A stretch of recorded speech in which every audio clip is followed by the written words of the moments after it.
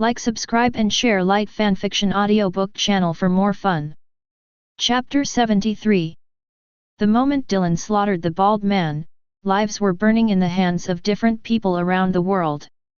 Luke is dead. In a certain mountain in East Blue, a sturdy figure sat in the shadows and looked at the phone bug opposite. What's going on? He said that the days of waiting were too boring, and he wanted to go out to have some fun, and met the subordinates of Dark Dragon. The man in the shadow was silent for a while and then stared at the phone bug. I told you when you wanted to absorb him that he was not suitable to join us. He was arrogant, but did not have the strength to match it. His destruction of the Wakot kingdom almost exposed our presence in East Blue. The arrangement. If we hadn't notified him in time to escape to the Grand Line, in the Wakot kingdom, he would have been killed by Garp, who rushed over. But you insisted on absorbing him, and even gave him the withered fruit. Have you forgotten the duties of guide and guardian? The phone caller on the opposite side fell into silence, and the person in the shadow seemed unwilling to say anything else. Let everyone near G5 hibernate.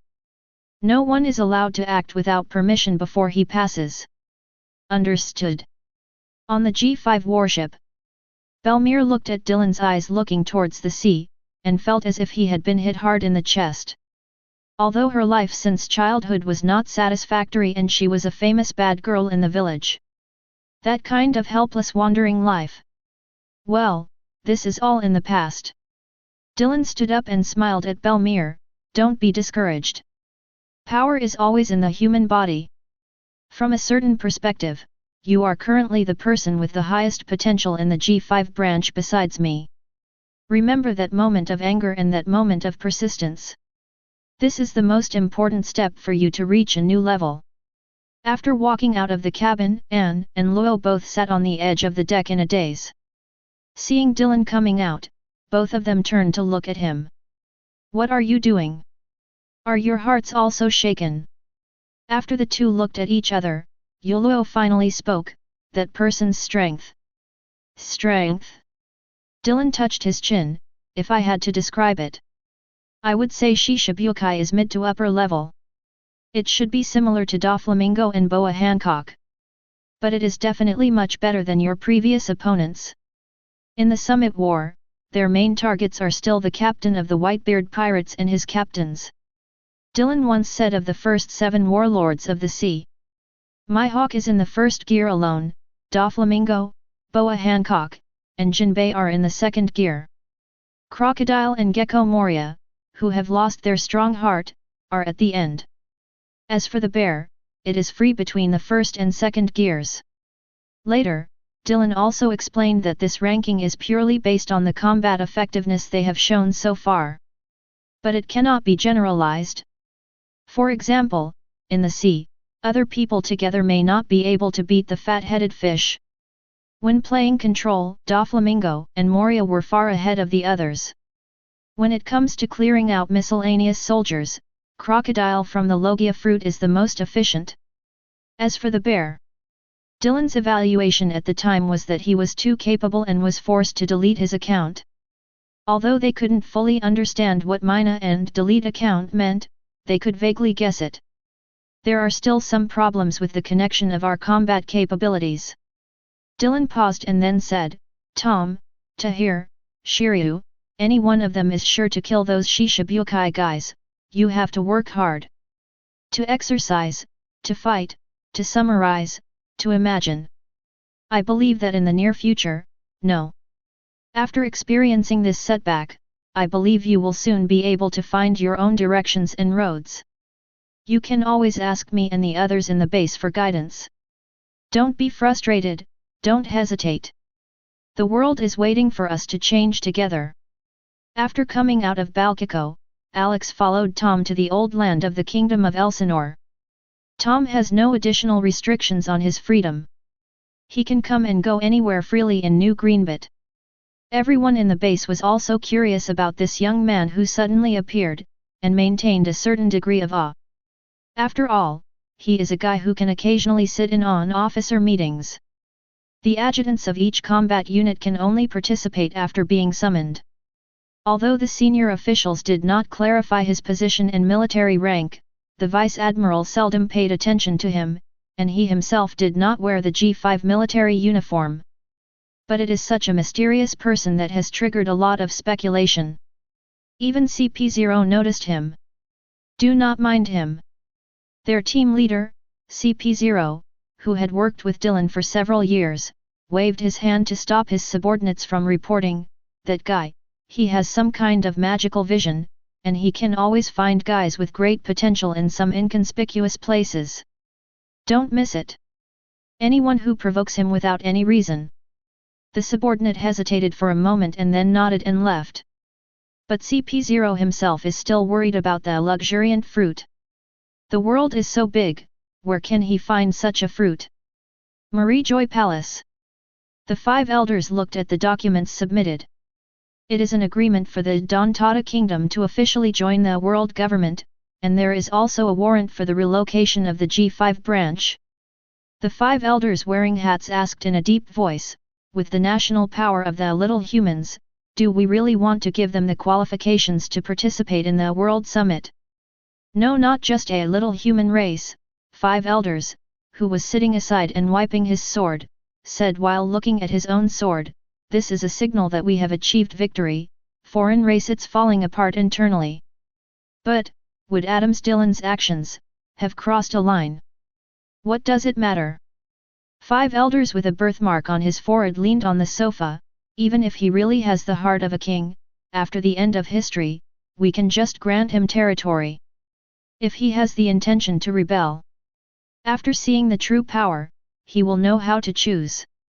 When the depressed Pika left on the ship of the Don Quixote pirates, Dylan looked at the neat buildings in the capital. What kind of pirate can you be if you have such strength? Isn't it good to build houses for people? If you just work for him for a few years, you can become a rich man. The relocated G5 base stands on the left wing of the original Elsinore and now Greenbit. The base is built on a huge and steep cliff, and the huge mountain range of tens of thousands of square meters has been repeatedly reinforced and shaped by Pika. A towering fortress stands on the edge of the cliff, with the marine flag fluttering in the wind. In the center of the fortress is printed its number, G5. Behind the huge fortress is an exaggeratedly large school grounds and ancillary buildings. Under the cliff is a military port belonging to G5 and the world-famous G5 alloy workshop. Quite efficient, Tom. Except for the 04 combat unit, which still has not returned from the expedition, the other personnel have gathered together. No. It's mainly Tahir's credit. Including the design of the fortress, and some other combinations. I was just responsible for the construction on site. Thousands of G5 officers and soldiers stood in the huge square, looking at the fortress inserted into the sky. Dylan looked at the sparse people around him, and then looked at the fortress again. Is it a little too big? Chapter 74. Conscription. Yes, aren't you doing a world recruitment? G5 can also participate.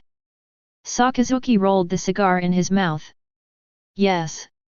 Dylan, according to the current division, the new headquarters is located under the Red Line, which is considered the end of the New World, while your G5 guards the front and middle of the New World, so it should have a more complete system. And stronger combat power. Do we need the headquarters to cooperate with the propaganda? Yes. Of course, the louder the better, Sakazuki. New. The strongest Marine Branch G5 Special Recruitment. Chartered Dark Dragon Vice Admiral directly awards the rank of Rear Admiral. Show your fangs to the New World. A tough attack for peace and justice. Under the joint promotion of Marine Headquarters, Marie Joyce, and World Economic News, the whole world was excited for a while. That special recruitment under the command of the youngest and strongest Marine Vice Admiral in history? I must join. G5, I heard it is the bridgehead to the New World. Brother. Where are we going? Where? To G5 of course. Dark Dragon, that devil, does he want to increase his power? There are already so many monsters under his command, But is it so blatant? This guy is actually on par with Marine Ford. We can't sit still and wait for death. We can't let guys with potential continue to join G5. G5's world recruitment period is only 3 months. Contact others. Cut off shipping routes. Oh. Dylan himself did not expect that because of his unintentional actions, he would trigger a new round of enthusiasm for enlisting in the army. However, it is clearly stated in the G5 recruitment regulations that the world recruitment only lasts for 3 months. After 3 months, everything needs to be carried out according to the original promotion rules and background checks. Mom, should we send someone to infiltrate? No need, that guy's knowledge, there's no need to provoke him. But, you can send someone to properly participate in the interception battle initiated by those brats. Interception battle? What is it? Cracker squatted aside and asked while stuffing something into his mouth. It was launched by the pirates of the Grand Line, an interference plan for G5 special recruitment, blocking those from all over the world or other areas who go to G5 to apply. On the other side, Katakuri, who was wearing a fluffy scarf, still hadn't forgotten the scene when that man came to the world alone and fought with his mother. My current self? No. There should be a gap. According to intelligence, the power shown by that guy in Summit War. And the guys under his command. Tom of the Raging Sea, Shiryu of the Rain, and Tahir the Sky Fox. The channel leading to G5 is full of pirates. Ships coming again. Shelling. What? You actually rushed over.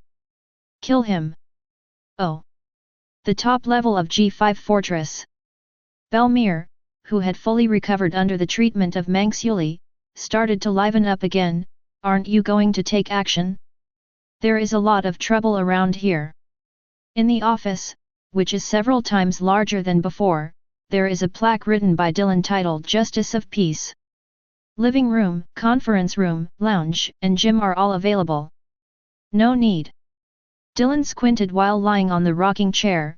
This is a wrestling match between recruit and thief, and we don't need to end. Since you have decided to participate in the special conscription, you must have the courage and strength to overcome obstacles. The first batch of applicants appeared as early as the first day of publication in the newspaper. They are humans from Dressrosa, humans from the original Elsinore Kingdom, and small human warriors from the new Greenbit Kingdom. People on many islands in the surrounding seas that were originally protected by G5 migrated to New Greenbit under the propaganda of G5. Many young people among them chose to join G5 and become soldiers. Dylan asked the logistics department to select many family members as G5's logistics support personnel. The busiest people in this process were not the G5 soldiers. Because everyone knows that although that man is a Marine Vice Admiral, his style and tactics are very tough. In Summit War, he even started a live broadcast and executed the deserter in front of people all over the world. Therefore, although Greenbit has not yet promulgated strict laws, everyone consciously restrains themselves, and there are almost no troublemakers. Those gangsters will not appear in Greenbit at all. The busiest one is still the CP organization. They are worried all the time. If someone from another organization infiltrates, it would be fine if they can identify them themselves. But if that guy discovers it himself, their residency qualifications will be cancelled. If this happens, Marie Joya's accountability is more than they can bear. Although the Dantata tribe claims to be the royal family of the new Greenbit, in fact they have almost never appeared in front of the public. People only know that they are peace-loving and kind-hearted little humans. They live in the huge jungle in the center of the royal capital. The government affairs of the Greenbit Kingdom are temporarily represented by Tahir, the commander of the G5-03 Combat Force, Sky Fox Rear Admiral. This also took some effort from Dylan, but in the end some government staff were transferred from East Blue. However, these people are not members of the Round Table Conference, they are just seconded by him from those East Blue kingdoms who have good relations with him. The battle to block and break through in the outer circle of the G5C area is becoming more and more intense, and it has even begun to spread to farther places. But the pirates have always been disunited, and more people are breaking through the pirates' blockade and coming to G5. The new G5, the throat of New World. Is there any particularly strong guy? Not yet, Vice Admiral. Tashiji pushed up his glasses, but those who go to the special recruitment channel are those with unique combat skills. I know, arrange a team for them and participate in marine learning. Yes. As more and more people flock to G5 from all over the world, the pressure on the pirates is also increasing. Once the gap is opened, people heading to G5 will instantly tear apart the originally blocked area there. Hyuxia. Vice Admiral. There are giants coming to apply. Dylan is a little strange, the giants. Elbaf. Known as the most powerful country in the world. But this title. Although their hero Waterfall Beard was already old when he was killed by Linlin, it would be somewhat unjustifiable to be killed instantly. And Linlin is only 7 or 8 years old. Huge in size and slow in movement. I don't know whether it is due to physical reasons or other reasons, but the so-called giant star Haldan seems to have never shown haki. But since it is the power that Linlin has always been thinking about, it should be very impressive. After all, there are so many and huge human countries, but Elbaf has been the strongest in the world for hundreds of years, and there must be their unique power in it. It's just that the giants don't seem to hate the world government as much as other alien races. Thinking about it carefully, they seem to be in some kind of split. Among the known giants are mercenaries, pirates, marines, and gourmets. The giants have a long lifespan, usually 300 to 400 years old. If you have to say history in blank 100 years. They are definitely the ones with the most say. After all, there may be an old man in their village whose grandfather has been around for more than 1,000 years, he may know more than the elephant master guy. What is your name? Oberon. Full name, Salpa D. Oblin. Chapter 75. D. Dylan subconsciously wanted to refuse, after all D. In his guess, they were probably the remnants of the group of people from the so-called Great Kingdom back then. I always feel like something is wrong when I get involved with them. It seems that he has been burdened with some great pain and hatred for no reason. How old are you? Combat characteristics. Tashiji said while flipping through the information, well, 60 years old, the weapon is a giant sword. It has not been tested, after all, it is a giant race. You must know that no matter where the giants are, they are a rare and precious fighting force. There are less than 10 giant warriors in naval headquarters, and all of them have the rank of Vice Admiral. 60 years old. This is considered very young among the giants. That's right, Tashiji pushed the frame.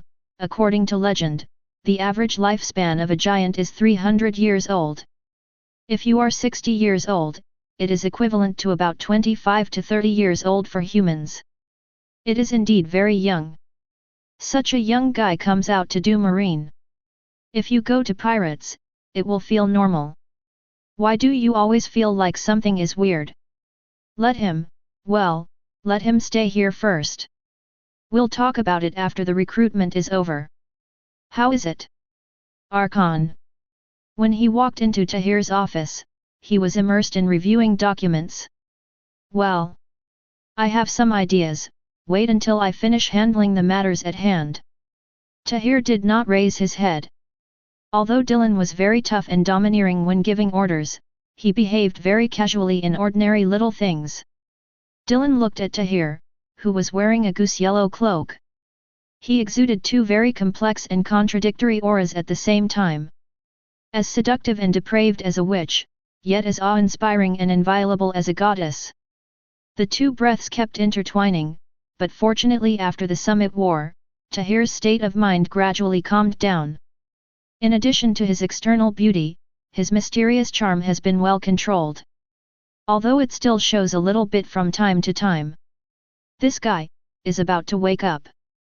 As long as he truly reaches the perfection of divinity, he can perfectly awaken the Tamamo May fruit.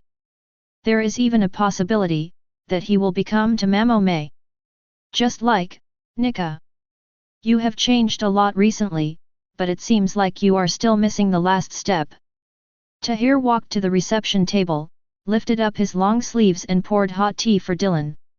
I don't know, but I can definitely feel that there is something lacking inside. It seems, there is only one last step left. Dylan picked up the teacup and blew it gently. Did you often read when you were a child?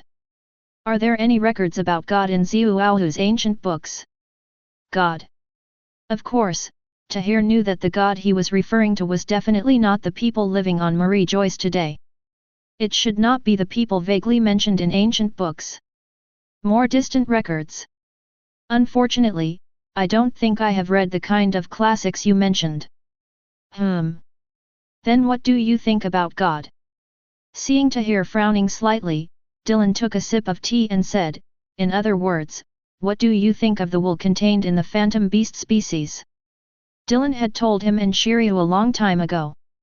If you want to awaken devil fruit, especially the phantom beast species, you must obtain the approval of the wool within it. As for where this wool comes from? How to judge? Nobody knows. Let's talk about this. Dylan put down his teacup and changed into a more comfortable position. You should have guessed that before the celestial dragons, there was another generation of gods in this world, right? Tahir nodded. Through some sporadic and obscure records, it is inferred from the fragments that before the celestial dragons, there should indeed be another generation of gods who once ruled this sea. To be precise, the Lunaria tribe, a foreign race from the starry sky. They possess technology that far exceeds that of humans and can survive in any harsh conditions. They have ruled this sea for a long time, and then they were conquered by a group of people who like to hold banquets. The guys overturned it, and this group of people was called the D clan. The natural enemy of God, it turns out. Dylan ignored Tahir's surprised look and continued, but what we want to talk about today is not this God. Dylan crossed his arms and seemed to be remembering something. These phantom beast fruits are all named after certain gods and demons or gods and beasts. Do you think they exist? Tahir was shocked. I don't know. That's right. After eating the devil fruit, you will know what kind of fruit it is, and based on reliable inference, the devil fruit is passed down from generation to generation and will not disappear. And where do they come from? Natural elements, thunder, desert, ice, and snow, swamps, magma. These all exist in reality. Paramecia, rubber, steel, diamonds, and foam also exist, even vibrations, splits, opening doors, and meatballs. These also exist. Ordinary zoan, be it ordinary species or ancient species, all have their basis. Only these phantom beast species. Do you think they exist, or did they ever exist? If they still exist, where are they? If they ever existed, where did they go? Tahir crossed his long fingers together. These questions. These phantom beast species are named either gods and demons or god beasts. I think they may have really existed, but in the distant ancient times. One day, they were destroyed by a stronger life form. Defeated, all defeated. Or, all smelted. There is also a second possibility, that is, they are really just folklore. In countless years of word-of-mouth communication, they have generated a certain resonance, the kind that people expect, or the power of fear was really born and became a devil fruit.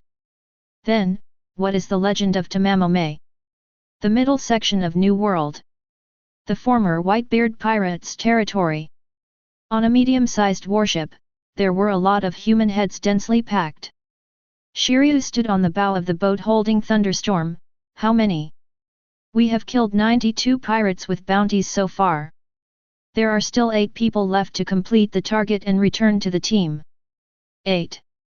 Let's go look for Whitebeard's territory. It can't all be these tens of millions of trash fish.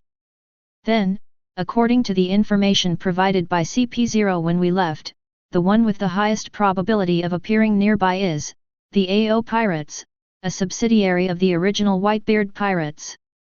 It's almost the same, except for those 2 or 3 guys, the others. In Summit War, except for Phoenix Margot, Diamond Josie, and Foil Bista, the other guys are all ordinary. Sir, there's a pirate flag ahead. The flag is Kid Pirates. Chapter 76. Grand Line Bardigo. Still can't confirm. I'm sorry, although Betty has frequently exposed her flaws to them in recent years, they seem to be extra cautious. The Commander-in-Chief of the Revolutionary Army, Monkey D. Dragon, looked solemn. Many tyrannies have been overthrown in the East Blue, and many countries are governed quite well. The strange thing is, Sabo also frowned, they did not stand against the world government. Instead, they joined the world government after developing enough national strength. What about internally? At this point, Sabo became serious. This is what we are puzzled about. Based on some clues, we have counted all the kingdoms in East Blue that have experienced political changes or turmoil in the past 15 years. After several years of observation, we have discovered a very amazing situation. Their kings, consuls, and generals all live a very ordinary life. Although it cannot be said to be simple or poor, it is definitely very different from other noble families. Although the life of the common people cannot be said to be rich, it is definitely very stable. The most terrifying thing is, according to some intelligence, when these ruling officials begin to show signs of corruption, they will be quickly erased and then replaced. 15 years. Long raised his head and seemed to have caught something. Push the investigation time forward, Sabo, starting from Roger's execution. Marie Joyce. CP Organization Headquarters. Any clues? No, the clues cannot be connected together. We only know that East Blue definitely hides a terrifying force. They are similar to the Revolutionary Army, but they are not aimed at opposing the world government.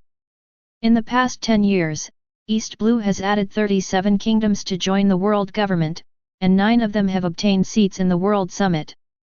In addition to the original kingdoms, East Blue already occupied nearly 1/3 of the seats. Add more powerful power. No. A voice immediately interrupted the proposal. The strength of this organization cannot be underestimated. The Eastern Army of the Revolutionary Army seems to have an ambiguous relationship with them. In addition, don't forget, we have been how many people have disappeared inexplicably in East Blue.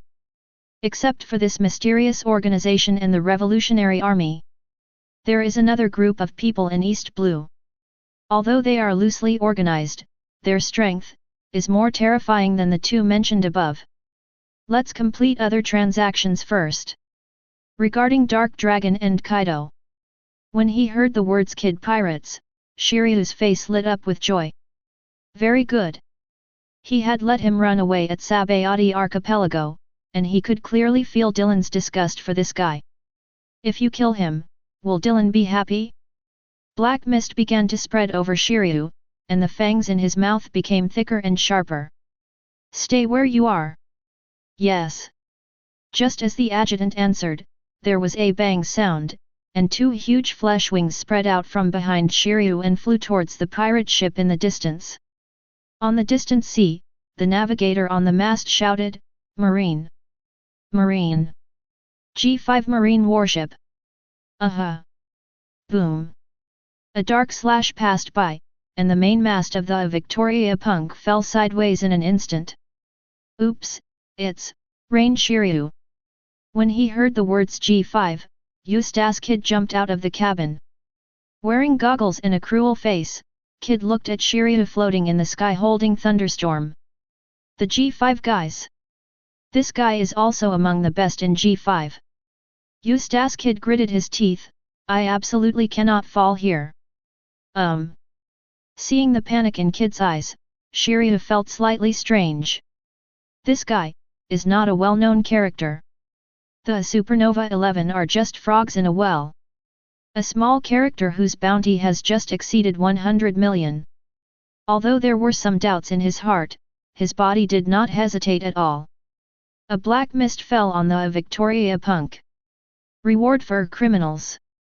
There were 7 or 8 reward notices posted on the wall outside the cabin.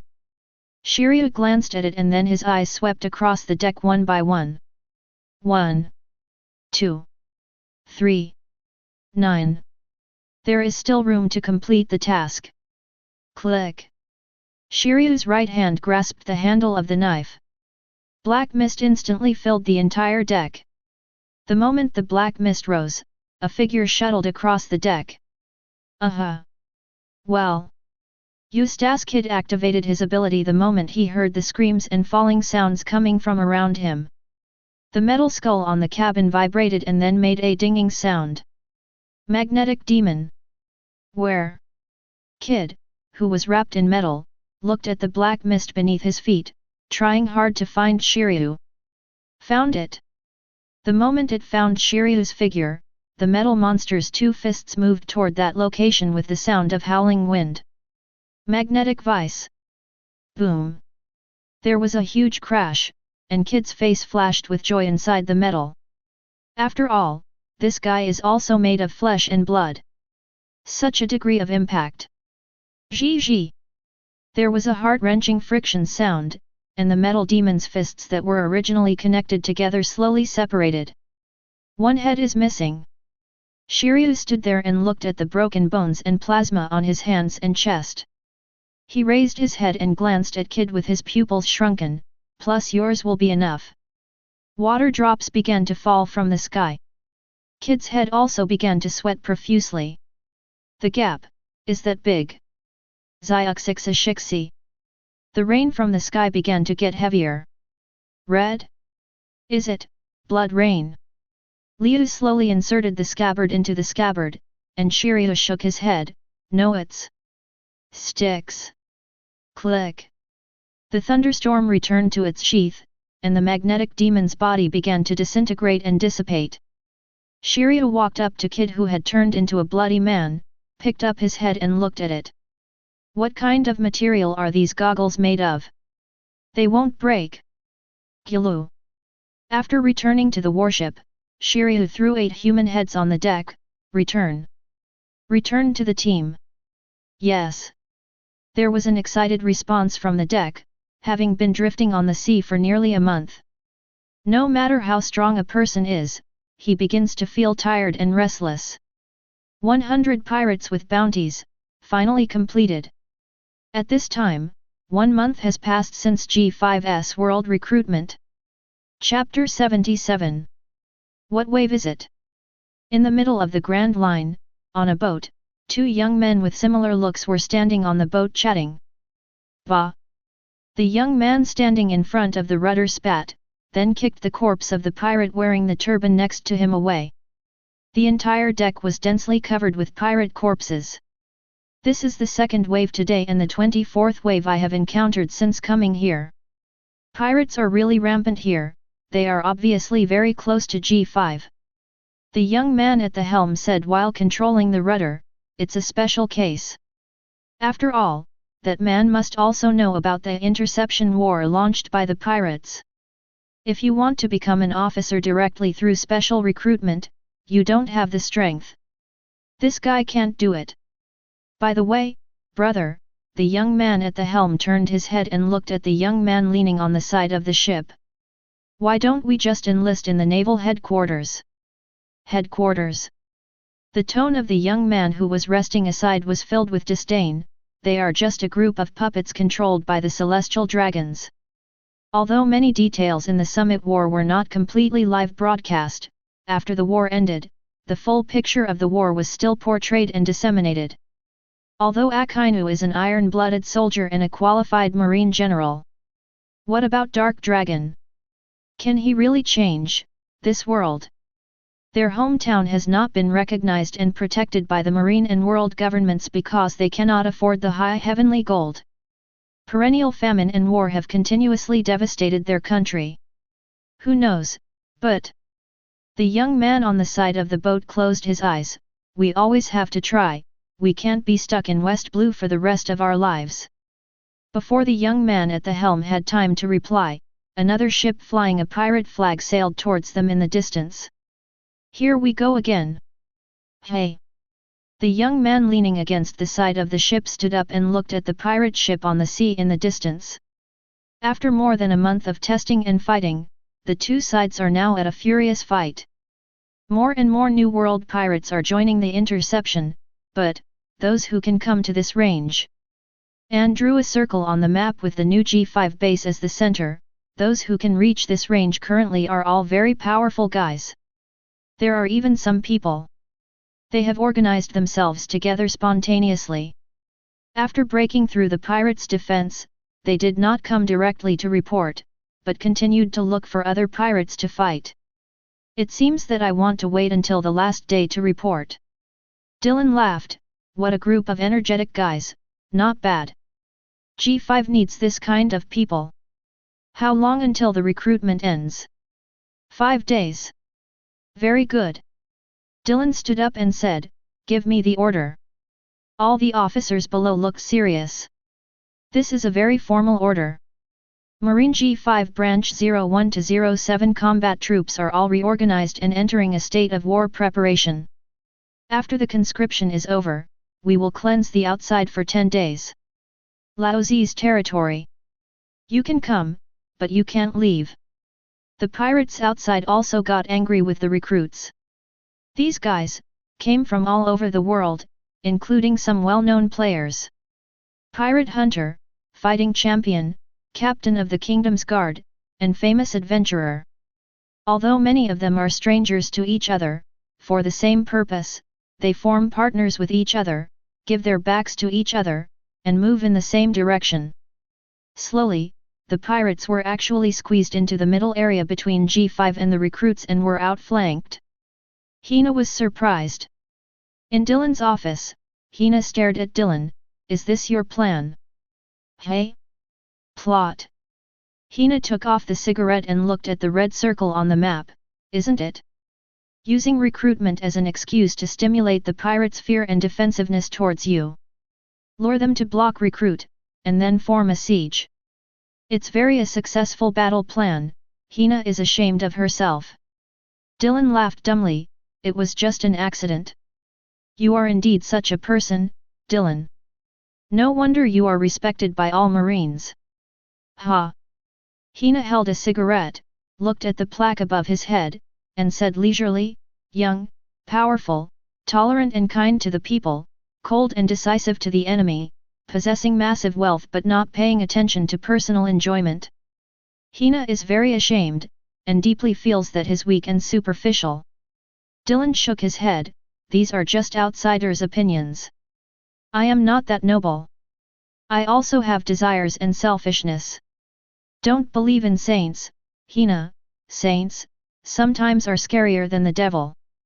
Black Threshold. Hina did not answer this sentence, and stared at the huge plaque, Peaceful Justice. Will there really be a day of peace? Who knows? You are from Granny He's side. The Great Staff has rich intelligence channels, right? Dylan looked at Hina, who was a little distracted, and shook his head. He was a responsible Marine general with a clear sense of right and wrong. Although his power was mediocre, he was still considered to be at the top of the platoon. It seems that I came into contact with some secret information and my confidence was damaged. Some things, you have to do them yourself before you know the results. Black Threshold. Hina left with her heart full of thoughts, and Dylan didn't say anything more to her. The strong men of the older generation. After Dylan cut off Wei Abul's arm 7 years ago, he disappeared together with Miss Ba Jin. The news currently known is that that guy is hunting the remnants of the Whitebeard pirates around the New World, claiming to be getting back the wealth that belongs to his father. Rumors of the reconstruction of 7 warlords of the sea have also been released. The first generation Shishibukai currently consists of Mihawk, Hancock, and Doflamingo. Crocodile was killed, Jinbei rebelled, Moria was delisted, and the bear was delisted. If nothing else, this Whitebeard too should have come into their sights. After all, he is said to be as powerful as the young Whitebeard. There are still nearly 2 years until the next World Summit. Even if this system is to be abolished, it cannot be achieved overnight. Dylan didn't think he could compete with the 5 elders on such a major decision. Even if there is, it's not necessary. Strength and requirements should be used in more reasonable places. But Zephyr. Looking at Anne who came in to report, Dylan sighed inwardly, no matter what, I will help you, because you have supported me in this department for so many years. Naval Headquarters Chief Instructor, Black Arm Zephyr. Although he has retired from the admiral position for a long time, he still has the same reputation as Garp in Marine. After the ability attack incident, Zephyr's attitude towards Dylan changed drastically, and he defended Dylan many times in the headquarters meetings. Compared to Kuzan, Zephyr loves and cares for him more like his boss. Chapter 78. Ha! Ha! Ha! The G5 middle-level sword dojo in the dead of night. Tashiji looked serious, holding the Hwasu tightly and swinging the sword meticulously. Must be stronger. You must work harder than others. Big beads of sweat had appeared on his forehead, and sweat was dripping down his cheeks. Her glasses were covered with steaming mist. Although her arms began to lose control and her body began to become stiff, she still completed the swing of the knife rigorously again and again. Meticulous every time. Dylan sat on the windowsill behind her and watched her quietly. After she stopped, Dylan knocked on the windowsill. Tashiji. After completing the training, Tashiji returned to his dazed look. He quickly wiped his glasses after hearing Dylan's voice. Hi? Vice Admiral. Sorry to disturb your rest. Dylan jumped off the windowsill, walked to the seat cushion next to him, and motioned for her to sit down and rest too. I can feel the anxiety in your heart, but I don't quite understand where this anxiety comes from. Tashiji, who was sitting opposite, heard this and held the Hwasu tightly in his hand, thinking of the hidden famous sword, Wado Ikemonji, and its owner. I want to do more. If I had more power, I could. Power. Looking at Tashiji with an unwilling face, Dylan took out a devil fruit and placed it between the two of them. This is a very powerful devil fruit, comparable to Tahir and Shiryu.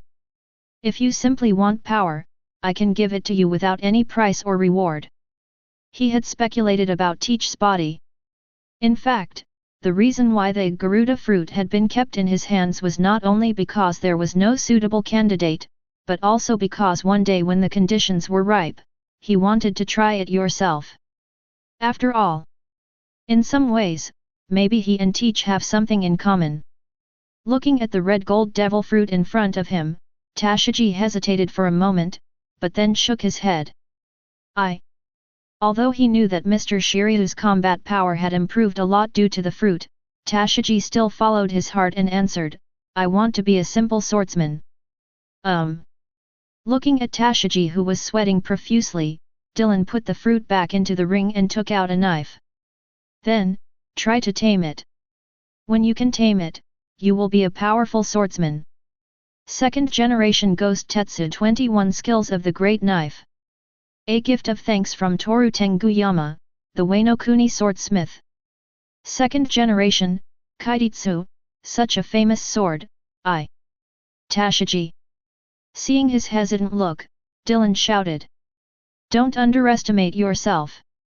But don't overpressure yourself either. Everyone has his own stage. No one can become the savior on his own.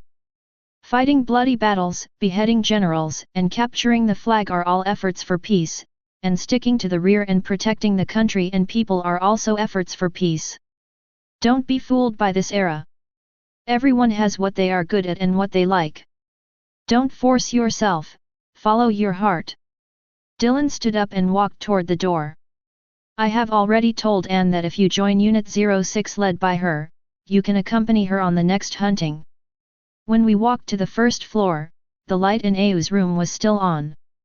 Because Au is still young and often needs to go to school to exercise and study with Tahir, Dylan specially arranged her room on the first floor. After looking at the clock at the end of the corridor, Dylan walked to the door of Au's room and knocked on the door. You haven't rested yet? Au. Brother Dylan, wait a moment, I'll open the door for you right away. Following a panicked sound, Au's footsteps sounded at the door. What are you doing? If you don't rest so late, you won't grow taller. Dylan stood at the door with no intention of going in immediately. Children grow up and begin to have their own privacy. Au bit her lip and turned sideways to invite Dylan in. In the room, a thin quilt was neatly folded on her small bed, and there were a few clothes that she hadn't had time to hide next to it. These were all the luggage that Tengu Yamahito had prepared for her when she left Wano Kuni 2 years ago. The clothes and quilts were all starched and almost fading, and they were full of patches. Looking at Au's red eyes, Dylan sat next to him and touched her head. I am usually very busy. Although most of the G5 matters are handled by others, East Blue, Water City, and Drum Island, combined, I still have my own practice. With these things piled together, he actually has very little free time every day. There is very little time to spend with Au. Are you worried about Fei Che? Au buried her head, big tears sliding down her cheeks. Big brother. Au lives like this every day in G5, but everyone in the village. Although Dylan left a lot of food and easy to cultivate food seeds to Walai village when he left, that kind of place. The pollution is serious, and we are often plundered by beasts pirates. I must be back to starving for food now. Au. Dylan apologized, brother promised you that he would return to that place. By that day, everyone will have enough to eat and clean water to drink. When the time comes, you will tell everyone what you saw on the sea. Au raised her hand and wiped her tears with the back of her hand, then raised her head and looked at Dylan. I'm sorry, brother, Au knows you are very busy, Au shouldn't. After patting Au on the back and comforting him, Dylan shook his head. How could it be? If you have something sad in your heart, of course you should tell your elder brother. This is my honor. After Au calmed down and went to sleep, Dylan sighed softly, turned off the light and walked out quietly. In the darkness, tears fell from Au's face again. Well. Reaching the end of the corridor, Dylan lit a cigarette and sat on the steps, looking out the window at the vast starry sky. It's rare to see you like this. Belmere walked to him with her coat on and sat down, taking out a cigarette from his pocket and lighting it for herself. What's bothering you? Why not tell me too? Belmere. Dylan looked at the sea and starry sky in the distance and sighed. Sometimes, when I see Au, I wonder if I did something wrong. Back then, should I have just if Nami and Nakajao were brought to G5, would the situation be different from today's situation? When he returned to Kakozia village in the past 2 years, he clearly felt Aegean's self-blame and Nokijao's pain. It's not your fault, Dylan. Belmere also sighed. You have already saved us once, and in the past 2 years. Tahir and I have talked about some things, and he told me some of his guesses. Back then, you were rising fast and your methods were tough. If you had brought them to G5 at the very beginning, unless you stayed there, even if Tom was at the base, he might not be able to take care of them. After all, Tom also needs to practice and take care of the dock and workshop. If people know that Dark Dragon Dylan's adopted sister is in the base. Later, when our power became stronger. Nami, she already had her own ideas, and by that time, I'm afraid you were also aware of the existence of those people. It was those people who deliberately guided Nami, right? It's not your fault. You gave them a prosperous life and a carefree childhood. You have done a good job, D. Lun, there is no need to blame yourself. If you want to blame yourself, I, as a mother, should blame myself even more. After a while, I will go find Nami, and. Dylan stubbed out the cigarette butts in his hand. I have sent someone to pick up Nokikao, let her come and help me. Chapter 79.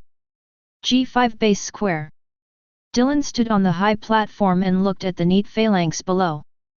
01 Combat Force led by Rear Admiral Red Sky Belmere. 02 Combat Force led by Rear Admiral Raging Sea Tom.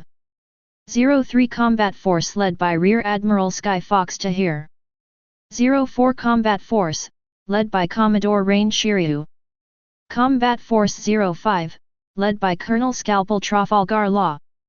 06 Combat Force, led by Commodore Moonbreaker Iron.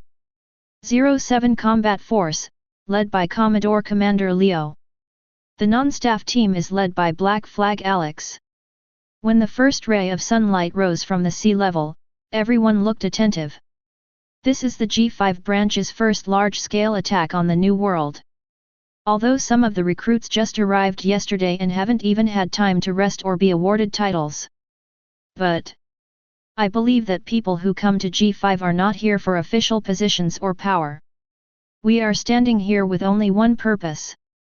Click, click, click. Click, click, click. In the middle of the fortress, under the words G5, a huge plaque rose. Peaceful justice. Fight for peace, for the defenseless. Fight for those who cannot fight. All Marines' breathing quickened, and their eyes glowed with heat. What we carry on our shoulders is not only military rank, not only power, it is the sustenance of countless people. It is a shield to guard peace and a sharp sword to crush evil. Now! Boom! Everyone straightened up together. A huge sound broke through the sky, and the heartbeat in the chest roared like a war drum.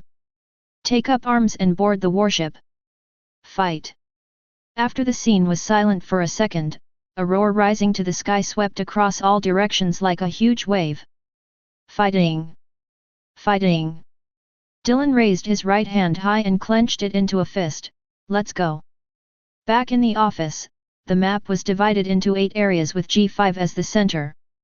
As the huge lift on the cliff was activated, the G5 combat troops entered the port and boarded their respective warships. Except for the supernumerary team led by Alex, which only has one warship, every other team consists of a main ship, supplemented by a fleet of 4 warships. A total of 36 warships set off from the G5 branch and headed to all directions. New green but oriental, dress rosa. What a bold guy, bark bark bark bark. Although CP0 has done its best to identify spies, it is inevitable that there are still people from various forces sneaking into the periphery to monitor G5's every move. Dover, if it lasts 10 days, our business will be greatly affected. Torbil stood behind Doflamingo with a cane. What is the relationship? Doflamingo looked at the calm sea in the distance. That guy Dylan is really different. Unfortunately, if he was willing to become a pirate, the world would have been in chaos long ago. Our business. It's just a good time to shrink the business and eliminate some of the already outdated businesses. Doflamingo raised his arms, barking, barking, barking, next. We don't need to take action, just wait for this guy to mess up the sea. A whole dark dragon, our country's war is at a critical moment. If we block the waterway like this, we won't be able to buy weapons from Joker. Where's Joker? Isn't he 7 Warlords of the Sea? 7 Warlords of the Sea, the name is useless in front of that guy. These disciplines cannot restrict him. The 8 teams that attacked were like tigers rushing into a flock of sheep. Although there are some well-known players among the pirates, the subordinates of the big pirates have long since withdrawn or simply did not join. In the Battle of Interception, G5's combat power has no end. Although the big pirates did not enter directly, they more or less sent fringe characters to participate. Now that G5 has taken action, the big pirates have the wisdom to leave early. That's what pirates are like, they are not companions. Pirates and pirates are also enemies. When the first pirate group saw the G5 warship heading towards them, the people on the ship began to feel weak. GG5-04? It's Shiryu of the Rain. Turn the steering wheel quickly. Shiryu stood on the bow and fiddled with the thunderstorm for a while, but then put it down again. If you just cut off the ship, you won't be able to collect the heads. Before setting off, the commanders of all combat units agreed to have an internal competition. Goal: number 1 in total bounty. Although there is no stake in it, everyone is sharpening their knives. This is not only internal competition, but also a great opportunity to show the world the power of marine. After this time, in the thousands of kilometers of sea area controlled by the G5 branch, the pirates stop. Countless pirates cried and fled into the distance, but the power of the pirate ship was vastly different from that of the G5. Metal provided by G5 Alloy Workshop. Power system provided by Vegapunk, chief scientist at the Naval Headquarters Scientific Force Laboratory. It is manufactured by the Special Production Line of Water City, the world's first shipbuilding center. All fleets follow one order. Just kill, don't capture. Laozi doesn't have enough food to support them. Remember to bring all the heads back. I can be useful. The pirates who originally gathered from all over the place were directly pierced by the G5 fleet at full power before they could evacuate. Although there is a gap in the number of people between G5 and pirates, the combat effectiveness is not the same. To the east, the pirates who had no time to evacuate ran toward Dressrosa. It is a member of the world government and one of the World Summit 50 countries. The guys from G5 probably won't mess around there. Join Laozi? Hey, hey, hey, hey, you guys are really good at taking advantage of loopholes, but Laozi refuses. As the birdcage opens, the entire Dressrosa is instantly closed. You can't get in from the outside, and you can't get out from the inside.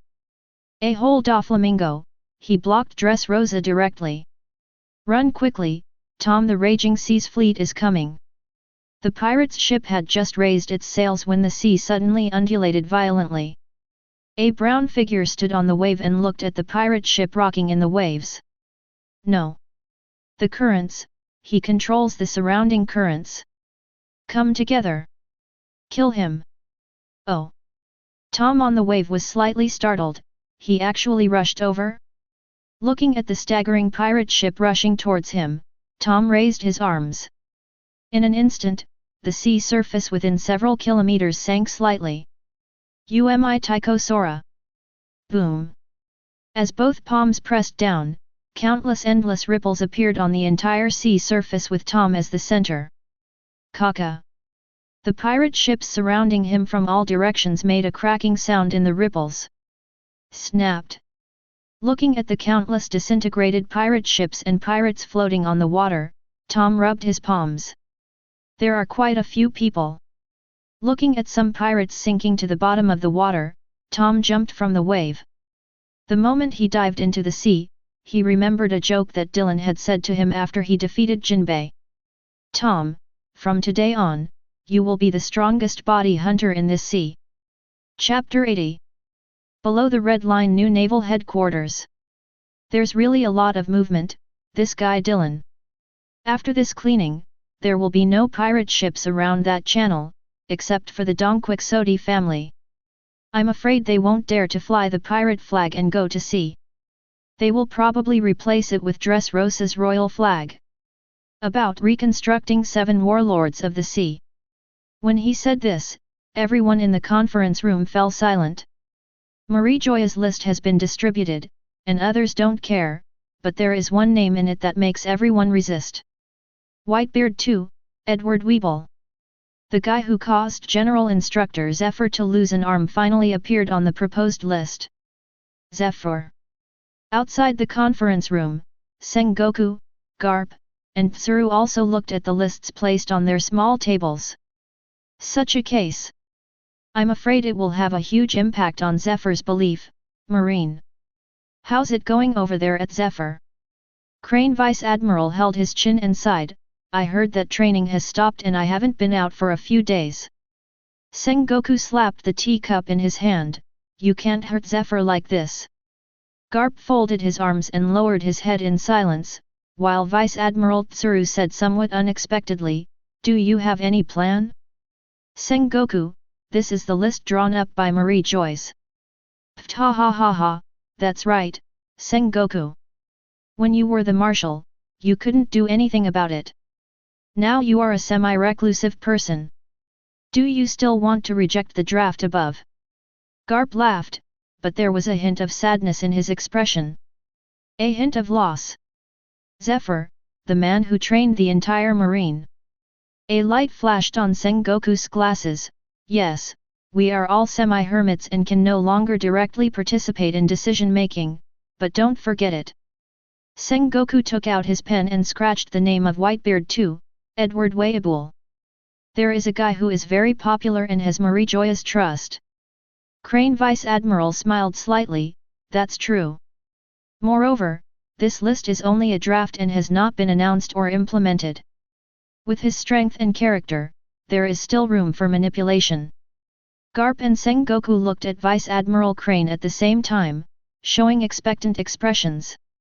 Crane Vice Admiral rolled his eyes at them. Okay, I understand, you guys, I will discuss it with little Dylan, even if it means giving up my old face. Sengoku and Garp looked stiff. After the Summit War, Dylan never contacted them again and ignored them when he returned to Marineford. During the war, their hesitations and stands did not cause Dylan to break with them, but they also created irreparable differences. Bulu. Hello. Dylan? I'm Crane. The phone bug turned into a withered old lady. Grandma what's wrong?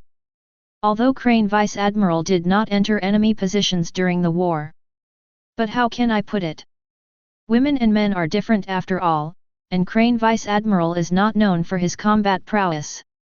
Garp and Sengoku, who were sitting nearby, looked at each other after hearing Dylan's tone, and both showed a hint of joy. If it were the two of them, although Dylan wouldn't hang up directly. But I definitely don't have a good tone. It's easy to talk about business matters, but I'm afraid there's no way to talk about private matters. Dylan, Before Vice Admiral he could say anything, Dylan on the opposite side frowned, you guys. Crane Vice Admiral showed a look of disappointment. Yeah, it's us old guys who have something to do, and we want to ask you. Sengoku and Garp next to them both looked nervous. What if Dylan dropped the phone at this time? On the other end of the phone, Dylan was silent for a moment and then asked, about Zephyr. Crane Vice Admiral nodded, it seems we can't hide it from you, Dylan. We want you to take action, to obliterate Edward Weibull. Surprisingly, Dylan responded to them without any hesitation. Can. The next sentence made both Garp and Sengoku frown. But I have a request. Sengoku and Garp went to Kong to apply. I request that Zephyr be transferred to the G5 branch in the name of re-employment from retirement. Can you do it? Before Vice Admiral could respond, Dylan narrowed his eyes. Sengoku, Garp. Are you around? Is this your justice? A man who has dedicated his life to marine and justice is a pure soldier than you. If I don't agree to take action today, what will be his end? You too, if you are willing, you can just kill Bajan and Weibull at will, right? In 10 days, I will take action. At the same time, I will also receive Zephyr's transfer order. Bulu. The phone bug closed his eyes. Garp and Sengoku looked at each other and fell silent at the same time. You bad old men. Crane Vice Admiral knocked on the table, there is nothing wrong with what he said. Let's understand each other. Besides, Crane Vice Admiral rarely looked at Sengoku and Garp seriously, old men. Go and warn those old ghosts not to act rashly because of Bajan and Weibull. Since we ask young people to do things, we cannot let young people be attacked from all sides. I know. Sengoku nodded in response, and Garp nodded after being silent for a while. In any case, the situation cannot be allowed to develop, otherwise Zephyr will completely lose confidence in Marine. The blow to Marine's morale was also huge. On the 8th day of G5's outward cleaning, basically all the pirates who could escape had escaped, and those who could not escape had turned into heads piled on the ships of various fleets. About there. During the telephone conference, the commanders of each combat unit exchanged opinions and decided to start a U-turn. Clean up the fish that have slipped through the net and consolidate the results. After each fleet returned home, flags were planted on all the outermost islands. Flag from the Kingdom of Greenbit. But all pirates know that it is actually another flag of G5. This also declares that this sea area spanning thousands of kilometers has been declared to be New Greenbit. No, it is ruled by the G5 base. Divide areas and establish lower-level outposts with mid-level officers to cooperate with the Greenbit Kingdom to carry out trade, develop commerce, and collect taxes. Dylan started planning his next strategy in front of the map. Nukajo asked while recording, "Brother Dylan, why do you still need to collect taxes and do business? Your money." She didn't quite understand, but now she knew about the rumors from the outside world. Marine Vice Admiral Dark Dragon is perhaps the richest man in the world. With so much wealth, why develop commerce and trade? No GJO, wealth does not simply refer to gold or jewelry. Even Bailey is not considered wealth in some aspects. If I put my gold and jewelry into the world, their value will only shrink significantly. This question is very complicated. I didn't study well when I was young, so I can't give you a systematic answer.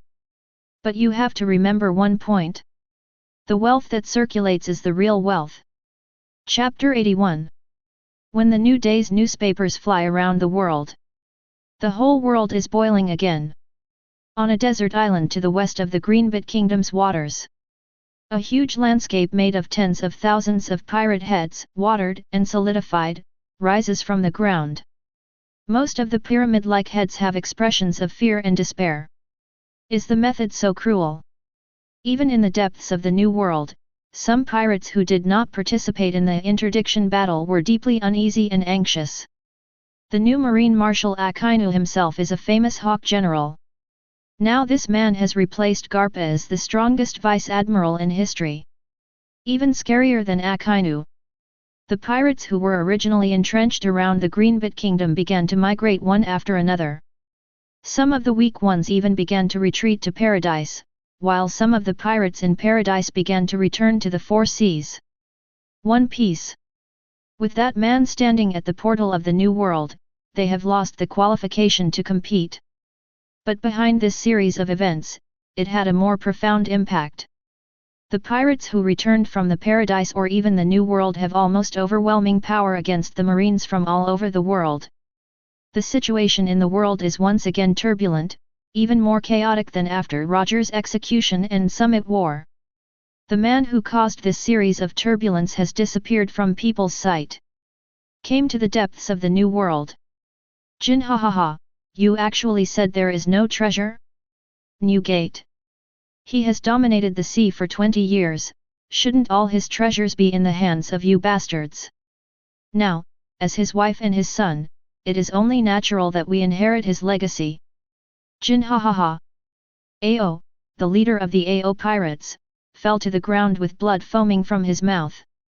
Miss Ba Jin walked up to him and poked his body with his crutch.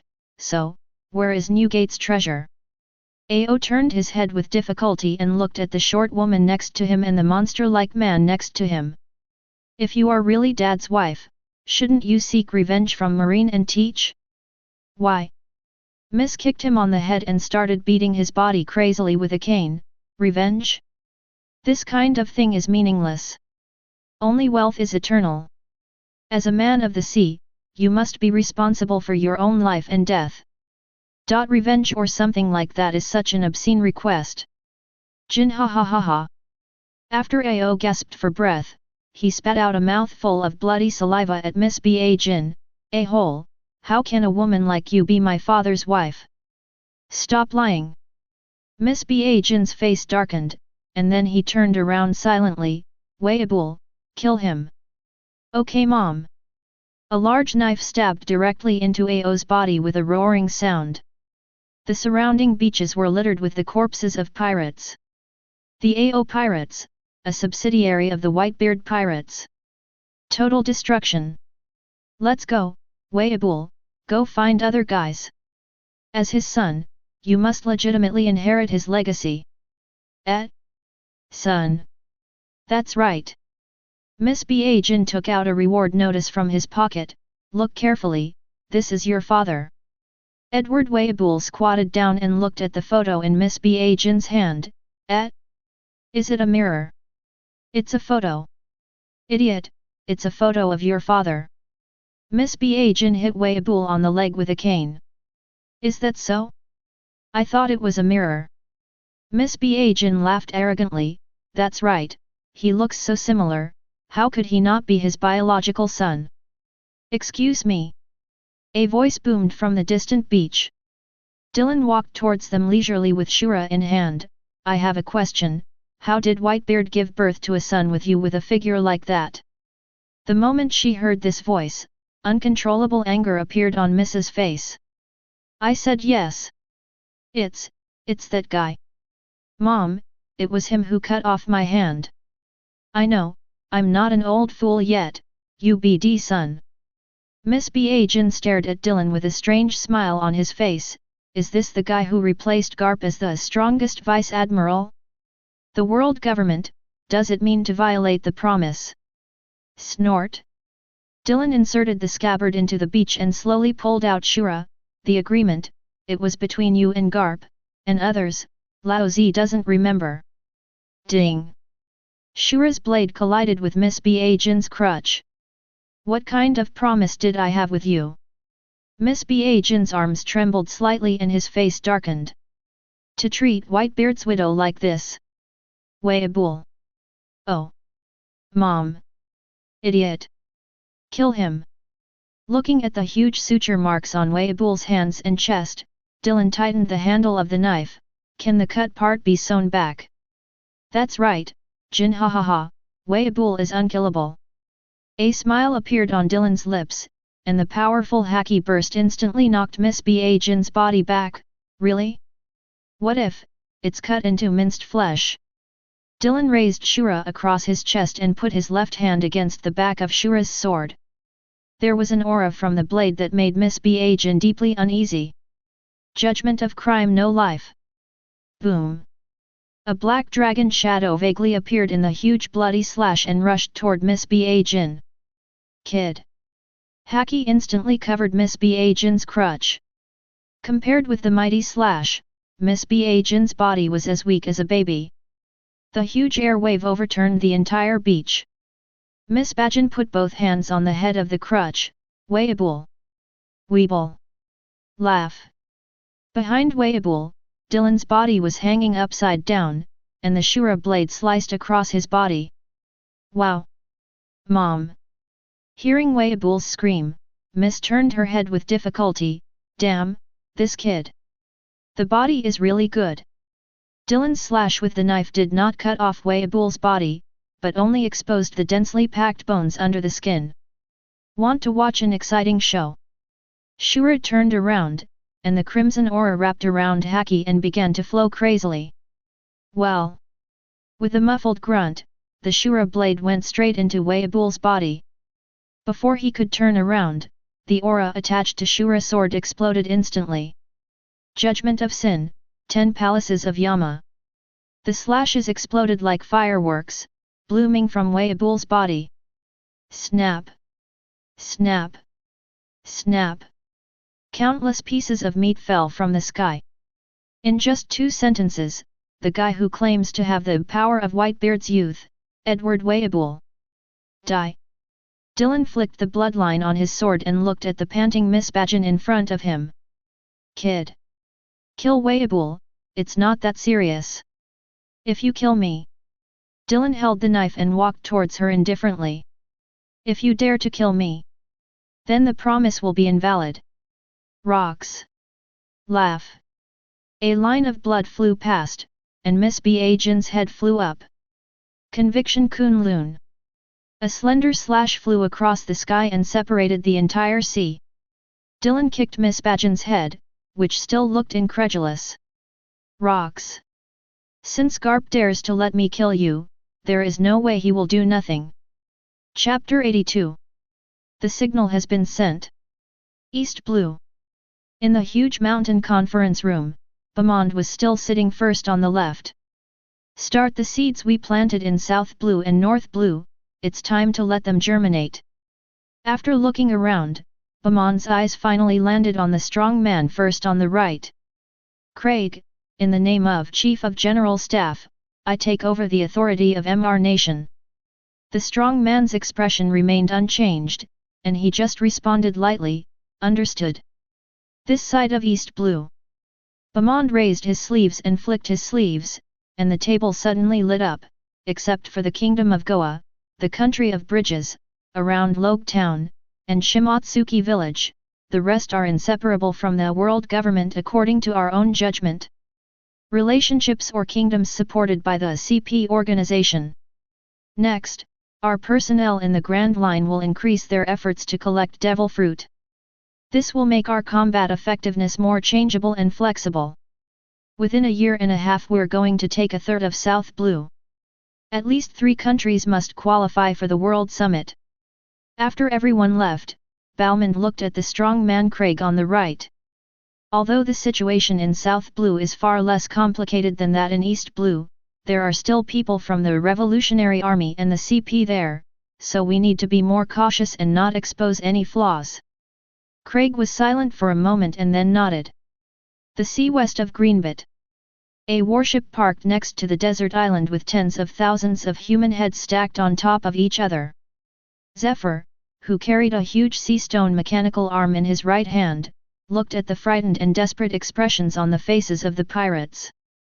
Dylan Binns, who was standing behind Zephyr, also looked into the distance with a shocked expression. The photos in the newspapers were nothing like the real scenes. Although General Marshal Sora strongly objected after receiving Garp and Sengoku's application, when Zephyr himself appeared in front of him and expressed his firm determination, Sora could only sigh and sign his name on the transfer order. Naval Headquarters General Instructor, Black Arm Zephyr is transferred to the Marine G5 branch. The position column is left blank. According to Zephyr's requirements, he does not need any position, he just goes to encourage and cheer young people. It's really good. The warship weighed anchor and headed towards the G5 base. Zephyr is here.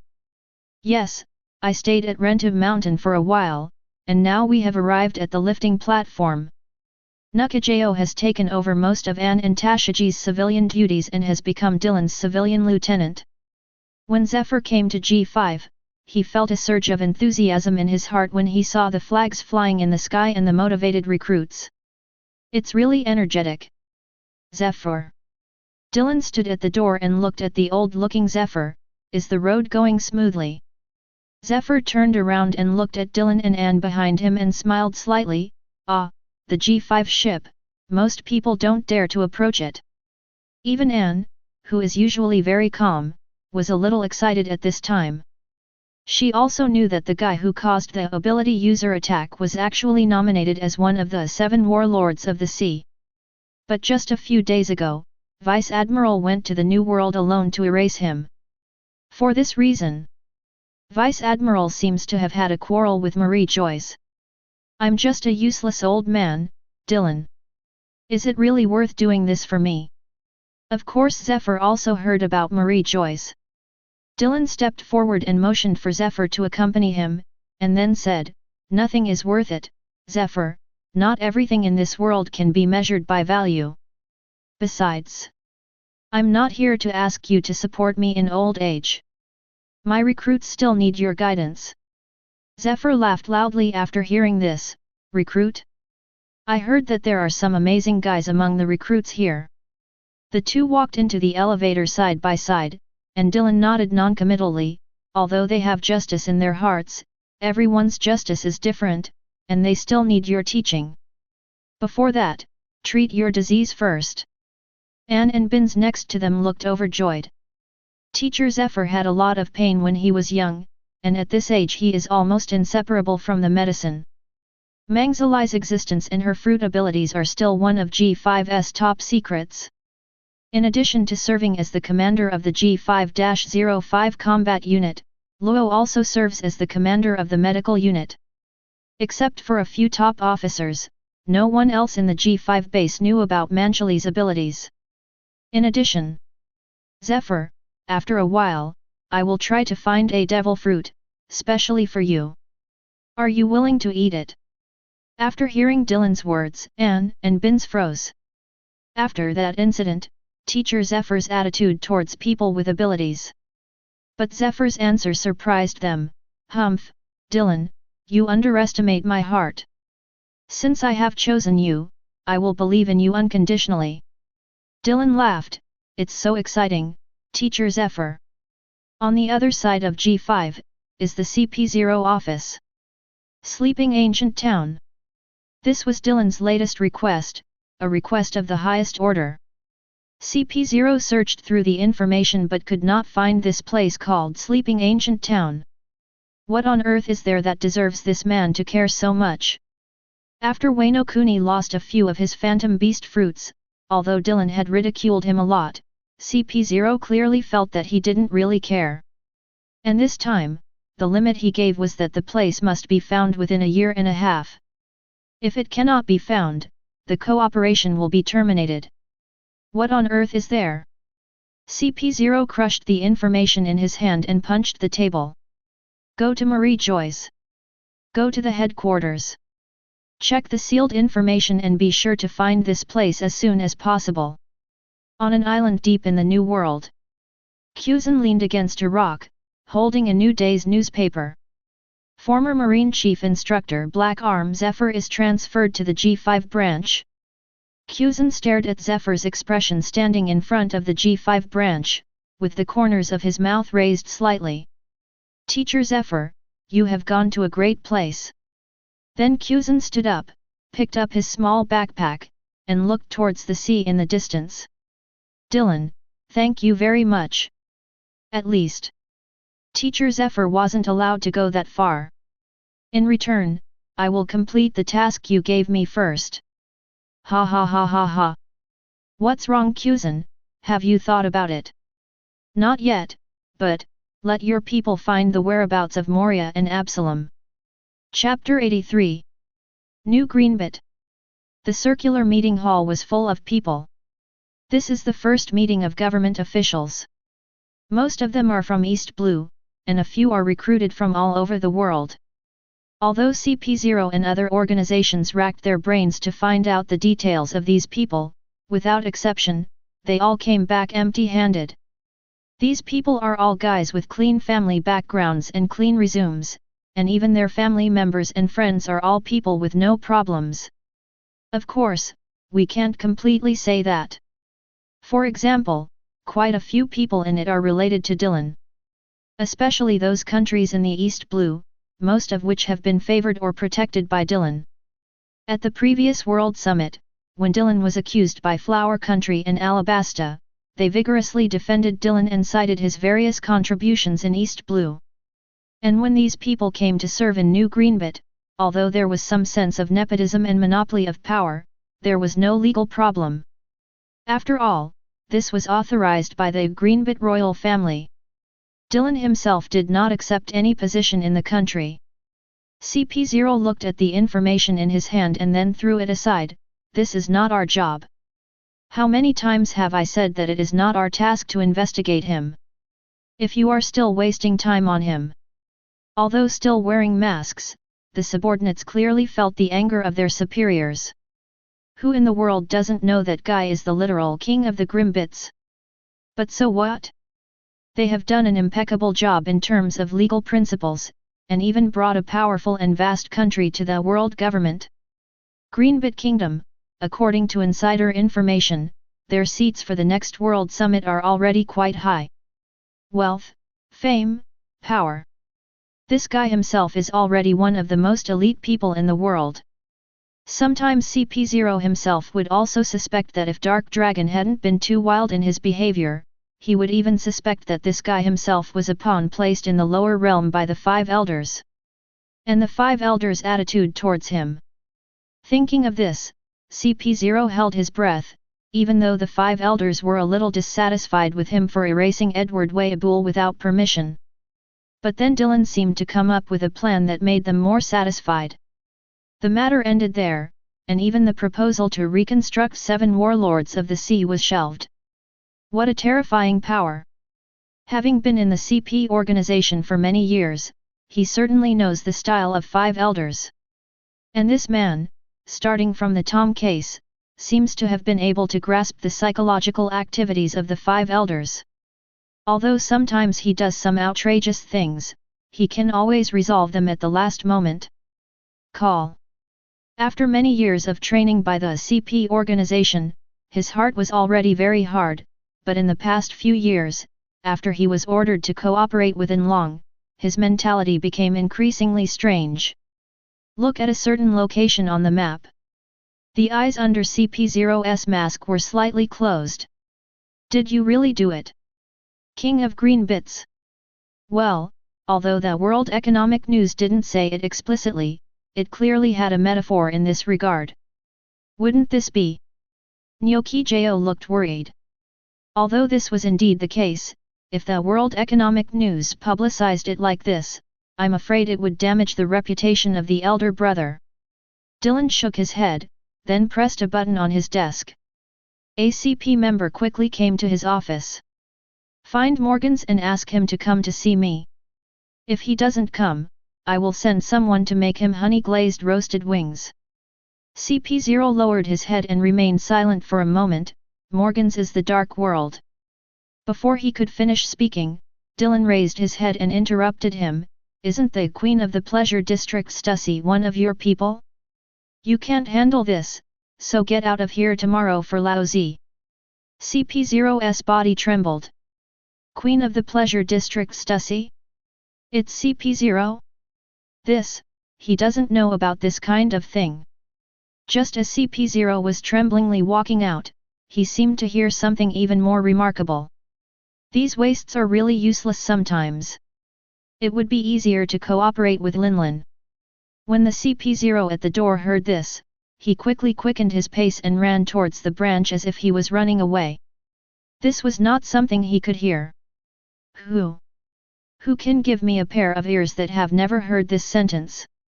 Seeing CP0's fleeing figure, Nyochi pursed her lips and smiled. This is a senior member of the CP organization who makes more than 99% of the people in the world fear them. On the outside, they are more disturbing than the plague. After all, wherever CP0 appears, it means that bad things are bound to happen. Brother doesn't seem to care that Morgans describes you like this. Dylan took a sip of the tea specially made for him by the Dontata tribe, then walked to the sofa next to him and sat down. Nakajo followed and sat opposite. No Gijo, if my performance today is flawless, it will be too fatal. Hearing these words, Nakajo was slightly confused. Isn't it wrong to have a noble character? Dylan stretched out his finger and shook it. It is important to have noble character, but at the same time as having great power, you must have some kind of shortcoming, or a flaw. The young Nakajo didn't seem to understand the profound meaning of this. He could only look at Dylan quietly, waiting for him to give him an explanation. If a person has too much power, great charisma, and amazing wealth, and if this person has no shortcomings in character, who do you think he will be? Nyoki-jo frowned and thought for a moment, then raised his head in surprise. Then. That's right. Dylan smiled slightly. Then he is the king. Not the king of the kingdom, but the king of the world. Nyaki-gao was happy at first, and then a moment of uneasiness appeared on his face. So I must have shortcomings, be it bloodthirsty, warlike, greedy for money, lustful, power-loving, or other things. I must make people think that I am not a flawless person. Only then will others view me more relaxedly.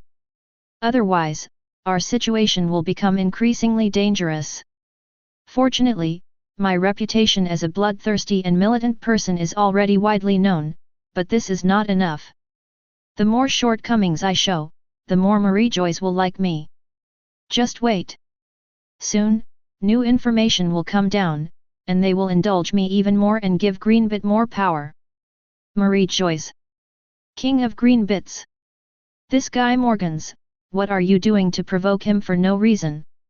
5 elders looked at the newspaper, and then asked CP0 who was standing by. What does Adams Dillon think? He was very angry and asked us to notify Morgans to go to G5 to give him an explanation. After raising his hand to wave away CP0, the 5 elders wearing a hat smiled. Is he angry because of shame? He is greedy for power. It turns out that he has waited so long for today.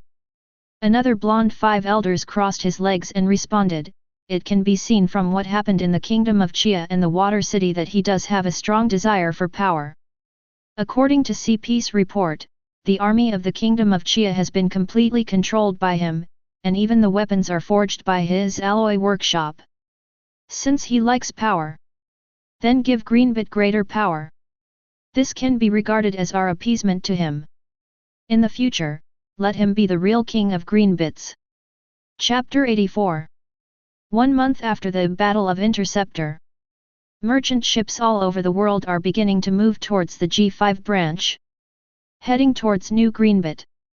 According to the latest news from World Economic News, Greenbit will expand foreign trade. In addition to the super high-yield grains and seeds unique to their royal family, they have also received exclusive cooperation and authorization from G5. The mysterious G5 alloy is for sale. That was an alloy that was only available to Marie Joyce and Marine in the past.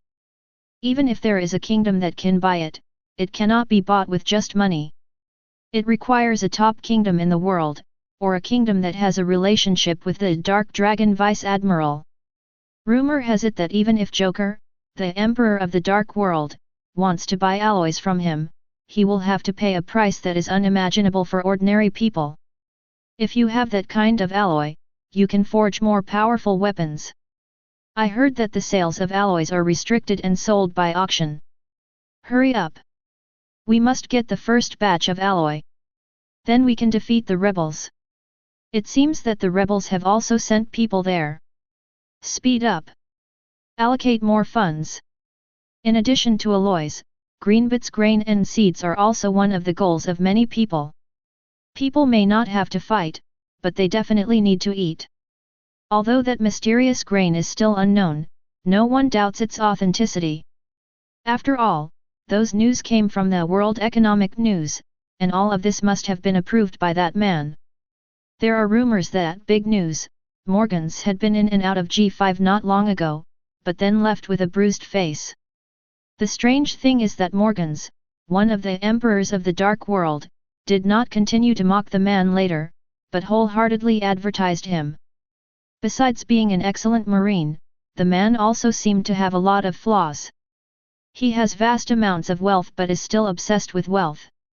He has power that far exceeds that of the Marine Vice Admiral but is still not satisfied.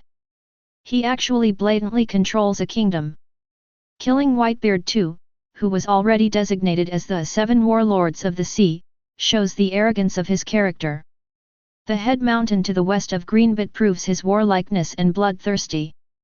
The world breathed a sigh of relief in the face of a man with so many flaws. You can always find a way to please him. My reputation is getting worse and worse, brother. Nakajayo couldn't help but smile while making tea for Dylan. Dylan crossed his feet and said nonchalantly, famous things will become a burden if you have too much of them. Now, if I do anything outrageous again, the whole world will only say, it's really a guy like this, so that's good. Nakajayo shook his head.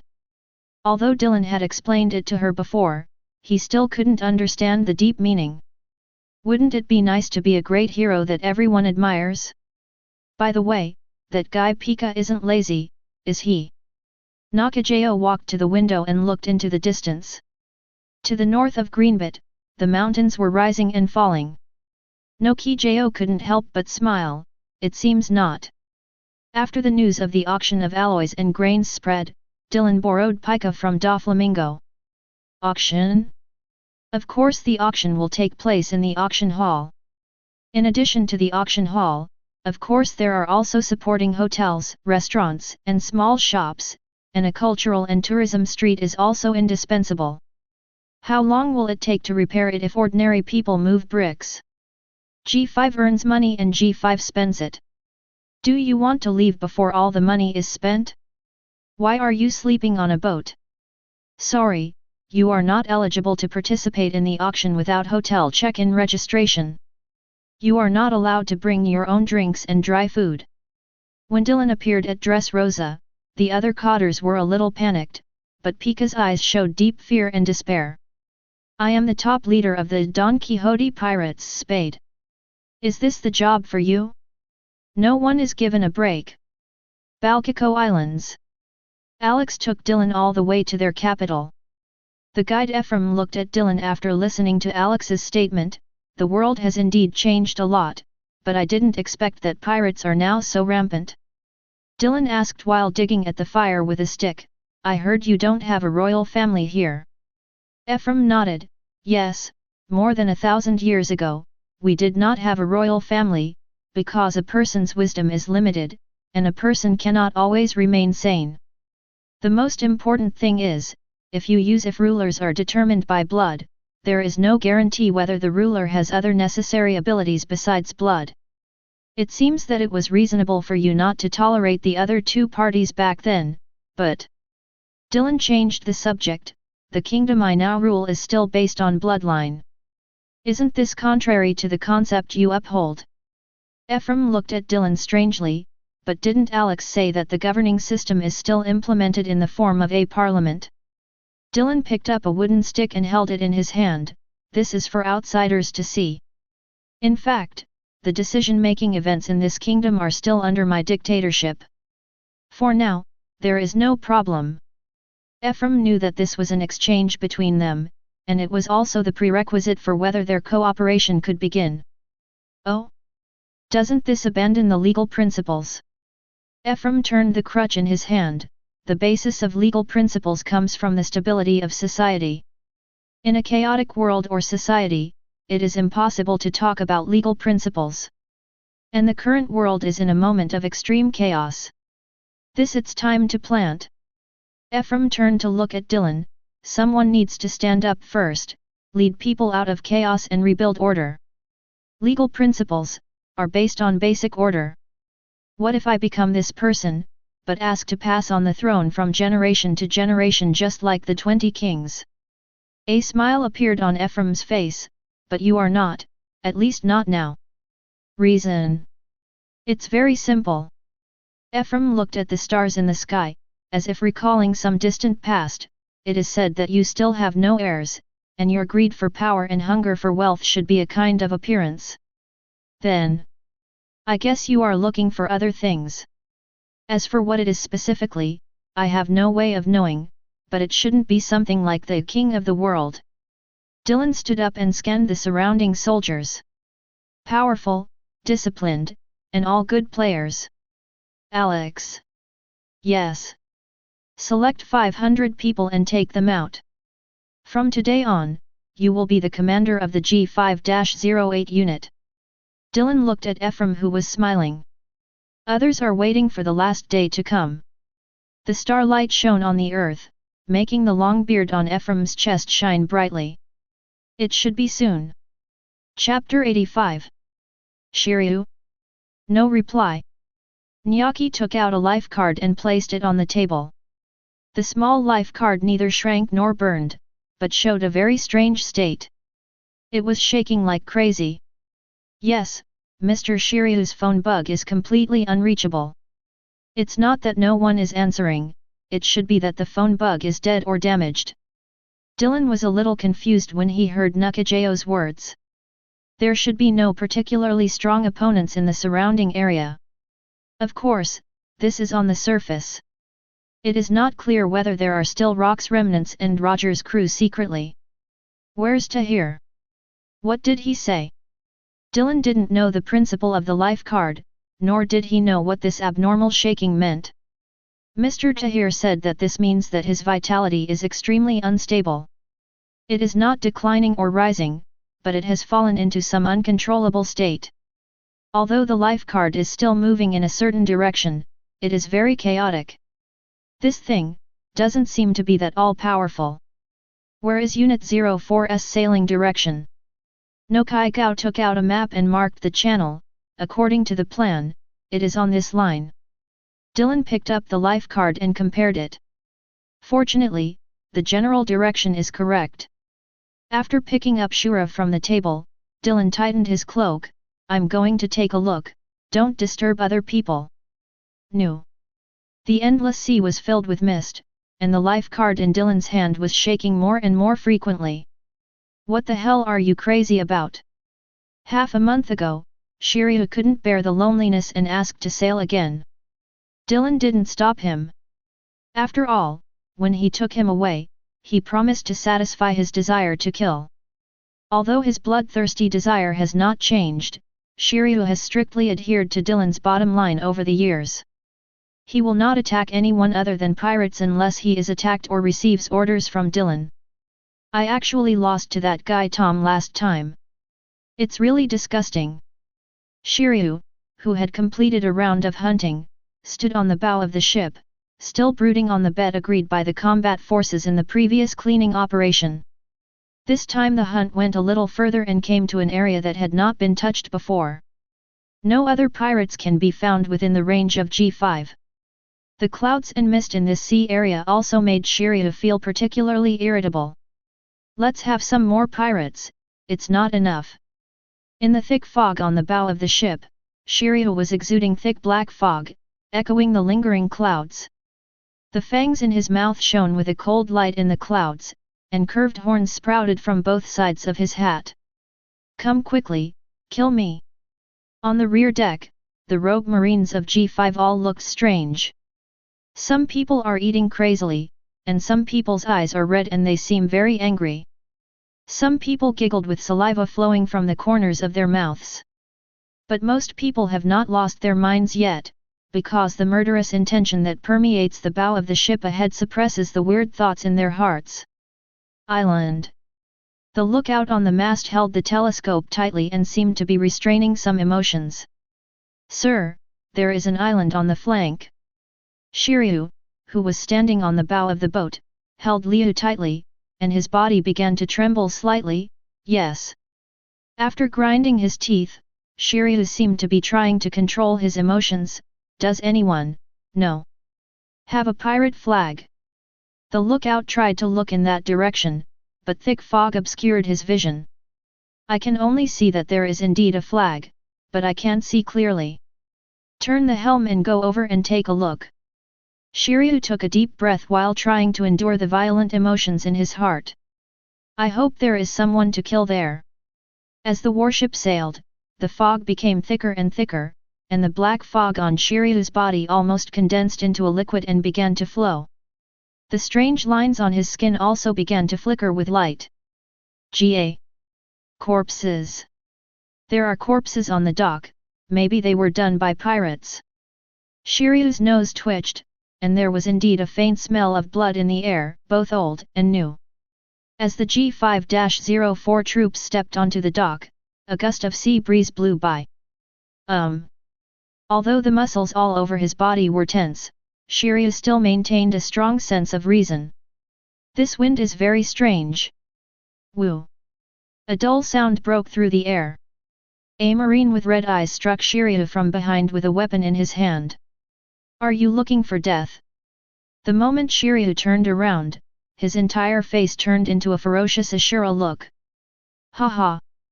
They seemed to be intimidated by Shiryu's aura, or Shiryu impressed them too deeply. In an instant, the marine showed a horrified look. Sir, I don't know. Shiryu, who had completely transformed into a human animal form Ashura, looked around. All marines were in some kind of madness. Click. Shiryu picked up Thunderstorm's scabbard and walked through the crowd. Boom. Boom. Boom. A series of falling sounds were heard. After all the marines around him were knocked unconscious by him, the red light in Shiryu's eyes was like that of an evil ghost. He turned around and looked at the town in the distance. You idiot, I hope you have some strength. Bodies were lying on both sides of the road, in flower beds, in fountains and pools, everywhere. They were all the corpses of civilians, and their death conditions were horrific. It wasn't the kind of panic or despair that one felt when being killed by a pirate.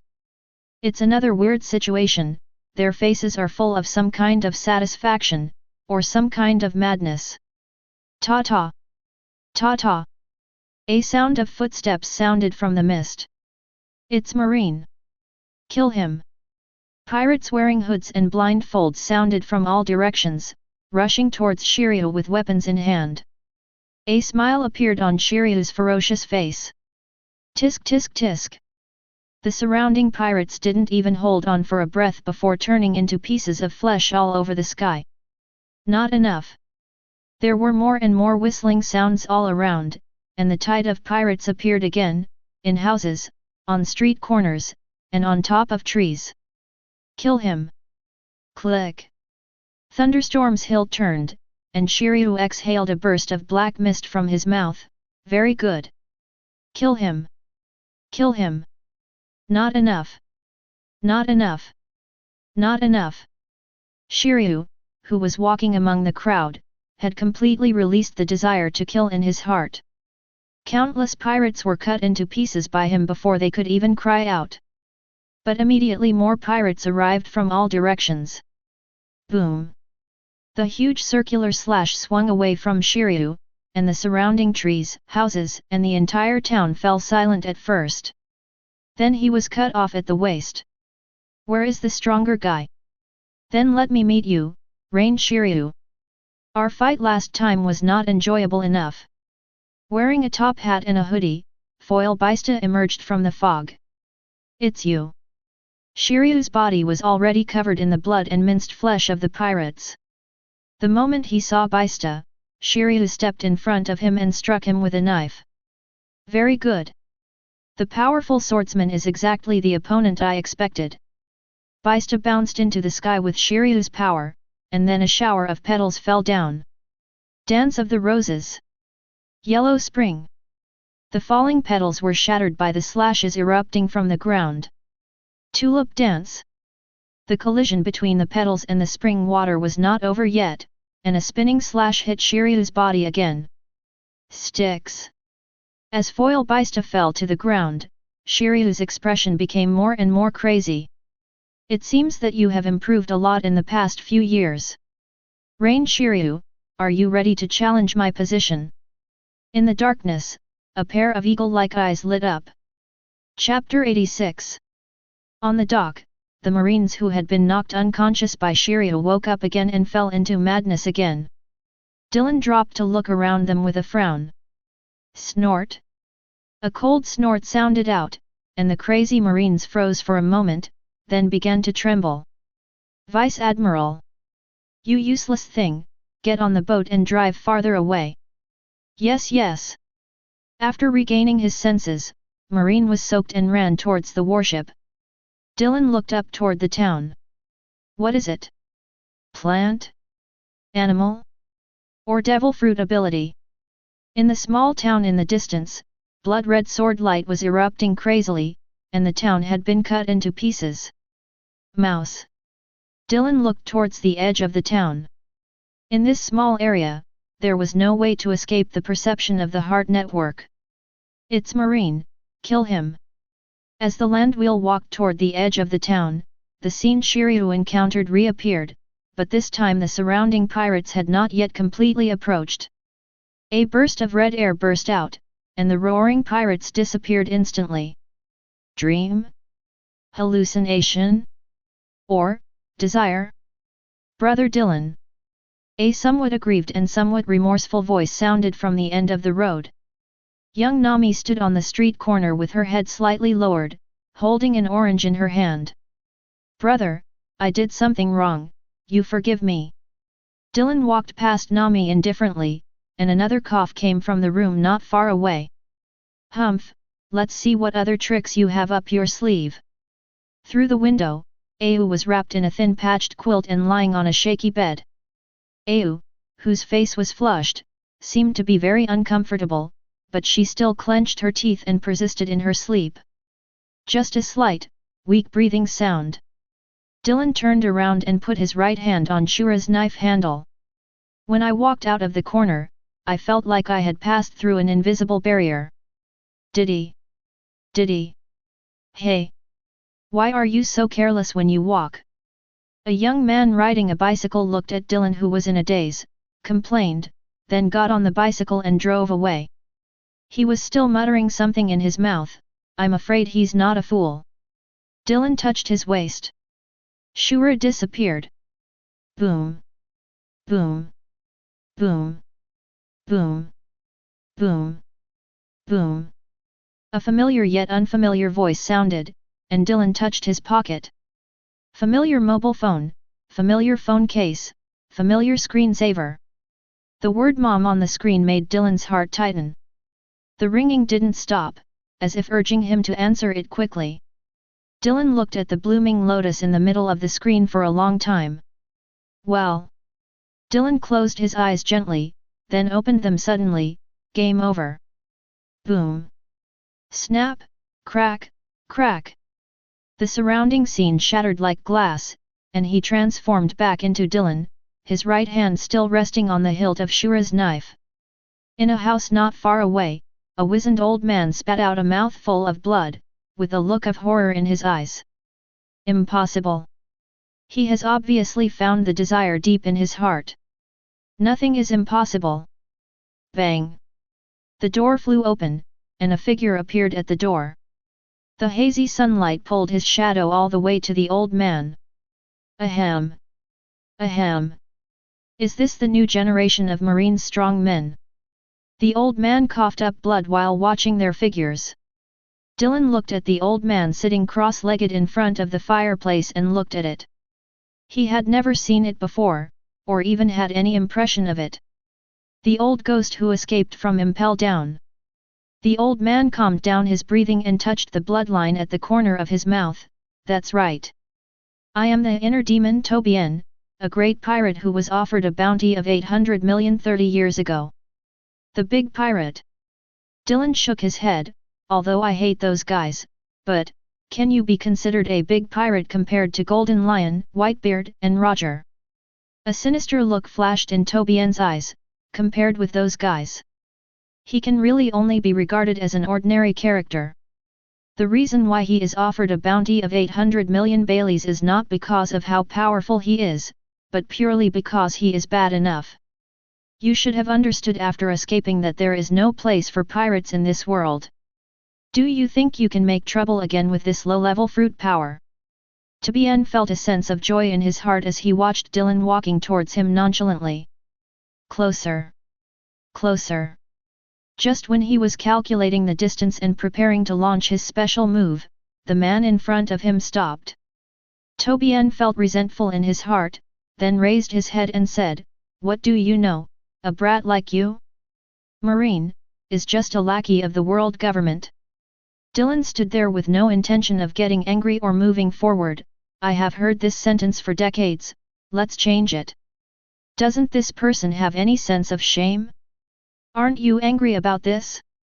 Tobien felt anxious. This guy's mind was extremely firm. The fog of desire just now only restricted him for tens of seconds. He had no way of peeking into the other person's heart. Is it gone? Dylan chuckled, slowly raised his left hand, and then closed his palm. A numbness instantly spread throughout Tobin's body. Well. Snapped. Bang bang bang bang. Countless lightning flashes, and the hair on Tobien's body begins to curl, and then a strange stench emits. The lightning went out, and Tobien, who had turned into charcoal, fell to the ground and broke into a pile. After exiting the cabin, Dylan pulled out his phone bug. I'm Dylan. The operator on the opposite side heard Dylan's words and immediately stood up. Yes. Dylan, Vice Admiral? This is Marineford. Dylan looked at the thick fog that had dispersed outside, then looked back at the charcoal on the ground and said, there is a guy named Inner Demon Tobien. He is dead. Please cross it off the wanted list. Inner Demon Tobien. The operator quickly flipped through the information. The escaped criminal of Impel Down LV6, who committed dozens of mass exterminations more than 30 years ago, had a bounty of 800 million Baileys, and was executed by Dylan, Vice Admiral. After hanging up the phone, Dylan looked at the town in the distance. The glare of the sword had subsided. Then he took out Shiryu's life card and looked at it. Different again? Not burning, not shrinking, not going crazy like before. It just lay in Dylan's hand. Like a statue. Chapter 87. Haha. What an amazing illusion. Looking at Eagle Eye my hawk lying aside, Shiryu stood up, leaning on Thunderstorm. This is not him. Shiryu knew it from the moment foil sword Bista appeared and was easily defeated by him. He fell into some kind of fantasy. Although he had doubts when he was at the dock, it was only after he arrived in the town that he confirmed his suspicion. Foil sword Bista, although he didn't risk his life in the last fight, he shouldn't be such a weak guy. But he was very happy. After all, even in a fantasy world, it was a pleasure to fight with such a guy. Pity. Shiryu looked at the corpse of Eagle Eye. There was something wrong with these guys' bodies at all, and there was no pleasure in chopping them up like real flesh and blood. A guy like Hawkeye. Shiryu closed her eyes and sat on the edge of the flower bed. That guy should be more than that. It seems that this illusion is also constructed based on his own memory or guessing. It should be almost done, after all, we have killed enough people. Even the masters. Ta-ta. Ta-ta. Shiryu frowned when he heard footsteps. Who else? Don't these things come from one's own heart? Hawkeye has been killed, there should be no one left. In the mist, a man dressed in black and wearing a Marine Vice Admiral cape came out. Is that all? Shiryu. Shiryu's pupils contracted violently. Dylan? Is this the real rival in my heart? Ha ha ha ha ha ha. Shiryu looked up to the sky and laughed, and then his body began to tremble and change. Boom. Boom. Boom. There seemed to be a dull drum sound in the sky, it was a war drum. Along with the sound of the drum, Shiryu's muscles swelled, the joints of his fingers began to grow outward, and sharp nails sprouted like sharp blades. The already very sharp teeth protruded directly and turned into huge fangs. Hiss! The top exploded, and the steel-like body was crisscrossed with muscles that were completely different from humans.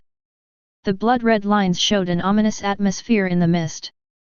As Shiryu changed, the surrounding black mist slowly penetrated into his body. Although it's in a dream, I don't know if it will have any specific impact on my body, but it is indeed my dream to fight you happily once. Dylan. Call. When Shiryu raised his head, Dylan was still standing where he appeared, looking at him. Are you ready? Do you want to start? A smile appeared on Shiryu's horrified face. Are you also so confident in the illusion? It's really you. Dylan. Boom. The ground sunk and the surrounding houses shook. A dark figure instantly rushed towards Dylan. Clang. Dylan held Shura downwards with one hand and easily blocked the thunderous strike. It can be stronger. Although Shiryu's body had reached about 4 meters at this time, he still felt like he was being looked down upon. Of course. Shiryu shouted violently, holding the handle of Thunderstorm with both hands. Boom. Boom. Boom. Boom. The war drums became denser in the sky, and Shiryu's heart beat with the frequency of the war drums. Clang. Clang. Clang.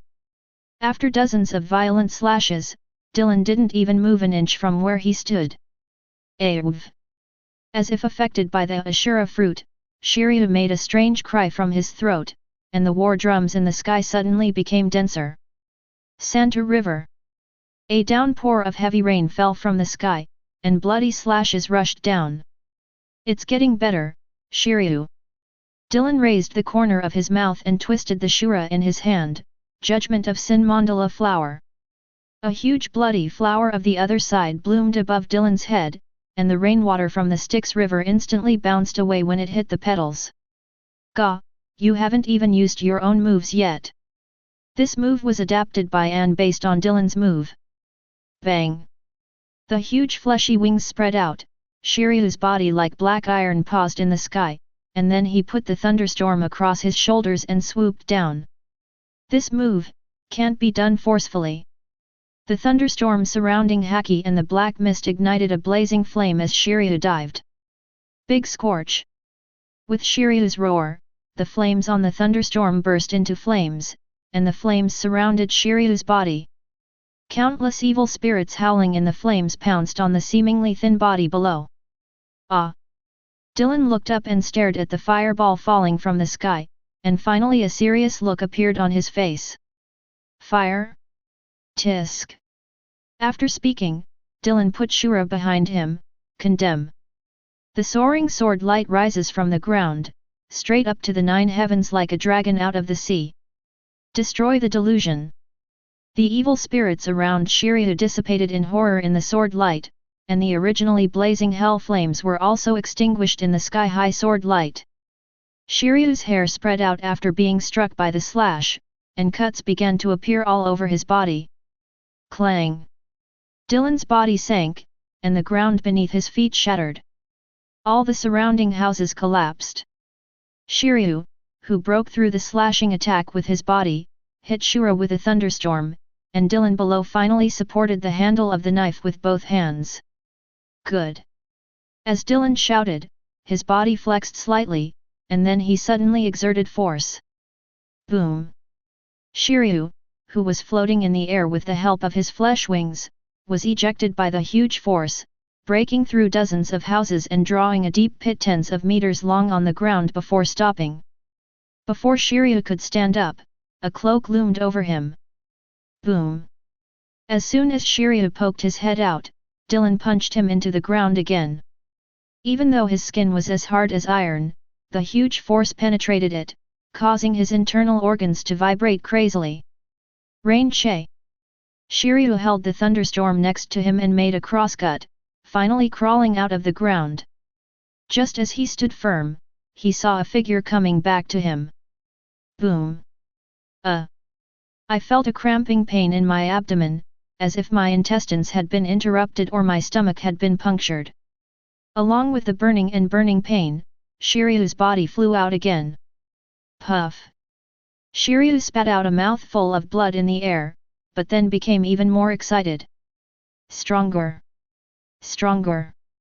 In the ruins, black mist erupted, and countless innocent souls crawled out of the black mist, but were then sucked back. Yellow Springs Hirazan! Call! With countless resentful spirits and evil ghosts, Shiryu rushed towards the figure in the distance with a sword in both hands. Definitely! Conviction! A ball of energy that was difficult to distinguish with the naked eye emerged on Shura's blade, and finally condensed together. Although the sense of crisis in his heart had reached its peak, Shiryu still rushed forward without hesitation. Let me feel your power. Dylan. Reincarnation. Before it even came into contact with Shura, an unprecedented huge force fed back from the thunderstorm. Then came various strange changes in power. Vibration, rotation, condensation, diffusion. Puff! Blood sprayed like rain, and Shiryu's body flew high into the sky again. In the sky, the thick fog has cleared and white clouds are floating. Shiryu returned to his human form with a smile on his face. It's really good, this kind of battle. Hey, what are you still doing? Dylan walked up to Shiryu and looked at this guy who had his shirt off for no reason. Shiryu, could he be some kind of brother? After being stunned for a moment, Shiryu put Thunderstorm back into its scabbard. I just had a dream. Dream. Dylan took the lead and walked towards the dock. What are you dreaming about? Looking at the fluttering cloak in front of him, Shiryu smiled casually. Daydream. Chapter 88. In the months following the Summit War, Ruskana, the island of Season 48, has been closely monitored. After months of monitoring, no signs of human activity have been found. Dylan looked at the report and pondered for a moment. It seemed that Boa Hancock informed them about the fact that he took Tahir and the others there to practice. There should be no hope of blocking them there. Tell people to evacuate and move personnel to the Sabayati archipelago. Yes. Dylan sat at the table and thought for a long time before picking up the phone.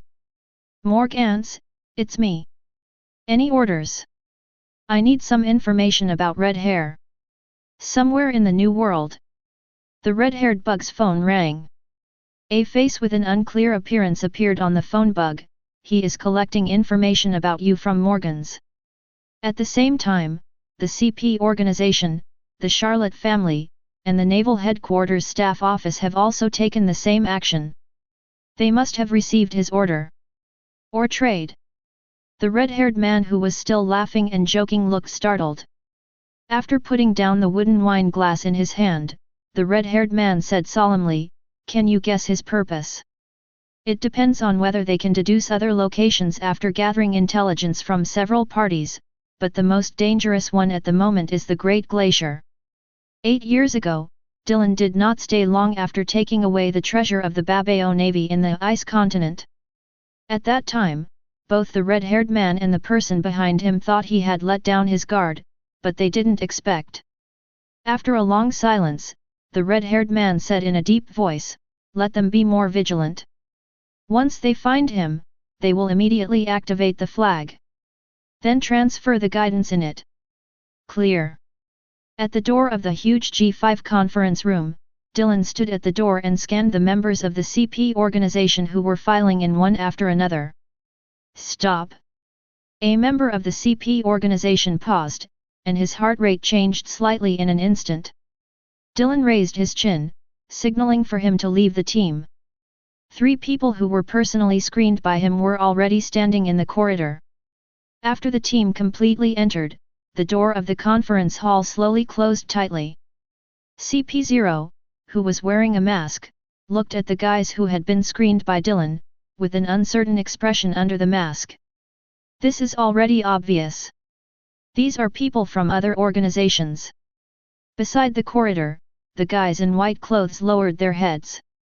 In front of this man, they didn't even have the courage to resist. Several people were praying in their hearts whether they could get a chance to survive by becoming double agents after returning to the CP organization's base. Inside the conference hall, Tahir was leading dozens of professional intelligence analysts from the CP organization to analyze the intelligence and action tracks of red-haired shanks collected from various places over the years. West Blue. Dylan returns to the ice continent. The heart net is fully opened, and every move around him is under his perception. After flying hundreds of kilometers toward the depths of the ice continent, Dylan looked into the distance. Breath of life. A group of barely powerful life auras, but mixed with some vague things. Is this what you care about? Red hair. High in the sky, Dylan looked down at the igloo, hounds, and sleigh.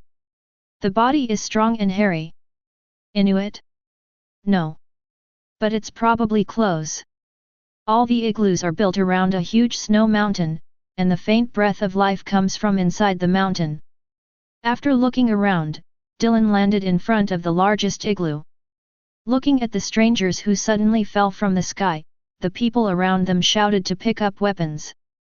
"You are no match for him, don't waste your life." In the igloo, just as Phone Bug closed his eyes, a middle-aged woman walked out of the igloo. The moment she saw Dylan, the woman's heart sank to the bottom. "Aren't you still in G5? Why did you come so quickly?" Dylan didn't pay attention to the crowd around him, but the woman in front of him was quite powerful. "What is it?" The straightforward question made the woman's heart tighten. "Without." Before she could finish her words, Dylan crossed over her body and walked towards the snow-capped mountains. "Stop!" Dylan paused and turned around to look at the woman with sweat on her forehead. Seeing the look on Dylan's face, the woman felt a sense of determination in her heart. "No matter what, we have to delay." "Bulo bulo barulo bulo." Dylan frowned when he heard the phone bug's voice, while the woman opposite him breathed a sigh of relief. "Dark Dragon." A scarred eye opened on the phone's tentacles. That's not yours, get out of there. Dylan moved his face closer to the phone bug, give you a favor. The look on the phone bug became a little ugly, but then it calmed down. No, I know your attitude and position, this is a deal. Trade. Dylan looked up at the snow-capped mountains in the distance, his expression moving slightly. What do you have that I covet? When trading with me, do you have equivalent exchange value? How is the safety of the Greenbit Kingdom? Hearing these words, Dylan's eyes narrowed, and then he smiled. Do you think you have the strength to take down Greenbit before I rush back? Time is short, I am not sure. The red-haired man also smiled, but destroying Greenbit does not necessarily rely on force.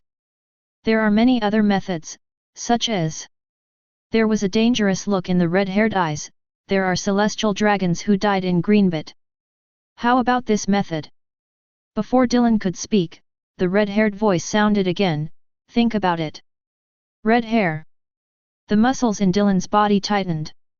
Although he knew that the red hair had some kind of deal with the five elders, according to his own judgment, the red hair could never be a person from the world government. So where did he get the confidence to drive?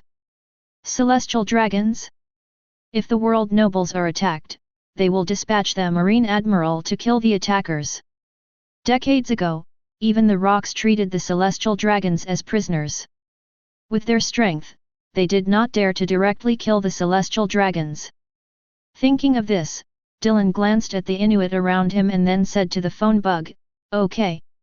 I will be more cautious next time, and so will you, red hair." Deep in the new world, the red-haired man picked up another phone bug after hanging up the phone. After confirming that he returned to G5, he moved quickly, and the same happened elsewhere.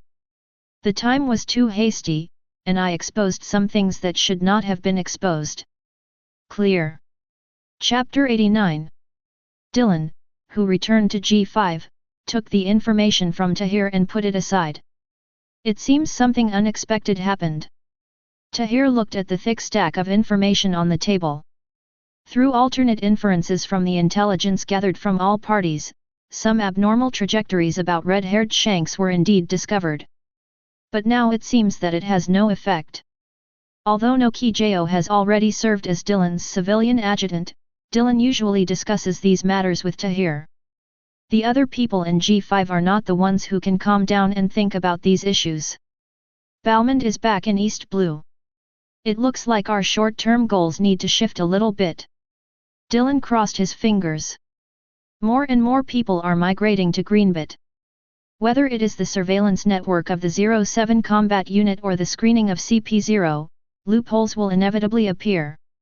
The threats of Kaido and Linlin only exist on the surface, and Teach's troubles mainly come from the secrets he carries. The Whitebeard pirates collapsed and lost the Battle of Ending. They no longer pose much of a threat. The remaining, that is our main goal for this year. Red hair. Yes, but it's not just him. In addition to the red hair pirates, he is also involved in many things. Let's cut off their hands, feet, and tentacles first. Dylan raised his head and looked at Tahir. It's up to you to take the lead, within a year. Try to find out the main cauders of the Roger pirates as much as possible. And send people to East Blue, Windmill Town. Will it be sudden? What's important is suddenness. Dylan's eyes flashed coldly. The more sudden it is, the more intense their reaction will be, and the more problems will be exposed. East Blue, Kingdom of Girona. On the street opposite the palace, the signboard of a seafood restaurant read, "Today's special, secret eel." Balmond looked serious, turned around quickly and walked into the secret room. Order number 9. This was one of the 9 top instructions Dylan left behind when he left East Blue 10 years ago. When he left that year, he said that these orders may never be used, but once they are received, they must be executed immediately with the highest level of tasks. Activate all secret lines in Goa Kingdom. Windmill Town. Gula, who escaped from the Uncertainty Terminal 12 years ago, runs a small seafood restaurant. He had seen the red-haired Shanks from a distance here, and the marine hero praised by the world, Garp. Of course, I also saw Ace, the son of Gordon Roger, who was executed not long ago. His daily after-dinner program is to take a walk in the town, which has been his habit for more than 10 years. When he reached the center of the town, Gula's heartbeat paused. There is a peculiar diamond-shaped knot hanging on the big tree in the middle of the town. 5 wind chimes hang under the knot, tinkling in the breeze. After a casual glance, Gula walked around the town and returned to his seafood restaurant as usual. After the sun went down, Gula closed the door, turned off the lights, and walked into his basement in the dark. He took out a stack of materials from the secret room. Bandit Dodden, Mayor Slap, Bar Boss Lady Maginot, and many other people over 40 years old are included in this material. The G5 warships are heading towards the Kingdom of Goa. Who is leading the team? No senior officers are going, ordinary mid-level officers are leading the team. What are the action orders? Investigate the growth trajectory of Fire Fist Ace, and arrest the criminals involved in the cover-up. After hanging up the phone, the man in the shadows smoked a cigarette and tapped on the wooden table. Arrest the civilians who are harboring Ace. No. This is not the style of the Dark Dragon. It seems they are coming for us. In the darkness, a curly-haired figure exhaled smoke. Shanks, look at the good things you did. What if they go all in? After arranging the departure of the warship to the Kingdom of Goa, Tahir came to Dylan's office again. Put all one's eggs in one basket. Dylan smiled disdainfully. Tahir, I have seen too many stories in this world. This sea does not lack power or miracles. What it lacks is precisely the blood and courage of all in all. Everyone is waiting for the person who will bring them salvation and dawn.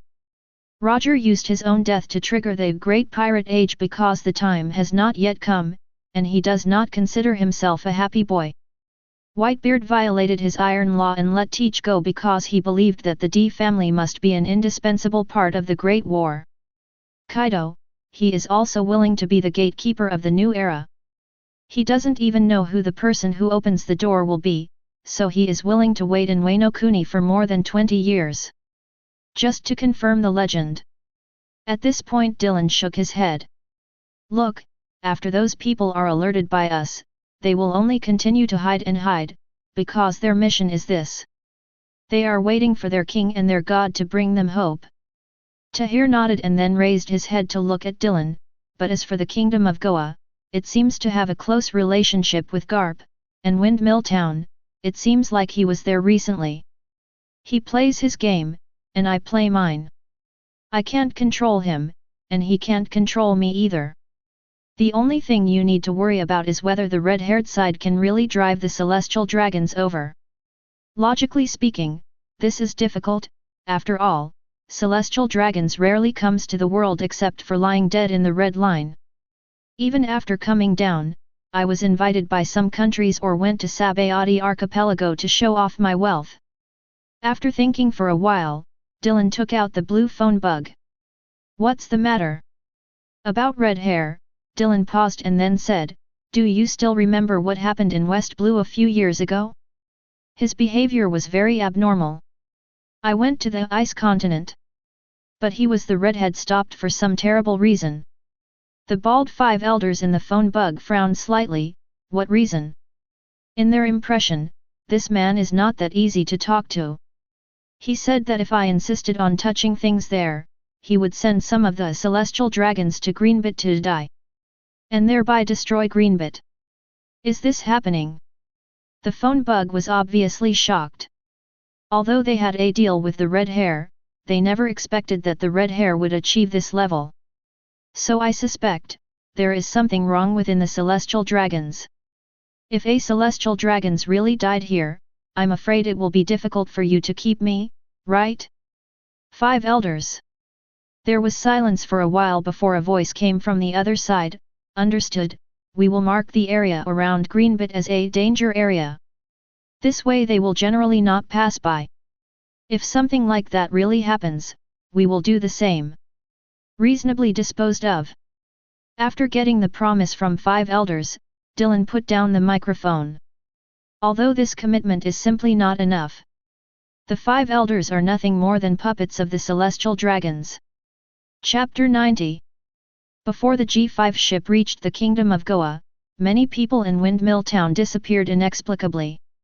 Even their relatives and children don't know where they have gone. This caused a panic in the town, and some people said that a man-eating demon had appeared. Some say a murderer from West Blue is nearby. Some people also say that a beast that is active only at night escaped from the nearby mountains. The entire Windmill Town fell into great unrest. Dodden is missing. The bandits in Gorbo Mountain said anxiously, "It's true, Vice Admiral Garp, the boss suddenly disappeared yesterday." Is there really a demon appearing? Garp was a little surprised. Going hunting? The bandit shook his head. No. It won't happen. The boss usually tells us when he goes hunting, and this time he left without taking anything. Just when Garp was confused, the adjutant next to him suddenly remembered something, walked to Garp and said, "Could it be that you are afraid of G5? G5? Why is she, a retired old woman, afraid of G5?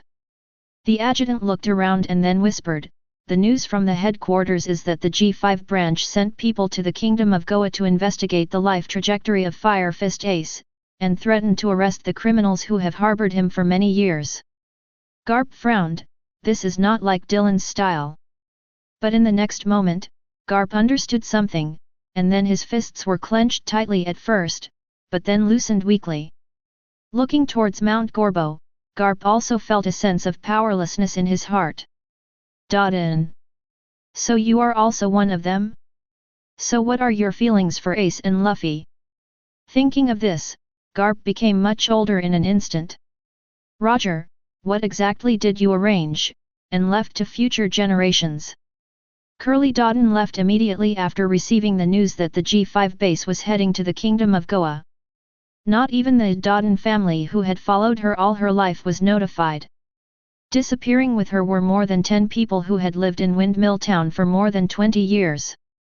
On the way away, Dodden had an uneasy feeling in his heart. But she had confirmed many times that there was no strong person around. No. He is a guy who has no life breath beyond ordinary people. But this uneasiness followed him like a shadow and never stopped. Who is it? She changed clothes and identities all the way, until she finally breathed a sigh of relief when she came to an unknown country that was destroyed by war. The feeling of being watched disappeared. You must be tired from traveling, Curly Dodden. Dodden had just walked into the jungle when he heard a voice coming from the river in the distance. Dylan sat on a rock and looked at the strong, dusty woman. It's you. Dodden's pupils shrank, and in an instant she understood, this guy. It was to disturb them on purpose. It's unexpected. It's also. You have been lurking for so long, so you should be used to this kind of life. If you are suddenly exposed, it will be difficult to make a rational reaction. I thought you would continue to use something how to use threats to get through this crisis. Oh, by the way, don't try to send a message, the area is cordoned off when you step into the woods, the phone bug is useless. Dodden turned over his palm and found that the phone bug was still sleeping. Why are you doing this? You should have made the same choice as Garp. You have been in East Blue all these years. Enough. Dylan stood up and took out Shura. Everything I did in East Blue was because of my will and my own choice. Then what is your purpose? Adams Dylan. Dodden no longer had the initial panic. This man, he is not just a lackey of the world government, this can be confirmed, then. Maybe try convincing him. My purpose. Dylan looked at Curly Dodden who had regained his composure, and slowly walked towards her. My purpose is to restore order to this world. Then we shouldn't be enemies. Curly Dodden said in a deep voice, hasn't the celestial dragons caused enough harm to the world? Shouldn't overthrowing them and defeating them be our common goal? Dylan shook his head. Yes, celestial dragons is indeed my goal, but it is just one of them. You are also my goal. Why, we just want to. Because what you are thinking is wrong, D. If you follow your thinking, even if you overthrow the celestial dragons, it will be nothing more than repeating the tragedy of 800 years ago. You will only repeatedly lead the world into a vicious cycle. Even if you overthrow the world government, there will be new 20 kings and new celestial dragons among you people. Even worse than this, because with your stupid thinking, not only conflicts between nobles, royal families, and common people can even lead to wars between races. Curly Dodden was so shocked by Dylan's words that he couldn't move. No. It won't be like this. In the prophecy, the world is about to usher in a new dawn. Is this the reason to maintain world government? Can't you see their evil? Dylan had already walked up to her. The two were only a few meters apart. Dylan shook his head again. This is your second mistake. Shura has been unsheathed, and blood-red air waves are surging around him. The evil of celestial dragons should not be ended by pirates, and this world will not be saved by pirates. You are just a group of barbaric destroyers, but you have not thought about how to rebuild after the destruction. Celestial dragons oppress this world, enslave this world, and you destroy this world. What's the difference? A world completely out of order is definitely not what most people want. Curly Dodden took off the cigarette butt from the corner of his mouth and threw it to the ground. It seems we can't reach an agreement, but...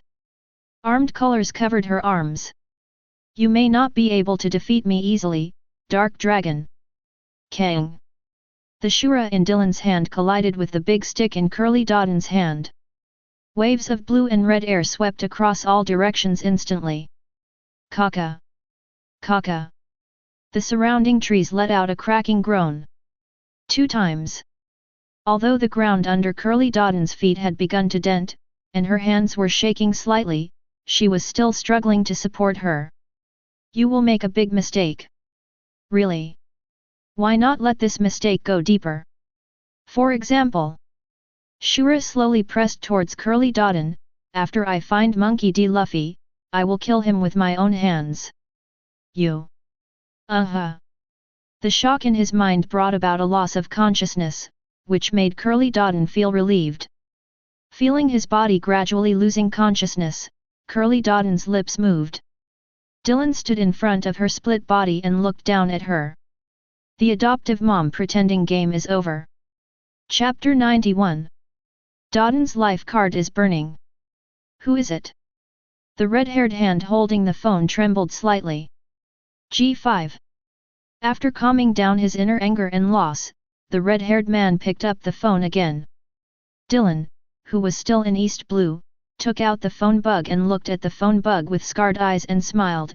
Have you hidden it? If you insist on doing this, then I... The redhead's voice was deeper and angrier than ever. You want to fight me to the death? It may not work. Dylan moved the microphone closer to his face. The fish may die, but the net will definitely not be broken. Besides, before the new dawn comes and Joey Boy returns to the throne, are you willing to die? On the other end of the phone, the red-haired body froze instantly. After a moment of silence, the red-haired man showed a firm look in his eyes. Indeed not, but if you continue to harm them, I will also take necessary measures. For example, threatening me to destroy Greenbit again. The air was silent for a moment, and the red hair seemed to acquiesce to this answer. Dylan looked at the red-haired man's eyes that were starting to become distorted and said, Do you think you are the only one who knows the celestial dragons? What a coincidence! I also know a few of them. How can I put it, they are still very high-status ones. Oh yes, they all have one thing in common, lust. The red-haired man was a little puzzled for a moment, but still didn't speak. He believed that the safety of Greenbit must be one of the reasons for Dark Dragon, and he would never give up that place easily. Some of them like young women, some like teenage girls, and some like middle-aged women who still have charm. Coincidentally, with red hair, I happen to know such 2 women. The red-haired man was stunned for a moment, then seemed to remember something. Boom! The powerful conqueror's haki erupted instantly, and some ordinary crew members around him fainted under the aura. You! Dylan seemed to feel his anger and said with increasing joy, a bar owner in East Blue who is about to give birth to a baby, and a world-famous girl idol singer. If I recommend them, celestial dragons will probably like it. Right? What do you think? Red hair. The red-haired body trembled violently. If the call hadn't been interrupted, the phone bug on his hand would have turned into powder. Seeing the red-haired man whose eyes had become like those of a beast, Dylan was in a good mood. You see, as long as you are a human being, you will have weaknesses. I have them, and so do you. But now it seems that your weaknesses are more fatal. How about it? Do you want to take a gamble? You go and destroy the Grimbit. Enough. The red-haired man's eyes have returned to calmness, but the coldness in his eyes is as real as ever. Adams Dylan. After completing my mission, I will personally kill you. Okay, but before that, I still have to remind you, hide better, otherwise, you may not be able to see the dawn coming. The phone bug closed his eyes, and Dylan was in a good mood. You are not without desires and desires. Red-haired Shanks. A newsbird flew overhead. Dylan waved and a newspaper fell down. After turning over one of the pages and checking the information, Dylan looked into the distance with a smile on his face. In 5 days, we have lost 8 guardians and 21 guides in a row. Except for those special ones, the line of Goa Kingdom has been completely severed. Did he do it all? Not sure because nothing has come out, but it should be him. From all over the world, except for leaving the necessary manpower to guard the guide, everyone should go to the Grand Line. This is more dangerous. You should know that he has more eyes and ears in the Grand Line and is more powerful. Shanks was silent for a moment and then nodded. That's true, but we don't have many retreats now. Adams Dylan has become the biggest variable. We must ensure his growth. Maybe we are in some places the layout has fallen behind, so we must start making amends now. Are you sure? You must know that once some people appear, they will alert the world government. Definitely. I can predict that when him appears in the world again, Adams Dylan will definitely attack him with all his strength, and we must ensure that we can block Adams without being noticed by him. Dylan. What about the location? Sabayati Archipelago. Learn. With Dodden disappearing, Garp has become much older. He didn't even eat his favorite donuts along the way. After returning to Marineford, the silent Garp looked at the flag standing above Marineford for a long time. Garp. Sengoku, who was wearing beach pants, walked up to him and looked at his old friend's depressed look. Sengoku patted his shoulder. Buddha's Sengoku guessed a lot of things just through simple intelligence analysis. Are you regretting it, Garp? No. Garp shook his head, and then the 2 white-haired old men sat on the ground. The surrounding marines moved around. Sengoku.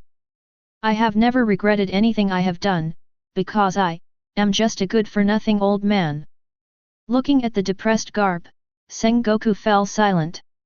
More than 30 years ago, Garp and Roger teamed up to defeat Rox, thus earning the name Heroes of the Marine. But Garp was deeply ashamed.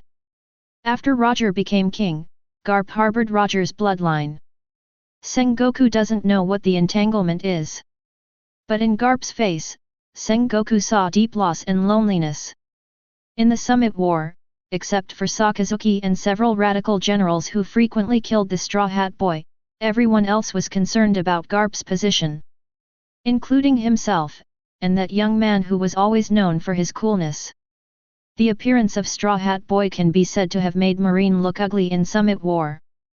Although they won in the end, it also caused great divisions.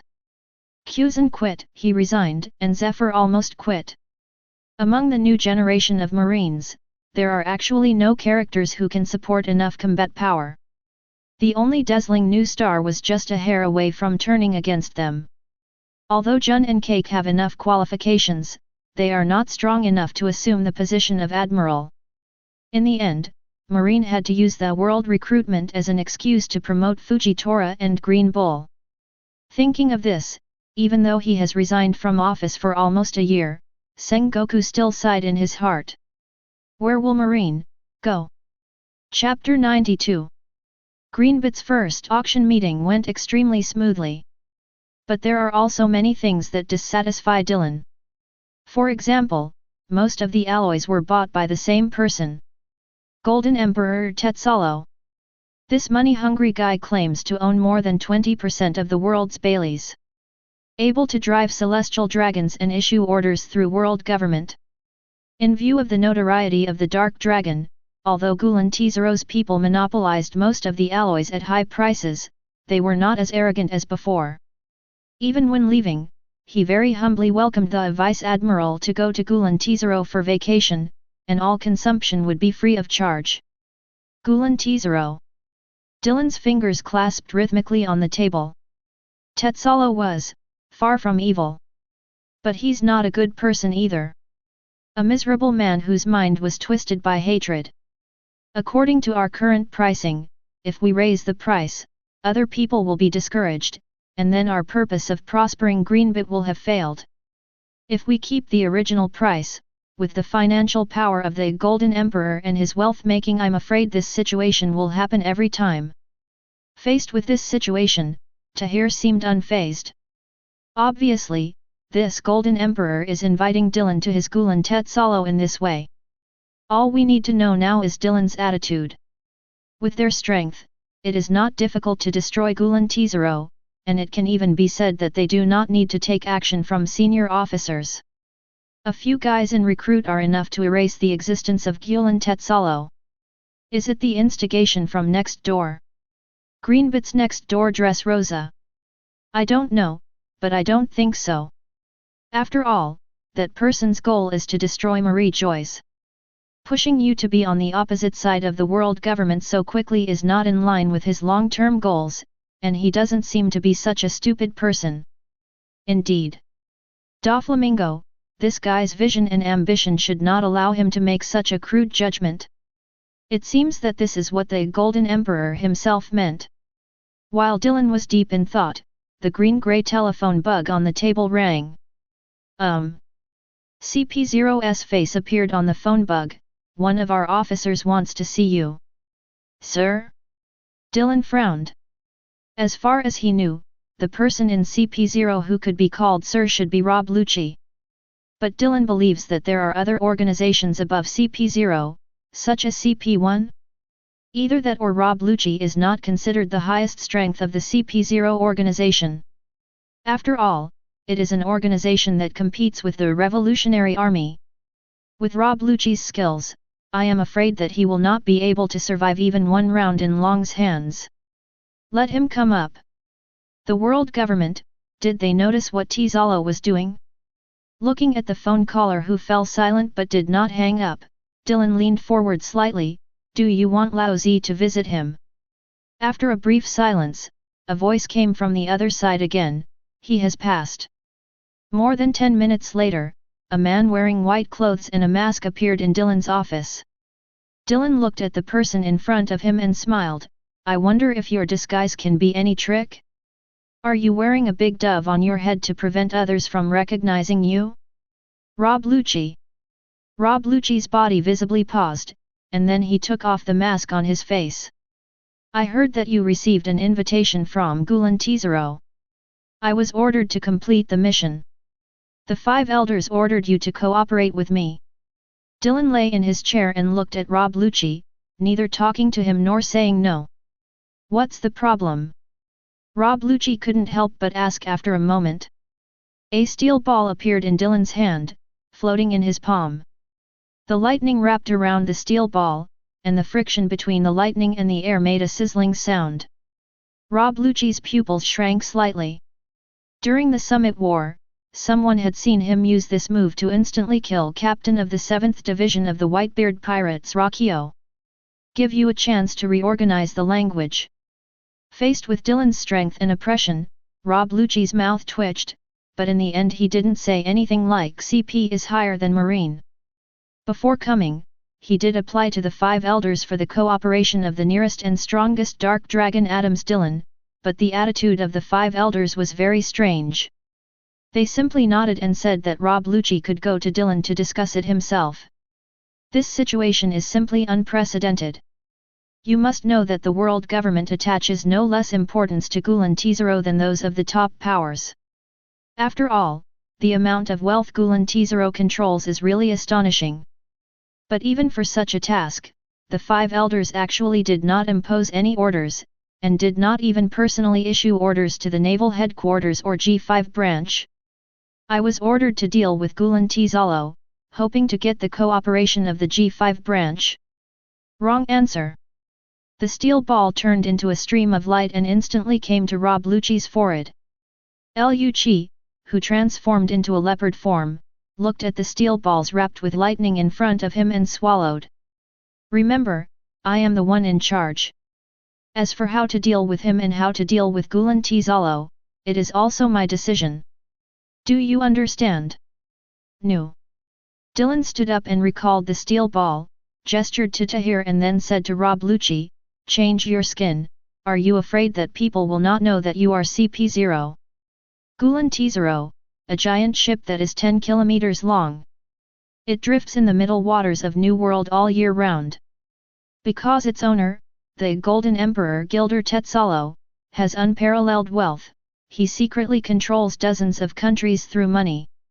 It is classified as an absolute sanctuary by the world government and cannot be taken care of casually. Of course, in Dylan's view, this is just the rhetoric of the world government to support Gilder Tetzalo. A fat pig, of course, needs to be fattened before being killed to maximize profits. The Golden Emperor Gilder Tetzalo didn't seem to realize this at all, and instead acted more and more out of bounds. The arrival of Rob Lucci also proves that the harvest of world government has begun. When Dylan entered the port of Gulen Tetzalo on the G5 warship, a huge band and greeters lined both sides of the port. Dylan glanced at CP0 behind him. He has changed into regular clothes, and his mask has been changed into a civet cat shape, which has basically broken away from the regular appearance of the CP organization. This kind of scene has almost never been seen. Even when royal families from various countries come, they are just greeted normally. Celestial dragons usually don't come here. After all, this area already belongs to Danger Zone. He is still the same person, and he knows what he wants to ask just by looking at him. What a qualified compliment! Chapter 93. Welcome, Mr. Tetzalo is preparing for an unprecedented huge concert, and I will receive you all. A seductive voice sounded from the welcoming team, and a sexy red-haired beauty walked out of the crowd. Dark Dragon Vice Admiral, it's such an honor. The beauty opened her arms as she walked forward, as if she was ready to give Dylan a warm hug. Snort. Dylan snorted, and Tahir standing next to him smiled slightly and raised a finger. Well. The woman who was walking towards her trembled, and then she clutched her chest in pain. This is the flame of the heart below. Tahir followed Dylan and walked forward. When passing by the red-haired beauty, Tahir smiled gently, in the following time, please keep this lady calm, otherwise something bad will happen. Fear, anger, greed, hatred, none of these are allowed, and of course neither are joy and excitement. As Dylan and his group walked away, the red-haired beauty's chest gradually began to show a strange purple color. Hearing Tahir's voice, the red-haired beauty quickly restrained her inner thoughts. After her mood calmed down a little, the pain in her chest that felt like being pierced by a sharp sword finally eased. Tianhu Tahir. Dylan didn't care about the beautiful woman who almost died behind him. Baccarat, the lucky fruit ability user. Able to absorb other people's luck by touching their bodies. Dylan doesn't want to be implicated in this almost causal ability. Since it is a lucky fruit with a name, it must have its own unique power. There is such a thing as luck. I don't have to have good luck, but I don't want to have bad luck either. Tahir walked beside Dylan with a smile on his face, but thinking in his mind. Is this famous Golden Emperor so reckless? Not many people know about lucky fruit, but there are quite a few, and G5 definitely falls into the category of those who know about it. So what's Tetsalo's intention of still letting this woman try to touch Dylan? After looking at CP0 and Rob Lucci next to him out of the corner of his eye, Tahir followed Dylan and boarded the tour bus of the welcoming team. The sightseeing bus drove slowly, and Dylan was sitting in the second row with his eyes slightly squinted, seemingly uninterested in the surrounding scenery and various luxurious buildings. On the other hand, Tahir and CP carefully observed everything around them. Ghulam Tezalo. Unusual indeed. Even Rob Lucci, who has been stationed in Marie Joyce, was amazed by the luxury and high profile here. But then he felt a surge of contempt in his heart. Superficial people. Thinking of this, Rob Lucci glanced at Dylan in front. That guy also had astonishing wealth, but his style was completely different from Gilder Tetsalo. One tried his best to show off his wealth, while the other turned his wealth into strength and hid it from everyone's sight. He controls Marine's strongest branch, G5, and is the uncrowned king of the Greenbit Kingdom, the master of the Chia Kingdom, and the real boss of the Water City.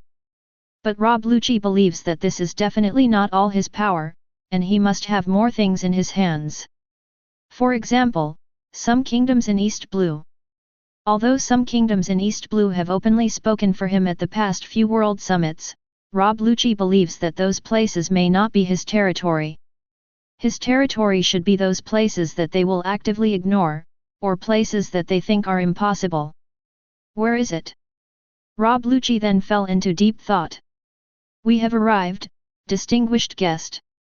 Although Tahir attacked Barbara at the dock, her good professionalism kept the receptionist who replaced him still smiling. Please follow me, Mr. Tetsalo has arranged the most distinguished seats for you. After following the welcoming lady into the luxurious VIP passage, a faint fragrance came.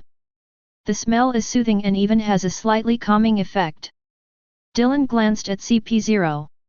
It is a crystal from the body of an animal from the South Blue, the fragrant deer. It is very precious and its value is almost equal to that of sea stone. CP0 sniffed and then nodded, no problem. Now, do you see, this is called professionalism. Beauties of different colors stood neatly on both sides of the VIP aisle. Whenever Dylan passed by them, they would bend down slightly and smile slightly.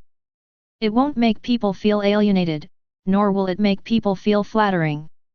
After walking through the passage and ascending the elevator, Dylan and his party arrived at the highest stand in the venue. When we got here, the waiters no longer had the scene of blooming flowers like the one below. Instead, they were some more ordinary women. The greeter leading the way pursed his lips and smiled. When we learned that the Skyfox Rear Admiral was coming, we deliberately removed those vulgar women. After all, Skyfox Tahir is now recognized as the most beautiful woman in the world. This number one includes men, women, murlocs, in short, all humanoid creatures. After walking to the sofa and sitting down, Dylan looked down and the opening dance had already begun. But Dylan wasn't interested in these things. He closed his eyes again and began to rest his mind. The maid next to him looked as usual and took the time to replace them with warm drinks. About half an hour later, when Dylan started to look a little impatient, the lights in the entire venue suddenly turned on. A huge circular stage slowly rose. Welcome everyone, today's concert is unprecedented.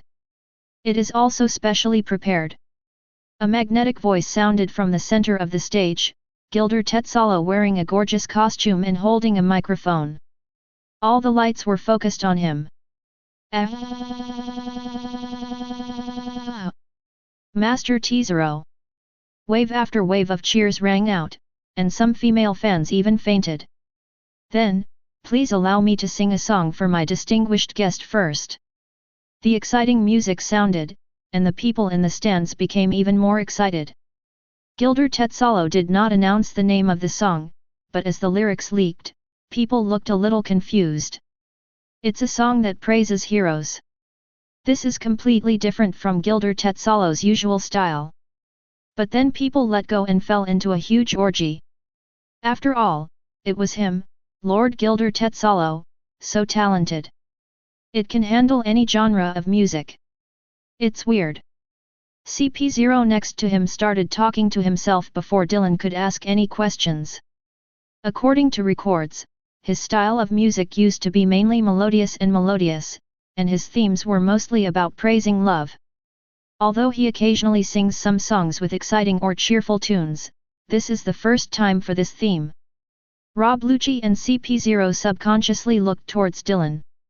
In their position, there could be no more distinguished guests in this venue than them, and praising the hero was exactly in line with Dylan's identity. What connotation is being expressed? Chapter 94.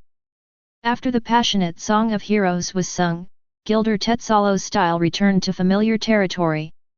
He began to sing the praises of love and began to show his beautiful desire for life.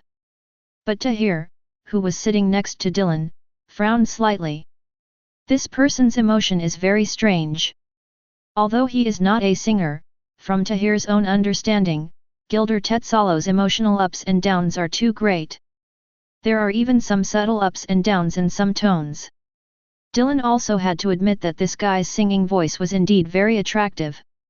And their position is just perfect to reveal their singing voices. After the 1 hour singing ended, Gilder Tetzalo saluted towards the audience. That's it for the singing. Next, please choose your own entertainment items.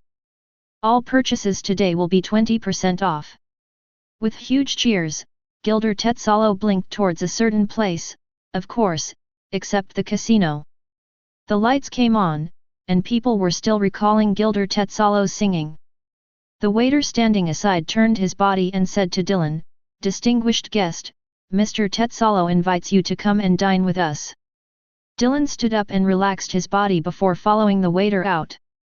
In the huge golden banquet hall, there were hundreds of dishes that were so luxurious that they were almost exaggerated.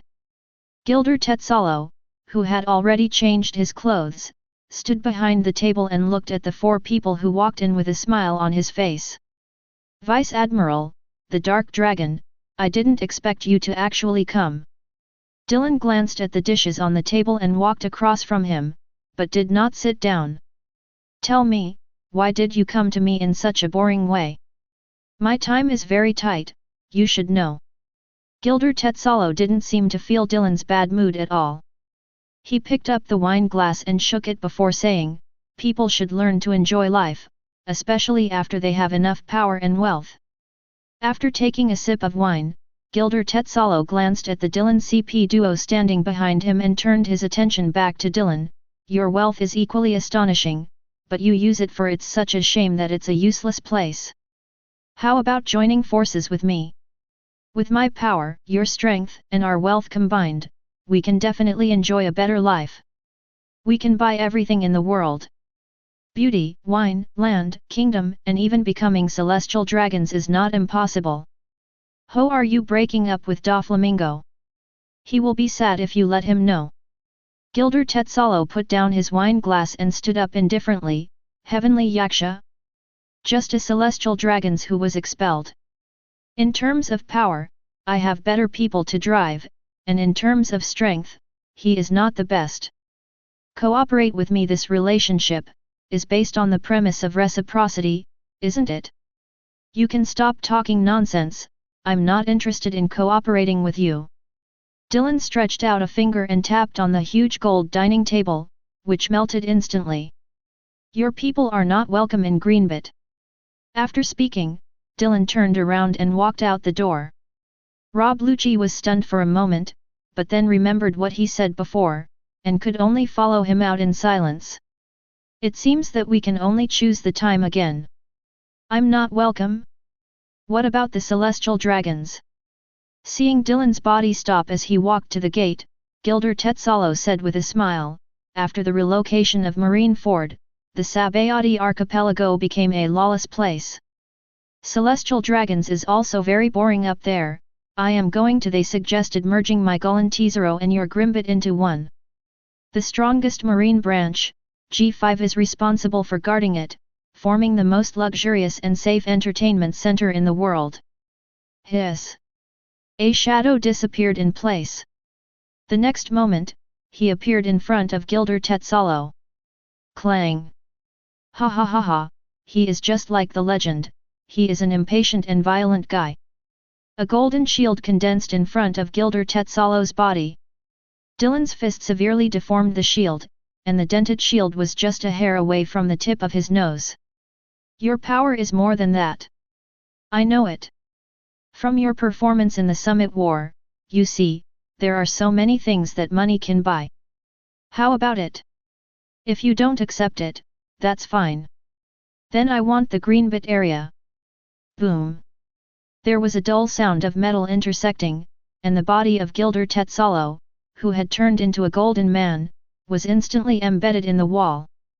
Actually took action. In the smoke, Gilder Tetzalo wiped the bloodline from the corner of his mouth with his thumb, then stuck out his tongue and licked the blood on his thumb. The floors and pillars made of gold began to change. Gold bomb! Boom! A huge explosion sounded, and the entire palace exploded instantly. A series of explosions separated Dylan, CP, and Tahir. Countless golden dust floated in the thick smoke raised by the explosion. Gold splash! Boom! A heavy blow sounded, and the gold covering Gilder Tetzalo's body was completely distorted by Dylan's punch. But then his twisted body began to fuse with the surrounding gold crazily. The whole of Gulam Tzero was groaning in tears. Those golden buildings disintegrated one after another and rushed towards Gilder Tetzalo from all directions. Is Paramecia's awakening? Dylan twisted his neck and looked at the hundreds of meters tall golden giant in front of him. Flying a Gundam is indeed a man's romance, but with this kind of body.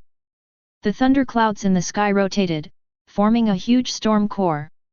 Gilder Tetzalo, who transformed into a golden giant, was not afraid. Boom! Lightning beams of tens of meters thick fell directly, and the entire Gulan Tzero sank to the sea surface under the impact of the thunder. It's just a target. Pata! After being struck by lightning containing high heat, the surface of Gilder Tetzalo's golden giant showed signs of melting.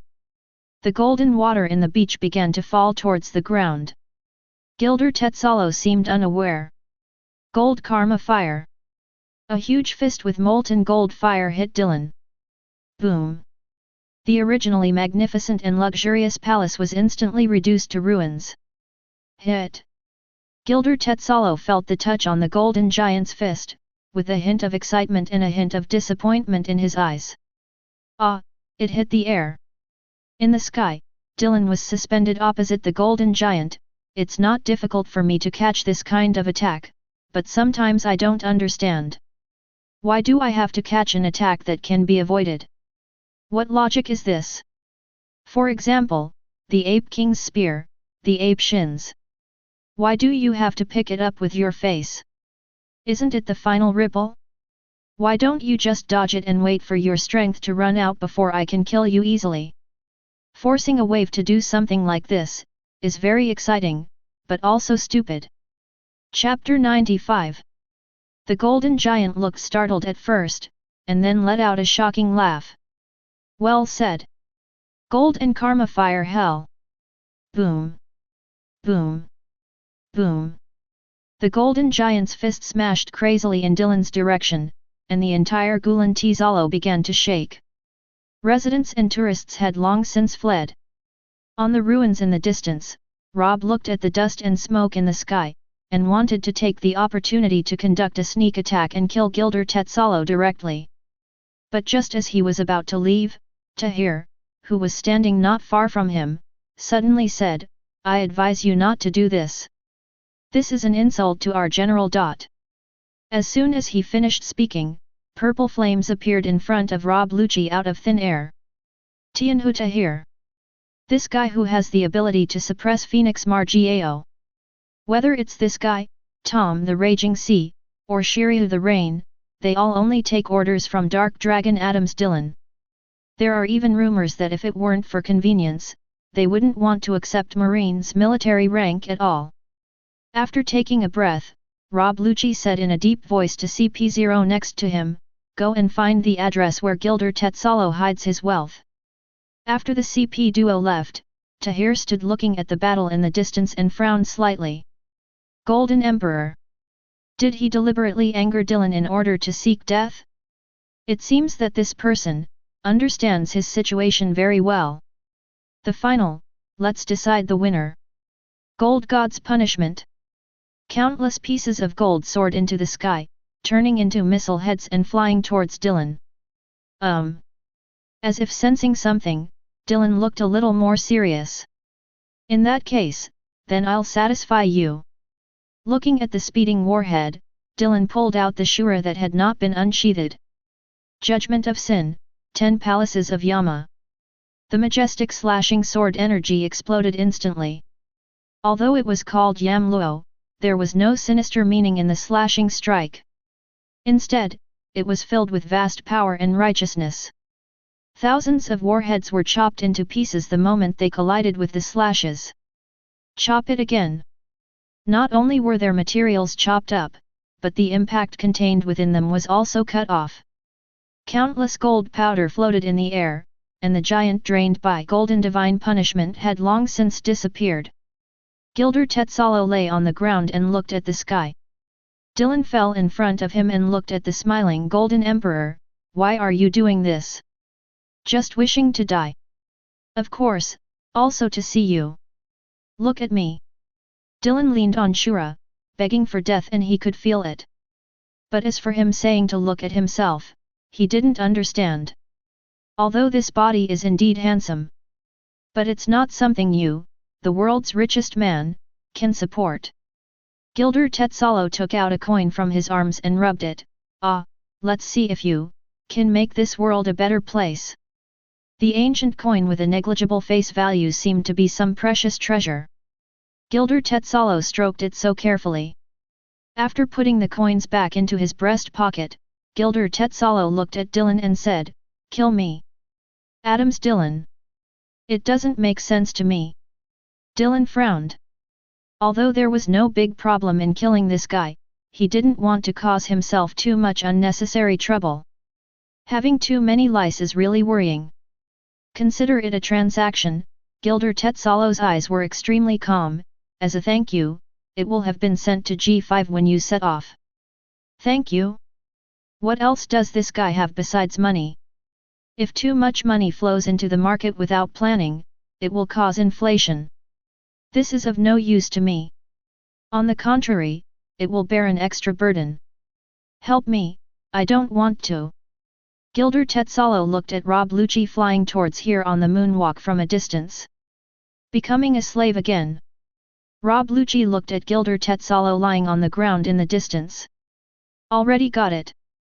His wealth. But people must also take it back, be able to control the power of gold, and have his outstanding business capabilities. Laugh. Shura penetrated Gilder Tetzalo's heart. Gilder Tetzalo's lips instantly overflowed with blood. Cruel, but surprisingly gentle, dark dragon Adams Dylan. Although Shura's blade pierced his heart, it avoided the position of the coin. Blood flowed from both sides of his body, and a sense of exhaustion hit Gilder Tetzalo's heart. Beautiful, beautiful hometown blooming flowers, my beloved girl. Gilder Tetzalo sang a common little tune softly and with difficulty. In his sight, a blonde woman with a sad face appeared in the sky. But as if she heard his singing, the sadness on the woman's face disappeared. It sounds really good, Tetzalo. Blood spread on the ground, and Gilder Tetzalo looked satisfied and happy. He moved his lips slightly and made an almost inaudible sound. Thanks. Boom. Rob Lucci landed next to Dylan. Gilder Tetzalo's breath of life had completely disappeared. You. Rob Lucci was about to speak but swallowed it instantly. The killing intent that permeated Dylan's body was almost turning into reality. Even now, he felt an unspeakable fear. After taking a look at Gilder Tetzalo's body on the ground, Dylan turned around and left with Shura in hand. Rob Lucci stood there with an ugly expression. The mission was only half successful. Looking at Dylan walking away, Rob Lucci felt doubts in his heart. Why on earth is he so angry? Was it just because he was attacked by Gilder Tetzalo? Or because Gilder Tetzalo played a trick on him? The dead lose their value. Rob Lucci glanced at the corpse on the ground and then remembered the momentum that Dark Dragon had just exploded. Money is of no use, power is the only thing. After returning to the warship, I lay on the deck chair and looked at the sky. Do you know that person? After feeling that Dylan's breath was calm, Tahir sat on the side of the boat and started chatting with him. So be it. Dylan narrowed his eyes slightly. Of course he knew Gilder Tetzalo's past and the story between him and the woman named Stella. A slave living in confusion and hesitation. Being oppressed by something that once shattered my mind, I was unable to resist. He has an almost paranoid fanaticism about money and wealth, but he is also enslaved by money. Is this his fault? He is at fault. But the source? Dylan looked out to sea, across the mountains and across the sea. Come to that holy land that is untouchable by mortals. Celestial Dragons. Chapter 96. After returning to G5, Tom walked into Dylan's office carrying a large box. It was sent by Gulen Tezero's people after you left. After saying that, Tom put down the box and turned around and went out. Dylan walked to the box, opened it, took a look, and then closed it instantly. This guy. Only then did he understand the meaning of that sentence. See if you can make the world a better place again. Is this the wealth he has carefully reserved? After sighing, Dylan put the box into the ring. A month later, Dylan received new information. Many unfamiliar faces have appeared in and around Sabayati Archipelago. We have not contacted them rashly, but by inferring that their movement trajectories should be gathered from the 4 seas. Tahir turned over the information in his hand. It is worth noting that some of them are suspected to be related to the original members of the Roger Pirates, and some of them should be related to the East Blue Group. Where are those Rayleigh, Shucky, Crocus, Jabba, Silka? Tahir shook his head. There is no trace of them. With their skills, it is estimated that it will be difficult for the people we send out to contact them. After listening to Tahir's report, Dylan began to think deeply. There was no news from East Blue, which meant that they were not going to East Blue. It seems they are also wary of East Blue. Now that they've pulled out of the East Blue, they've moved most of the people to the Grand Line. At this point, Dylan couldn't help but feel a little worried. In fact, his control of the Grand Line was far less deep and broad than Shanks imagined. The power in this sea surrounding the world is intertwined. Although he has been here for nearly 10 years, his control is far less than that of East Blue. No. It should be said that the power he possesses is far from what he expected. There is only a little more than a year left before the so-called New Dawn, and my pace must be faster. Where's that giant? The one who came here for recruitment last time. Salpa Diablin, according to your request, he is still receiving training from Zephyr and has not been assigned to a specific combat unit for the time being. Giants, little people, fur people, fish people. G5 has acquired some alien races. No. You can't say that. After all, except for the Dongtata tribe, everyone else is an individual, not a group. Moreover, according to Ganqiao, the Dongtata tribe is just one of the small human tribes and does not represent all small human tribes. With Zephyr, Tom, and you at the base, let other combat troops set sail and compete with Teach for the territory of the original Whitebeard pirates. Grasp the proportions and expand to a certain extent to establish a new kingdom. Don't include them all. Under the name Greenbit. Yes. Dylan stared at the map. Wano Kuni was too far away. Last time he picked up Au when Kaido was out, but now, Kaido is almost always on Onigashima. A large-scale attack on Wano Kuni is obviously unrealistic, and even if he attacks alone, he may not be able to capture Kaido in a short time. The other emperors who receive the news will inevitably rush to Wano Kuni or raid G5 for whatever reason. Linlin, who is friends with Kaido, the redhead who is committed to maintaining balance and waiting for Joey Boy to grow up and teach, the opportunist. Even if these guys weren't there to help Kaido, even if they had the mentality of picking up the slack, I wouldn't be able to face them all at once. Not to mention, the Uranus in the Agi Emperor cloud over Wano Kuni is also likely to be exposed to their field of vision. This is not in your own interest. Uranus, the ancient weapon hidden above Wano Kuni. It needs some kind of power to drive, and the elephant owner. This monster. His mission may have been to carry Uranus on his back. The last time he went to Wano Kuni, Dylan could only vaguely feel what was in the cumulus clouds, but the cumulus clouds were rich in a large amount of high-purity sea stone, which prevented Dylan from going to find out. And in Wano Kuni, in addition to the red historical road sign text in Kaido's hand, it is very likely that the last red historic road sign text is hidden. After all, the Kojiki family were masons who once carved the historical text for the D clan. They not only mastered the reading and writing of ancient characters, but also mastered the method of making historical text. Although the production method has been lost, the method of reading and writing was also lost after Odin's death. But thinking from the perspective of origin, Wano Kuni is most likely the location of the last road sign text.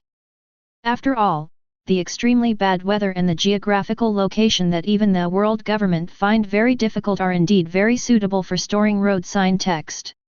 In the known road sign text, one is stored in Zo, one is stored in the Fishman Island, one is in the hands of Auntie, and the other is in Kaido's hands. Although the piece of the Fishman Island has been moved, it can be judged that the road sign text is different from the blue and grey historical text. They should all be stored in difficult terrain in the Grand Line. Moreover, it is a group that has concluded some kind of promise with the D family. This is exactly in line with the identity of the Fur tribe, the Fishman Island, and the warrior village.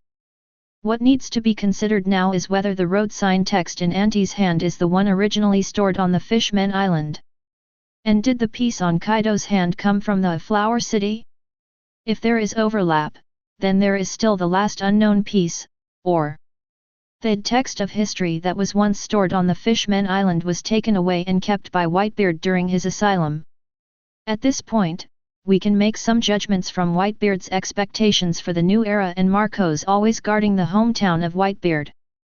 The Fishman Island piece should not coincide with Auntie's. After all, Auntie's people have been in and out of the Fishman Island many times. If it is to be moved, she will not let that piece go. Stone with Joy Boy's letter of conviction. After gathering his thoughts, Dylan picked up the phone bug. Have you found the person I'm looking for? On the other end of the phone bug, an albatross face appeared. Found it. No information was exposed, right? Morgans nodded. No, this time I personally researched and judged the information, not anyone else. Send me the specific location through the channel I left for you. Good. After hanging up the phone from Morgans, Dylan picked up the blue phone bug. I need a pardon. The bald five elders frowned. Amnesty order? Criminals in Impel down. Yes, but not entirely, because he has escaped.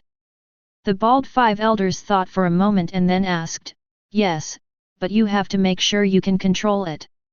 No matter who he is. Of course, if I'm not sure when the time comes, I will kill him and just fulfill my responsibility as a Marine. Chapter 97. Marineford. After arriving at the headquarters, out of his position and basic respect for Sakazuki, Dylan did not fly up directly. After landing in the square, he reported to see Sakazuki according to the regular entry process. What a rare visitor, little Dylan. A sexy voice sounded from behind. The tall and sexy woman walked from the wing to Dylan. Come to see Sakazuki? It seems like something big is about to happen. After the Summit War, Dylan visited Marineford less often than before.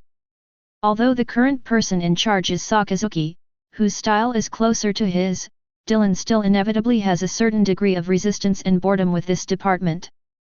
So in the past nearly a year, including the previous one, Dylan has only been to the headquarters twice. Sister Jun, if you speak so loudly, my battle plan will be exposed.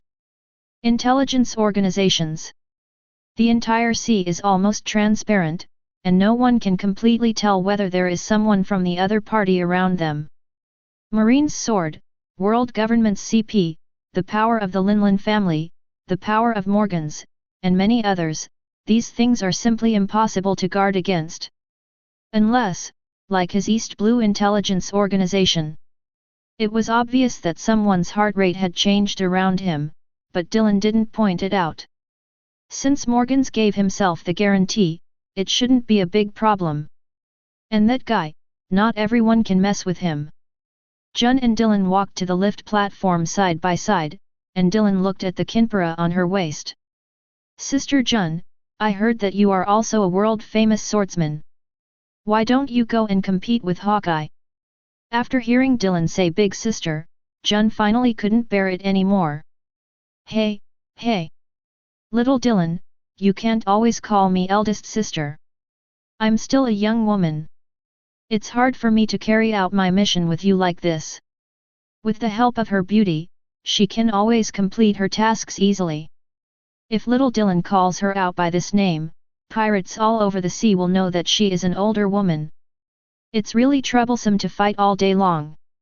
Seeing the smile on Dylan's lips, Jun finally understood that this little guy was deliberately stimulating him. Humph, I am Marine, and it is my duty to protect the sea. The false name of great swordsman is meaningless to me. And. Jun turned his head and glanced at the shura on Dylan's waist. I didn't see you going to compete with that guy, my hawk. Although Dylan is not a pure swordsman, his swordsmanship is also resounding throughout the sea. There has been constant controversy over who is the best between his swordsmanship and Hawkeye. Hearing Jun's answer, Dylan nodded. It is true that many people in Marine are masters of swordsmanship, but no one engages in meaningless competitions or battles for such things. For example, Pora Salano's swordsmanship cannot be said to be able to suppress Rayleigh, but at least it is on par with him. And it is said that when Sakazuki was young, he was also a famous swordsman before he obtained the lava fruit. The two chatted incessantly. After reaching the top floor, Dylan waved to Jun and walked to Sakazuki's office. Jun stood there and stared for a few moments before turning and walking towards Vice Admiral Tsuru's office. When Dylan was about to approach, the guard at the door saluted Dylan and then entered the marshal's office through the side door. Then he quickly returned to the front door and opened the main door. Dylan, Vice Admiral, Marshal Sakazuki, please come in. Entering Sakazuki's office, he was chewing a cigar and holding a stack of documents. After looking up at Dylan, Sakazuki put down the document in his hand. What's up? In his opinion, he and Dylan are both hawkish, hard-working soldiers, completely different from some old men who drink tea and eat senbei all day long. They don't run around just to drink tea or eat seafood. It seems like being a marshal is hard work, Sakazuki. Sakazuki glanced at Dylan in surprise. Why do you sound like Sengoku? This is not a good habit. Dylan laughed, changed into a comfortable position and said, I'm here to apply for an order. Order? Sakazuki frowned. Normal orders did not require the two of them to communicate with each other. It was enough for the people below to communicate. Moreover, G5's autonomy has reached its peak after he took office, and it is almost equivalent to an independent existence. It must be an extraordinary event that allows him to come in person instead of reporting through a phone bug. War. Seeing that lava was about to burst out of Sakazuki's hand, Dylan quickly shook his hand. No, it's a special, recruitment application. I've already said hello to the top, but I also have to take your marshal's face into consideration, so I come to you to apply. When Sakazuki heard this, the magma slowly disappeared. Let me tell you, why are you always thinking about fighting? If you really want to kill all the pirates, maybe we will be imprisoned or killed on some charges, right? Impel Down is a place with 5 or 6 floors, and so many rooms are available. It was more than enough to lock up 180 disobedient marine generals. That's what a soldier does. Sakazuki lit a cigar with his finger again and sat down across from Dylan. Sometimes Dylan couldn't understand why Sakazuki was so stubborn. Ordinarily, Garp during the Summit War should have the strength to beat him to death, but he refused to give up. He just forcefully sprayed Ace back and sent a wave of kills. He was even prepared to directly liberate the Sun God. He could not fail to see that Porosalino shot the key but not the head. You can't fail to see that Sengoku only hit others with fists and punches, and hit the Sun God just for fun. As for Garp himself being punched off the execution platform by the Sun God, it was even more outrageous. The whole world knew how high the risk of killing the Sun God was for Marine at that time, but it was him. Just push the tower when you come up, giving no time to develop at all. You're thinking about the Summit War, right? Sakazuki puffed out a puff of smoke and didn't pay much attention to the question mark that popped up on Dylan's head. Something has to be done. Sakazuki shook his head. Kyuzan. He had always been at odds with me because of the O'Hara incident, but I am a soldier. Soldiers should completely and unconditionally execute official orders. Isn't this the same in your G5? Too many positions and hesitations will completely degenerate Marine, and it's already very dangerous now, Dylan. The air around Sakazuki began to become hot, and his emotions began to fluctuate. Perhaps this is the difference between them and me, not, it's us, because our families were all killed by pirates. Hands, and their guys are different, so they can have more space to think about how to maintain the so-called balance and own justice. And Sakazuki smiled. You underestimate Garp's endurance, Dylan. If he was really so angry, why didn't he take action directly when red-haired Shanks appeared? Is he incompetent? Yes. Doesn't he have a position? He has all these. Wasn't his grandson lured into the pirate's path by red-haired Shanks? As a Marine and an elder, he had enough reasons to take action, which neither violated justice nor morality. But he didn't. At this point, Dylan's eyes narrowed slightly. It seems that my judgment at that time was not accurate.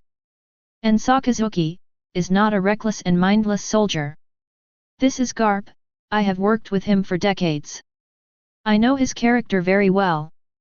And even if he really wants to attack me, will Sengoku let Marine's morale collapse?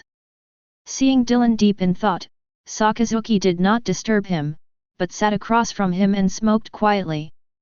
He is almost at the peak of his age and will start to decline in a few years, while the young man opposite him. He has power, means, and a close relationship with Marie Joyce. Such a person has a peak period that lasts for decades. Perfect to be the leader of Marine for decades to come. Chapter 98. I will not stand in the way of their pursuit of justice. After Dylan recovered from his thoughts, Sakazuki continued. Whether it's Kyuzan or Porosalino, even if they smile, they all have their own ideas. You are right, when we really launch a war and end the pirates. Then what we have to face, maybe it is Marie Joy's purge, but I will not change my justice because of it. Someone has to do something. Sakazuki repeated this sentence again. Things must be prioritized. I am not a politician. My duty is to wipe out the pirates in this sea. What happens next? Sakazuki looked at Dylan deeply. Let's leave it to future generations. When Dylan stood up and left, Sakazuki suddenly asked, by the way, who are you referring to by the conscription order? After pausing at the door, Dylan turned and looked at the scars on Sakazuki's face. Douglas Bullet. He was a soldier too. Sakazuki nodded. Go ahead and control him well. If you have any questions, you can refer them to the headquarters. After leaving Sakazuki's office, the guard who had been waiting outside the door for a long time saluted Dylan and said, Dylan Vice Admiral, Crane Vice Admiral invites you over for tea. Crane? Dylan pondered for a moment.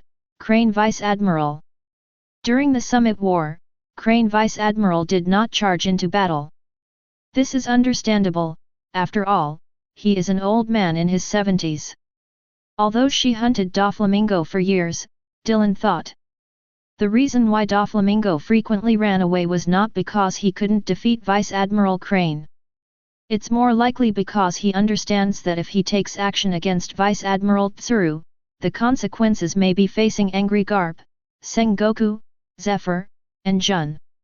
This is not a question of whether he can beat him or not, but he simply cannot afford to offend him. Especially Garp and Zephyr, those two guys. Garp calls celestial dragons trash on the street. The rule Marine cannot conquer Shishibukai is difficult to restrain Garp. Garp is really going to be cornered, and Celestial Dragons has to do a dance to cheer up the situation. After all, who would want to offend an old man who has no ambition but has great power and reputation? Dylan nodded to the guard and motioned for him to lead the way. After walking into Vice Admiral He's office, there were documents everywhere. Marine's situation is really in decline. Does Grandma He still have so much work to do? Jun, who was sitting aside, put down the teacup in his hand and looked at Dylan. Hey, why do I feel like you are talking about me? Dylan walked over to Jun and sat down, nodded towards Vice Admiral Tsuru, then picked up the teacup and took a sip. That's not entirely true. At least Marine's future still has you, right? Dylan. Jun muttered and walked to the side and started making tea. In addition to being the Marine Vice Admiral Swordsman, she is also the first person in tea ceremony in Marine. Dylan was non-committal to Vice Admiral's words and did not answer. Crane Vice Admiral's eyes showed a hint of disappointment, but then he smiled and said, I heard you came to Marine Ford, I specially invited you to come over and thank you. Dylan nodded and then said, if it really comes to that point, I will also find ways to help him. He is a respectable person, and I owe him for supporting me in the past few years. I originally wanted to go to G5 in person. Crane Vice Admiral stopped mid-sentence. They are all aware of the discord between Dylan and Garp Sengoku. If they come to the door in person and receive a rejection, it will only intensify the conflict between them. Moreover, Zephyr is doing well now in G5, and is even more energetic than in previous years. That's good. Dylan did not answer, but turned to look at Jun and said with a smile, the tea made by Sister Jun is indeed extraordinary. Jun's eyebrows twitched and then he patted the table, I told you not to call me eldest sister. Crane Vice Admiral tilted his head slightly and glanced sideways at Jun. This is so unfair. Sister He. Vice Admiral Tsuru took the tea pushed over by Jun and took a sip and said, your mind is confused, so the tea becomes unpleasant to drink. Snort. Jun angrily put the teacup in front of Vice Admiral Tsuru back and dumped it, and then began to make tea calmly. Seeing the bickering between Dylan and Jun, Crane Vice Admiral reluctantly felt a little more at ease. Fortunately, he didn't contradict the entire Marine camp. G5 is now almost independent of Marine. Under the double indulgence of Marie Joyce and Sakazuki, G5 is almost a completely independent another Marine. Zephyr. Through some clues, she already knew that Zephyr's asthma had been cured by Dylan through some method. So now, G5 has two top combatants. As for the rear admirals and commodores under his command, there are also the mid-level officers who have been fighting in the New World all year round, as well as the recruits who admire his reputation. After adding one or two top-level combatants, G5 will have the strength to compete with Marine Ford. Sengoku. I hope your judgment is correct. After Dylan left, Jun looked at the sad look on Vice Admiral Tsuru's face and asked, are you worried about him? The relationship between the two of them is as close as sisters, and Vice Admiral Tsuru does not shy away from Jun. Yes. I do see great potential and hope in him, but it may also be an abyss of destruction. Humph, kid. Jun muttered for a moment without commenting. Tsuru Vice Admiral looked at Jun with some surprise, you don't seem to think so. Jun picked up the teacup and took a sip, I don't have any opinion, Sister he. I only see his means and power to protect the world. As for the future, or where it will go in the end, that is determined by the sword in our hands. Hearing Jun's words, Vice Admiral Tsuru was slightly startled, and then smiled. You've grown up, Jun. Jun paused at the teacup and said, I'm not a brat. To say grow up is too disrespectful. Sister he. Dylan just received a call from Morgan's as he walked out of Marine Ford. The address has been sent. I know, in return, your photo king is from the CP organization. The albatross on the other end of the phone hesitated for a moment, then nodded solemnly, I understand. Newsbirds flew overhead, Dylan waved, and a newspaper landed. After looking at a certain piece of information in the newspaper, Dylan took out a map and started running his fingers over the map. Here. After locking onto a certain island, Dylan's body dissipated. The devil's spawn, Douglas Bullet. Let's have a physical fight between men. Chapter 99. New World. Douglas Bullet, who was exercising crazily on an unknown island, paused slightly. An unusual aura is approaching here. And the speed is amazing. Yo! Dylan landed not far from Bullet and looked at Bullet whose muscles were exploding. With a height of just over 5 meters and his bulging lines, this man looked full of power and oppression. A dark dragon. Bullet moved his joints, and then his eyes looked like a devil. Are you going to arrest me alone? Marine is really arrogant now. Is it not okay? Okay. A loud shout sounded, and Bullet had already arrived in front of Dylan. But you'll pay for it. Boom. The fists of the two men met, and the air around them instantly swayed. Boom. Huge air waves exploded from around the two people, the earth tore apart and the mountains collapsed. Aren't you a person with abilities? Where are your abilities?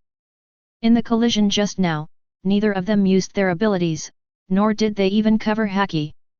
It was just a pure collision of forces.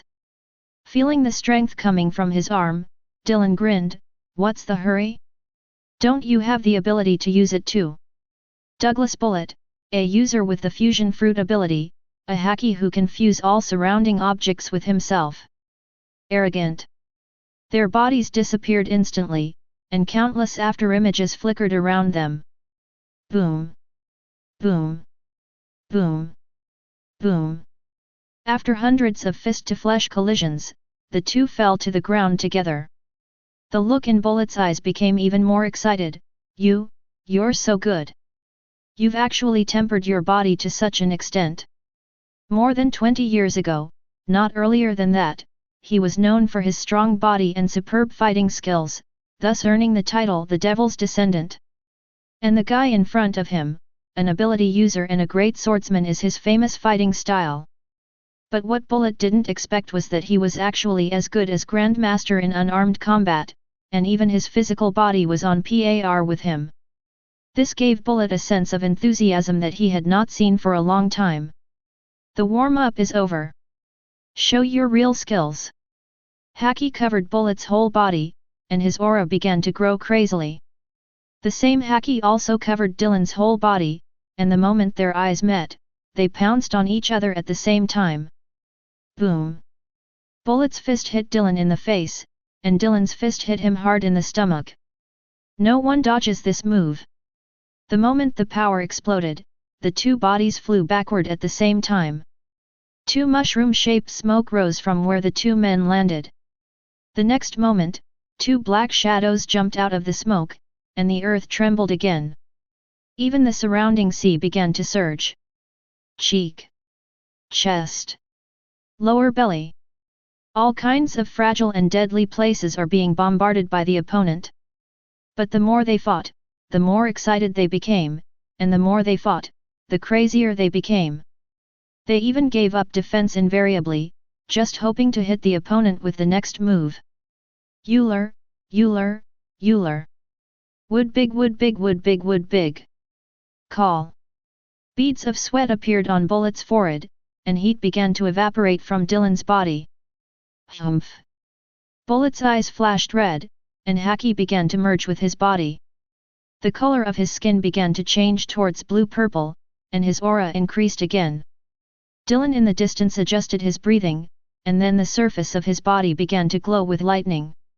The activity of cells began to increase tremendously, and haki, strength, and neural responses all entered a whole new level.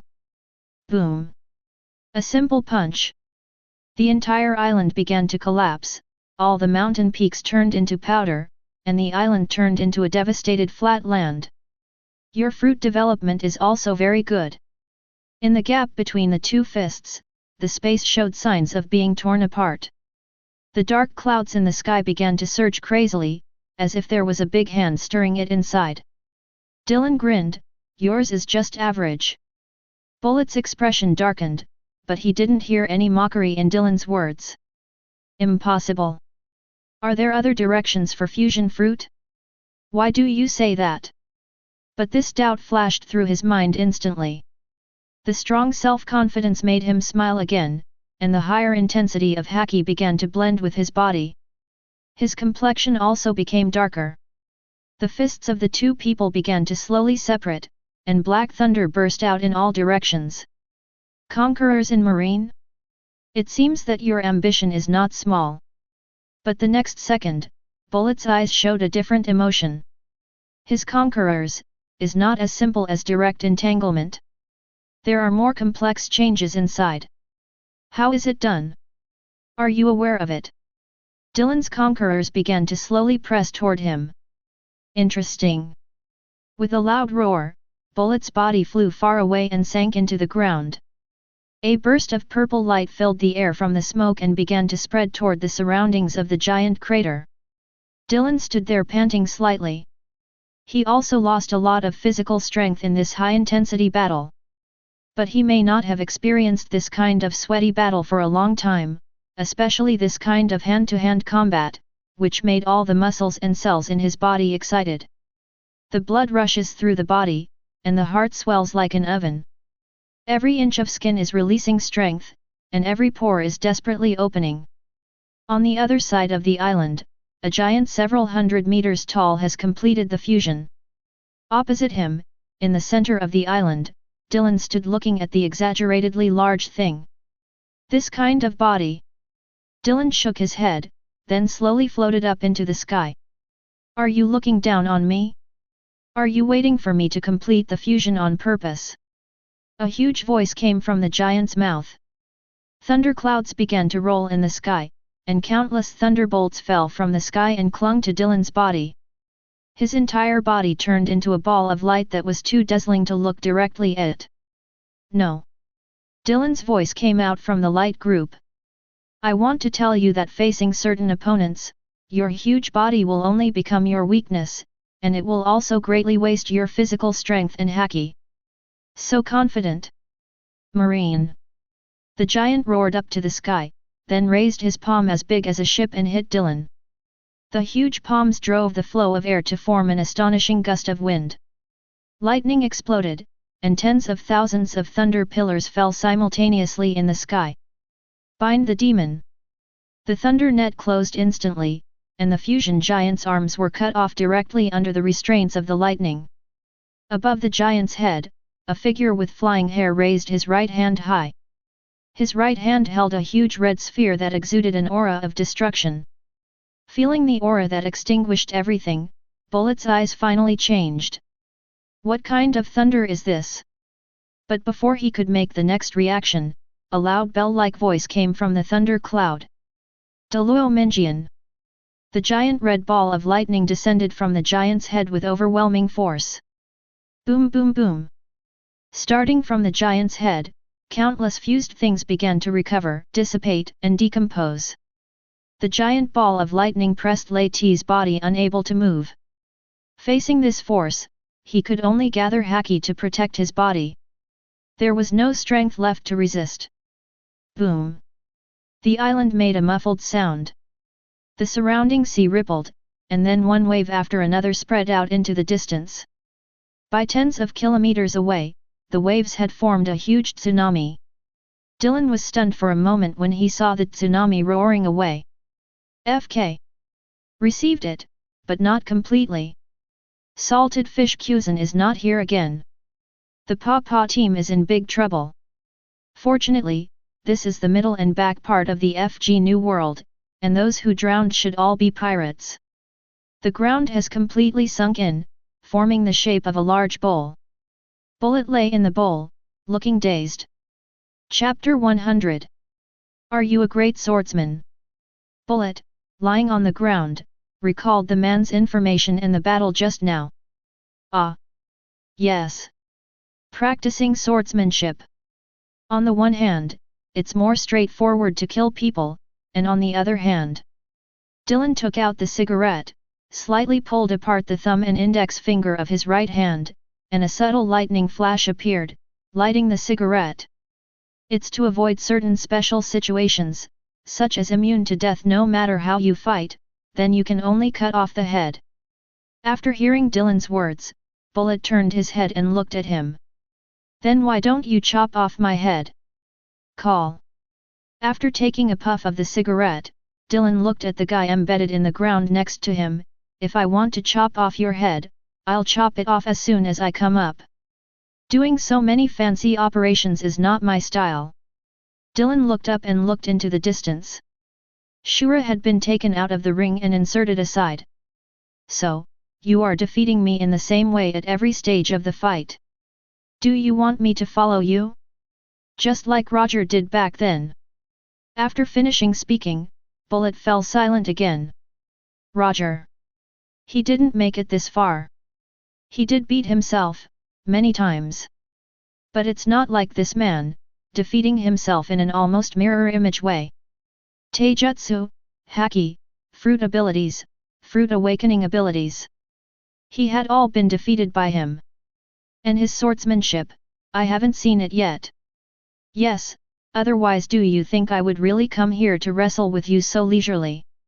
Bullet smiled, then said, Marine, Che, what if I refuse?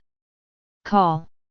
After blowing out a puff of smoke, Dylan pointed in the direction of Shura with the finger holding the cigarette. Cut off your head, that's my usual style. I'm not lying. Bullet looked at the blue sky. Roger died of illness, Whitebeard also died. I heard that the Golden Lion was also killed by you. There are not many strong men left in this world. I didn't expect that there are still guys like you. Dylan sat nearby and listened to the guys mumbling without interrupting him. I no longer believe in such things as companions, so, you have to stay strong, otherwise I will leave when I surpass you one day. Dylan shook his hand.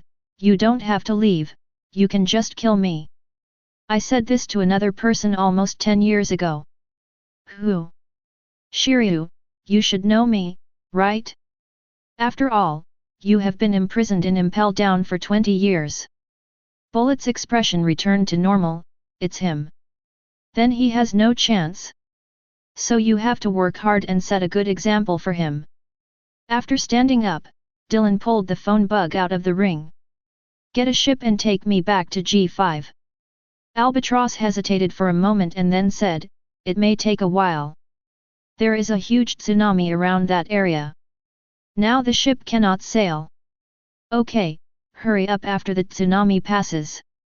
After taking a break, Bullet broke free from the ground. After looking at the surrounding environment, Bullet's expression finally changed. The natural environment has not changed. He didn't use his full strength. What a complete defeat. Bullet threw his head up and laughed. We are still decades away from our peak, so we are really looking forward to the days ahead. Dylan flicked off his cigarette butt and shook his finger. I'm not the only one. On the 15th day after Dylan left G5, a World Economic News ship docked directly at the G5 military port. Ah! Navigation is really troublesome, if only you hadn't eaten the fruit. Dylan stretched his muscles and looked at Bullet next to him. Fusion fruit, although he developed it well, it can fuse with Haki and greatly enhance his hand-to-hand combat ability. But in some aspects, it is not suitable for a strong man like him. It would be great if he could eat the Garuda fruit. The powerful power and almost pervert vitality of the phantom beast species can almost double Bullet's strength. The ability to fly is also very important, especially in certain battles in the future. So, Wano Kuni, and Red Line. Bullet's arrival caused an uproar in G5. The precious combat power of the original Roger pirates, and on that ship, he was also the strongest person after Roger. The descendant of the Devil Bullet. Such a man is actually following Dylan. On the contrary, as the initiator of the turmoil, Bullet rarely showed up after entering G5. Dylan prepared a special training room just for him. There is high-purity sea stone inside, and the G5 alloy workshop produces and forges various alloy instruments with extremely high weight and density. You don't object? Dylan sat in Zephyr's office, watching him busy sifting through and evaluating the information of recruits. Zephyr raised his head when he heard his words, "Why should I object?" As he said that, he put down the materials in his hands and walked to the sofa opposite to sit down. "I've been in G5 for a while. If it were before, I probably wouldn't object. But I would be a little worried or resistant. But now I don't object at all." Dylan just took out a cigarette, but remembered that Zephyr had suffered from asthma, so he put the cigarette back. "It's changed a lot." "Why?" "Shiryu used to be murderous. Magellan reported several times that he wanted to convict him. However, after following you for many years, he seems to have changed a lot." And Bullet. As the previous generation admiral, Zephyr is more familiar with Bullet. He is just a guy who simply pursues power, and he also believes in power, so I don't think the problem is big. The most important thing is... Zephyr pushed up his glasses. "You are much younger than him. He has no chance to change his position again." Dylan nodded. The old man understood clearly. "It's almost time." Dylan looked at the wrinkles at the corners of Zephyr's eyes. Although Zephyr's asthma has been cured, he has been relegated to the second line for many years, coupled with some old illnesses, and his strength has partially declined. If we wait any longer... Dylan touched his chin. Zephyr was not Balloric Redfield after all. And even that guy was defeated in his old age, wasn't he? The Red Earl, Balloric Redfield, was able to fight Kong in the air for several days. In the end, he was exhausted and his body was picked up by Garp and thrown into the Impel Down. Such a guy is no match for the erosion of time. Zephyr, who is slightly weaker than him, has a harder time maintaining peak power.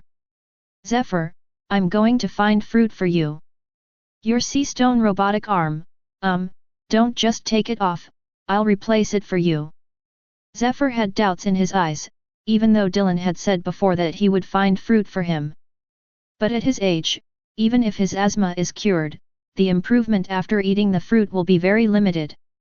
"Ah, you can arrange it, but I'm a little curious, what kind of fruit is it?" Dylan stood up and opened the window and looked towards the CP organization's station. "Bat fruit, phantom beast species, vampire form. A fruit that can restore people to their youth or prime. Wait until I find it. The real Black Arm Zephyr is back." Chapter 101. South Blue.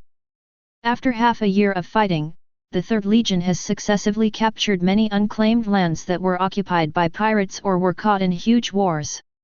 Although South Blue is even weaker than East Blue, known as the weakest sea in certain areas, class oppression and human greed do not distinguish between regions. Craig, remember your duty. You are a soldier, and it is your duty to obey. Even if you think the current order is wrong, you must complete it meticulously and think about it later. This is an iron law in our army. No one can violate it, including yourself. Craig, the commander of the Peace Round Table Corps, charged forward under gunfire while recalling the harshest words that man had ever said to him when he handed the army into his hands. Before coming to South Blue, Chief of Staff Bamon specifically told him that South Blue was different from East Blue. "We don't have much time, so South Blue's policy is completely different from East Blue. We have to rule there more quickly." The spread of ideas can only be left until peace is achieved. Deter and rule with force. This made Craig have some doubts in his heart, but just as he promised back then, he would keep his doubts in his heart. It is his mission to carry out orders completely and thoroughly. Boom! The huge city gate was smashed into pieces by his shoulder armor, and the pirates on top of the city looked at Craig, who was bathed in blood, with frightened expressions. Is that human being? Bombardment! A loud shout sounded from afar. A cannonball arrives in an instant. Boom! The shell exploded on Craig. Kill that monster! This guy, starting from the coastal city, has been leading people to charge into battle, and he breaks through the city gate every time. The legend about him has now made many South Blue countries restless. In the smoke, a faint golden light flashed. Craig was shaking all over. The moment the cannonball hit him, he subconsciously used his newly acquired ability to defend himself. But Sir specially sent an order that he was not allowed to reveal his power in front of others unless he was in a life or death crisis. If exposed, wipe out all witnesses. Craig glanced back hard. Fortunately, the subordinates were still fighting with the enemy outside the door. So he's completely fine. Impossible. Craig turned over the glove on his hand, and the sharp finger gloves popped out. This is a weapon made for him by his master, and he rarely uses it. Boom! A pirate's head exploded like a watermelon. Block the city gate! After Craig shouted loudly, he rushed into the pirate group without waiting for his subordinates to respond. 2 hours later, Craig emerged from the main street opposite the city gate. After waving to his subordinates, Craig walked to the moat and jumped in. Countless pieces of minced meat and offal parts whose ingredients were unclear floated up from the water. The water surface turned dark red and turbid. Boom! At the bottom of the river, Craig hammered his chest in frustration. Why are you so careless? 14 years ago, Craig was locked in an iron cage like an animal as usual. Slaves of his size are liked by many people. In the past 10 years or so, he has been resold repeatedly, sometimes to mine, sometimes to fight, and sometimes simply as a beast like a cat or dog. No. In fact, he did not live as well as cats and dogs in many noble homes, and even his food was far inferior to cats and dogs. He didn't know where he came from, and in the depths of his memory there were only sounds of gunfire, slashing, and crying. When he was young, he knew how to quietly follow the rebels or pirates, traveling between battlefields. Because wherever they pass, they can always find something edible. Even though those things may be covered in mud and blood. After spending several years as a ghoul in the ruins of war, he grew older and his hunger became more intense. He was finally discovered while following a pirate. The pirates were still a little hesitant and nervous when they first saw this guy with an outrageous build. They later discovered that with this figure, he was just a teenager. And he is a very timid young man. The ecstatic pirates immediately made a cameo as a slave trader. In this way, Craig began his life as a slave. What is even more uncomfortable than stepping on thunder on the battlefield is being a pet in a noble's home. Because before going to the battlefield, you can probably eat a 3 to 4 point full meal. When being a pet in a noble's home, I don't know if it's because of the common bad taste of the nobles, or because they are worried that he will get angry and hurt others. All the nobles gave him very little food. So more often than not, he longs to be sold to the army or a pirate ship. That way I can at least have something to eat. The destination where it was last resold was exactly the battlefield he hoped for. The huge iron cage could not fully accommodate his body, so he could only curl up inside. When can we have food? Just as Craig hugged his knees and endured the burning hunger in his stomach, there was a faint cry from the deck. But it soon calmed down. Has anyone been arrested again? Sigh. Even though he had been a slave for several years, Craig could still sympathize with others when they were captured. Especially those women. He rarely sees women who can get off a pirate ship or a noble family alive. Tada. Tadada. Just one footstep, and so steady? Craig couldn't raise his head, so he could only lift his chin forcefully and move his gaze slightly upward. A young man walked up to him with a knife and opened the lock, then walked towards other cages. The slaves were released one by one. Is there anyone who can sail a boat? Although they were released, no one dared to move, and some even stayed in the cage and did not dare to come out. After 2 breaths, a trembling voice came out, "Sir, I am a fisherman." The young man nodded, "Go to the helm and sail east. The food is in the cabin on the 2nd floor. Eat a little in moderation. If you eat too much, your body will not be able to bear it." After saying that, the young man walked up to the deck with the knife on his shoulder. The slaves looked at each other, but no one dared to go up. Finally, hungry, Craig cautiously poked his head out from the deck. Even Greg, who had been a ghoul on the battlefield since childhood, was a little surprised when he saw the scene on the deck. There were heads all over the ground, and not a single pirate's head was around his neck. A large amount of blood rippled as the ship rocked. The white-haired boy sitting on the bow glanced at him and then turned his eyes elsewhere. Seeing that he was hesitant to speak, the young man raised his chin towards the cabin behind him. "The food is in the cabin, tell them to come up and have something to eat." Chapter 102. You are free, you don't have to follow me. Dylan carried Shura and looked at this creature that seemed to be human. This is too tall. Is he Linlin's distant relative? Craig pursed his lips, but didn't know how to express his inner thoughts. He could only silently follow the white-haired boy. He is very powerful, and he does not kill people randomly. Don't kill ordinary people indiscriminately. After entering the stronghold, Dylan began to close his eyes and rest. Haki had grown significantly, and the pirates entrenched around him had almost been wiped out. It's time to change area. Zyuxixixixixixixixixi. The heavy rain came suddenly, and through the chaotic white noise, Dylan's sleepiness gradually came to his mind. Go and see if the young man who has been following me just now is still there. I've been sitting in the corner outside. Dylan frowned, opened the door and walked out. In the heavy rain, Dylan held an umbrella and looked at the young man sitting in the corner. This guy's physical fitness was excellent, and the hot and cold weather didn't seem to have much impact on his body at all. Why were you captured as a slave by them? Craig raised his head in confusion. Hey? I don't know. A little silly? Dylan looked at his pure eyes. The fool's eyes should be more cloudy. Okay, then let me ask you, do you want to have a full meal? Think.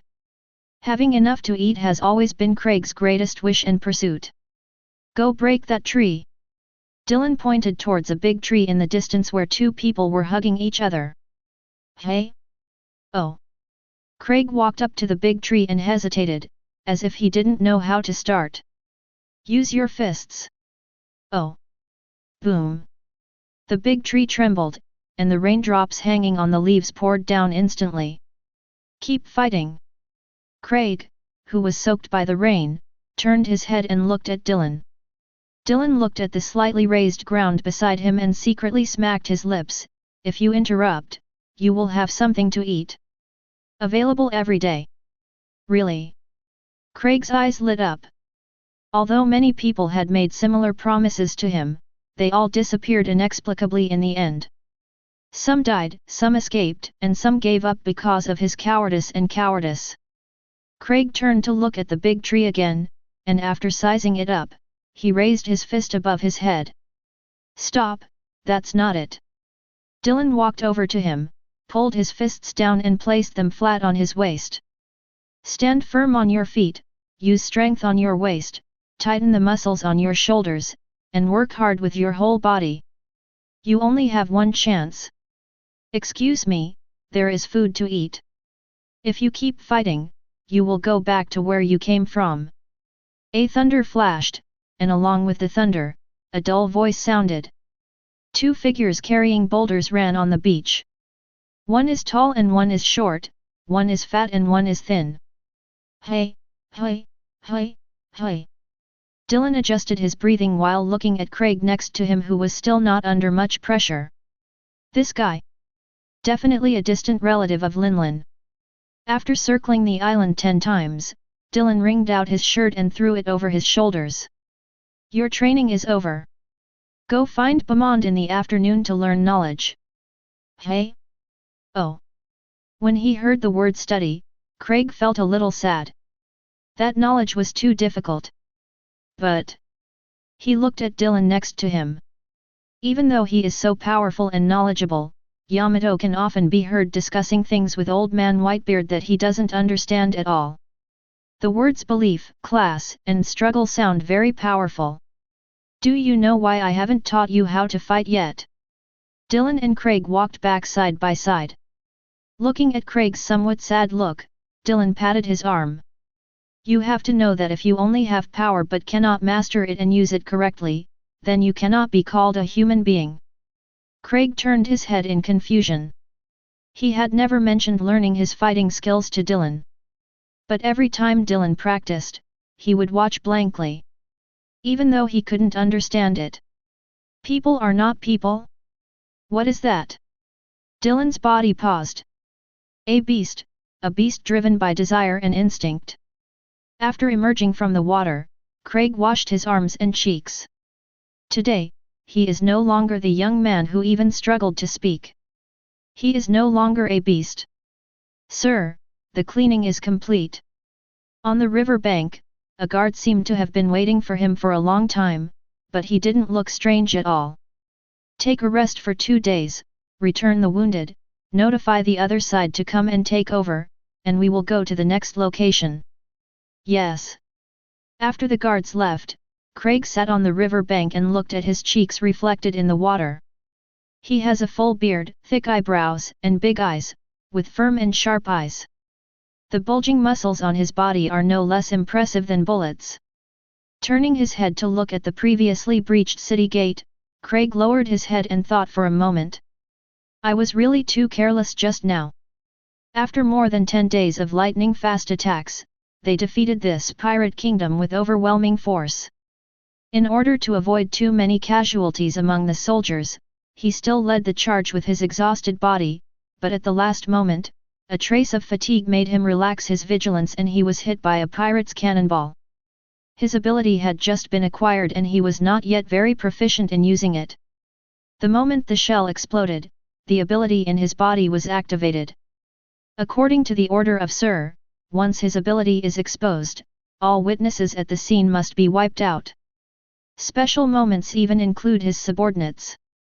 This reminded him of what the man once said to him, if you love a soldier, you should treat it like a son, and if you use it, you should treat it like clay. Craig clenched his fists. When he stood up again, the confusion and regret in his eyes disappeared. At this time in Greenbit, Dylan was standing at CP's station. We borrowed Marie Joya's archived documents, but we still can't determine the location of Sleeping Town. After hesitating for a moment, CP0 asked tentatively, does that place really exist? Can't find? Dylan frowned, shouldn't be. It's a desolate place, there should be a church there, and there are a lot of bats. Bat. A CP member couldn't help but muttered after hearing Dylan's words. Dylan and CP0 turned to look at the man at the same time. I have indeed seen such a place before. There is indeed a small church in my impression, and the night there is very long and there are many bats, but that place does not seem to be called Sleeping Ancient Town. Seeing the expressions of the two people opposite becoming more and more dangerous, the CP member quickly said concisely, here, I remember the locals call it Bat Town. After taking a look at the location, Dylan nodded. Then his figure disappeared. CP0 looked at his subordinates, pack your bags. If he finds it, you will be promoted. If not, you will prepare to go to the depths of the new world. The CP members stood stunned. Why can't I control my mouth? Chapter 103. The dragon is in Balgodi, go find it yourself. After returning to Greenbit, Dylan left CP0 after leaving a few words. CP0's face showed joy under his mask. Finally got this precious information. But I still owe that guy a luxuriant fruit, and I don't know why he insists on that thing. Other fruits can't be used. After returning to G5, Dylan placed the vampire fruit on Zephyr's desk. Hey, I got it back, let's eat it as soon as possible. As early as when Zephyr came to G5, Dylan sent a bunch of top-grade alloys to Vegapunk's laboratory and hoped that he would redesign a robotic arm for Zephyr. Vegapunk called back and said it was just a minor issue. And he was very interested. Because he only had a small number of samples of these metals, and this time it seemed that in order to avoid loss during forging, Dylan deliberately increased the proportion of each alloy by 10%. One of the metals was accumulated over the past 10 years, with a total of less than 20 kilograms. Vegapunk has spoken highly of this metal. He calls it the most powerful metal ever created. Apart from being unable to imprison Devil Fruit's abilities, its hardness is invincible. Dylan even wondered whether his own small furnace had accidentally smelted adamantium alloy. Paired with Zephyr's weapon color, this thing should be very strong, right? The 40-year-old Zephyr, with the enhanced physical fitness of the phantom beast species Devil Fruit, coupled with the adamantium alloy robotic arm customized for him. In the future, with Zephyr, Tom, and Tahir in G5, I will have even more room for action.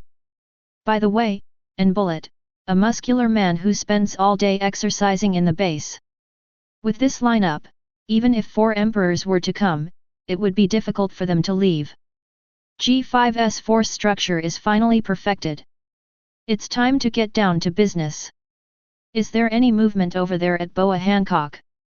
Tahir shook his head. She seems to be trying her best to avoid being caught by you. The people of Nine Snakes have made a living by hunting wild beasts and plundering other pirates this year. Where's Jinbei? Joined the Big Mom pirates, and the Fishmen Island also planted their flag. Dylan's mouth moved, but then he held it back. He originally wanted Tom to go to the Fishmen Island to take down Linland's flag and plant the G5 flag. The mermaids are okay, but the fishmen, with their hatred and hostility towards human beings, this will only be counterproductive. If they are allowed to take down the G5 flag again, then G5 will be in trouble. New World Barghoti. Facing the surprise attack from the CP organization and the World Government Fleet, Long's face showed a trace of solemnity. This desolate place has been abandoned by the world for a long time. Why did someone from the CP organization come to my door? Mr. Long. We are exposed. Long stood on the top floor of the base and looked at the warships surrounding Barghoti. Where did it leak out? I don't know, it's too sudden. And we haven't had many conflicts with the world government recently, but South Blue. Having said this, Sabo was stunned for a moment. Their recent operations in the South Blue have suffered an unprecedented blow. A group of unidentified people have taken over the unclaimed lands and pirate country of South Blue. There is intelligence that their combat effectiveness is very strong and their military discipline is strict. The warships on the opposite side were still shouting to persuade them to surrender, but Long seemed to have not heard of them. Does it have anything to do with East Blue?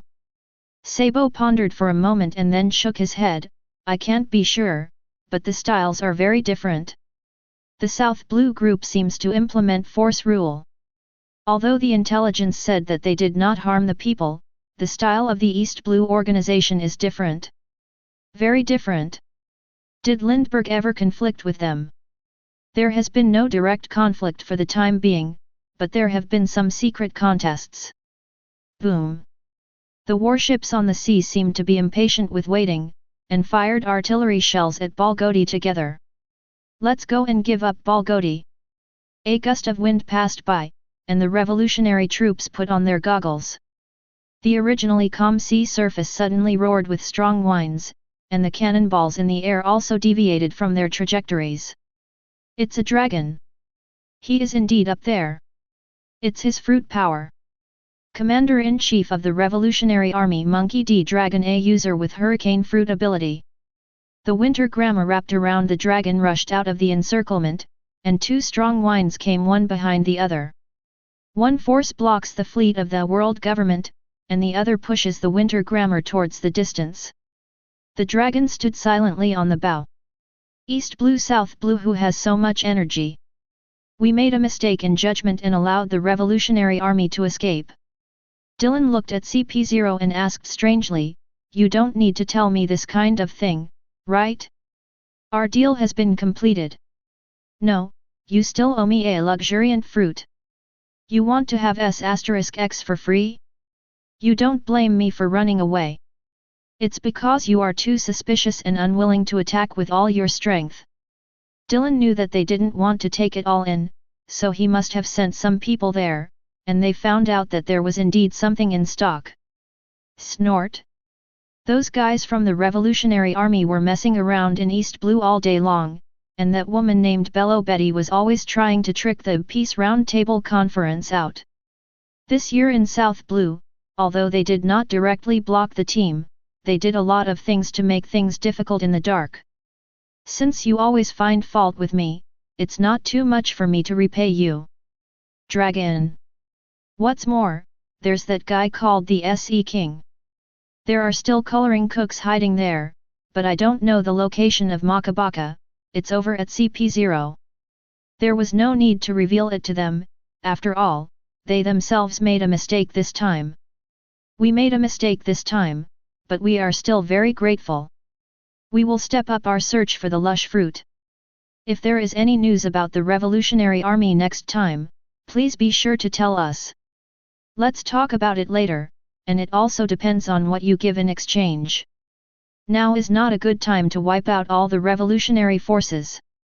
They still need to suppress and share the site of the CP organization. We have to wait until the Revolutionary Army attacks the Red Line to rescue the bear before we can try to find out how much weight the two sides have. Seeing that Dylan ignored him, CP0 retreated wisely. Dylan was sorting out information about the Revolutionary Army in his mind. It's still the same thing over and over again, overthrowing the old aristocracy and supporting new aristocrats, changing the soup without changing the medicine, treating the symptoms but not the root cause. Although red may not cure the root cause, at least the buffer period will be much longer. With the guidance and drive of this idea, the world will have enough time to enlighten the people's wisdom and strengthen the country. As for some new class and racial antagonisms, then it depends on the wisdom and adaptability of future generations. There is no eternal system, and there is no eternal peace. Noble. Some nobles just lost their names. A true utopia cannot exist anywhere there is intelligent life. Chapter 104. The front section of the Grand Line, the Kingdom of Chia. Ever since Teach came once, the witch has stayed behind closed doors. This was the man's final warning to him. And now the entire kingdom has undergone earth-shaking changes. After experiencing the two devastations of Wapol and Teach, the originally kind king finally woke up. After the lower-level branch of G5 moved in, Dylan gave him two goals. First, redevelop medical care and make the medicine that this country was once proud of once again famous in the world. Second, developing military force. The G5 flag is planted at the port of Sigu Island. Even the World Government Organization kept secret about this flag, and the pirates even fled. But this is not enough. At Dylan's request, Dalton frequently took the initiative to expand his territory and fight the pirates. Only nations and countries that have experienced battles are bloody. After Whitebeard's death, a new wave of pirates arrived, and the Kingdom of Chia, as the front station of the Grand Line, also suffered a certain degree of impact. But they relied on the experience accumulated in years of fighting and the high-quality weapons provided by G5 to resist waves of pirates. Nowadays, the territory of the Kingdom of Chia extends beyond Drum Island. To the west, they were almost on the border with Alabasta. A pair of twin brothers lived at the foot of the witch's castle, chatting casually while setting up a fire and roasting venison. "Brother, do we really have to stay in a place like this for more than a year?" The young man with slightly longer hair poked the fire and said, "Don't question his orders. He is definitely not the kind of person who is aimless. There must be something or someone he cares about here." After speaking, he looked up at the castle on the mountain. It was obvious that the so-called witch on the mountain was their external mission. As for deeper tasks, they have not received them yet. The kingdom of Chia is the front station of the Grand Line. Although its location is not as good as that of Alabasta, it is still very important. He handed this place over to us as a sign of his trust in us. Gaiman brothers, famous pirate hunter twins from West Blue. After identifying their growth trajectories, Dylan and Tahir conducted another round of testing on them. The two brothers who passed the test were sent to the kingdom of Chia after the recruitment ended. Watch the witch and wait for the next order, for 1 year. Next to the two brothers, there was a dagger with a very similar appearance. In the palace at the foot of the mountain, Dalton's face no longer had the gentle smile it once had. All that was left was a look of determination. Your evil lies in your incompetence and hypocrisy. This sentence has been whipping him. He once doubted this sentence, but after the kingdom was wreaked havoc by the Blackbeard pirates, he finally understood. Incompetence and hypocrisy are indeed sins. Especially for the leader of a country. After finishing his official duties, Dalton asked the guard next to him, "How are the people on the mountain doing?" "According to your order, we didn't monitor them too much. We just sent some living supplies up according to the time cycle." After the G5's recruitment ended, the twin brothers came to the palace with transfer orders from the G5 branch, but they did not participate in the army or the kingdom's government affairs.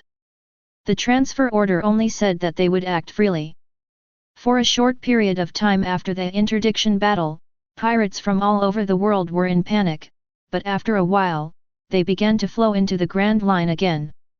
Although the pirates were trying their best to avoid green bits, when they became restless, the man said something like this. "The only lesson humans learn from history is to never learn any lessons." Then the combat troops under G5 set sail again. According to reports, G5 has occupied a small part of the New World Sea area and established a new kingdom. This once again surprised the world at his boldness and arrogance. What an arrogant man to expose his ambition so nakedly. The first half of the Grand Line is dominated by the Kingdom of Chia, a once powerful medical nation whose style changed a few years ago. The cold weather has made the people of the Kingdom of Chia strong and healthy. When they picked up the weapons provided by G5, the surrounding pirates and those borderlands were almost wiped out. Don't disturb them, and don't relax the perimeter sentries. Dalton didn't understand the twins' purpose, and he didn't want to. This country is not what it used to be. It's all the gift and support of that man. He would even often send people to send some rare medicinal materials produced in Greenbit for the doctors here for research. Today's Chia kingdom already has the strength of a large kingdom. Although it is not very stable, it is already large enough. Even so, Dalton still felt a sense of urgency in his heart. He could feel that he and the kingdom of Chia had not yet entered his true sphere of influence. Is it weak? Or loyalty? Maybe both? Dalton's breathing became slightly thicker, remembering Alabasta's accusation against him at the World Summit many years ago. You must show something, otherwise you will never be able to truly get close to him. Send the order. Assemble the army and approach Alabasta. Dalton and Alabasta are fighting? What's wrong with him? Dylan looked at the information Tahir had placed on the table. What's going on with this guy? From a good old guy to a war maniac? Got mad cow disease? Alabasta is a superpower in the first half of the Grand Line. Its population and national power are beyond the reach of the Chia kingdom. Tahir twirled the teacup and took a sip before shaking his head. I can't guess what he was thinking, but if I have to give a reason. After smiling, Tahir looked at Dylan. Perhaps I want to get into your sight. After all, although you have planted the G5 flag there and supported them a lot over the years, you have never set foot there yourself, nor have you recruited anyone there to fight for you. Dylan pondered for a moment and then said to Tahir, the people from the lower branches didn't participate in the war, right? It is well known that G5 has a lower level branch in the kingdom of Chia, but if this branch is involved in the war between the participating countries, the nature will be bad. No, although he is reckless, he also seems to know how to measure. No one from the lower branch, including the Geierman brothers, is on his playing list, and it's impossible for him to command those people. Then let him be. Chapter 105. On the mountain behind the G5 base, Dylan sat on the edge of the cliff. The giant warrior Salpa D. Oberon sat beside him. What is your purpose in joining G5? Facing the sea breeze, Dylan's long white hair floated slowly, but his eyes kept looking into the distance. It is following the orders of my good friend, Prince Elbaf Loki. Loki. The prince of this generation is indeed named Loki, and I think he is a few years younger than Linlin. Loki was born in the year when Linlin destroyed the House of the Lamb. Yes, the prince said that the time agreed between Joyboy and all races is coming. Although Elbaf does not need to make a choice, he also needs someone to witness this moment. Sure enough, the most powerful country, Elbaf, had also concluded an agreement with Joyboy, but out of confidence in their own strength, they seemed not to choose either side this time. So Haldan chose to go to sea and become a pirate, and you chose to join the marine? Isn't that right? Shouldn't you be more likely to join the pirate camp? Oberon shook his head. This was arranged by the prince. He said that I no longer need to bear DS promise. Dylan thought for a moment after hearing this. It seems that after 800 years of long waiting, many ethnic groups have lost confidence and patience. The Dongtata tribe has rebelled, the Fishmen Island has joined the world government, and among other ethnic groups, it is estimated that except for isolated places like Zo and Wano Kuni, others may not have the idea of reverse. I have a question. How many camps is Elbaf divided into now? 3? Or more? Oberon looked at Dylan in surprise. How did he know Elbaf was in schism? Dylan turned to look at him. It's just speculation. What? It's not convenient to say. Oberon waved his hand. That's not true. In fact, as you said, Elbaf is currently divided. Each village has its own position, but it can be roughly divided into 3 categories. The first group believes that they should stick to their word and wait for Joey Boy to return and continue to follow him. The second group believes that after one failure, we should completely switch to world government. Third. Oberon hesitated. The third category believes that Elbaf is strong enough and does not need to rely on any party. We rely on natural danger and strength to maintain the heritage of the race. It is as expected. It seems that the giants are not at peace within themselves either. What about Loki's position? Oberon looked into the distance, seeming to remember something from the past. The prince does not lean towards any party, he supports us in making our own choices. Hey? No thought of reuniting Elbaf. Oberon fell silent. In fact, he couldn't understand the prince's meaning at all. Dylan crossed his arms and pondered. The giant race, their population should be very small, although they also have ultimate moves such as Heikoku and Hai. But the upper limit of population and upper limit of strength determine many things. Linlin, who was a few years old, killed Waterfall Beard Jorl in seconds, and Kuzan, a young man, killed Saul in seconds. This all illustrates the shortcomings in their combat capabilities. It's very powerful at clearing out soldiers and causing damage, but the master battle seems almost uninteresting. Since Loki asked you to be a witness, I won't stop you, but if you join G5, you must obey G5's orders. Do you understand? Clear. After returning to the fortress, Dylan did not go back to the office directly, but came to the living room next to it. Kaka. Kaka. An old man with white hair was sitting inside, throwing senbei into his mouth. Seeing Dylan walk in, he took a sip of tea and continued eating. Seeing that he had no intention of stopping, Dylan said to Nakajo next to him, "Go and buy senbei for the big inspector." "Buy a cart? No. Buy a boat.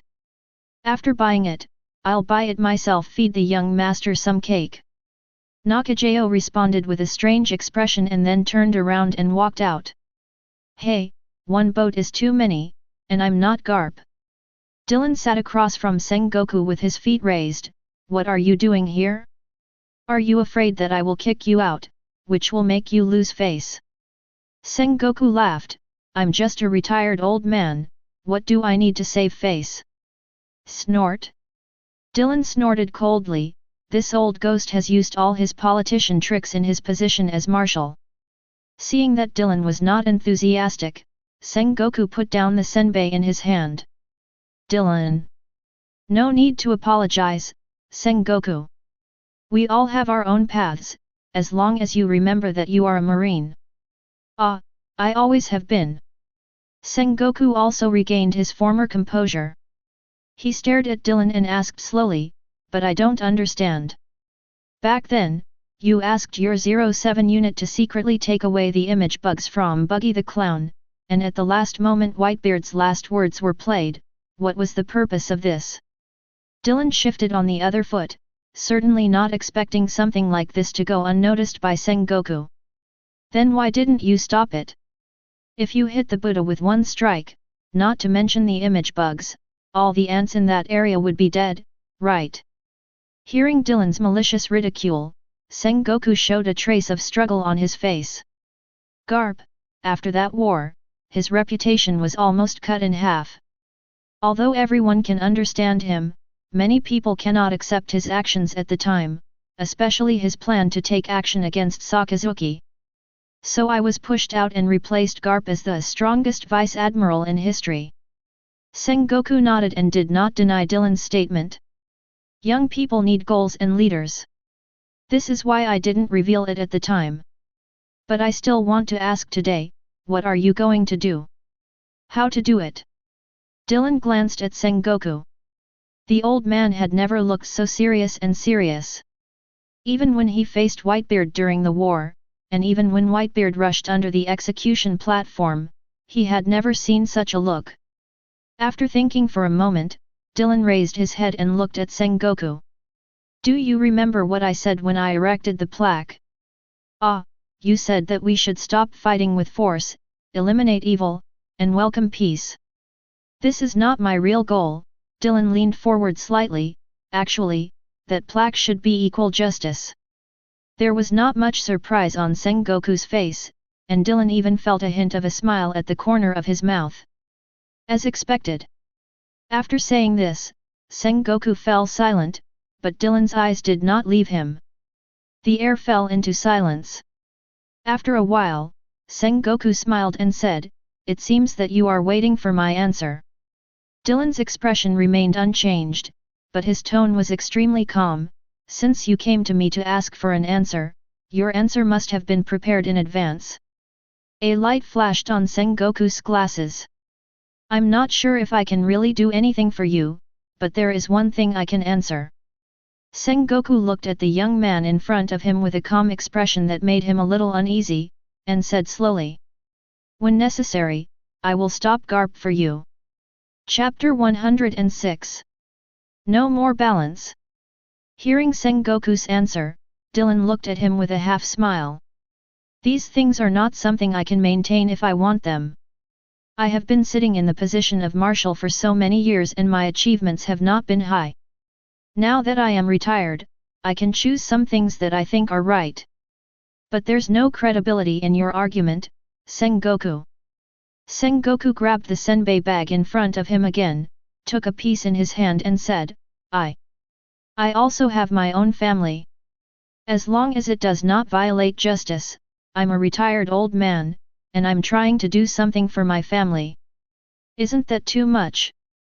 Sengoku left the fortress and came to the harbor to board his warship. There was a boat full of senbei stacked on the deck, and the soldiers were submerged in the ocean of senbei. Big Inspector. These are sent from the G5 base. We can't stop. In Dylan's office, Tahir was frowning in thought over a table of materials. Dylan walked across to him and sat down and glanced at the information on the table. It's all about the sun god. What's the conclusion? It's a bit weird, indescribably weird. Tahir shook his head, but it's hard for me to describe what this weirdness is. Dylan sat across from him and lit a cigarette. After taking 2 puffs, he said, Character. Character. A trace of doubt and light flashed through Tahir's mind, but it was fleeting. Dylan nodded. Let's not talk about his experiences before he went to sea. Let's talk about it after he went to sea. He has experienced a lot in just 1 year. Most of those things are scenes full of people's blood and tears, but there are 2 things that are completely different from ordinary people. No, they are completely different from normal people. Why does he still insist on becoming a pirate? Why does he still laugh and never consider the cause and effect? What will happen to a normal person who claims that he is not a villain after seeing such a heavy fact? Tahir's brows furrowed even more tightly. This is indeed unreasonable and very strange. Through his analysis, Straw Hat is indeed not a person with evil intentions, and there is a big difference between him and those pirates who kill and plunder indiscriminately for their own selfish desires. This means that there is indeed a certain degree of kindness in his heart, but why would a person with kindness remain indifferent, or even unchangeable, after seeing so much blood and tears? This is definitely not the way a normal person should think. His reasons for fighting are sometimes very boring and even nonsensical. He keeps clamoring all day about becoming the Pirate King and beating this one and that one away. There is no growth in his character at all. Such a person can always experience some very exciting things. Even though some things have been handled by me in advance, he can still get equally or even more exciting stories from other places. Do you guess why?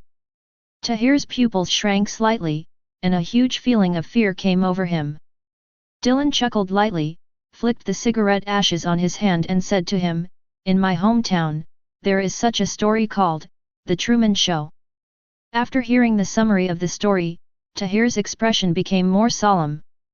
You mean, he's been being guided? From the inside out? Call.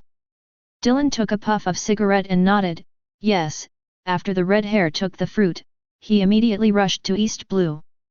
He should be preparing to give the fruit to Ace, but only after the red hare saw the straw hat I found out that he is the fire of this generation. Tinder. Ah. This is the conclusion I came to through some special means to force a confession. They call the leaders of the D family, or the people who control huge power related to them, lights, and among them there are those who hope to lead all races to the dawn, also known as fire seeds. A huge amount of information poured into Tahir's mind, and some characters kept interweaving in his mind. There are many lights but only one fire. Yes, and the fire must be inside the lamp. The lamps of this generation are, Poseidon, Mermaid Princess Shirahoshi, controller of Pluton, Nefertari Vivi, controller of Uranus, Momosuke, Blackbeard, Marshall D. Teach and Straw Hat, Monkey D. Luffy. Tahir was a little confused after hearing this, the Kojiki family. This is indeed a family that has been on good terms with Zou for generations, and Zou has even had legends about them.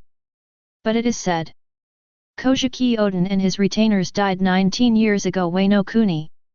I don't know if this idiot Odin is dead, but the others are probably not dead, but they are still in the time and space channel. Sky and Moon Hours. A woman who traveled 800 years to Wano Kuni from an unknown place. There is no doubt that she must be the loser of that war.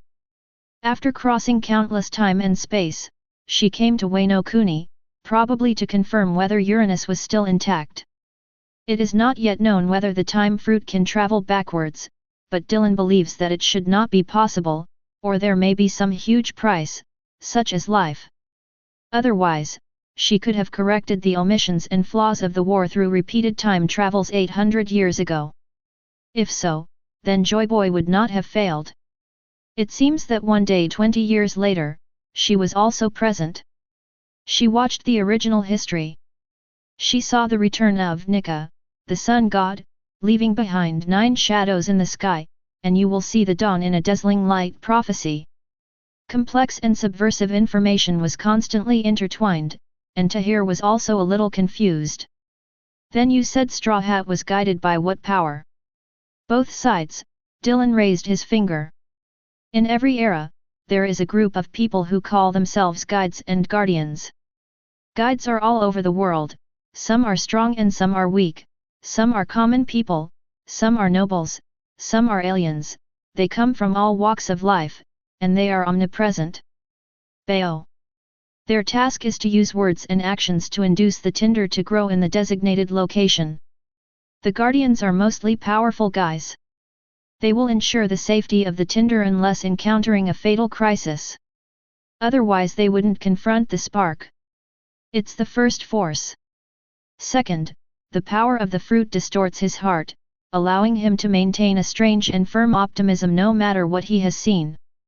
Even if there is a short period of loss and doubt, the devil fruit may keep him optimistic and cheerful, so, that's why his character is so weird. After hearing this, Tahir finally understood something. For example, why Dylan is so wary of Straw Hat Luffy but has yet to take action to kill him personally, and why Straw Hat can always save the day at some critical moments. After last year's Nice Lobby incident, CP9's failure must be regarded as a great shame for the world government, so there should be a stronger force to obliterate the Straw Hats at that time.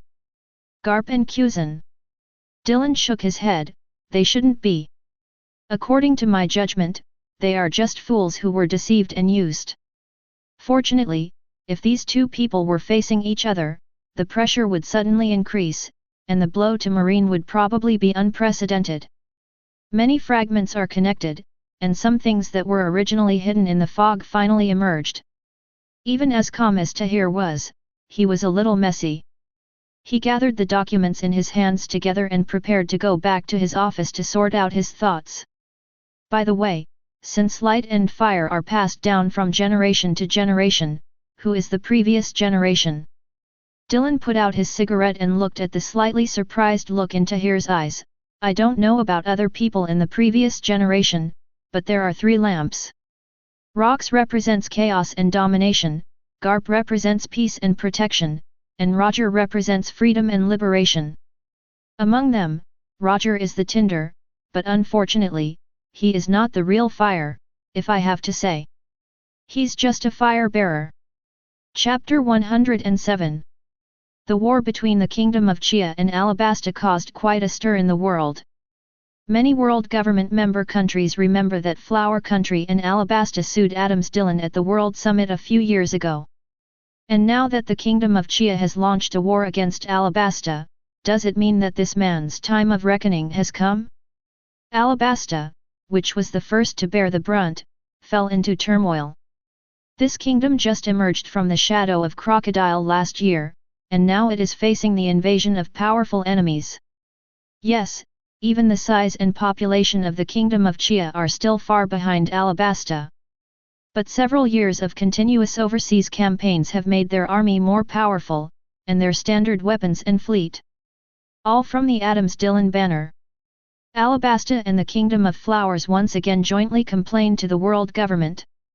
Such bottomless support for the war between the participating countries has broken the promise of the 20 kings back then. Marie Joyce also suffered from headaches. G5 did not directly participate in the war, and the weapons they provided to the Kingdom of Chia were carried out in accordance with the regular procurement process. This does not violate legal principles. But this was the case, and everyone felt that it was the Dark Dragon who single-handedly promoted the war. After all, he had twice saved that kingdom and given it new life and dignity. Okay, now I have another nickname of War Mad, which is great. Dylan narrowed his eyes as he read the information in the newspaper. This is not news from the World Economic News, but from another newspaper. However, Dylan did not intend to pursue this newspaper. Instead, he turned to Nokijo and said, "The order is sent. The 08 Combat Unit Black Flag Army goes to the Kingdom of Flowers to exterminate the bandits." The 07 unit is responsible for closing the perimeter. Within half a year, I will not leave the bandit navy troops in the Kingdom of Flowers. Yes. Nakajayo was thinking as he walked out. This will really turn you into a war maniac, and mobilize combat troops across regions. But after coming to G5, she became accustomed to the style here. It is usually more relaxed, but when given orders, she must execute them without reservation. This is the consistent style of G5. That's right. Dylan said loudly when Nyaki Jaelin was leaving. Qingjiao and Cai of the 8 Treasure Navy Army, focus on killing. To the people around, it is not unusual for the G5 fleet to set sail. This can only mean that the pirates entrenched somewhere around are in trouble again. Although the range of this around may be a little large. The 07 and 08 combat units were at full power at the same time, heading towards the West Blue Flower Country. The G5 fleet has now completed its 3rd generation update. Horsepower and firepower are no longer comparable to ordinary ships. Forging an engine with super alloy is really a luxury. This is the original words of Vegapunk.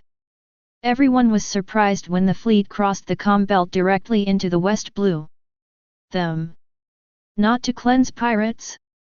Realizing the crisis, the royal family of the Flower Kingdom immediately called Marie Joyce to inquire, but the response they received was, "Fighting pirates knows no bounds, and G5 has been authorized by Marie Joyce and Marine Ford."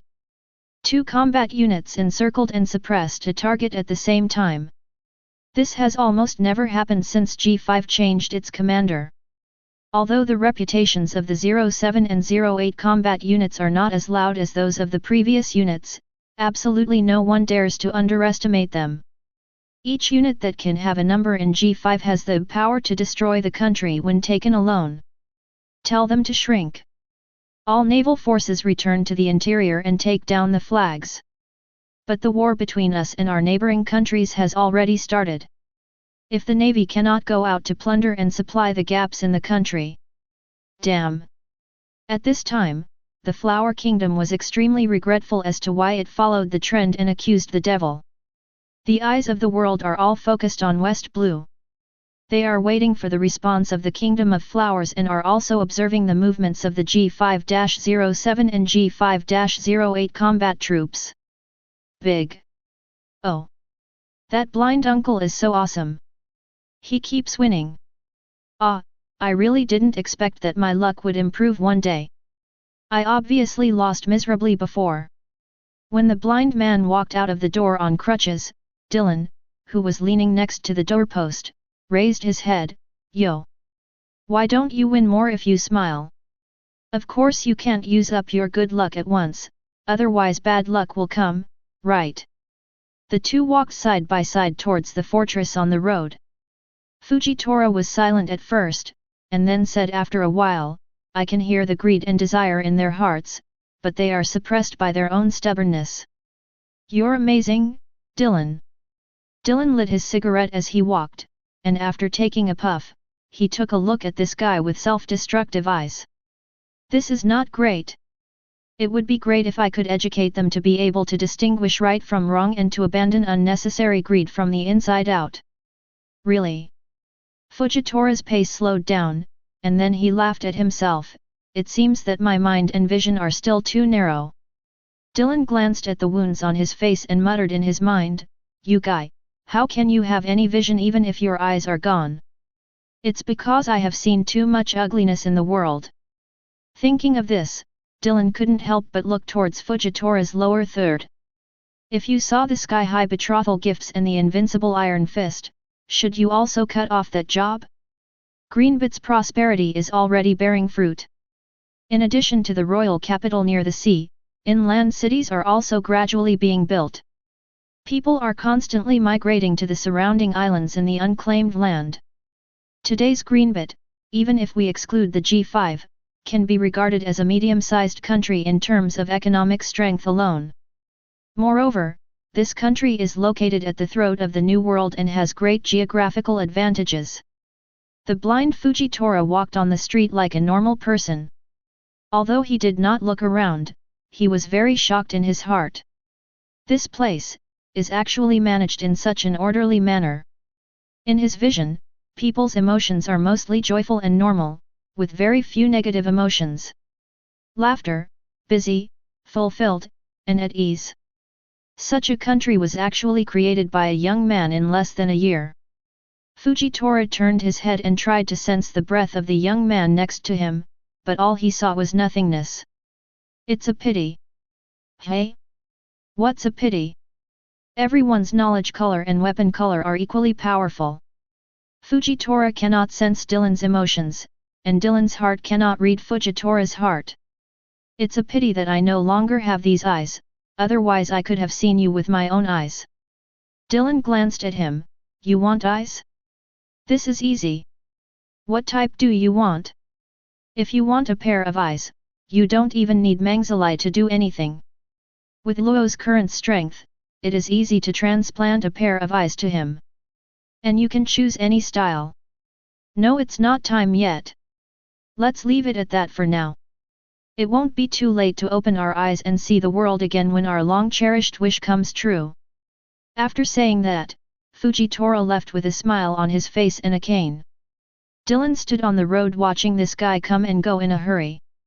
The first thing you need to do to join Marine is to abolish the Shishibukai system. For this reason, he could sit back and watch civilians die, he could hold back the Doflamingo who attacked him, and he could even kneel down in public to apologize on behalf of Marine. Just to get the world government to abolish the Shishibukai system.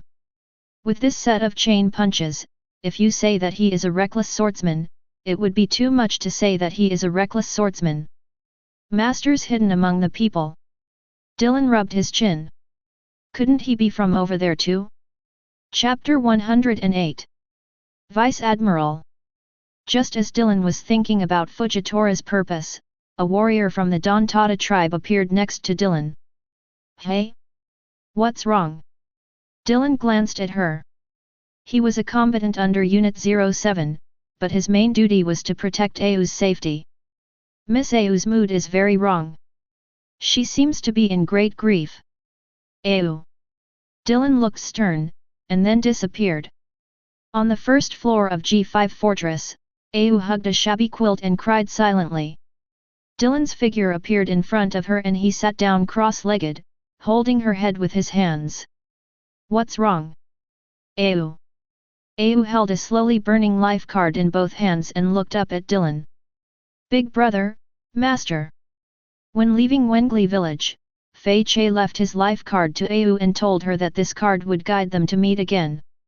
After coming to G5, she learned about the function of the life card from others, so she kept Fei Che's life card close to her body. Dylan twisted Fei T's life card and looked at it. Although it was not burning violently, it was slowly decreasing.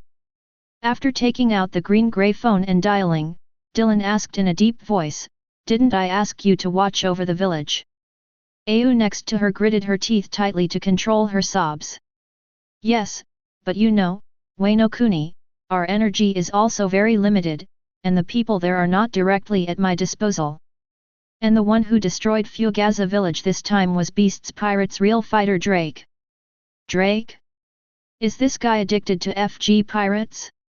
Still too deep into the drama. Then what's going on with Tenguzen Fei Tetsu in Nugaza village? They were caught in the quarry. It's all supervised by the Kurozumi family. Our people can only sneak in, but they can't control it. Arrange a boat and tell him the escape route. But tell me which factory he is in, and give me a map of the surrounding factories. Understood. CP0 on the other end of the phone felt surprised. Is this guy planning to go to Wano-kuni to cause havoc? But there are also deals with the world government. Dylan stood up, bent down and gently pressed Au's head. Wait until brother comes back. After saying that, Dylan disappeared. Over Wano-kuni. Dark clouds cover the entire Wano-kuni almost all year round, and the surrounding sea is always accompanied by strong winds and waves. Have the arrangements been made? It's been arranged. Looking at the map in his hand, Dylan rushed towards one of the places. Boom! A huge explosion sounded, and the ore furnace inside the factory collapsed. Accident. Someone sabotaged it. Notify the cotters quickly. After circling the factory, destroying a large number of machines and killing dozens of guards, Dylan made a cross on the map and turned around to leave. Ghost Island. Destruction? Who is it? Can't see clearly. Boom! The huge wine bottle roared towards him, knocking the pirate who sent the message unconscious. You don't even know who the enemy is? You're such a waste. Kaido stood up from his seat and looked at the three disasters, flying 6 cells and Shinda below. Forget it. They don't move fast enough. Jin, go and see, there are no guys who can come to Wano Kuni quietly, not much. Learn. Yin, dressed in black, nodded, turned around and walked out of the door, then jumped up and turned into a pterosaur and galloped away. This is the 6th factory. All the equipment has been destroyed and all the guards have been killed. Jin in the air frowned. Who is it? It is not difficult to destroy a machine in an instant, but it can be destroyed by moving between multiple factories in such a short period of time. Speed is definitely not simple. Being able to do this at the same time. Hey! It's him! Just as Yin's thoughts came to his mind, a dazzling thunder light appeared above his head. Yo! Dylan's body arrived instantly. He was still saying hello, but when he moved his hands, he was unambiguous. An. Before Jin could say anything, Dylan's feet had already reached the top of his head. A biologically instinctive sense of crisis arose, and a huge flame enveloped Yin's body among the lightning and flint. Huge flames rose. Yin raised his left arm to resist, and his right hand instantly grasped the handle of the knife. Ka! Violent vibrations mixed with powerful force came from Yin's left arm. Yin's pupils shrank. This kind of power. He's literally bigger than that guy Quinn. Boom! Before the sword even came out of its sheath, Yin's body was hit into the ground. In the sky, Dylan looked at the huge pit on the ground and smacked his lips. The body of the Lunaria plus Zoan's vitality bonus, the health bar is really thick. Dujia Kiao, it turns out it's you, Dark Dragon. What are you doing here at Wano Kuni? A huge dragon that covered the sky and the sun was hovering in the sky, grabbing the flame cloud and watching Dylan. Yin, who was hit into the ground below, also flew into the air again and stopped next to the dragon. Let's make sure you're not harboring a wanted criminal. When he heard the word wanted criminal, Yin's palms tightened next to Kaido. Isn't the most wanted criminal here Lao Zi? What? Do you want to earn Lao Zi's bounty? Snort. Dylan put his right hand on the handle of the knife and looked at Yin, grinning. You are just a dead fish that has lost its fighting spirit. This guy. Although playing with fire is an introductory skill, being covered in fire can also enhance your defense. I don't think it's a normal human. Yin's expression finally changed after hearing this. His identity is revealed? You must know that the world government itself has always coveted Wano Kuni, and now that it is known that he is here. Kaido didn't care about Yin's affairs. After all, he thought that as long as he was around, Yin's safety would be safe. But he was concerned about Dylan's remark that he was a dead fish that had lost its will to fight. Flame clouds surrounded the giant dragon, and Kaido felt furious as he looked at Dylan, who looked disdainful. Hot breath! A huge scorching wave surged out.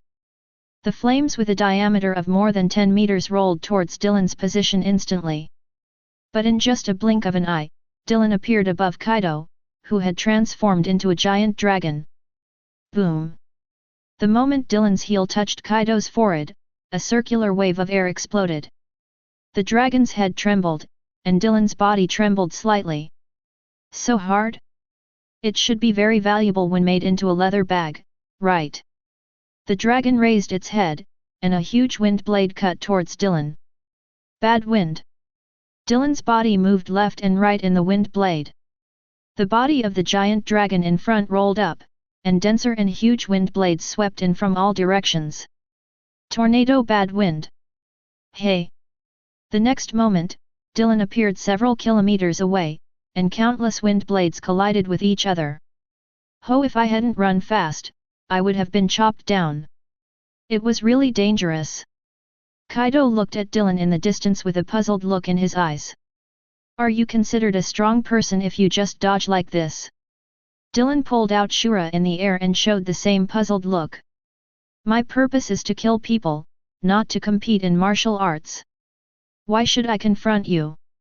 Chapter 109. Kaido paused slightly after hearing Dylan's words. This is far from the understanding of others. From the perspective of people on this sea, shouldn't the battle between strong men be about fighting each other face to face and competing with each other's willpower? Why would this guy, as a long-known strong man, have such absurd ideas? Although Dylan couldn't sense Kaido's inner thoughts, Dylan knew what he was thinking from his confused expression. This is the difference between us. What you pursue is fame and fortune. But what we pursue is something more practical. After saying that, Dylan's body turned into a stream of light and appeared on the side of Kaido's body again. His left hand held the scabbard, and his right hand held the handle. A sense of crisis suddenly arose that made Kaido's heart palpitate. He recalled the moment when Odin was slashed with the Peach Garden 10 fists 20 years ago. No. The sense of crisis is stronger now than it was then. Judgment Kunlun. A slender slash instantly penetrated Kaido's body and shot into the sky. Well. The giant dragon's body trembled, and the body covered with hard dragon scales was directly penetrated by this move, and even the wound could not heal quickly. The long knife that pierced the dragon did not stop there. In the blink of an eye, Dylan had reached the dragon's wound. The dragon's eyes moved back, and a figure wrapped in lightning pressed his hands against the handle of the knife. Lightning and haki wrapped around the blade together. Oops! In just a moment of breathing, the black-red blade wrapped with red thunder had pierced the dragon's body. Judgment of Sin, 10 Palaces of Yama. The moment the slash exploded, the dragon's body dissipated. Kaido, who transformed into a human animal form, held a mace and stepped on the flame clouds while looking at Dylan not far away. Firework-like slashes bloomed on his long sword. Even though he was dozens of meters away, Kaido had to raise his usse to resist the surging storm of slashes.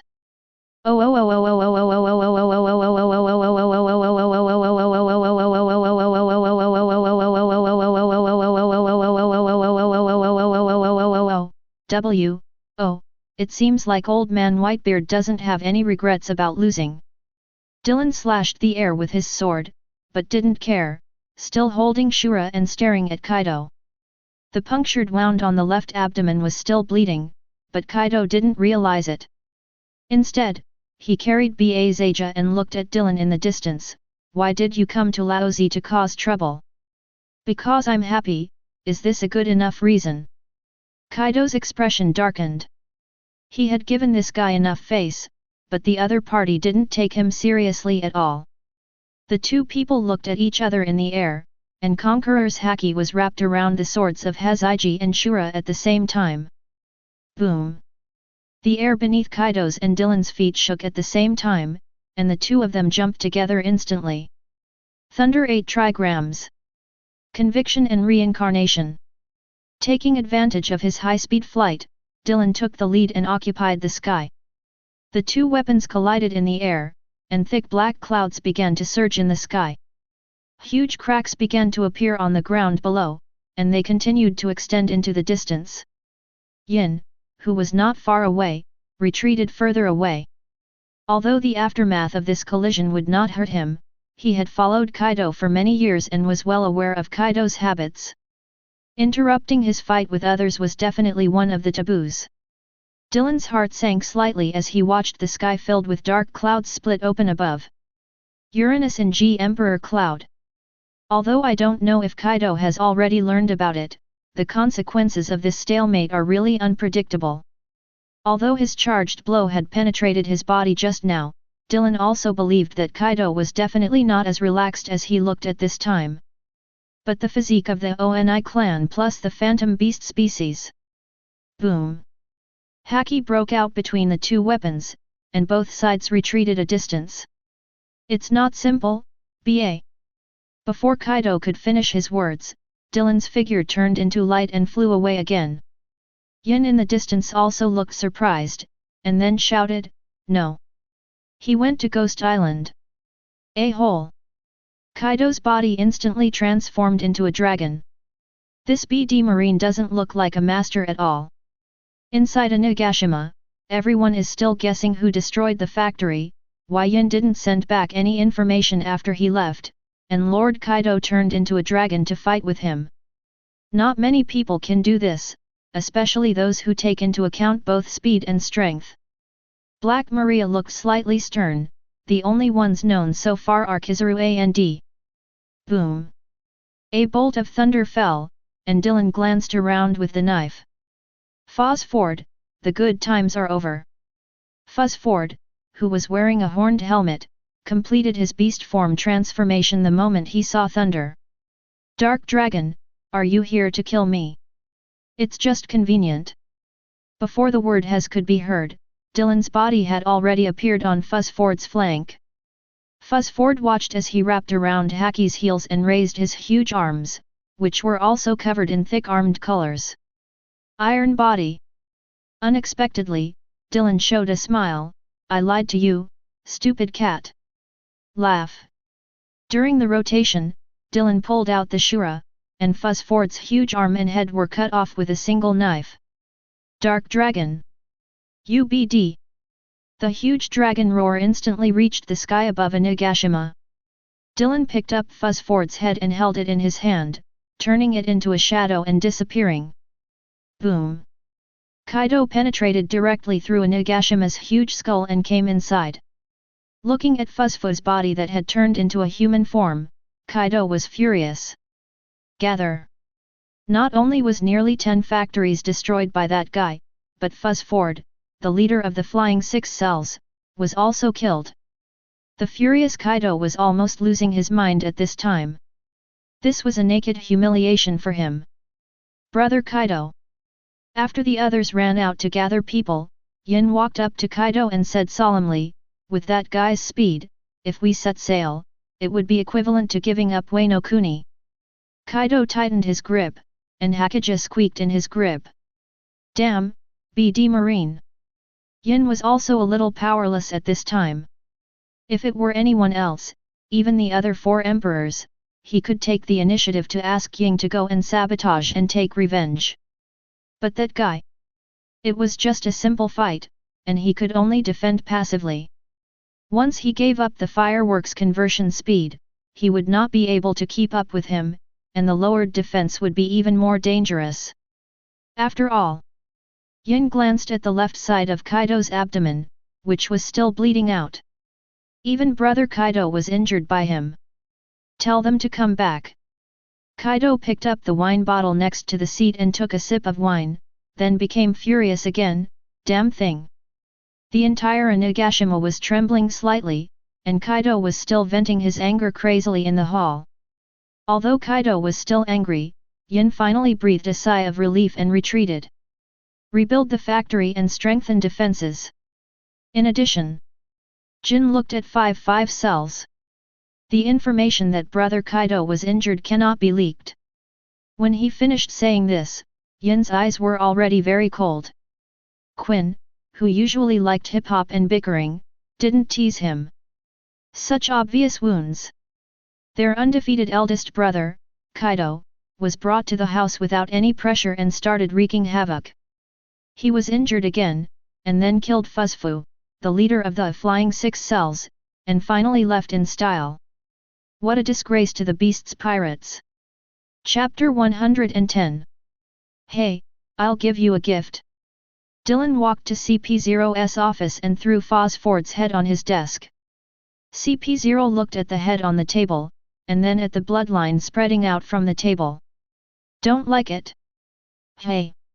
CP0 took Fuzzford's head aside and motioned to the people next to him to deal with it. It's not that I don't like it, it's just. Just smile if you like, and show your sullen face all day long to who? Tell the 5 elders that this will be used as a weapon gap for compensation and governance. After speaking, Dylan turned around and left. CP0 looked at the bloodline on the table and the white stuff with unknown ingredients. But then CP0 felt a little strange. He knew that the world government had some cooperation with Wano Kuni in terms of weapons, but he didn't understand why Dylan wanted to specifically kill Fuzzford and let him go with Fuzzford's head. 5 elders cross over. Is there any connection? When he came to Marie Joyce and offered Fuzzford's head, the 5 elders just glanced at him and asked him to retreat. The 5 elders did not take a position on what he told them about using human heads to offset the weapons gap. But this just shows that 5 elders accepted it. After CP0 left, the 5 elders looked at Fuzzford's head with serious expressions. This traitor was seduced by someone and lost the fruit. Even in prison, I was almost incited to rebel. Recalling the intelligence they received back then, they only knew that the guard who tried to instigate Fuzzford quickly disappeared. Just when they were about to take action. This made the 5 elders feel uneasy for a while. Their surroundings had been penetrated quite seriously. Although it was announced that the guard had been executed, they still purged the prison organized by the CP. Only when they saw the tragic death of countless CP members did the 5 elders react. They were played. The Tinder people have already withdrawn. They lost a group of CP members in vain. The lights and fires of this generation are more dangerous than in the past hundreds of years. They have accumulated power in the dark for hundreds of years. It is already unfathomable. UCPX. No. The 5 elders with the birthmark instantly rejected the proposal, that requires the authorization of Lord Im, and the role of CPX is not here, wait and see. The time for Lord Im's prophecy and Joyboy's prophecy is coming. West Blue, the land of flowers.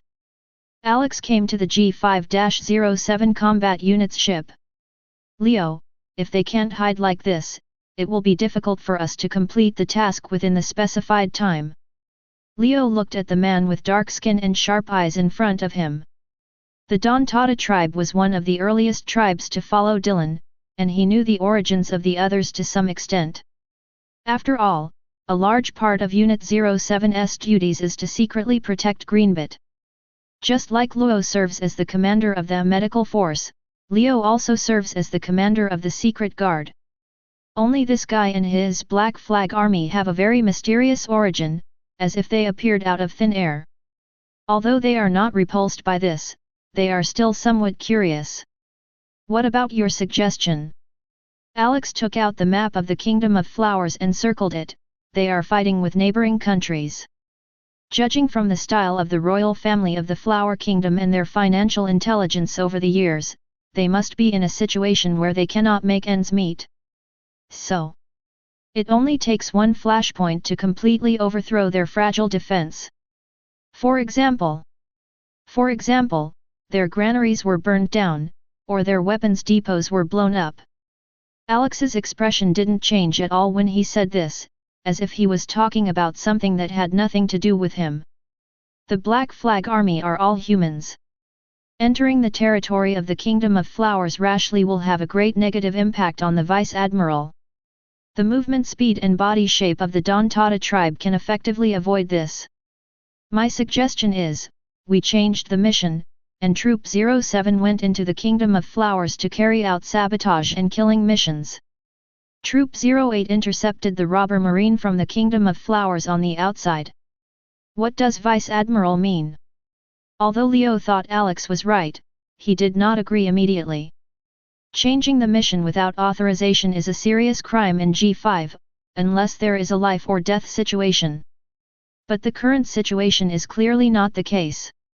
I haven't contacted you yet. This is just my personal opinion. If you agree, I will apply to Vice Admiral. Leo nodded. After Alex dialed Nyakajao's number and explained his suggestion, there was only a brief pause before receiving a reply. Agree. The two exchanged looks, and Alex stepped on the moonwalk back to the ship of Unit 08, and headed out of the largest port in the Kingdom of Flowers. Liu looked at his subordinates behind him. The Dongtata clan gathers and changes gears. 10 minutes later, all the members of the Dongtata tribe gathered. Everyone changed out of their G5 military uniforms and put on camouflage uniforms. Goal: destroy the weapons depot of the Kingdom of Flowers and kill the 8 treasure navy. Set off. All members of the Dongtata clan disappeared instantly. Within the Kingdom of Flowers. Old man. Let's sail quickly. If it doesn't work, we can go to the war.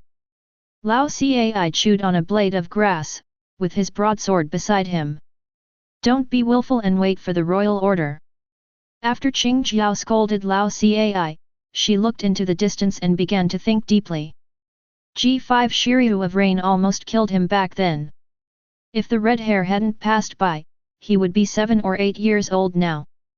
Well. Although she didn't understand why the royal family was involved in Alabastus' accusation, Qing Jiao still followed the royal family's instructions without hesitation. He left the big glacier and hid in the mountains.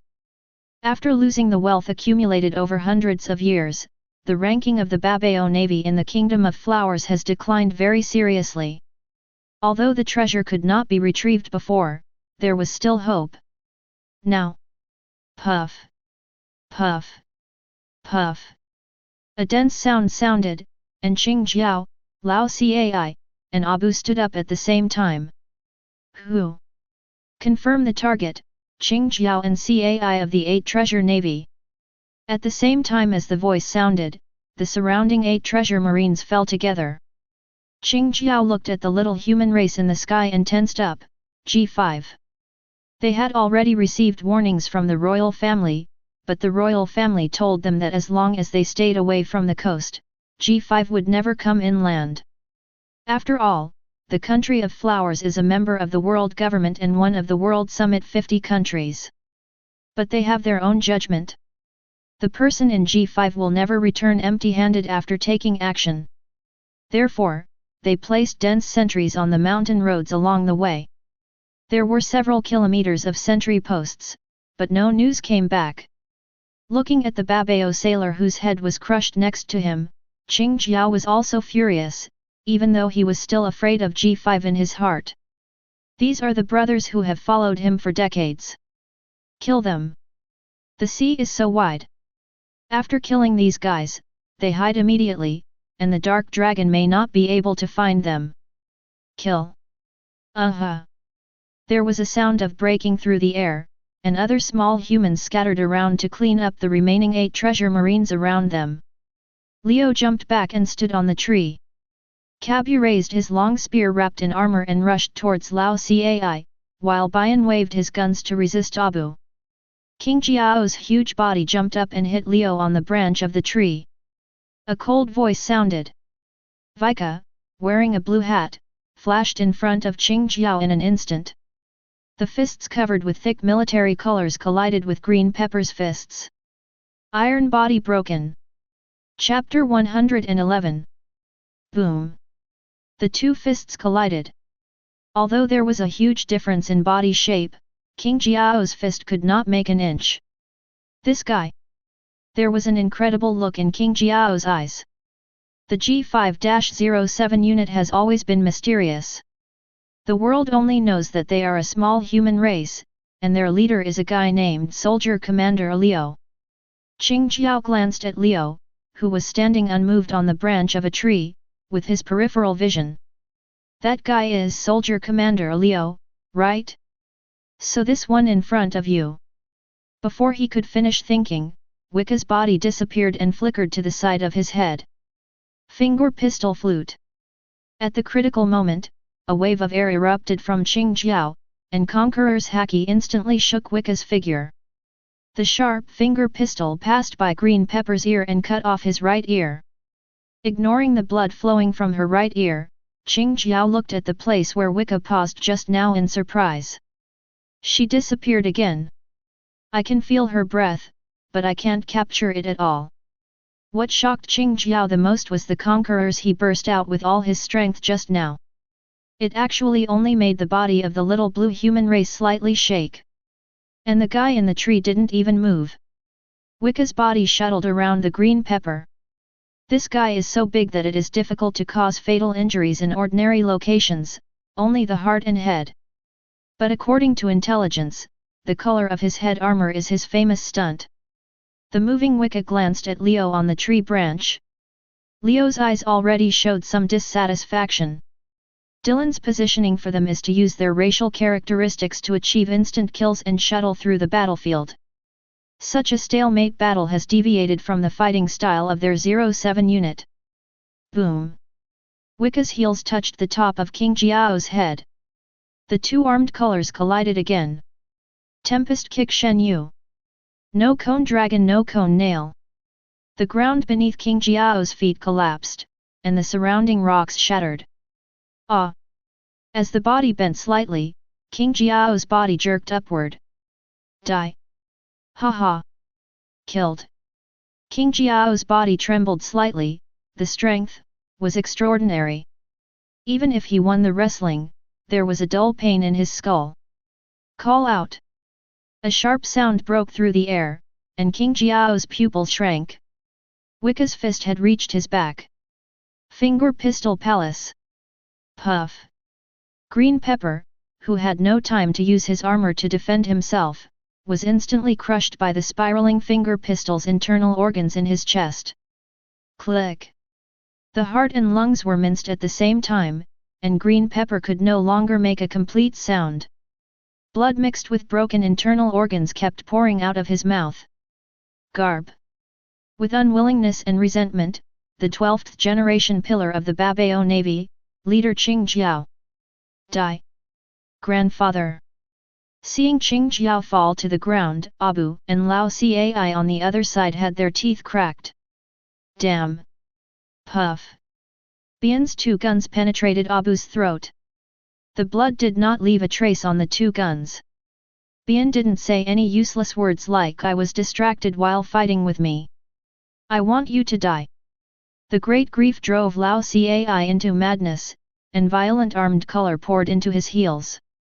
All nail martial heel. Leo frowned as he stood on the branch of a tree. This guy's aura changed. Armed colors are stronger. Looking up at the path of the sun, Leo said to the front, "Quick victory." Cabu raised his spear and resisted Lao Cai's all-nail and wu heel. Wicca and Bian instantly arrived at the left and right sides of Lao Cai's head. Finger pistol! Finger pistol! Dash business! Puff! Two breaths penetrated left and right. Lao Cai opened his mouth and his eyes lost their brightness. Clean the battlefield and clean up the traces. The surrounding Dongtata warriors instantly flew out on moonwalk, stacked the corpses of the 8 treasure marines on top of each other, and then set fire to a pile of dead grass and wood. Looking at the rising flames, Leo turned to look north. Flower country weaponry. New world. Green Pepper is dead. Is it him again? They are his men, do you want to go? The red-haired man held the phone in his hand and was silent for a moment before shaking his head. No, his ability. Once he catches my route, he can easily block me. My personal life and death are not important. But I have to make sure the dawn comes. After hearing the red-haired answer, the person on the other end didn't say much and hung up directly. Green Pepper. The red-haired man sighed. He was about to come in handy, but he didn't expect that he would be killed in advance by the Dark Dragon people. Although Qing Jiao is not a member of them, it is one of the foundations he prepared for Nika. The redhead was also a little distressed when he thought of this. The royal family of the Kingdom of Flowers is so stupid. He actually wanted to take revenge on G5 at this time. When he was still weak, he failed to defeat him through political means. Today's Dark Dragon can be said to be at its peak, the country of flowers. It's really hopeless. According to that guy's style, I'm afraid he won't stop until he kills the Kingdom of Flowers. As long as the Kingdom of Snow continues to pay heavenly gold to the world government after winning the war, the world government will not care about these things at all. The agreed time is approaching and a replacement must be found as soon as possible. To be able to become the race and force supported by Nika. Before the red-haired man could collect his thoughts, the phone rang again. The latest information is that the dark dragon has gone to Wano Kuni. The red-haired man looked shocked.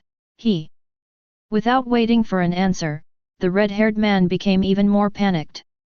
Uranus. This must not fall into the hands of others. Even if others can't push it. No. The red-haired look is getting more and more terrifying. That guy. His ability is just enough to activate Uranus. We don't know his purpose yet, but there are a lot of doubts. What is it? The red-haired voice was distorted, like a wild beast. He went to Wano Kuni and destroyed part of Kaido's factory, then had a brief fight with Kaido without getting entangled, and then used his speed to go to Onigashima. Erased Phosphord. The red-haired hand was already shaking slightly. Phosphord was induced and deceived by them back then. I was almost saved by them in CP0's prison. But at the last moment, CP0 noticed it. Although they arranged for CP0 to clean up within the CP organization, they lost some manpower. But they also exposed something. Who is he? It's impossible to tell. We've been following his trajectory from the moment he left East Blue. But without exception, we have all failed after more than 10 years. The only clue is that his personality has undergone drastic changes. We investigated in West Blue for a long time and found his hometown. After many inquiries and research, we found that he was timid and cowardly when he was a child. But after living in East Blue, he seemed to have become two completely different people. And there was almost no useful information found in the East Blue branch where he used to work. We suspect his character has also been distorted by some force. Chapter 112. Au cried with joy after Tenguyama Fitaru arrived at G5 on a boat organized by CP. Dylan designated an area for him next to the alloy workshop, and he could withdraw materials from the alloy workshop to forge swords within a certain limit. At the station of the CP organization, the masked CP0 threw aside Tenguyama Fitaru's materials. It's a little weird, but there's not much to note. And mostly because of that girl. After standing up, CP0 raised his hand and waved away his subordinate. A huge map of the world hangs behind the desk. CP0 looked at a certain place in a daze. 17 years ago. In a fishing village on an unknown island in East Blue. 13-year-old Vic buried himself under dead leaves. The sound of gunfire and slashing in the distance made him tremble. It's a pirate. His mother and sister are still at home. But the young Vic knew that if he ran out now, he would only die in vain. Vic remained motionless after the noisy slashing sound dissipated. He had been lying among the dead leaves. He didn't dare to sleep or move. The body moves involuntarily while asleep, and movement may make sounds in the stillness of the night. He gritted his teeth tightly, and although deep down he had already anticipated what kind of outcome he would face, he still couldn't help but pray silently. Who will save my mother, my sister? After lying in the dead leaves for 3 days, enduring hunger and the temperature difference between day and night, Vic finally heard the sound of the pirates leaving. He quietly emerged from the leaves and returned to the village. Bloodline, men's corpses, flickering fires. This village far away from the shipping routes still did not escape the plunder of the pirates. Maybe they were just passing by along the sea current, but just one time plunged this small fishing village into an abyss of eternal destruction. Vic walked tremblingly to his door. Half of the wooden door was missing, and the door frame was leaning crookedly to the side. Vic tremblingly raised his hand and leaned towards the other wooden door. Crunch!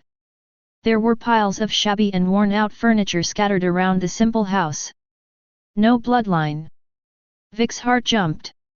He didn't know whether he should feel lucky or sad. He dashed frantically out of the door and ran toward where the fireworks were still. That's where the pirates held their banquet. The men tied to the tree trunks had already lost their blood, and women's clothes, wine bottles, and food were scattered around. Vic endured the stench and began to examine the bodies lying in the corner and in a pool of blood. No. No. No. Nor. It's not. It's not. It's not.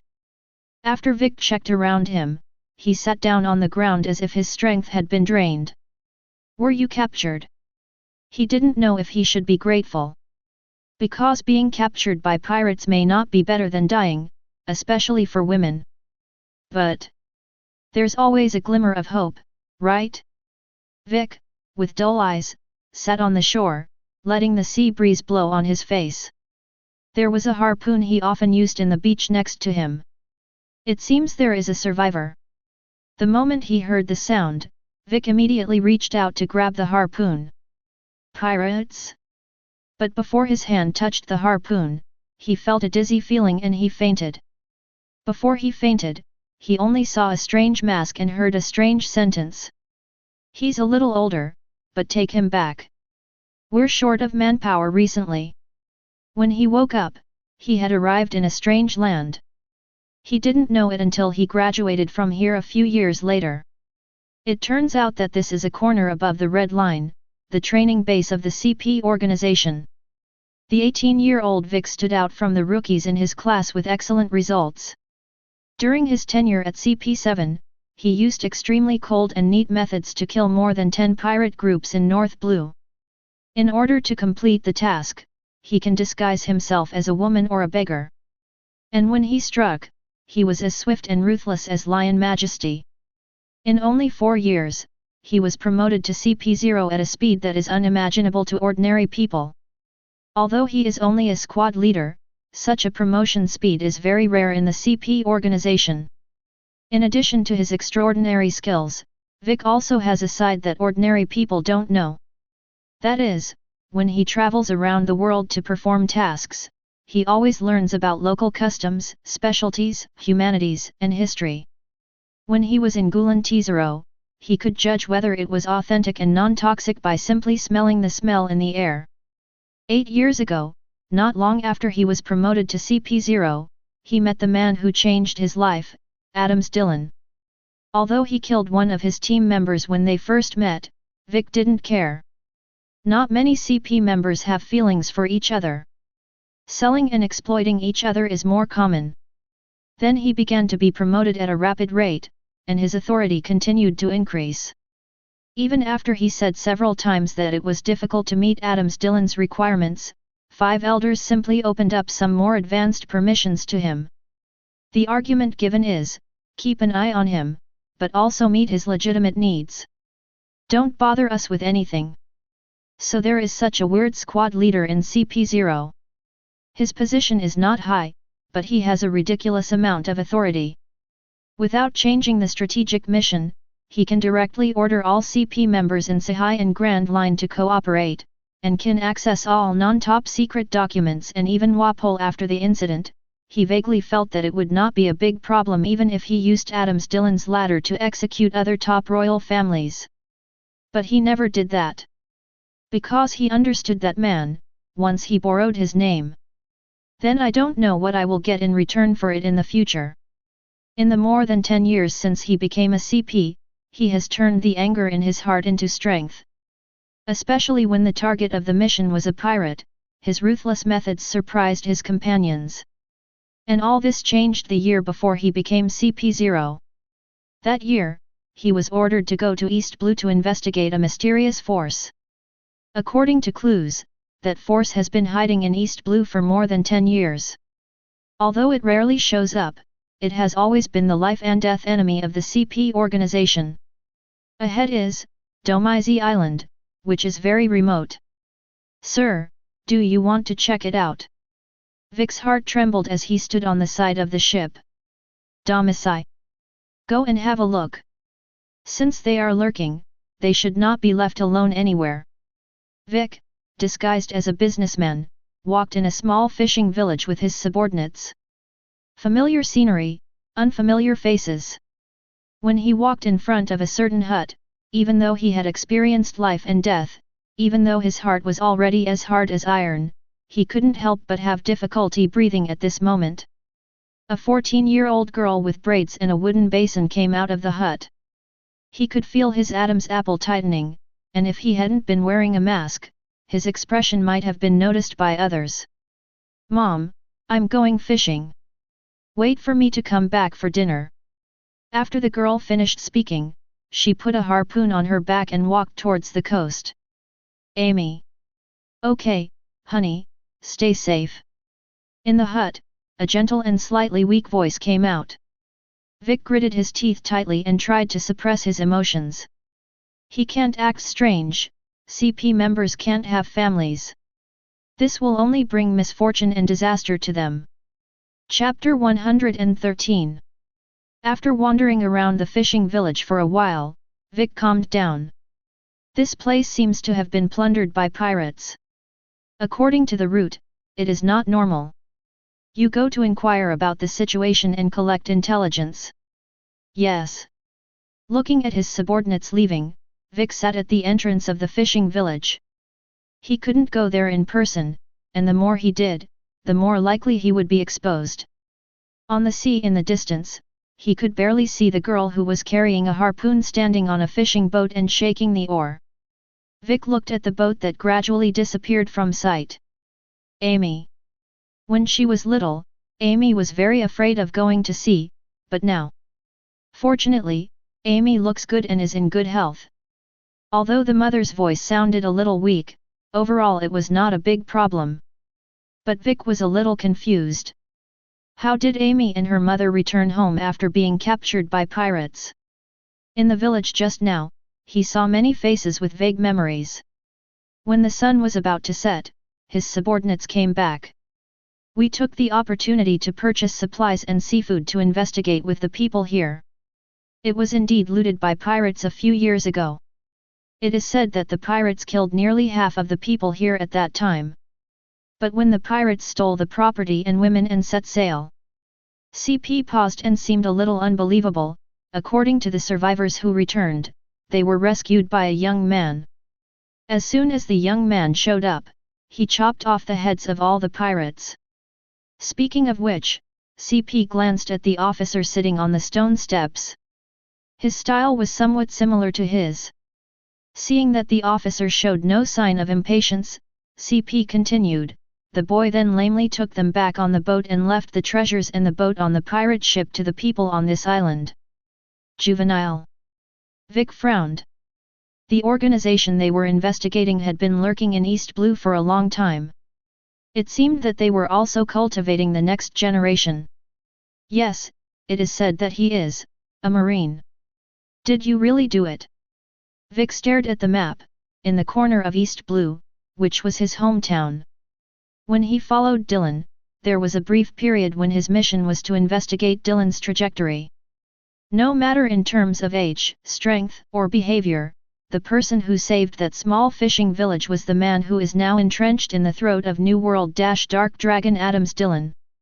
In recent years, the information he can access has become more abundant, and his authority has become more and more comprehensive.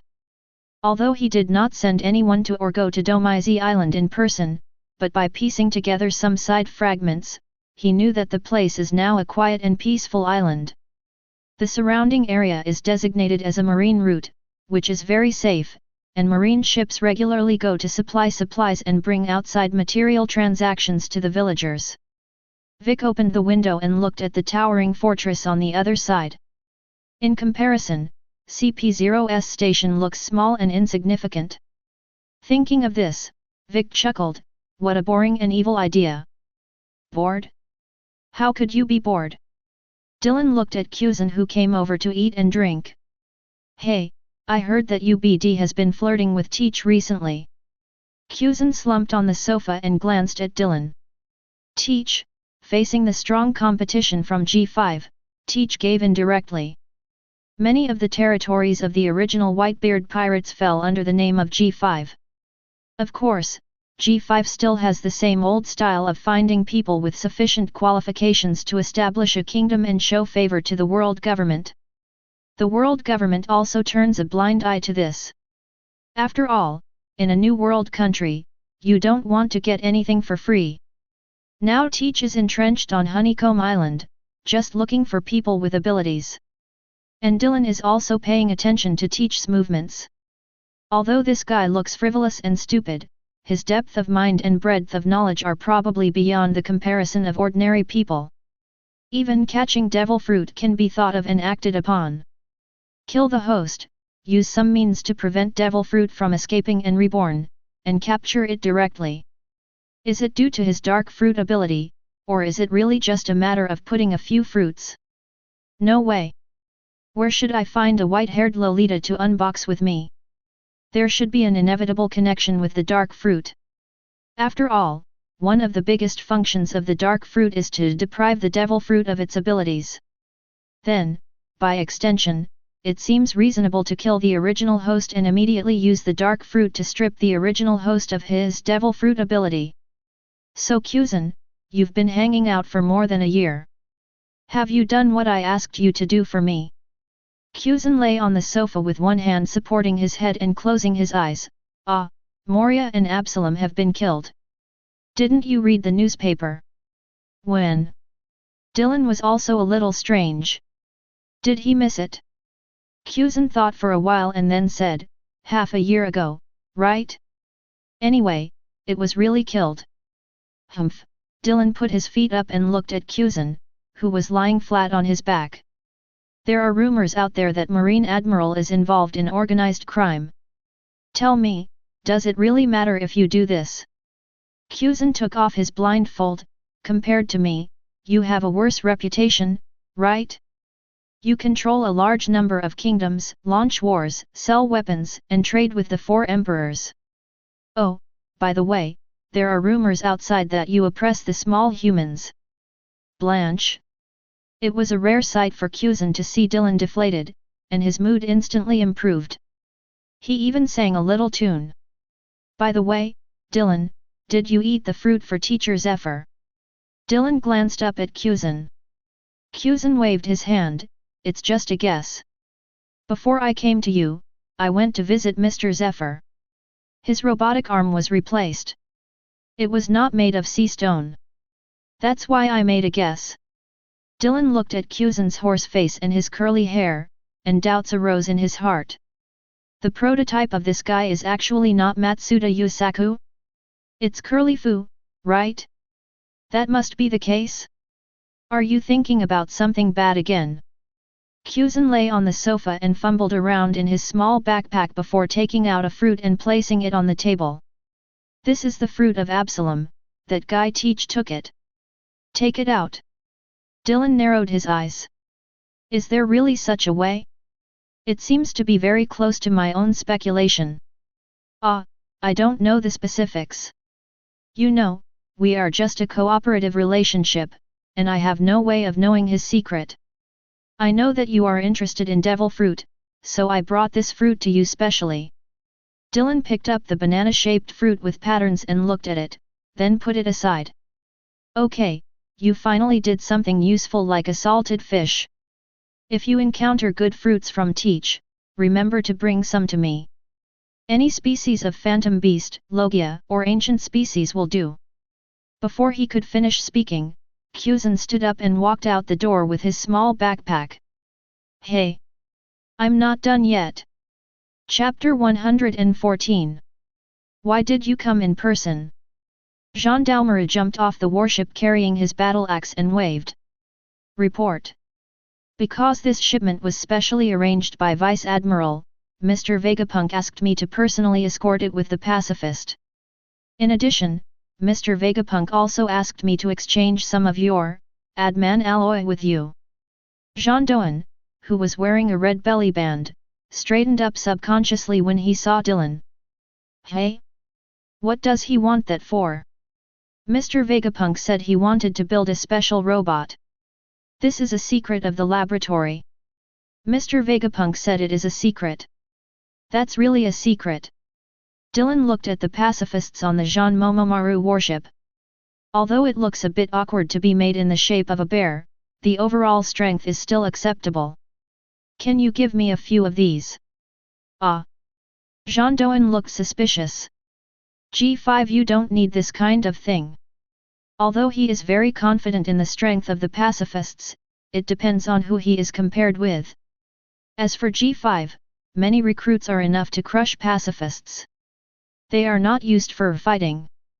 Use them to check the gate and do some simple patrols. Don't their chips contain all the information of the bounty prisoners? Well. Jean Doan thought for a moment and felt something was strange. Pacifists patrolling the streets? But it seems reasonable, after all, this is G5. I can't make the decision on this kind of thing, please wait for me. After saying that, Jean Momomaru took out the phone bug and described Dylan's request to Vegapunk. Dylan still has not met Vegapunk in person, and he is well protected by the world government. In other words, the surveillance was very good, and Dylan had no intention of touching him. After all, although their transactions were frequent, they were all on the surface. Although this guy is a genius in private, who knows what the hell he is still researching? How many pacifists did you bring with you? 10 equipment. Give it all to him. Yes. Jean Momomaru left after completing the pacifist authorization change. When we arrived, there were a bunch of bears standing on both sides of the warship. When we returned, the entire deck was empty. Screen people entering and exiting at the port on the 11th and 12th, and screening people entering and exiting at the base gate on the 13th and 14th. Patrol the Greenbit capital from the 15th to the 20th, and no attack will be launched without authorization. Instructions received. After the arrangements were made, Dylan looked at the robots dispersed and thought of Kizaru. This guy. At present, the possibility that Kizaru is a revolutionary army is very small, even unlikely. Generally speaking, his ambiguity is mostly based on his own wishes. I can do it if I want to do it, and if I don't want to do it, I can't do it. Even if the celestial dragons were attacked, I would only do a token job and the Straw Hats would run away, so what? Are you going to fire me? Sorry, having power is such a DK. Although he also serves as a guard for the science force and the Vegapunk laboratory. But he seemed to be in a state of herding sheep, and Jean Momoan was doing things for him most of the time. On the contrary, he felt more diligent when he was still working as vice admiral. The higher the position and the stronger the strength, the more unscrupulous he becomes. But, he showed mercy to Straw Hats men many times. It's hard to say whether it's due to worldly non-stick pans or whether it's related to that dead woman in Marie Joyce. If it's the former, that's fine. If it's the latter, there will inevitably be another hidden danger. I hope not. Anyway, you are just a fisherman. Who can you fish for? Dylan shook his head and walked towards the fortress. There were very few people who could clearly stand now. Except for Sakazuki and Zephyr, who have expressed their support for themselves, Sengoku, Granny Tsuru, Jun and Kyuzan have only obliquely stated that they will help them as much as possible from the perspective of the macro and overall situation. The Yellow Monkey's attitude and stance are very vague. It's hard to say for blind Fujitora. Overall, he should be on the neutral side, but he has his own ideas. He has never seen a green bull in a vegetative state. Ajin himself has been in Salvation for 10 years. It seems that this guy is not Ajin. At the moment, within Marine, what makes Dylan most uneasy is not the current 3 admirals. Even Kong is not enough to scare Dylan, only Garp. It is powerful and has wide implications. There are many secrets behind him, and staying in this world is always a big hidden danger. This guy's position is wavering. He holds a high position but has repeatedly damaged Marine's reputation.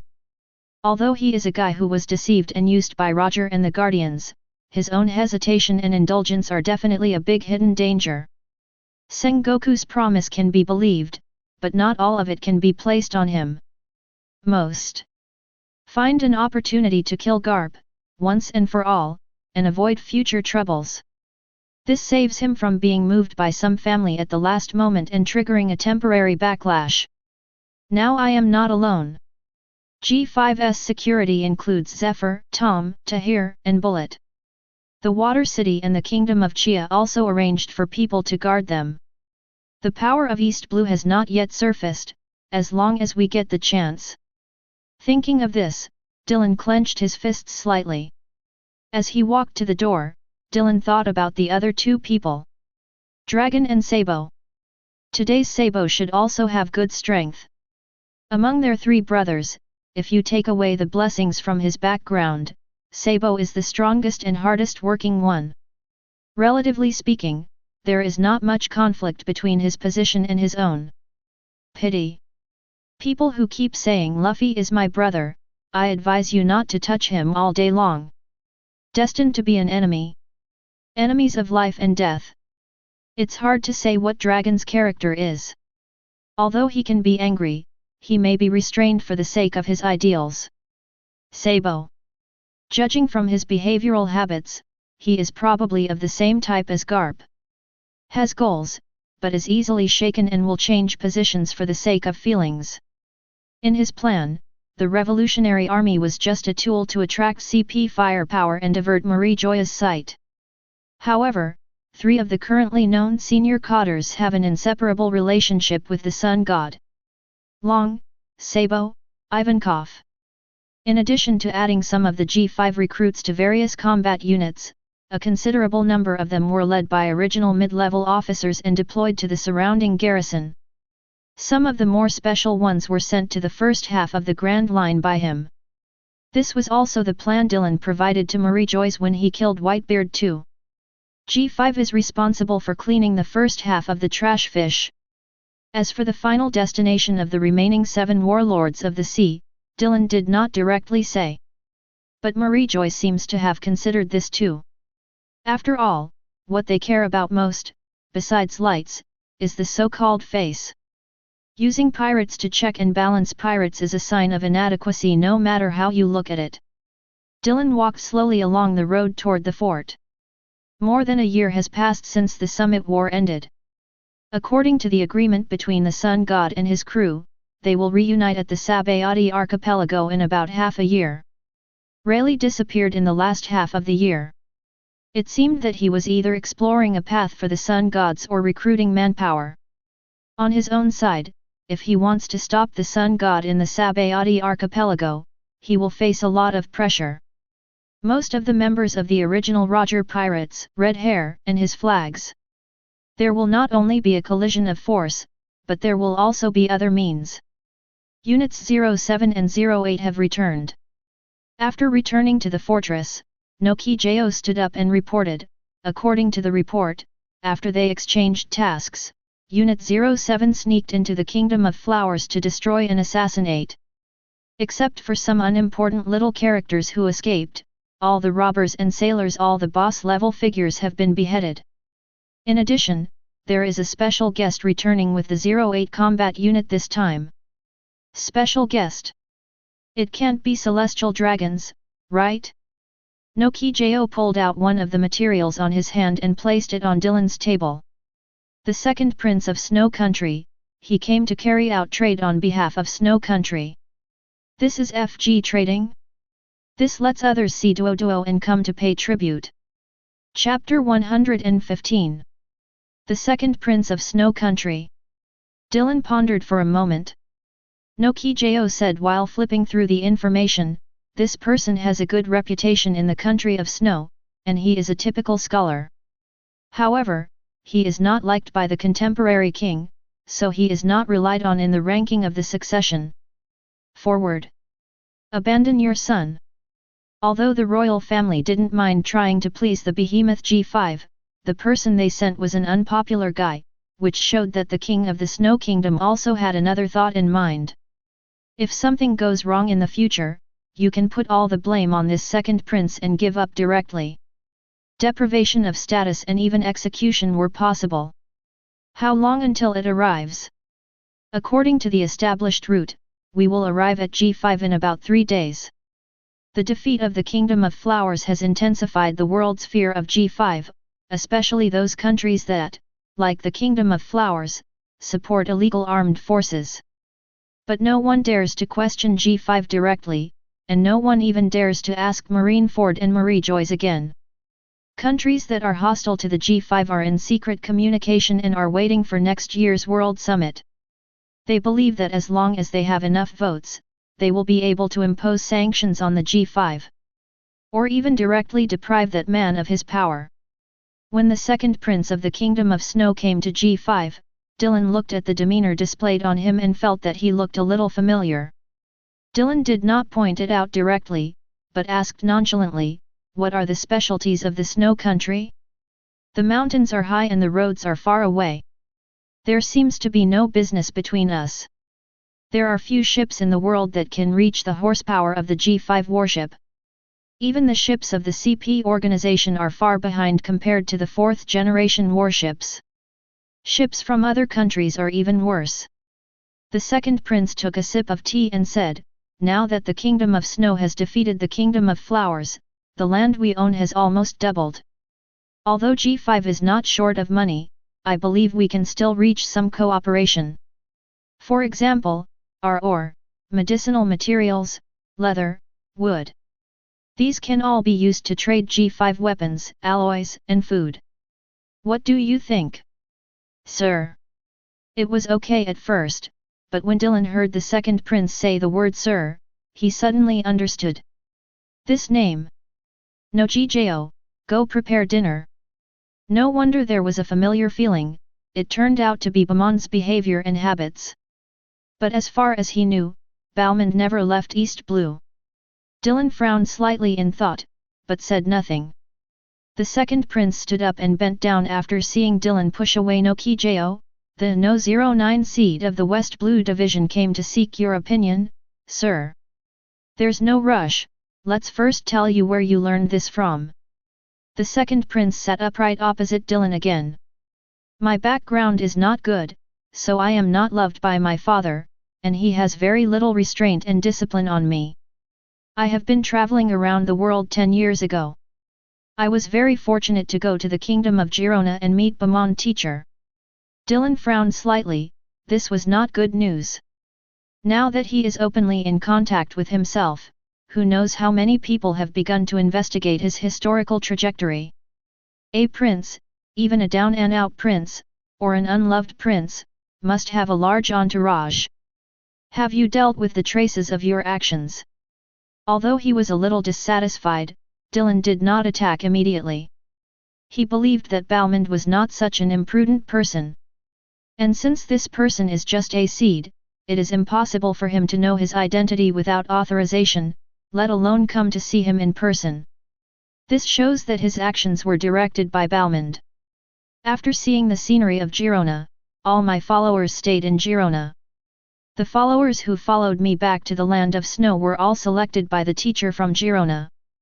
I am an underappreciated prince. Precisely because of this, it gives me more room for activities and thinking. In the past few years, I have laid some foundations in the Kingdom of Snow. But the most important thing is still missing. Ring. What? Your support, or, your authorization. What the teacher means is that West Blue, as the most chaotic area in the world, is not a good time for us to appear at the moment, but you sent people to raid the flower country after the robbers.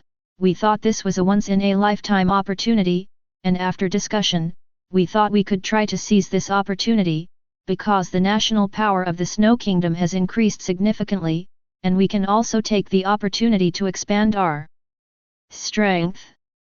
After the second prince left, Dylan pressed the black button on the table. Leo soon showed up in Dylan's office. Send a team to monitor him around the clock. Remember, if you find that he has made unusual phone calls or recorded sensitive information, kill him immediately. Destroy all people and things related to him. If you find that he has been obliterated by others, then evacuate immediately, no need to intervene. Yes. Dylan leaned back on the couch, feeling uneasy. Balmond, you are mistaken. This second prince may have been a passionate and ideal young man back then, but his deepest desires could not escape my heart net. Kingdom of Girona. When Balmond came to the window as usual, there was a red flag hanging on the seafood restaurant opposite. It says, "Special silver pomfret rice." Balmond was trembling, the red flag. After arriving in the secret room, Balmond opened order number 0. Stop all actions and shrink with all your strength. There is a risk of exposure. Clearance at the highest level.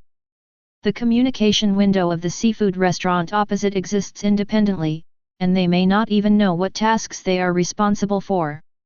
The colors, fonts, patterns, and dishes of the flag are all encrypted in layers.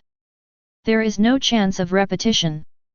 Balmond had no time to doubt and hesitate, and instantly conveyed the order to all directions, including seeds around the world and the expansion of South Blue. After issuing the order, Balmond began to sort out the recent instructions. It's him. He thought of the student with so much enthusiasm and potential. The only unusual task recently is the application he transmitted. He has fallen. What happened? Camilla also received the instruction, and she quickly arrived at the secret room on the ground floor. Our people have fallen, maybe more than one. Hearing this, Camilla didn't feel the sad feeling she had when she missed Dylan. Her whole body looked like a sword, sharp and firm. Snow Country. Yes. Notify Sebastian to use all the power of the discipline department to re-evaluate all seeds. In addition, starting West Blue's Piranha, now that it has come to a conclusion, we can't delay it any longer. Piranha, the Knights of the Round Table is an organization independent of government affairs, military affairs, commerce, and the Department of Discipline. They don't know who they belong to, they have only one purpose. Kill. Chapter 116. Instruction, Unit 08's Black Flag Army sets off to garrison at Tiwanshan Mountain. All ships passing through that fly pirate flags will be regarded as bandits and will be executed. Order. Troops 01 to 07 will be fully deployed from G5 to patrol the park in parallel. All those who fly the pirate flag will be executed on the spot, and the same will be true for those with abilities. For a period of 4 months. The pirates in the first half of the Grand Line once again faced disaster, and this time it was even more terrifying than the cleanup after the G5 World recruitment. Because when they were about to repeat the same trick and return to the Four Seas, they found that the route to the upside-down mountain had already been garrisoned by G5. In less than 20 days, the boulder platform in the Twin Gorges was covered with pirate heads and countless broken pirate flags. Is he crazy? In just 1 year, he killed tens of thousands of people. Here you go. Marine Ford. Sakazuki punched the table, and a big hole was instantly burned into the table. Order the branch to fully cooperate with the operation, deploy the fleet to expand the cleaning area, and fully support the supply and intelligence information of the G5 fleet. This time the war is far more exciting for the people than the Summit War. After all, legendary pirates like Whitebeard are far away from ordinary people. And those unknown little pirates are the people's biggest pain. Marines and people in the entire first half of the Grand Line were mobilized. The pirates have nowhere to hide. Even if some pirates burn their pirate flags in an attempt to hide among the people, they will be reported by the people. The G5 even issued an independent reward order. After reporting the pirate information and confirming it is true, you can receive a bounty of 100,000 Baileys from G5 with the branch's certificate. Marine Ford then issued the same reward order, and pirates throughout the park fell into a huge panic. They have nowhere to run, nowhere to hide. When some pirates rushed towards the Water City and the Kingdom of Chia with the mentality of a dead end, preparing to take revenge on the Dark Dragon. They rushed in with great fanfare. But quietly disappeared. No one knows where they went. It's like it never existed. Dylan breathed a sigh of relief as he looked at the steady stream of battle reports coming into G5. Such a big move should be enough to attract attention. Camilla, move faster. You must complete the purge before others react. The second prince of the Land of Snow cannot die on G5, or even on the way back. Only by taking action from Piranha can the risk of exposure be minimized. What is he doing? Is he crazy? The redhead looked at the newspaper in his hand. There are almost no more heads on Twin Gorges. He even sent people to expand the platform there. Who is the villain? He is cutting off our routes. Without new pirates entering the Grand Line, and no one to contain other marines, our area of activity will be further compressed. Just like when the four emperors teamed up with the New World pirates to drive out the Marine and World government forces. This time, Marine united with the people and almost wiped out all the pirates in the first half of the Grand Line. Assault on G5? After all, Sky Fox Tahir, Wrathful Sea Tom, and Rain Shiryu have all set sail. Unrealistic. The red-haired man roared in a low voice at the phone bug, we have his information, and he also has our information. If I go alone, it will be very difficult to deal with him alone. Don't forget, G5 has everything except besides him, there's also Black Arm Zephyr and Bullet. And he has never been the kind of person who would expose all his power to the sun. The other side of the phone didn't say anything. Maybe there is a chance to break through with Rayleigh, Jabba, and those people. But, as Hungfa said, no one knows what kind of power G5 has behind the scenes. Maybe that man is with Fujitora, Akainu, and Aokiji, waiting for them to come to his door. Since he is sweeping up the paradise, let's not be idle, activate all the guides and prepare strength for dawn. The Babao Navy has been abandoned, find a replacement as soon as possible. If you do this, don't hesitate. This is an order. The red-haired eyes glowed red, he must know the predicted time. If we miss this time, we won't have another 800 years. Clear. Paradise, Little Garden. Tahir watched the two burned giants turn and leave. Blue Ogre Dori. Red Ghost Bragi. Leader of the giant soldier pirates, let's forget about these two heads. It may be a bit troublesome to take them to Twin Gorges. After all, these two are giant heroes. It is not a wise choice to make unnecessary enemies at this time. Just kill it. Have you traced the whereabouts of the cannibal Bartolomeo? This was one of the kill targets that Dylan personally ordered before setting sail. No, there have been clues, but their routes are very strange. Sometimes they will dive directly into storms or vortices. It's like they are seeking death. It seems that they have a very powerful helmsman or navigator on their ship. Inform the branch at the back and report their whereabouts as soon as they are discovered. Yes. The Land of Snow. The second prince began to become high-spirited after returning from G5. This formerly low-key and humble prince facilitated the deal between the Kingdom of Snow and G5, and there are rumors that they also successfully obtained the right to purchase weapons from the G5 alloy workshop. But the second prince's limelight did not last for 2 days when he died in an accident. After getting drunk, the second prince personally dispersed the entourage, and when he was found, he had already drowned in the pond. The second prince's attendants and bodyguards were all executed for dereliction of duty. It was a very small matter, and although some people were tracing it, they couldn't find any clues. A frustrated prince became arrogant after receiving support, and finally died of this arrogance. This makes sense.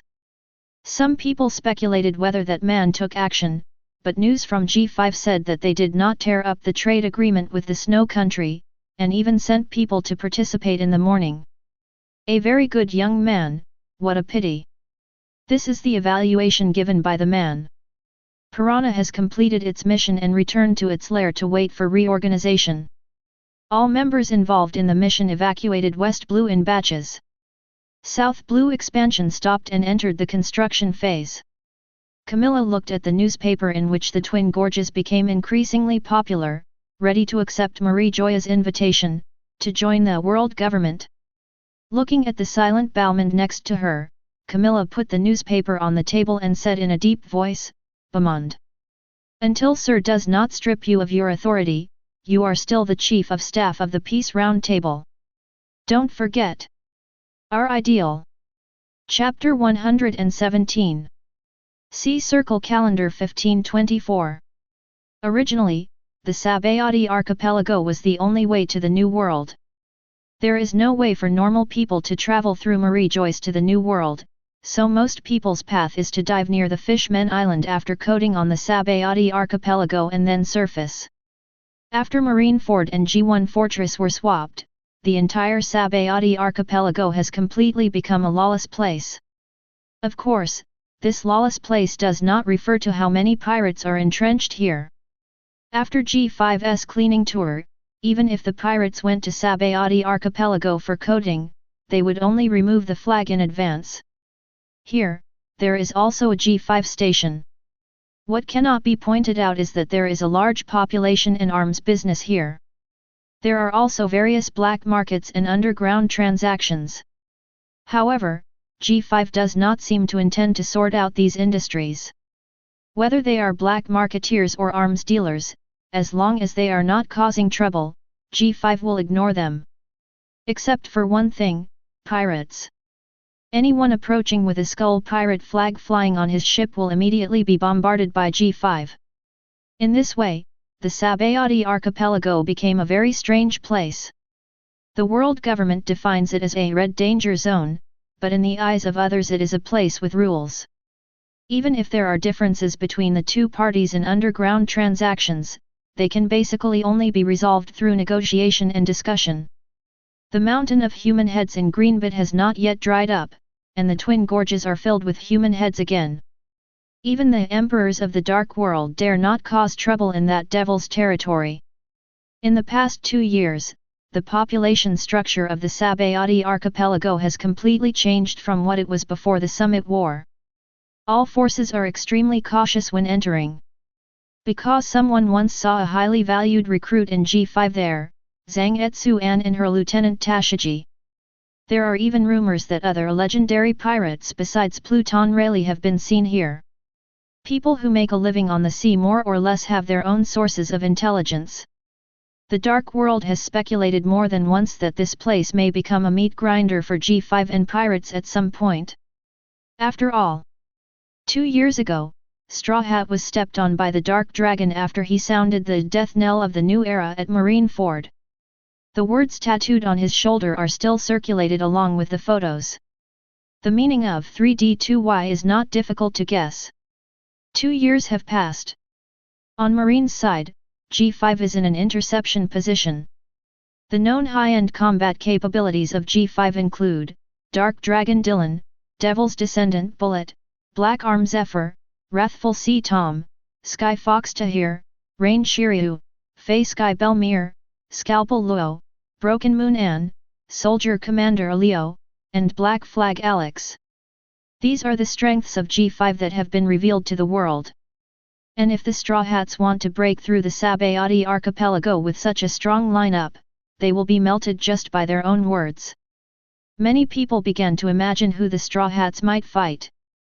Straw Hat Pirates, Red Hair Pirates, some crew members of Roger Pirates, Empress Boa Hancock, Aquaman Jinbei, Commander-in-Chief of the Revolutionary Army Monkey D. Dragon. Even the remnants of the Whitebeard Pirates may provide money to support the Straw Hats' entry into the New World because of Fire Fist Ace. But if this situation really arises, then Marine Admiral Akainu Sakazuki, who is the solid backing of Dark Dragon Dylan, will not sit idly by, and even the former Marine Admiral Aokiji Kyuzan will come to help. After the above characters are listed, there are still 2 very big variables. Will the other 3 Sea Emperors take the opportunity to disrupt the situation? Dark Dragon Dylan seemed to have destroyed some kind of conspiracy of Blackbeard in Summit War, and the news that he personally went to Wano Kuni to destroy the Kaido weapons factory half a year ago also spread. Although it is rumored that there is a deal between the Big Mom Pirates and Onlong himself, it is still unknown whether it is true and whether the two have an agreement. The biggest variable is Marine Hero Garp. What position will he hold? If he chooses to avoid it, G5 will undoubtedly have a much greater chance of winning. But once Garp appears, it doesn't matter whether he is against G5 or not.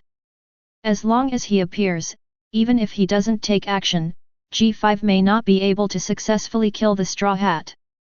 Garp. On Vice Admiral's warship, Garp, Sengoku, and he were sitting around in the cabin. Speculations and topics about these positions were almost universal knowledge by the time 1524 rolled around. Although the World Economic News did not publish any comments, among the pirates, marine, and other newspapers and magazines, they secretly conveyed the news. Some people even opened a handicap, betting on the outcome of this interception, the life and death of the Straw Hats, Garp's stance, and the players on both sides. Of course, the Marineford General Staff also received the news early. Although Akainu himself has not expressed his position, his fleet has always been fully on standby. Vice Admiral's fleet, including Doberman, Ghost Spider, and other Hawk elites, is also in preparation for war. After the Summit War, Garp was punched off the platform by the Straw Hats, causing his image in the hearts of many Marines to plummet. After all, the Valley of the Gods incident happened 40 years ago. Since the world government sealed the information about the Valley of the Gods incident, most Marines don't even know what it is. There are also rumors circulating in some secret channels that Garp once sat back and watched tens of thousands of pregnant women and infants die on a small island in South Blue in order to protect poor Gasti Ace, the son of Pirate King Roger. This once again severely damaged Garp's reputation. During this time, Garp was reluctant to even return to Marineford. He raised the evil bloodline and the commander-in-chief of the Revolutionary Army. In Summit War, it even took Dylan Vice Admiral to scold him before he reluctantly took action to deter the sudden attack of the Red Hair and Blackbeard pirates. The deserters Kirby and Bellamyber during the war were also taught by Garp himself. The new generation of Marines are very skeptical about where his hero reputation comes from. And now, whether he can still be considered a Marine hero, some people even question whether he is still a qualified Marine. Garp ate his donuts in silence, his eyes no longer full of laughter. Sengoku and Crane Vice Admiral looked at the depressed Garp. Dylan, you are forcing Garp to make a choice. Now there are very few options left for Garp, or even none at all. Or he simply stays away from the Sabayati archipelago and allows G5 to join forces with other forces to severely damage or even obliterate the Straw Hat pirates and the forces behind him. Or Garp would simply change his stance, abandon his justice, and directly turn against Marine. A situation like fishing in troubled waters in Summit War that Dylan killed before war even started. No choice. Either give up the name Heroic Vice Admiral and get out of Marine, or retire in peace. Chapter 118. No one is investigating the origin of these rumors. But both Sengoku and Tsuru Vice Admiral believed it was Dylan's handiwork. He has also shown Garp's dissatisfaction and even discussed more than once. Now he is spreading the pressure of public opinion in advance, just to warn Garp, I want to kill the pirates, and if you dare to disturb the situation, we will become enemies completely. And you will become the enemy of the entire Marine. You will be spurned by the righteousness you have carried your whole life. In the hearts of Sengoku and he, Dylan has never been a reckless man with only strength.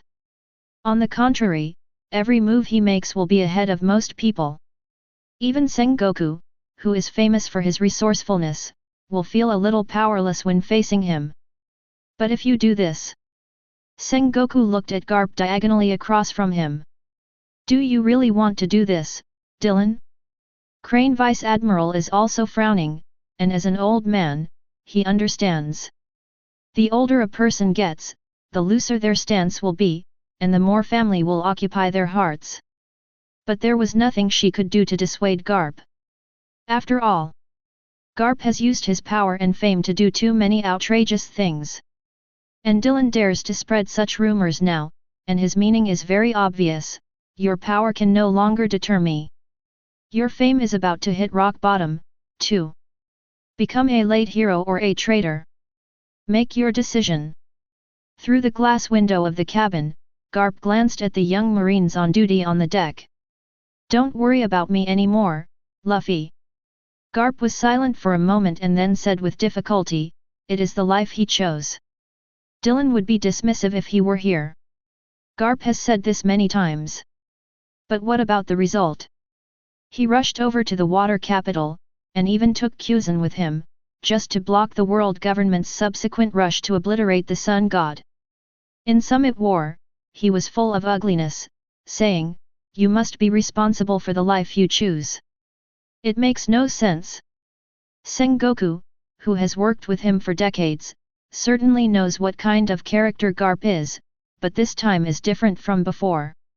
Even in the Summit War, Sengoku is confident enough to achieve its strategic goals. But this time once Garp participated in the War of Sabayati Archipelago.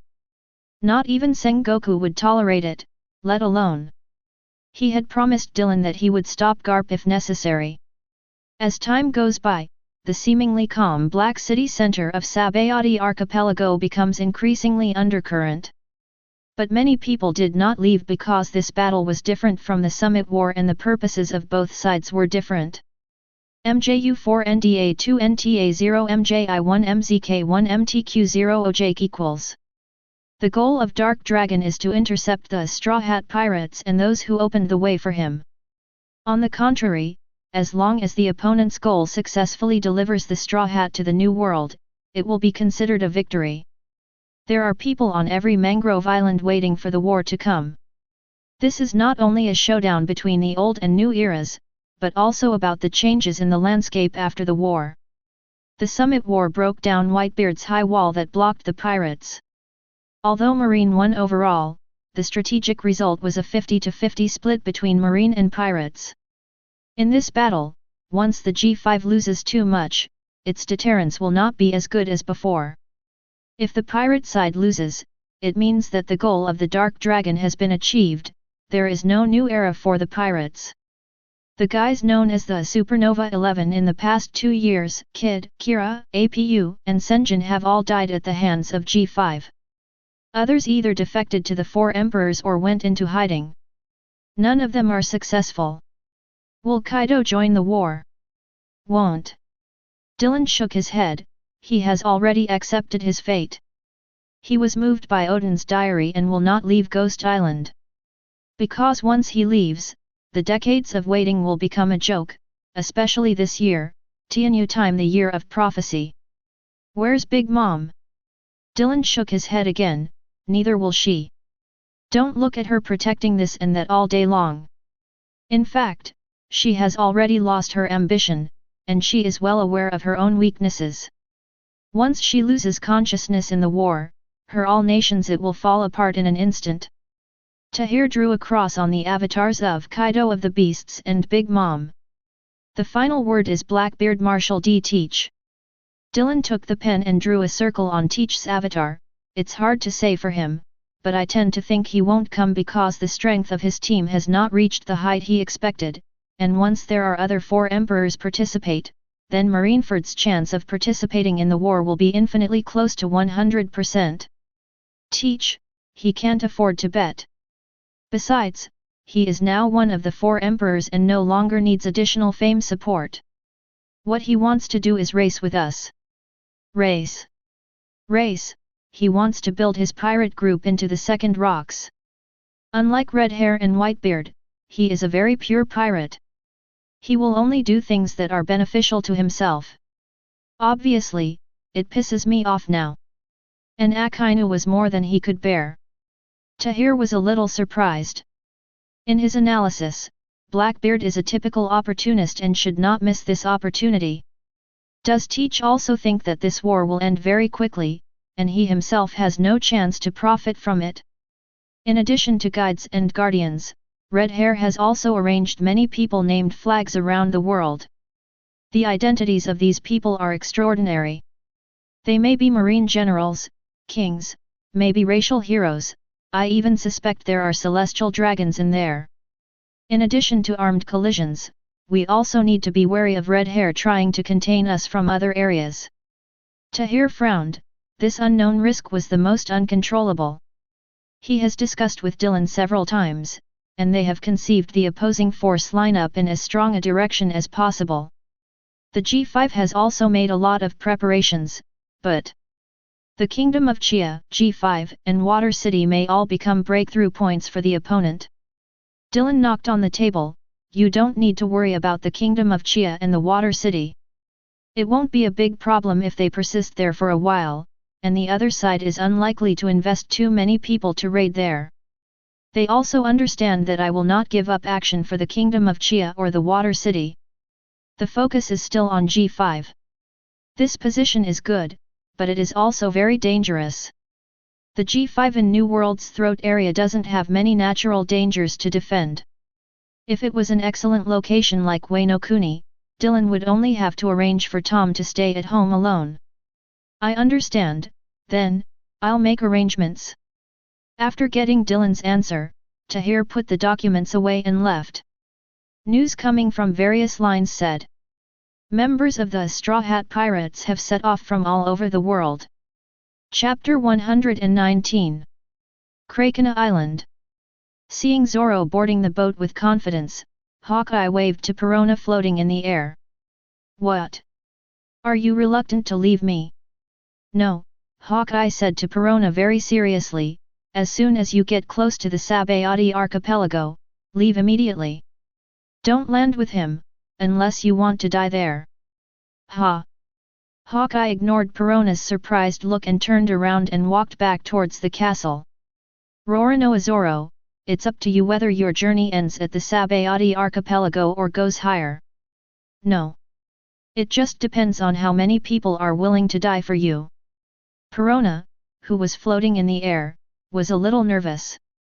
He had never seen Mihawk say such terrible words to her in such a serious tone. On the coast, Zoro stood on the boat and shouted to Perona, "Hey, stop dawdling. I'm going to sail, and my partner is waiting for me. I'm kindly guiding you. Don't be so ungrateful, you idiot. I can do it myself." After speaking, Zoro rolled up his sleeves and shook the oar. "Hey! It's not that way, it's completely the other way around, okay idiot? Stop talking." The Land of Bridges. The Commander-in-Chief of the Revolutionary Army Monkey D. Dragon looked at Nicole Luobing as she set sail and was slightly in a daze. Are you really not going? Your son might die. After all, he is that man. Long shook his head. If I go, it will attract more unnecessary forces to participate in that battle, and Marine is not our enemy. Long didn't seem to want to stay on this issue for too long, and instead said. During this period, we have frequently expressed our goodwill to those people, but they still have no intention of showing up. Betty, please move. East Blue. Give up. Give up. Bellow Betty looked at Long in surprise. East Blue has been in business for so long. Although they have been losing ground under the squeeze of many forces in the past 10 years, they are still far from the point where they need to give up. Well, give up, I have some guesses. About the leader of that group of people. If my guess comes true, then we should not restrict ourselves from dealing with him. Let go of East Blue and go to West Blue.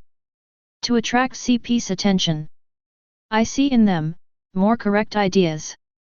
The cigarette fell from the corner of Bellow Betty's mouth. A man's belief was shaken. No, it was the belief of a leader of the world's top organization that was shaken. Regardless of whether his thinking is correct or not, it will have a great impact and shock on this organization in the future. That's right.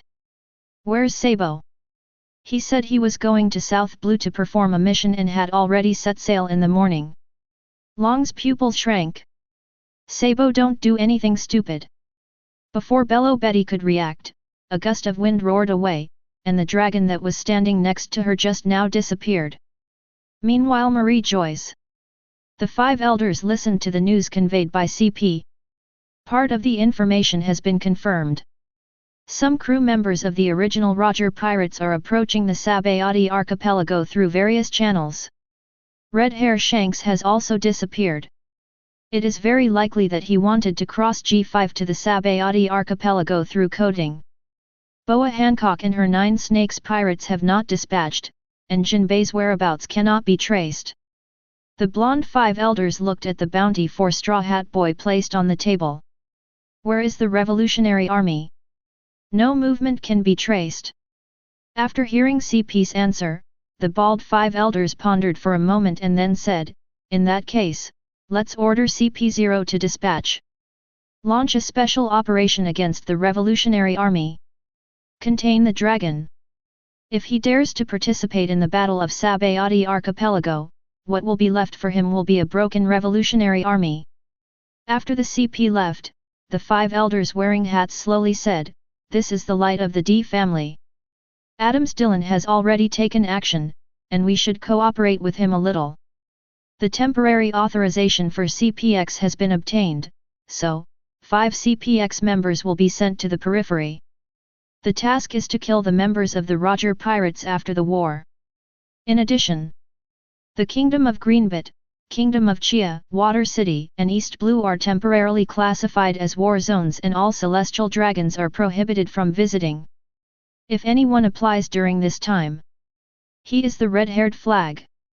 Are you ready? Under the sea, Red Hair stands on the coated boat holding a telephone bug. You can never be completely prepared for this kind of thing, especially when facing him. In addition, you need to be more careful about your route. As far as I know, Tom of the Raging Sea rarely appears in G5 recently. If you get too close and the coating is shattered. I know, where are the others? We have set off according to the previously arranged route and time, but I still want to remind you that the request you made seems almost completely impossible to achieve at the moment. The red-haired man set a very strict requirement for this battle more than a year ago. On the premise of ensuring the smooth sailing of Nika, he cannot be interfered with. Everything must be done secretly to let him grow freely. If Nika himself realizes that everything is going according to their planned route, it is very likely that Nika's belief will collapse. We are already prepared. And we have also prepared some special means. There was silence on the other side of the phone. In the past few confrontations, they have failed. But even now, he cannot undermine the confidence of the flag bearer. You are prepared, but the person we are going to face, will he be unprepared? Not so, even all our actions are guided by him. A large number of guides and guardians were lost. Many of Grand Line's guides have mysteriously disappeared in recent months. Where does your confidence come from? As if sensing the heavy mood on the other side, the red-haired man felt depressed for a moment, but then he cheered up again. This is our mission, and we are ready to die. For the new dawn, say goodbye to your friends. Learn. The target person has appeared. In order to prevent the Straw Hats from changing routes, G5's lower branches have been temporarily evacuated. Many ill-informed young pirates have reappeared in the Sabayati archipelago. There was one group of people that Dylan specifically asked to pay attention to. Fake Straw Hat pirates. Their appearance heralds. The real owner is coming too. Chapter 120. Pay attention to the movements of the other 4 emperors and order Fujitora to go to Greenbit to assist in defense. Marineford, Sakazuki chewed his cigar and looked at the intelligence officers who kept walking in the corridor. If any other 4 emperors attempt to approach Sabayati Archipelago or G5, immediately notify Porisalino to intercept them. Doberman sat at a small table nearby and listened to Sakazuki's instructions. After the correspondent left, Doberman asked, "Aren't we going?" Sakazuki turned the cigar in his mouth and blew out a stream of smoke. He didn't apply to the headquarters, which means he has his own arrangements. We only need to do a good job of deterrence from the outside. Marineford. It also needs to be guarded. Judging from the combat effectiveness shown by Dylan, it is impossible for the red-haired side to have enough manpower to compete with G5. The 33-year-old Dylan and the 45-year-old Bullet are enough to crush the red-hair pirates and Rayleigh. In his prime, Rayleigh could only tie with Bullet. Now Rayleigh is in his twilight years and Bullet is in his prime. What's more, Rayleigh also had one of his hands chopped off by Dylan. Thinking of this, Sakazuki was also a little confused. On the surface, the gap in combat power between the two sides had widened. So what's the redhead's backup? Are there any gold medal players hidden somewhere? Sakazuki frowned. There were many strong folk in the world, but those people were not what he was worried about. What makes Sakazuki most uneasy is the pirate group that disappeared from history. They are not strong enough to compete with me head-on, so now it's time to play their cards. Play your cards. That's right, although Yuxiao won't take the initiative, but since he has accepted Sakazuki's order, the pressure on G5 will be much less, and our operating space will also increase. On the red-haired side, I have roughly guessed his backhand. Call the order. Everyone looked solemn. All senior officers will be on standby after handing over matters to the Adjutant General. All combat forces have entered a state of war. No civilian ships, merchant ships, or warships are allowed to approach Greenbit. Anyone who crosses the border will be regarded as an invasion. Greenbit has entered the stage of war control, and street martial law has been implemented, and no one is allowed to go out or run around without permission. Commands flow directly from the G5. G5's combat troops directly took over the security authority of Greenbit. The streets within the royal capital were deserted within a few hours. The surrounding coastline has also been cleaned up. High on the fort, all the cannons were manned by marines. Civilian ports were also completely blocked.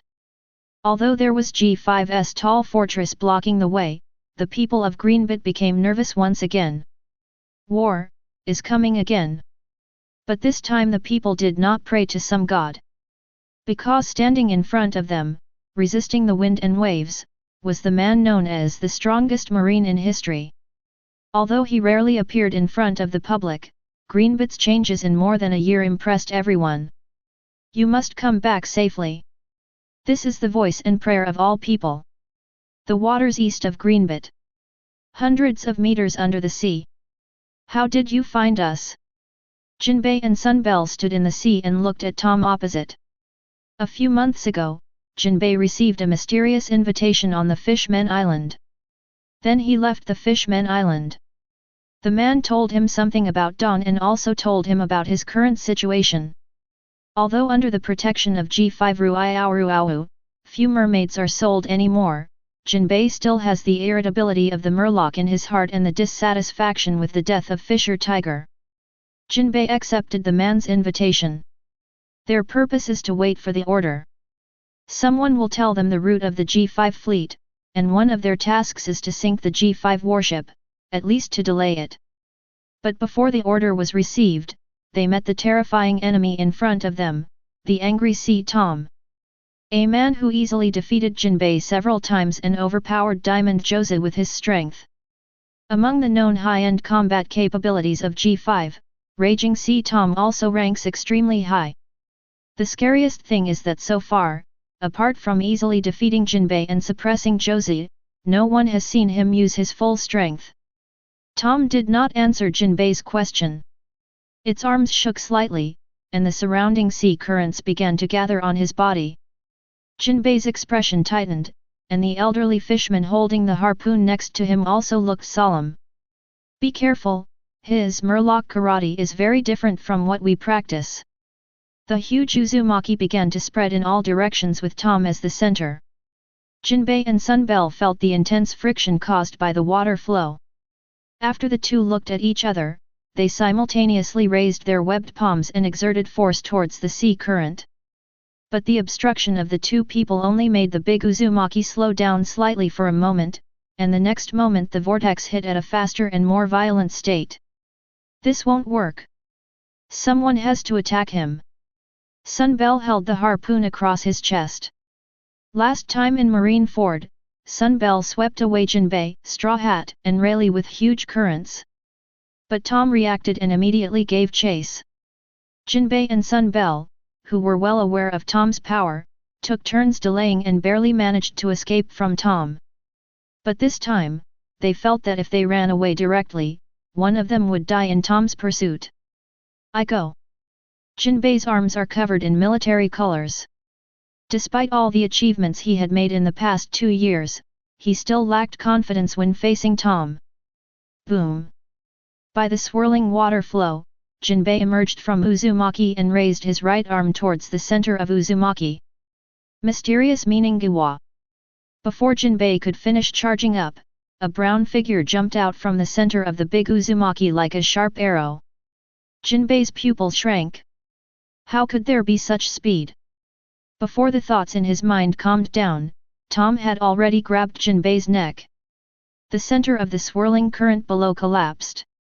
Tom turned his body and held Jinbei's body before diving towards the center of the vortex. Oops! Sun Bell, who was still resisting the current in Uzumaki, took a breath. Just when Tom rushed out of the sea, the currents tens of kilometers around him suddenly converged crazily towards the center of Uzumaki. The pressure of the powerful turbulent currents is not inferior to that of the deep sea thousands of meters away, and is even more violent. Fist. Boom.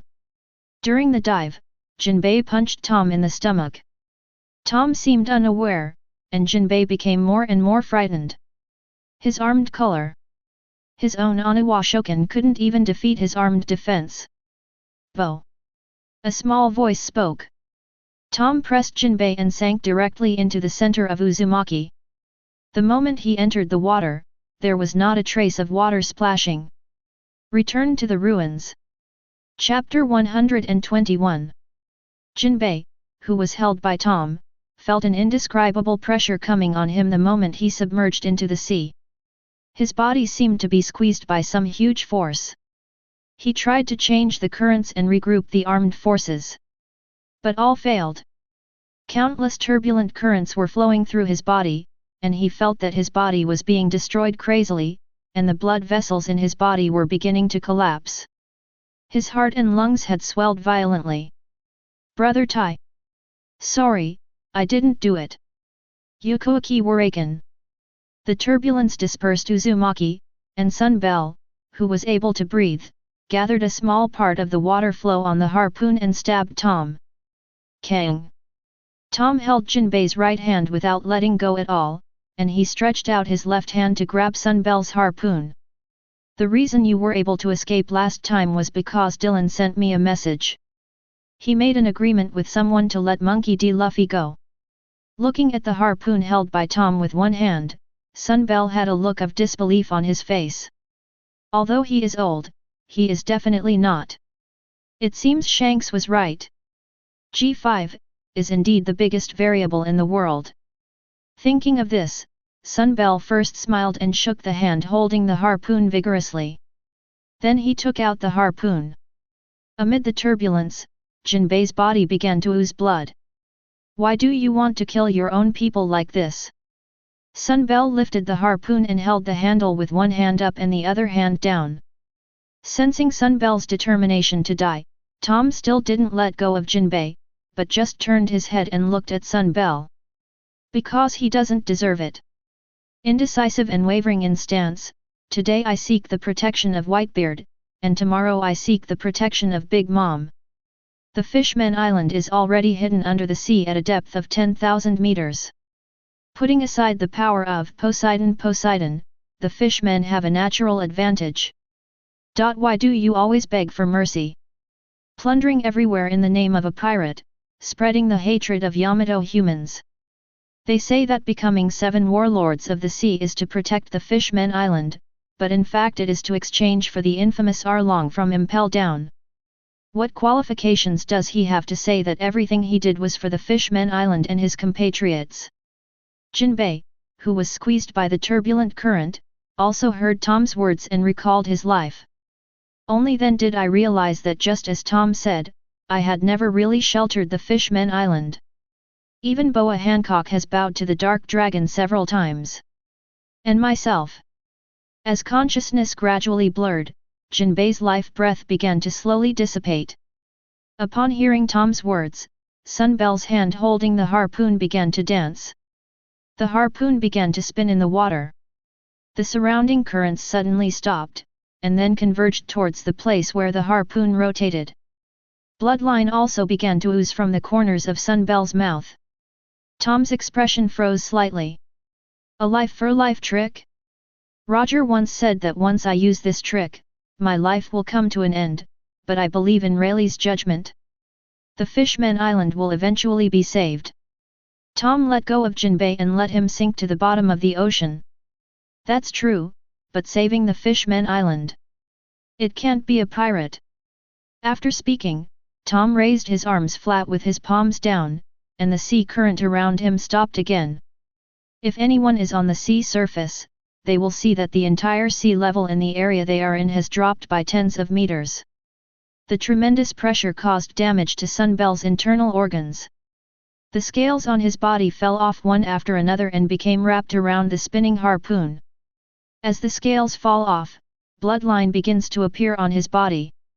Those bloodthirsty sharks did not appear around, and the terrifying currents here were simply not accessible to ordinary creatures. The harpoon in Sunbel's hand began to make a sharp sound. The palm-sized scales rotate with the harpoon like sharp blades. Mysterious meaning, blood scales. Thousands of scales were wrapped in circular currents and flew towards Tom. Tom's palms stood up and closed instantly. Umi Taiko mystery, silence. Click. The strong impact of the left and right cross currents directly twisted Sunbel's huge body. But the speeding scales also scratched blood marks one after another on Tom's body. Some of the scales were even embedded directly into Tom's skin. Tom's expression did not loosen at all, and after a loud shout, the two currents intertwined again. Snapped. Sunbel's body was twisted again in the opposite direction. The harpoon in his hand also shattered. Sunbel lowered his head with difficulty. His body had been completely deformed, and what he saw was his own back. Goodoo. Tom passed through the ring currents and scales and directly held Sunbel's head. Same. Snapped. Sunbel's skull was shattered, but Tom did not let go and applied force again. Bang bang. It wasn't until Sunbel's head was completely dented that Tom released his body. An exaggeratedly large black shadow appeared below Tom. Eyes as big as houses looked at Tom. Give me Jinbei. Tom looked calmly down at the oversized sea kings. The oversized sea kings below emitted an odd note. Tom shook his head. There is no need to explain so much. He has already expected that Shirahoji will send you to rescue Jinbei. The task he gave me is that if Jinbei is not dead, then I must take something from him. Also, he asked me to tell Shirahoji something. This is the first time and the last time. The sea kings below were silent for a moment before opening their mouths and sticking out their tongues. The task given to them by the king is to try to keep Jinbei alive. If you just take something away. What was wrapped around the huge tongue was Jinbei, who was covered in blood. Jinbei is unconscious, but Sea King's saliva seems to have some magical healing properties and he is not dead. Tom used the current to suck Jinbei from Sea King's tongue to his hand. Looking at this dying fellow, Tom held his left shoulder with one hand and his right arm with the other. Click. The crisp sound sounded clearly even at the bottom of the sea. The dying Jinbei's body twitched violently. Tom threw Jinbei back to the super-large sea kings and then turned and swam towards G5. Following the special elevator, Tom arrived at the top-floor office. Injured. Dylan looked at the scratches on Tom's body and the bloodline on his body. As for the blue arm he was carrying, Dylan didn't even look at it. Well, Sunbel, he traded his life for it. It's not leaking, is it? Tom shook his head. Dylan pressed the green button on the desktop, and soon Mansheli appeared in Dylan's office. Seeing Tom covered in blood, Mansheli burst into tears instantly. Tom has been guarding G5 all these years, and he spends the most time with Mansheli. Seeing the tears in Mansheli's eyes, Tom pulled out a scale and held it in his hand. It's not serious, don't worry. Obviously it looks very serious. Mansheli held tears in her hands and sprinkled them on Tom. In just 2 breaths, all the wounds on Tom's body healed. Next, your task is to sneak into the deep sea outside. When they fail to raid G5 and run away, sink them all to the bottom of the sea. Chapter 122. Sunbel is dead. Tom the Raging Sea. Yes, but Tom of the Angry Sea was also seriously injured and should not be able to participate in the war in a short time. The redhead was slightly distracted. Sunbel, that fishman uncle who looks very serious is actually a very gentle person. However, sacrifice is inevitable. Are you sure? I remember that G5 seemed to quickly heal the wounds of Sky Fox Tahir in the Summit War. It can be confirmed that he was severely injured. After all, it was Sunbel's blood scale. As for the condition of the Sky Fox at that time, maybe it was because of the vitality of the phantom beast species. And at that time, Whitebeard only used conquerors to attack. If you hit him once, it shouldn't really hurt him badly. Okay, without raging Tom, G5 must be completely destroyed this time. Dressrosa. Toripole stood next to Doflamingo sniffling. When Manshiri was captured, he was taken away by Dylan before he could use it. Therefore, only Doflamingo and Toribal were aware of Manchali's abilities. Are you really not going to let the news out?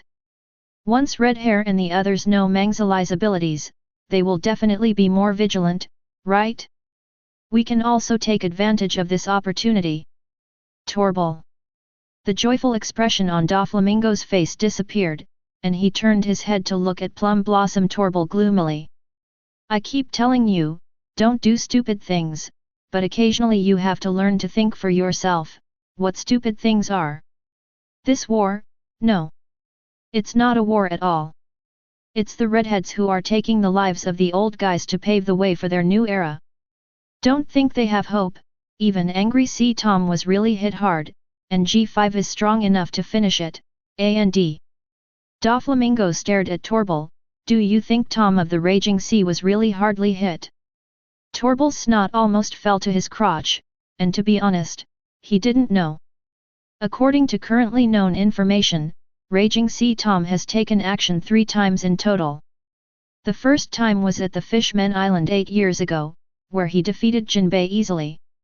The second time was during the Summit War, when he completely suppressed Diamond Josie, the captain of the 3rd Division of the Whitebeard Pirates. Judging from the situation at the time, he still had some strength left. The third time was after the Summit War, at Marine Ford. Based on the video analysis at the time, he severely damaged Jinbei with 1 blow. Even after Sunbel rescued Jinbei and the others, he still chased them far away. After that, Jinbei hid in the Fishmen Island for nearly half a year to recover from his injuries before reappearing. Our actions will not affect the success or failure of the Dark Dragon at all, but it may very well bring disaster to the Don Quixote pirates afterwards. Smart people live longer. After saying that, Doflamingo turned his head and looked out the window with some disappointment. That guy. He has a powerful and intelligent figure like Sky Fox Tahir under his command. And here. After shaking his head slightly, Doflamingo smiled darkly. Redhead, UBD, don't think that I don't know that it was your people who encouraged my father and mother back then. It's just that you used too much force and caused their thoughts to change too much, and they actually gave up their identity as celestial dragons. Doflamingo touched his neck. A chip proving the identity of the celestial dragons was once embedded here. But after my father and his family quit Marie Joyce, the chip was taken back. He hated the celestial dragons because even if he returned with his father's head, Marie Joyce would no longer accept them. He also hated the power that Red Hair and the others represented. Let Dark Dragon kill you all. That guy, he has such power and means. Before National Treasure starts. Bark bark bark bark. The more Doflamingo thought about it, the more excited he became. Let this world be destroyed. Tom of the Angry Sea has been solved, so the only ones left are G5, Kingdom of Chia, Water City, and East Blue. The redhead took down Tom's picture and Jinbei's and Sambel's pictures at the same time. Don't worry about East Blue, the dragon may be in East Blue. Going to destroy it rashly may arouse the dragon's resentment and hostility. The Kingdom of Chia and the Water Capital. Kingdom of Chia.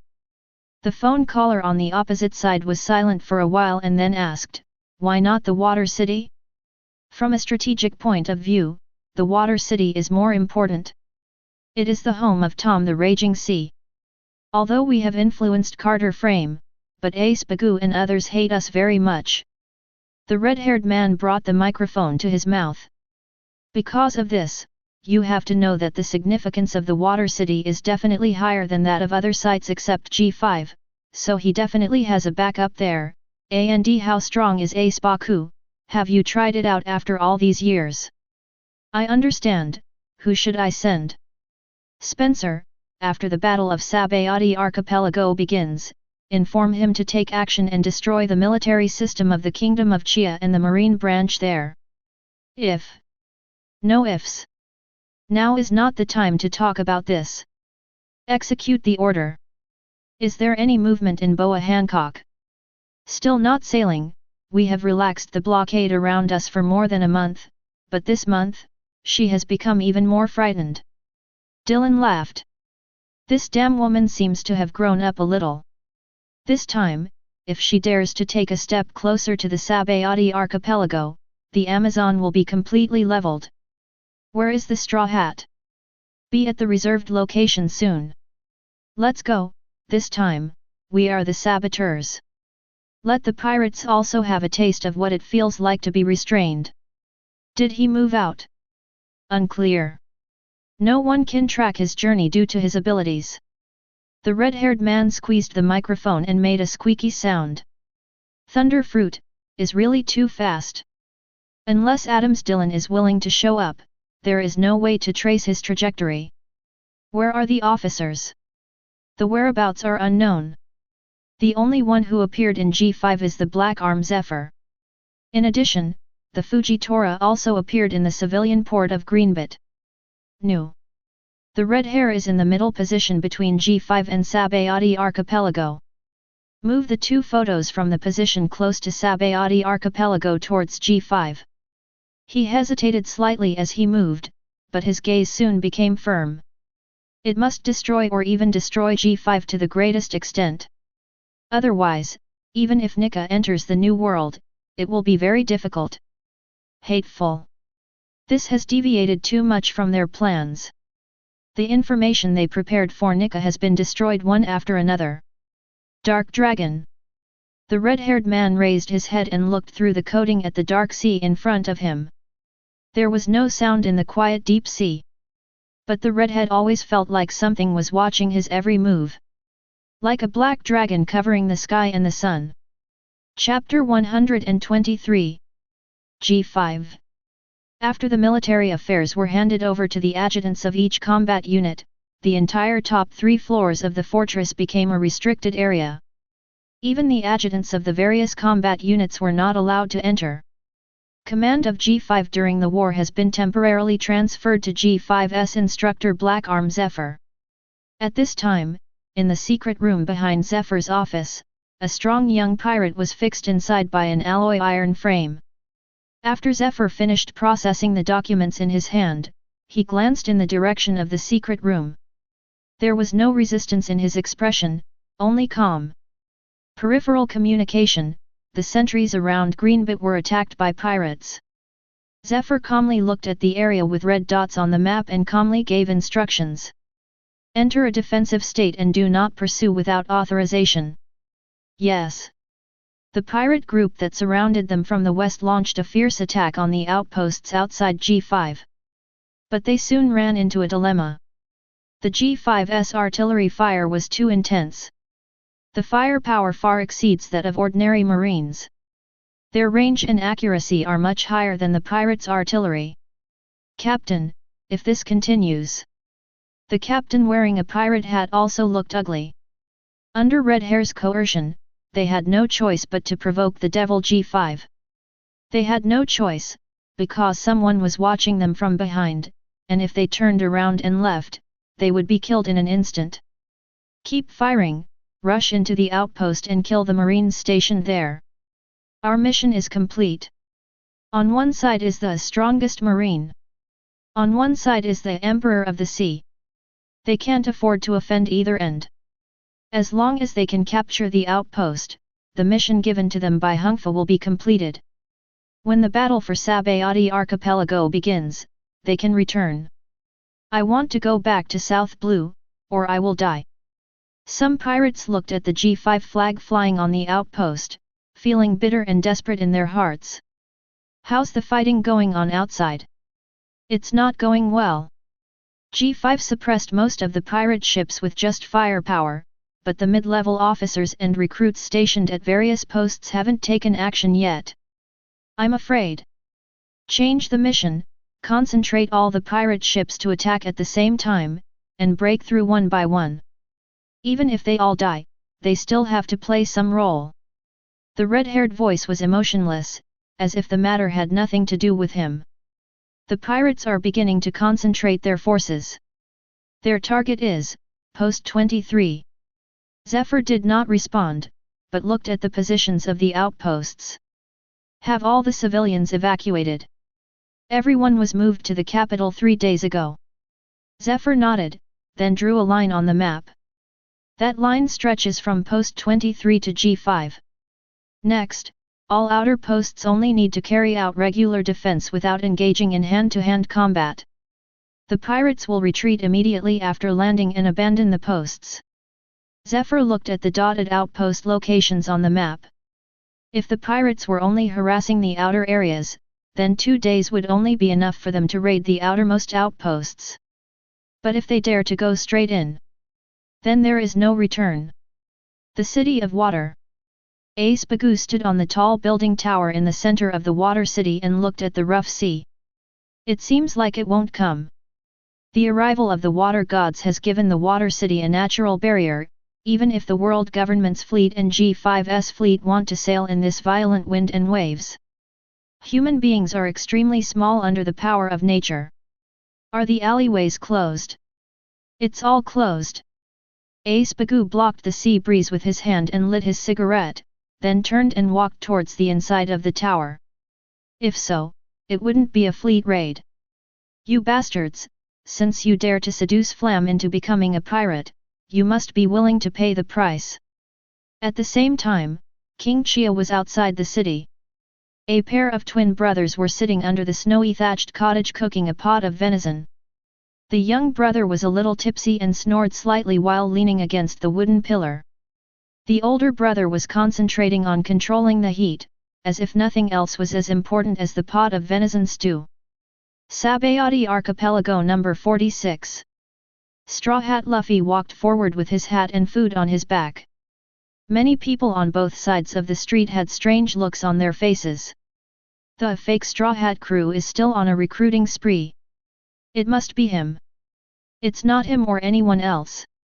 Straw Hat was not aware of the secret and intense gazes of everyone, and still walked towards number 17 laughing and joking. They should be coming, those 2 men. The strongest marine and the youngest 4 emperors. Although the battle hasn't started yet, the oppressive atmosphere in the air has already made everyone feel like they can't even breathe smoothly. Some even plan to leave directly. This is no joke. Even being affected by the aftermath of the battle may lead to death. Is there no news from the outside yet? No. No one from either side showed up. Needless to say, On Long is known to everyone for his speed. But there are no espers in Red Hair pirates. If they haven't appeared yet, they would be in a state of passivity. Impossible. The Red Hair must be nearby.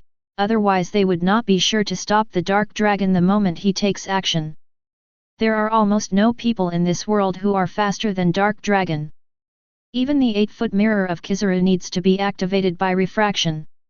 Whether it is small-scale teleportation or ultra-long-distance flight, Dark Dragon is well deserved to be the best in the world. Many people on the street began to look around. Redhead Shanks, Pluton Rayleigh, they must be nearby. Area 33, that guy named Lord of Souls is a member of Straw Hat's crew, right? Indeed, what's wrong? The first G5 officer was discovered there moon-breaking An. District 33. Hello everyone, I am the king of spiritual songs, although I am just a handful of bones, yo ho ho ho. Today, I will play the best commemorative performance. This place is the island of regret where my memories of failure are buried, but it will also be my island of starting again. I want to tell everyone announce. Judgment of Sin. One line of sky. The moon-white slender chop shot directly from the back of the audience to the king of Soulbrook who was holding the base. The skeleton holding the base looked surprised. Ding! Before the skeleton could react, a woman holding a spear stood in front of the slash. Her huge, fluffy hair hung down behind her, and she stared at the back of the stand like a cheetah. Former Roger Pirates combatant, Yaman. Anne lifted his hood and his blue hair flowed down his shoulders. The woman named Yaman seemed to be speechless. She pointed her spear at Anne, and at the same time turned her head towards the skeleton and raised her chin, as if to signal him to leave quickly. Yo ho ho ho ho! I didn't expect that the farewell concert would end in this way. It's such a pity. After throwing the base aside, the skeleton took 2 steps forward with his cane in his left hand. But, we are no longer what we used to be. Yaman, who was standing in front of the skeleton, had an incredible look on his face. The blow just now was enough to kill him instantly. Didn't he notice the danger at all? Nika's partner, are they so unbearable? Chapter 124. Yaman's heart gradually sank. Although they also came up step by step from being weak. But, although I don't know what the meaning of the battle is, the 2 ladies. The skeleton holds the handle of the cane in its right hand. Can I see your panties? Anne's eyes flashed with coldness. Frivolous. Lustful. Shameless. Is this Straw Hat's partner? Those people expect this kind of thing to save the world? Anne's figure appeared in front of the stands, and alarm bells rang in Yaman's heart. Walk. She didn't even have time to look back at the stupid skeleton weirdo, so she could only drive him away hoarsely. This lady, I'm. Judgment ABI. The slash had not yet arrived, but the wave of air that hit his face immediately suffocated the skeleton. Only then did he realize that his opponent was so powerful. Walk. Yaman spoke again, this time with anger and annoyance in his tone. Along with the spiral slash, there was also a pitch-black knife. Black knife. Yaman remembered the information Little Shanks gave them. Broken Moon Anne holds the Wano Kuni National Treasure Black Sword, Shui. There has only been one shot record in recent years that can be tracked down. In Summit War, you fight against Lei Ching Makugai, the captain of the Whitebeard Pirates. No combat was recorded for the remaining 2 years. In other words, all opponents are dead. Ding! Ding! Ding! Yaman's body trembled slightly. They have repeatedly studied the battle information about Dark Dragon Dylan. And this move, including the previous moves, seems to be derived from the swordsmanship of Dark Dragon. Go! Idiot! Yaman's voice was somewhat deformed, like the roar of a wild animal. The skeleton monster hesitated for a moment and then paused. Seeing that he seemed to be leaving, Anne put his autumn water against Yaman's spear and said, "Pirates are just pirates, what is the place to start again? Where to start? Return to mother's arms." The skeleton, who was already hesitant, trembled when he heard Anne's words. "If you run away before you see Luffy." Yaman sighed inwardly when he saw the skeleton holding the sword hilt again. Anne sneered disdainfully. Kang! After the violent collision, Anne's body jumped backwards. "Already found, your weakness." An ominous premonition arose in Yaman's heart. The look in the woman's eyes made her feel uneasy. Judgment of Crime Infinite. Yaman's pupils shrank when he saw the slashing attack coming like a strong wind. How did she know? My own weakness? Anne, the next trial is a real test between life and death. You will sail separately from Belmere and Luo. Dragon-slaying swordsmanship should be one of the most powerful swordsmanships I know in the world. Ryoma, he may have killed gods with this method. Remember that he's something for you. Master the meaning. Take the enemy's life in the simplest and most direct way. Go to Whitebeard's original territory. Kill all the pirates you see and leave no one alive. Kang. 3 parallel slashes struck Yaman's neck, chest, and legs respectively. Laugh. Yaman's body swayed slightly. The 2 slashes above were blocked, and the legs already unconscious. The skeleton monster next to him was so shocked by the aftermath of the attack that he could hardly move. He once confidently thought that he had mastered the power of hell, but at this moment, he seemed to have seen the real Lord of Hell. Before he could shake off the shock, Anne had already appeared behind Yaman. The defense of the lower body is weak and the old injury of the back. This is this woman's weakness. Puff. The autumn water followed Yaman's old wound and sank into her back. Judgment 10 palaces. Anne's arms tightened. Yama. Boom. Yaman's body exploded. Anne fell on the spot and let out a breath. There is still a distance. After calming down his breathing, Anne looked at the skeleton monster next to him. This kind of behavior is frivolous and lustful. No. Isn't this the nature of pirates? Anne's body appeared beside the skeleton. The skull landed and rolled on the ground. Yellow spring fruit, humph. Anne lifts his foot and attaches himself to armament haki. Click. Snapped. The skull was crushed to pieces by a kick. Your first mission is to go to number 33 to find the guy called the Soul King. It only takes you a moment to kill him, but there will definitely be someone protecting him secretly. They should be at the level of combatants of the Roger Pirates. Compared to others, the importance of King of Souls Brook is much lower, so we must make a quick decision and rush to the second mission point. When receiving the task assigned by Tahir, Anne did not question it throughout the process. She didn't even ask if someone higher up would show up. She never doubted Dylan and never disobeyed his orders. After putting away his autumn water, Anne walked to the side. Not far away, some brave guys returned to the place where she had just fought. It's Yaman. Moonbreaking Anne defeated Yaman so quickly. That is Brooke from the Straw Hat crew. The first person to die has appeared. No one else came to the rescue. A reporter sneered while taking pictures. Do you think the red-haired side has enough manpower? Their top combat power must be devoted to the Straw Hat, and Nico Robin is also someone they need to protect.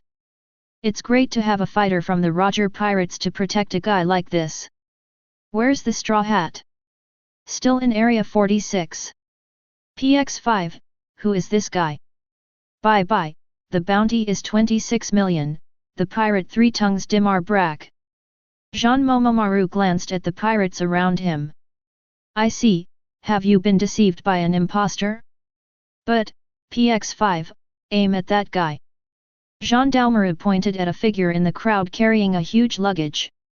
This superficial disguise is a fool's errand to escape the scrutiny of pacifists. Beep boom. A laser shot at the huge suitcase. The figure carrying the backpack bounced off and rolled several times in the air before landing on the high platform. What are you doing? You guy, you have a precious lunch box in your backpack. The pirates looked at the faces on the high platform with expressions of surprise. It's exactly the same as the reward order. He's the real Straw Hat. Straw Hat looked at Jean Momomaru below. 2 years ago, Jean Momomaru drove the pacifists to attack them. 2 years later, Jean Momomaru appeared again. Are you trying to ruin my business again? I promised others not to cause commotion, otherwise it will be difficult to sail smoothly. Jean Momomaru pointed the battle axe in his hand at Straw Hat. Don't worry, you don't have to set sail. PX5. Attack him. Beep. Beep. Beep. 3 consecutive laser beams were fired at the Straw Hat on the high platform. Straw Hat stood on the spot and moved slightly from side to side, avoiding PX5's attack very casually. Then he held the hat on his head with one hand. So slow. A slow voice sounded in everyone's ears. Slow? Can I give you something faster? Chapter 125. In the crowd. The eyes of several people were solemn at the same time. Boom! The huge red thunder fell without warning. The high platform was destroyed instantly. The surrounding pirates also fell to the ground frothing at the mouth. Two figures set up weapons on the ground to block the thunder. Redhead Shanks.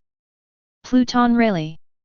The straw hat with black smoke on his body looked at the two people standing beside him. Shanks. Shanks. Luffy. The red-haired man felt bitter in his heart, but still grinned. I'm here to see you off, I must. Ta-ta. Ta-ta. The pacifists dispersed, and four figures walked out from the opposite side. What do you want? Do you want to go to the top? Straw Hat's eyes widened when he saw Dylan walking in the front row. It's you. It's you. 2 years ago during the Summit War, he saw the man in front of him take action. Later, when he went to ring the bell, it was said that this person also knocked him unconscious. The redhead looked gloomy. Dark Dragon, Adams Dylan.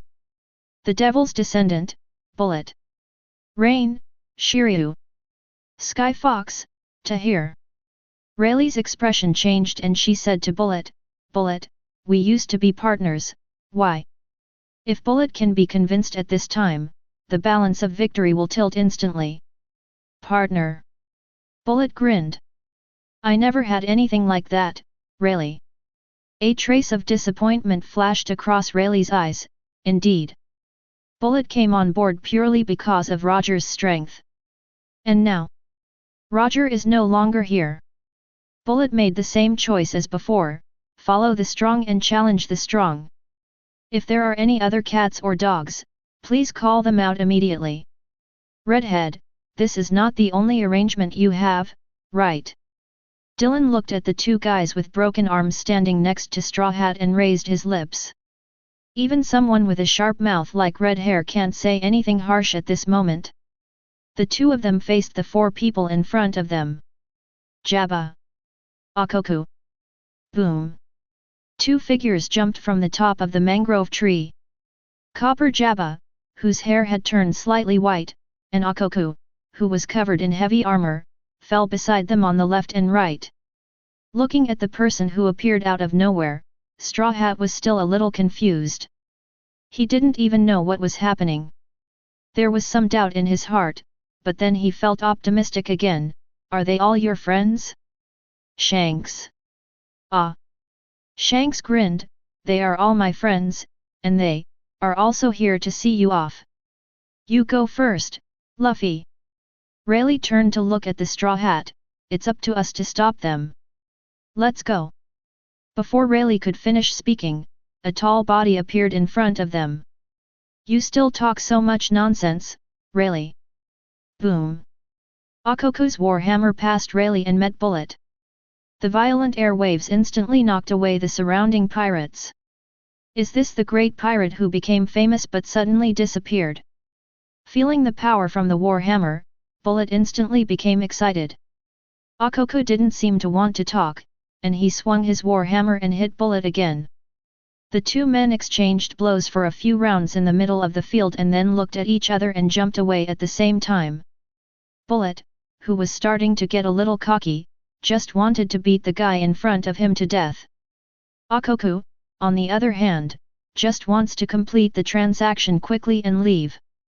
Dylan still stood there without moving, and the people opposite him fell into deathly silence. Now, it's impossible to leave Luffy alone. Other cotters of G5 have not yet appeared. Luffy! Luffy! Two excited voices sounded. Vinsmoke Sanji and Roronoa Zoro ran over from a distance. But when they saw the two sides confronting each other on the scene, they immediately stopped. Vinsmoke Sanji's body trembled slightly. Roronoa Zoro is about to take off his headscarf. Hey! Don't rush to transform yet, I have something to ask you. Dylan glanced at Roronoa Zoro. Roronoa Zoro was stunned at first. He recognized this man. He had met him in Yushin Dojo more than 10 years ago. Teacher Kojiro said back then that if one wants to become the world's greatest swordsman, then this person will definitely have one of the most difficult mountains to climb. What? Roronoa Zoro pulled out 2 swords and took them in his hands. Although Wado Ikemonji had not yet unsheathed them, judging from the scene, they were definitely enemies. When I met you in East Blue 10 years ago, Kuina had already achieved some success in swordsmanship, right? Dylan looked at Roronoa Zoro with a half-smile. Although he is a girl, he can hone his swordsmanship to that point, and his physical fitness is quite good, right? The red-haired man opposite felt his heart sink. How much strength and knowledge do you have now? Let me ask you. Kang. The thunderstorm blocked the sudden attack of Griffin. Dylan smiled strangely at Roronoa Zoro. Is there really a staircase in this world that can kill someone? And it's a young swordsman with excellent physical fitness and reflexes. Roronoa Zoro was shocked. He has been afraid to recall everything about Kuina because the promise has not yet been completed. Now that I think about it, with Kuina's reaction and body, why is there a staircase in Ishin Dojo that could kill her? You. Remember it carefully, think about it, where is the problem and why some things are always so coincidental. Don't treat everything as a coincidence, because that is. Kang. The second sword strikes. Dylan raised his hand and raised Shura to block Rayleigh's sword. What are you going to say to these sprouts? The one-armed Rayleigh was sweating slightly on his forehead. He was just the guardian leader designated by Roger and did not know some detailed plans and arrangements. He didn't know until the eve of the Celestial Dragons incident that Shanks was their leader, the banner bearer. Dylan waved Shura lightly to resist Rayleigh's slash. What's wrong? Why don't you let me tell you? Some people can't be beaten to death or hacked to death. Why did Kuina, who was also a genius, fall to her death when she fell downstairs? The red-haired man on the other side was already locked in a battle with Shiryu. Although Shiryu was at a slight disadvantage, the red-haired man was also very cautious in his actions, perhaps because he was concerned about the situation. Let me guess, maybe the story goes something like this. Dylan held up Shura's saber that held down Rayleigh, and said slowly. There was a child of Wano Kuni who inherited the blood and power of the dragon-slaying warrior. In order to achieve their own goals, some people quietly stole the child from Wano Kuni and threw it somewhere. Then, in order to let this extremely talented young man go on the path they expected, they designed to kill the equally talented young girl, so that the young man could get the weapon that represented the Shimotsuki family. Then they used some thieves to kill that young man along the way. The boy was led to a certain place just for him to meet someone. Shut up! The red-haired man shouted, ignoring Shiryu who was still pestering him, and turned around and sped towards Dylan. The figure flashed, and Dylan appeared on the flank. If you have time, give Kojiro a call. If he is dead, then someone may want to bury the secret. The redhead's heart sank to the bottom. Chapter 126. The moment Anne and Yaman fought, a piece of news immediately spread. A figure flew along the wind and snow towards the capital of the kingdom of Chia. There was a trace of determination on his weathered and handsome face. According to the instructions from the flag holder, the first thing he wanted to destroy was the capital of the kingdom of Chia and the military command system here. Half a month ago, under direct orders from the G5, Dalton had evacuated from the Alabasta border. Facing the powerful firepower and ferocious warriors of the Chia kingdom, even Alabasta, the superpower in the first half of the game, was extremely passive. After all, the fall of the Kingdom of Flowers is just around the corner. But after the news leaked from the Dark World that G5 will intercept the Straw Hats, the Kingdom of Chia quickly withdrew from the battlefield relying on its powerful kingdom warships. Alabasta did not continue the pursuit. This war was originally unequal. They are also waiting for that man to fail, waiting for this year's World Summit. Dalton stood at the gate of the palace and looked into the distance. The black dot in the distance, dressed in black, had stopped in front of the palace. Dalton glanced at the person next to him. It's Spencer, the former combatant of the Roger Pirates. Dalton turned back to look into the distance. The crew of One Piece. Spencer stopped and looked at the two young men standing in the thatched cottage. Soon his eyes were attracted by the sabers of the twin brothers, Sakuraju and Cuckoo. As an old rival of the flying pirates, he certainly knows these two famous swords that once shocked the world. It is rumored that Dark Dragon did kill Golden Lion, but no official news has been released. And the person who can get his approval and be awarded these two knives? Is it the monster recruit from G5's World Recruitment? Yes, this flatters us. After all, it is such a famous sword. The younger brother lifted up Muku and put the blade of the knife on his left elbow to pounce directly on Spencer. The brother holding Sakura-ten moved his body and instantly came to Spencer's flank. Laugh. Spencer looked stern as he withstood his brother's frontal attack. Combined fencing? Spencer tilted his body slightly to avoid the slash from the flank, but the pressure on the front suddenly increased in the next moment. One Piece's crew is indeed very powerful. The twin brother holding the wooden stick grinned. The attack just now was not exploratory. Gaiman brothers, pirate hunters wandering the West Blue. But they rarely take the heads of pirates to receive rewards. Their purpose is not money or fame. Pirates. Hunt pirates. They once served as part of the kingdom's guards, but eventually they discovered that they were just pointless killing machines. After receiving a mission to massacre civilians, the two brothers left the guard. They have also seen how the Marine branch of West Blue oppresses civilians and lives like an emperor. The disappointed twin brothers began a journey together.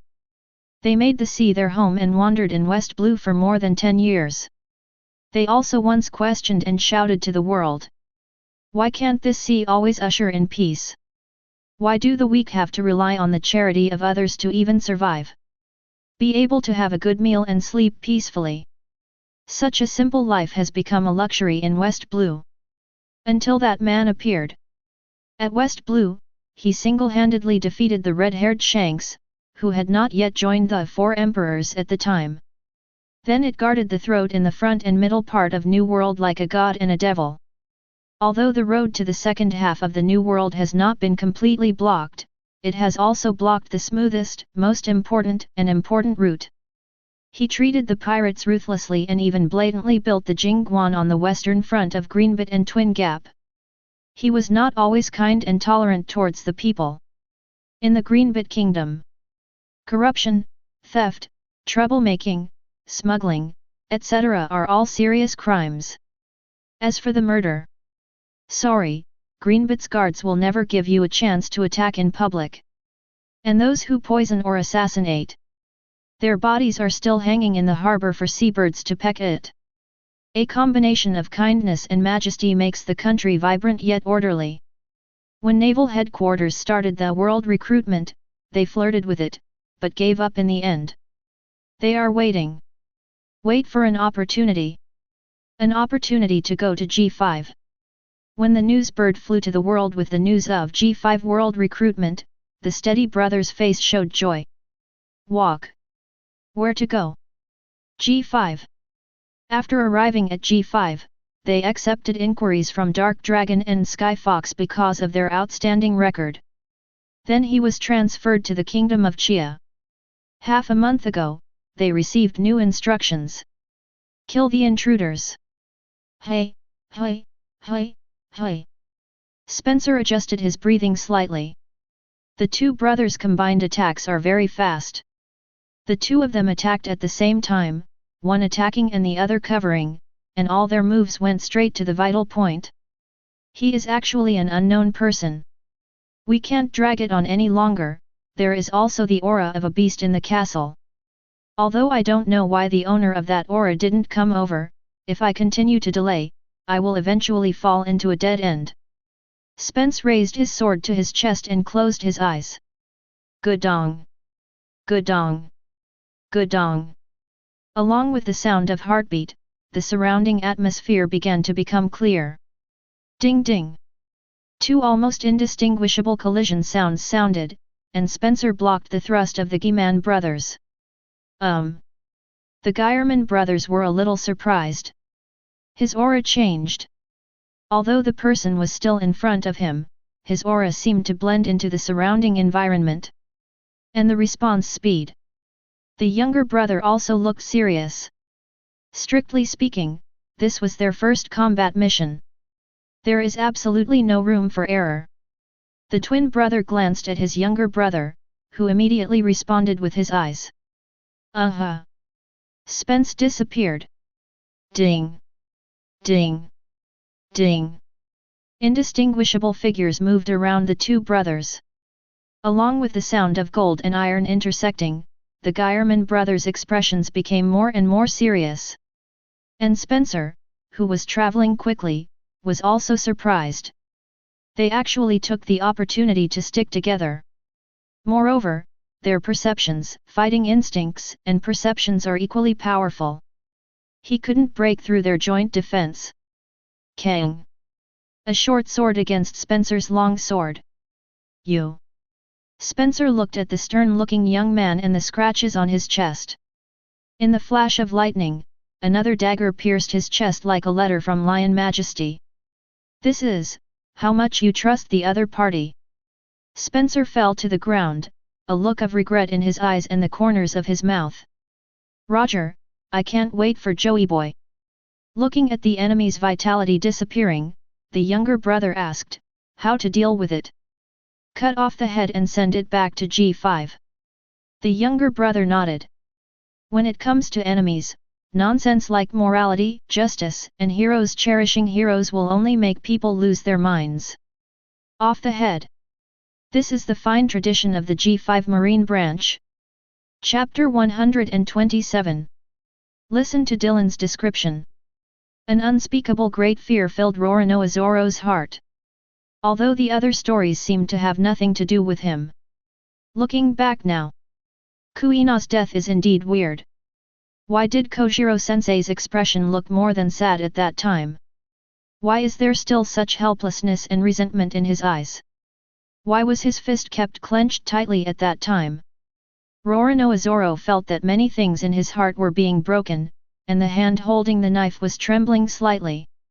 I want to go back to East Blue. Go back to Ishin Dojo to ask clearly. This thought instantly occupied his mind, even more than anything else. Young man! Don't be deceived by him. This is his plan to alienate you. The red-haired man looked at Roronoa Zoro, whose eyes were already a little distracted, and felt anxious. There was no way he was leaving Luffy. Although they have prepared some backup players and substitutes, as Dark Dragon said. The potential within this young man is irreplaceable. Jabba's eyes next to Straw Hat also showed a hint of surprise, but after a moment, his expression returned to firmness. He must protect Nika. The Sky Fox Tahir on the opposite side never made a move. Once he leaves Nika, the consequences will be disastrous. Now, as Rayleigh said, Nika is still a green shoot and almost powerless in front of them. Just the aftermath of the Dark Dragon move made him miserable. Must kill. Snake King. Boom. A thick green poisonous mist exploded around Dylan. Jabba, Rayleigh, and the redhead's expressions instantly darkened. FK, dirty. Great. Behind the distant building, a long nose poked its head out. Young man. Hurry up. Puff. Before the red-haired roar could be fully heard, Dylan's palm penetrated the long nose's throat. Usopp. Usopp. Straw Hat didn't even see the man make a move. Usopp's head rested on his shoulder in a strange shape. Liar, we. Straw Hat's eyes became confused. Ace died in front of his eyes and in his arms 2 years ago. 2 years later, my friend who had just landed died before he could show off his talents. Ho, what are you sad about? Ocean Man, you are willing to fight to the death in order to become the Pirate King, aren't you? Dylan tore off a piece of clothing with a long nose and wiped the blood from his hands while staring at the straw hat. Usopp. A familiar voice with a trembling cry appeared not far away. Farther away, someone holding a telescope looked nervous. It's Dark Dragon's adopted sister, little thieving cat Nami. How is he going to deal with this situation? Since he's here, he must be prepared. After all, it's him. The red-haired man felt a sense of joy in his heart. How do you deal with this situation? Adams Dylan. Dylan turned expressionlessly to look at Nami, who was beginning to sway. As a navigator, Nami is different from Chopper, Straw Hat, and Zoro. Like Robin, she had a lot of information to pay attention to, although she didn't know what height her brother had reached during the 2 years of practicing in a certain place. But before that, he had single-handedly blocked the Sea Emperors of the New World from getting out. Dylan looked at the scantily clad Nami, displeasure flashing in his eyes. You devil! A sharp roar pierced the sky, and everyone was stunned. No one knows what will happen next, if Dark Dragon loses control. Even though some people were far away, they couldn't help but shed cold sweat. Nami! A violent aura erupted. Boom! A man with a mohawk haircut appeared next to Nami. It's I Dragon.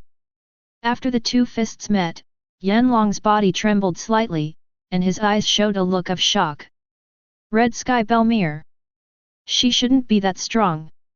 According to Shank's analysis, this woman's strength should be at the bottom among G5's senior officers. Go away. Belmere's expression was cold, and a black thunder was wrapped in air waves and rushed toward the Eye Dragon. Conqueror's Marine. Seeing that Eye Dragon had no intention of giving in, Belmere said no more. 3 days ago, G5 office. Okay, this is the general layout. Let's leave early. After everyone left, Belmere still stayed in Dylan's office and watched him. Let's forget it, Belmere. Dylan shook his head. He didn't want to test people's hearts too much, nor did he want the situation to get out of hand. This is my responsibility. Dylan. What a mother should do. For this day, you know what I paid. The air fell into silence, and Dylan walked to the window again and looked at the new world in the distance and lit a cigarette. I have never doubted your position. I also believe that you are not useless people like Garp. I just don't want to add extra wounds to you. Now that you've decided, just leave. Eye Dragon looked at the heels in front of him and recalled the battle more than 30 years ago. Captain Roger's battle with Newgate. Although there is no aura that destroys the world. But he is not a top powerhouse like the two of them. Click.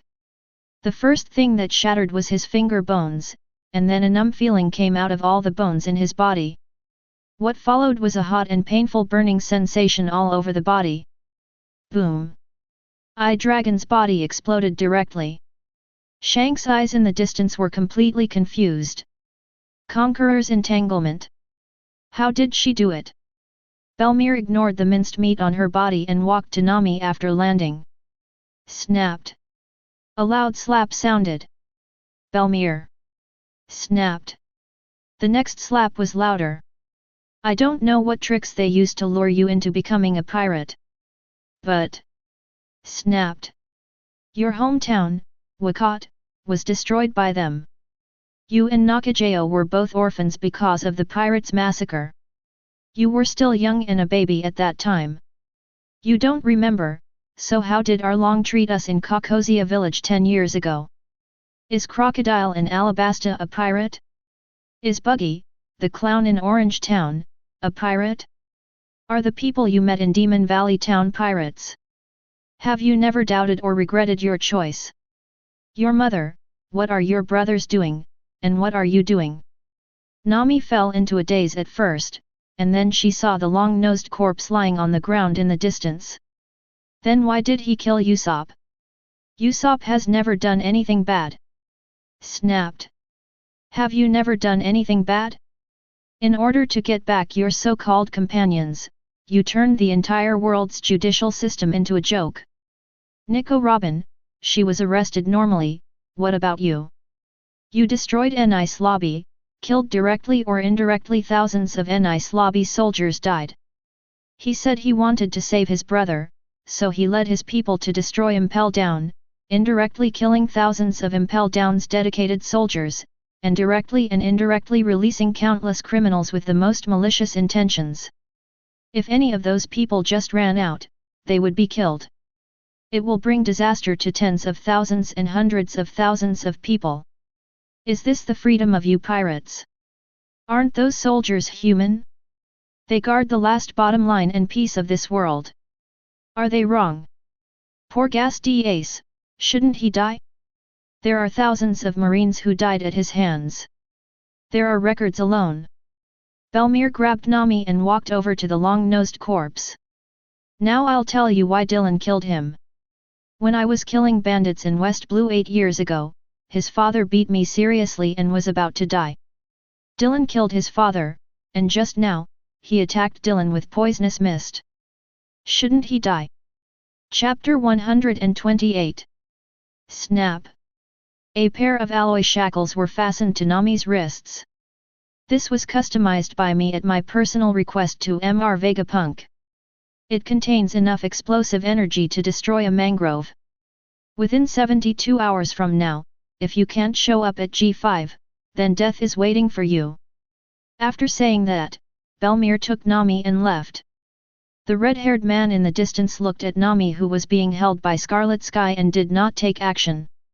Except for Shiryu watching him from the side. The aura of Dark Dragon has completely subsided.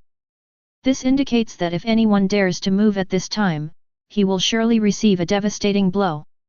After Belmere went away, Dylan turned to look at the red-haired man. Despite his calm expression, the redhead felt unprecedented pressure. Straw Hat, who was slumped on the ground, muttered, "Nami Usopp." Looking at Straw Hat, who was already a little out of control, the red-haired man took out the phone bug from his arms.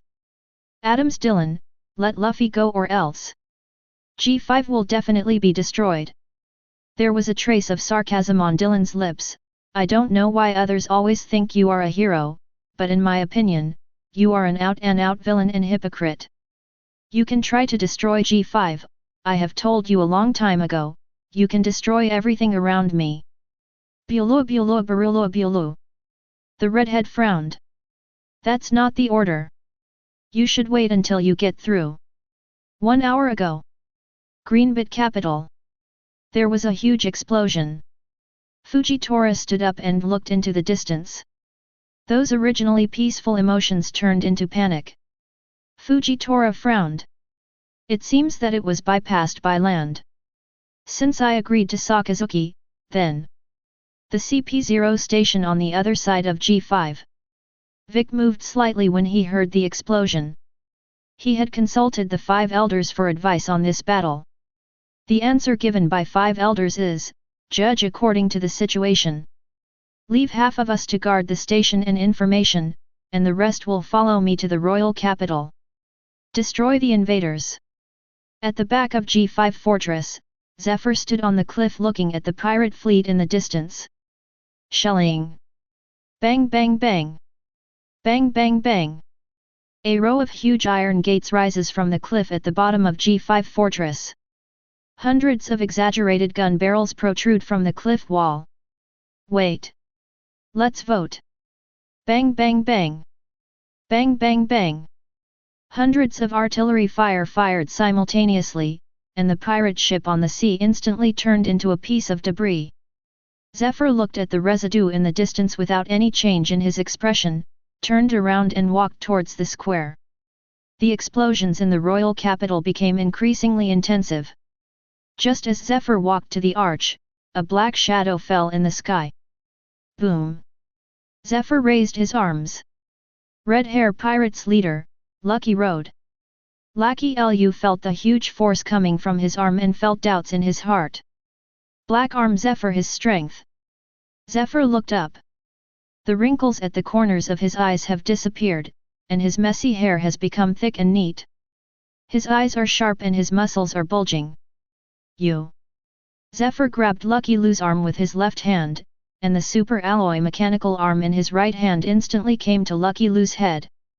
Momo 50 times gun. Huge bullets flew towards him, and Zephyr opened his robotic arm. Boom! After the explosion, Lucky Road rolled over and jumped onto the square to look at Zephyr, who had returned to his prime. Did you eat any devil fruit? Zephyr looked at Lucky Lu indifferently, as if laughing at him. Then Zephyr looked at the person standing next to Lucky. Burndy World, it seems that Dylan's decision is correct, the pirate should be executed immediately. World Destroyer, Burndy World looked at Zephyr standing under the fortress with a look of hatred in his eyes. Zephyr in his prime and his weird robotic arm. Lucky Lu stamped his feet, and several figures quickly came to their side. Former member of Roger Pirates CB Gallon. Former member of the Roger Pirates Meyer A. Pine. Red Hair Pirates leader Roar Gabu.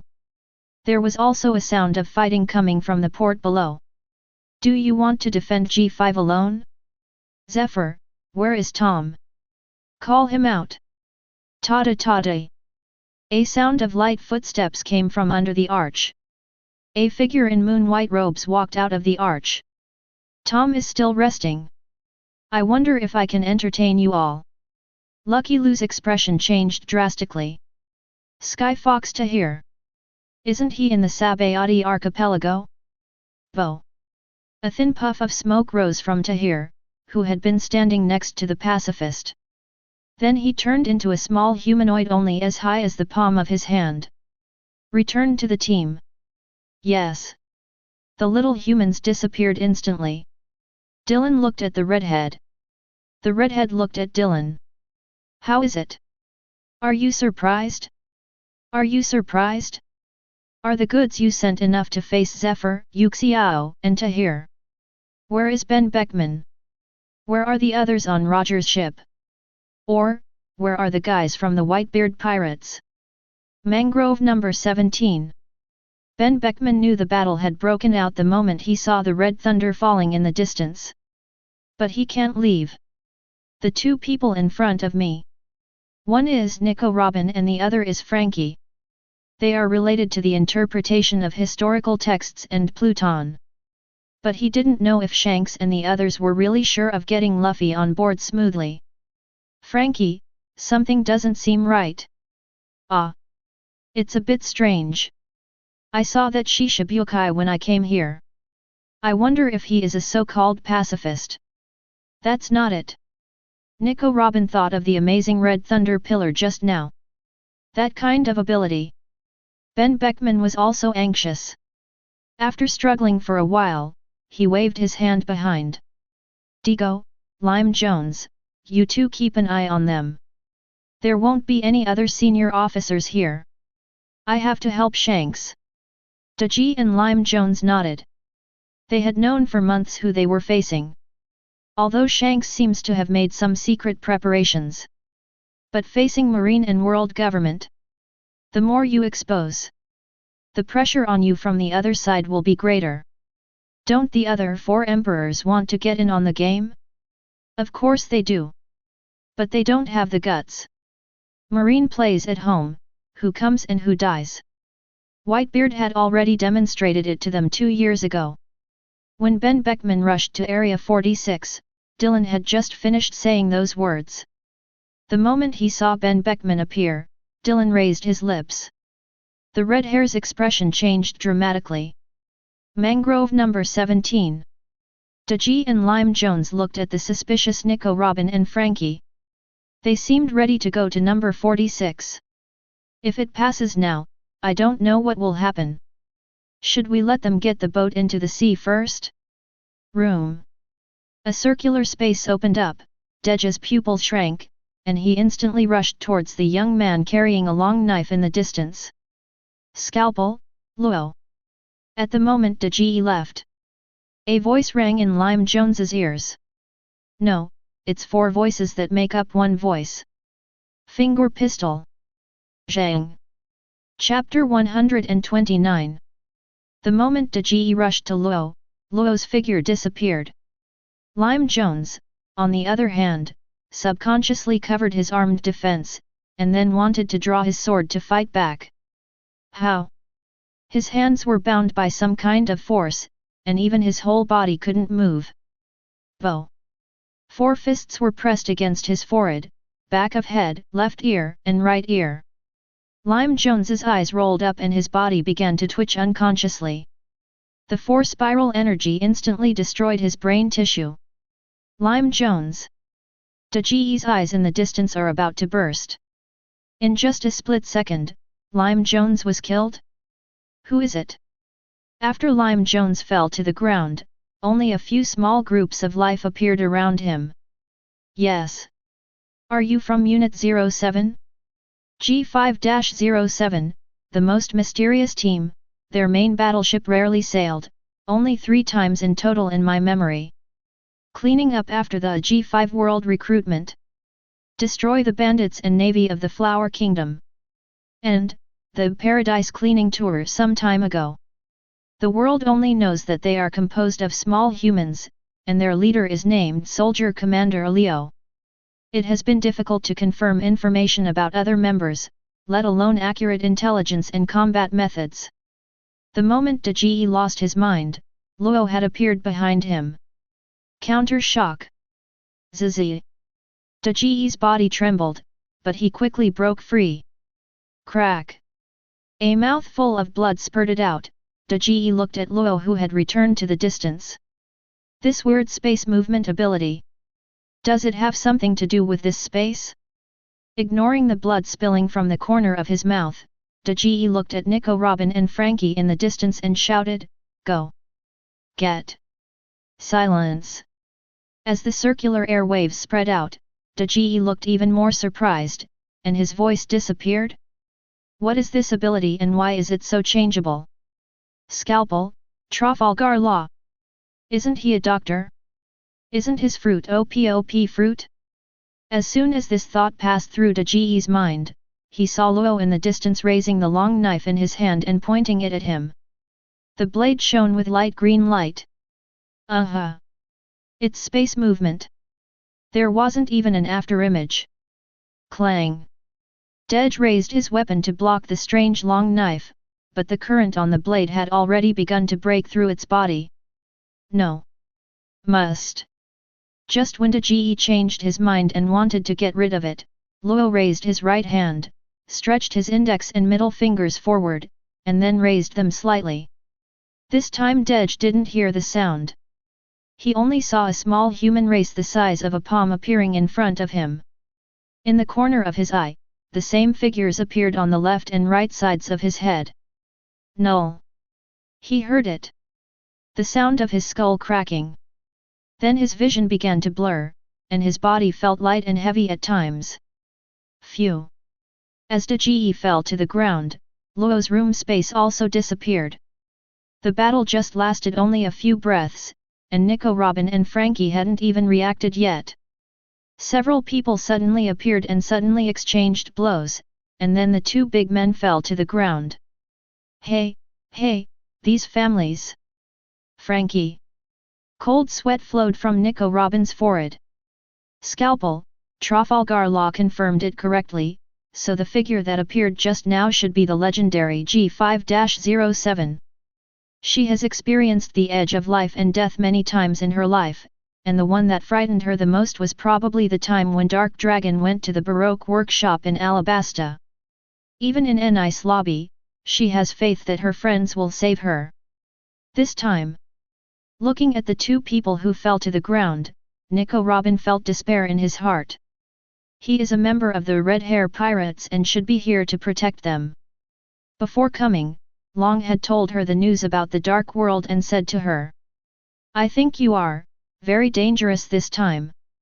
Looking at it more pessimistically, all of you will die. As for Luffy's life or death, I'm afraid, it depends on his grandfather. I know something about your past, but I don't think Aokiji will be hostile to Dark Dragon for you, so, there is no one strong enough to protect you this time. Think about it seriously, the Revolutionary Army is also saving the world. After the dragon finished speaking, he left. Luo carried Ghost Cry and walked towards the two of them calmly. Frankie change. Bo. Frankie fell to the ground in pain before the mecha started covering him. There was a fist-sized cube in Luo's hand, with the heart beating inside. I won't kill you because you are Mr. Tom's disciple. This is already a violation of the order. Luo squeezed his heart again. As Frankie screamed, Luo threw the heart in his hand into the air. The little cube disappeared instantly. They are not as easy to talk to as me. If you move again, you will die. After finishing speaking, Luo walked up to Nico Robin. The same as you. Luo took out a piece of paper from his pocket and handed it to Nico Robin's eyes. After reading this, make a choice and go to G5 to go to jail. Or die. Underground in the G5 fortress is a cell made of nearly pure sea stone and G5 super alloy. There are not many rooms there, only one floor. Nico Robin took the paper from Luo's hand and spread it out and was stunned for a moment. Ancient texts? Robin, back then, Kloba expelled me from O'Hara due to differences in ideas. The stubborn old man even erased my identity and records as a scholar, but I didn't expect that I would also escape. We have pursued history, protected history, and we have also tried to reveal history to people in this world. This is the bounden duty of archaeologists. But over the decades, I've found new ways to do it, and I know you've been to East Blue and you've probably heard something from the dragon's mouth.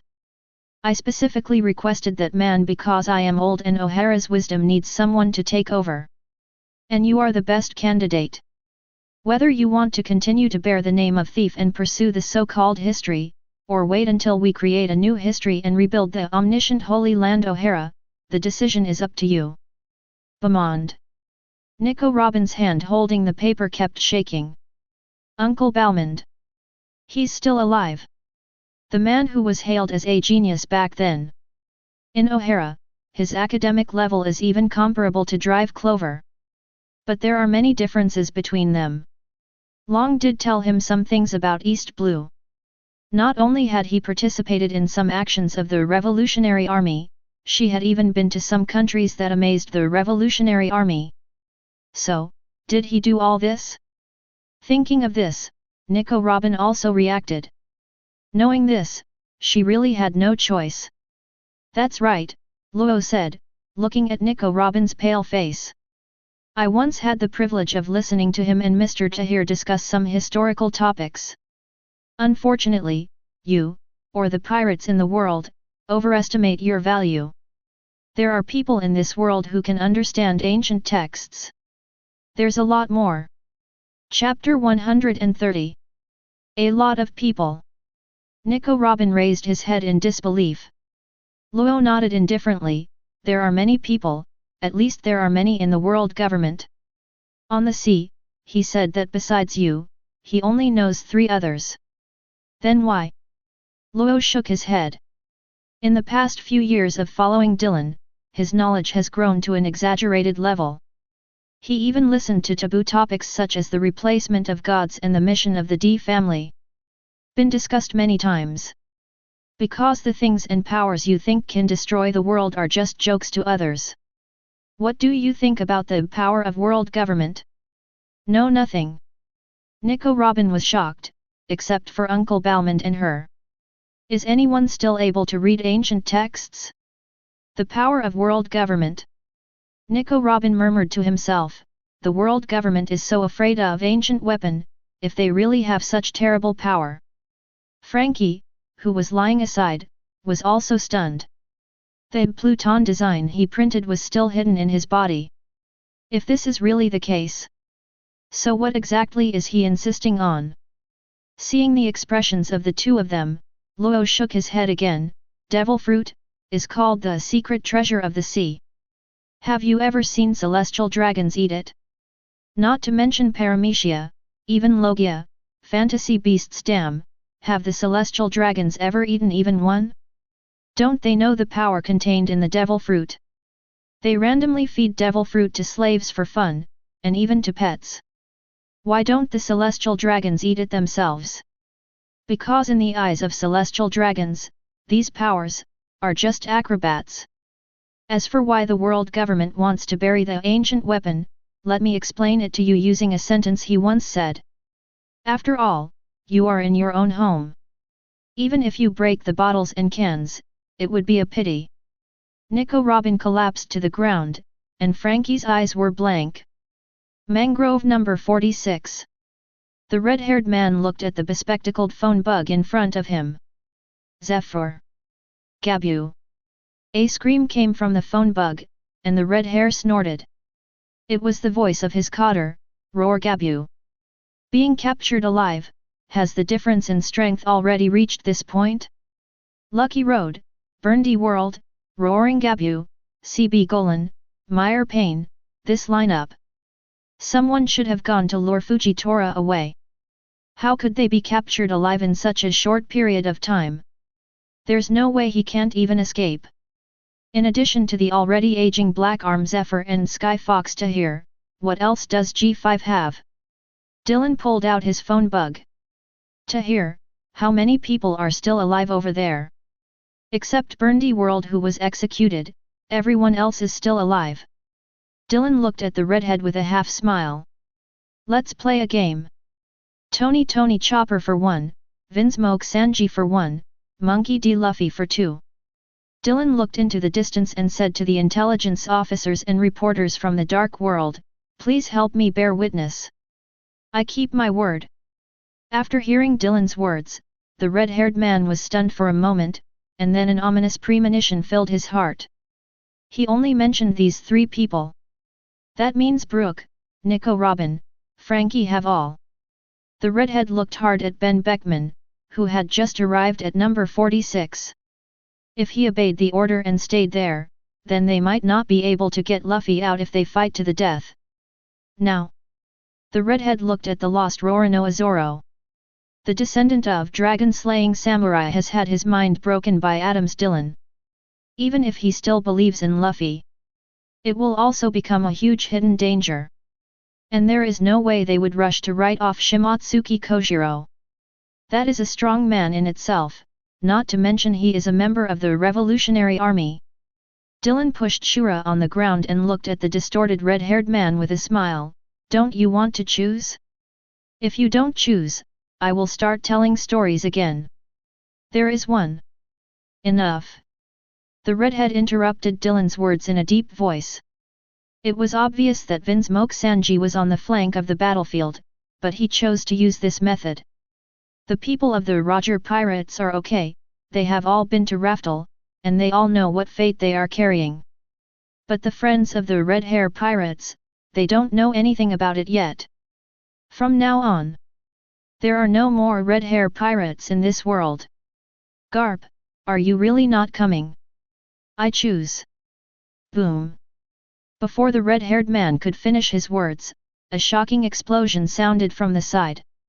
The trunk of mangrove number 46 was interrupted in the middle, and a figure fell across from Dylan. Garp, I've been waiting for you for a long time. Dylan looked at Garp who was taking off his marine uniform and smiled. It seems Sengoku didn't convince you. Let them go, Dylan. I quit marine. I won't stand in your way anymore. Garp's grey hair is extremely messy, and although his expression is a bit weathered, his eyes are particularly determined. Can. Dylan grinned, anyone I just named can go. But Garp. Dylan pulled out Shura from the ground and held it in his hand. You don't have that much respect. What are you going to give in exchange? Don't talk about quitting marine and stop hindering me. You don't have the qualifications.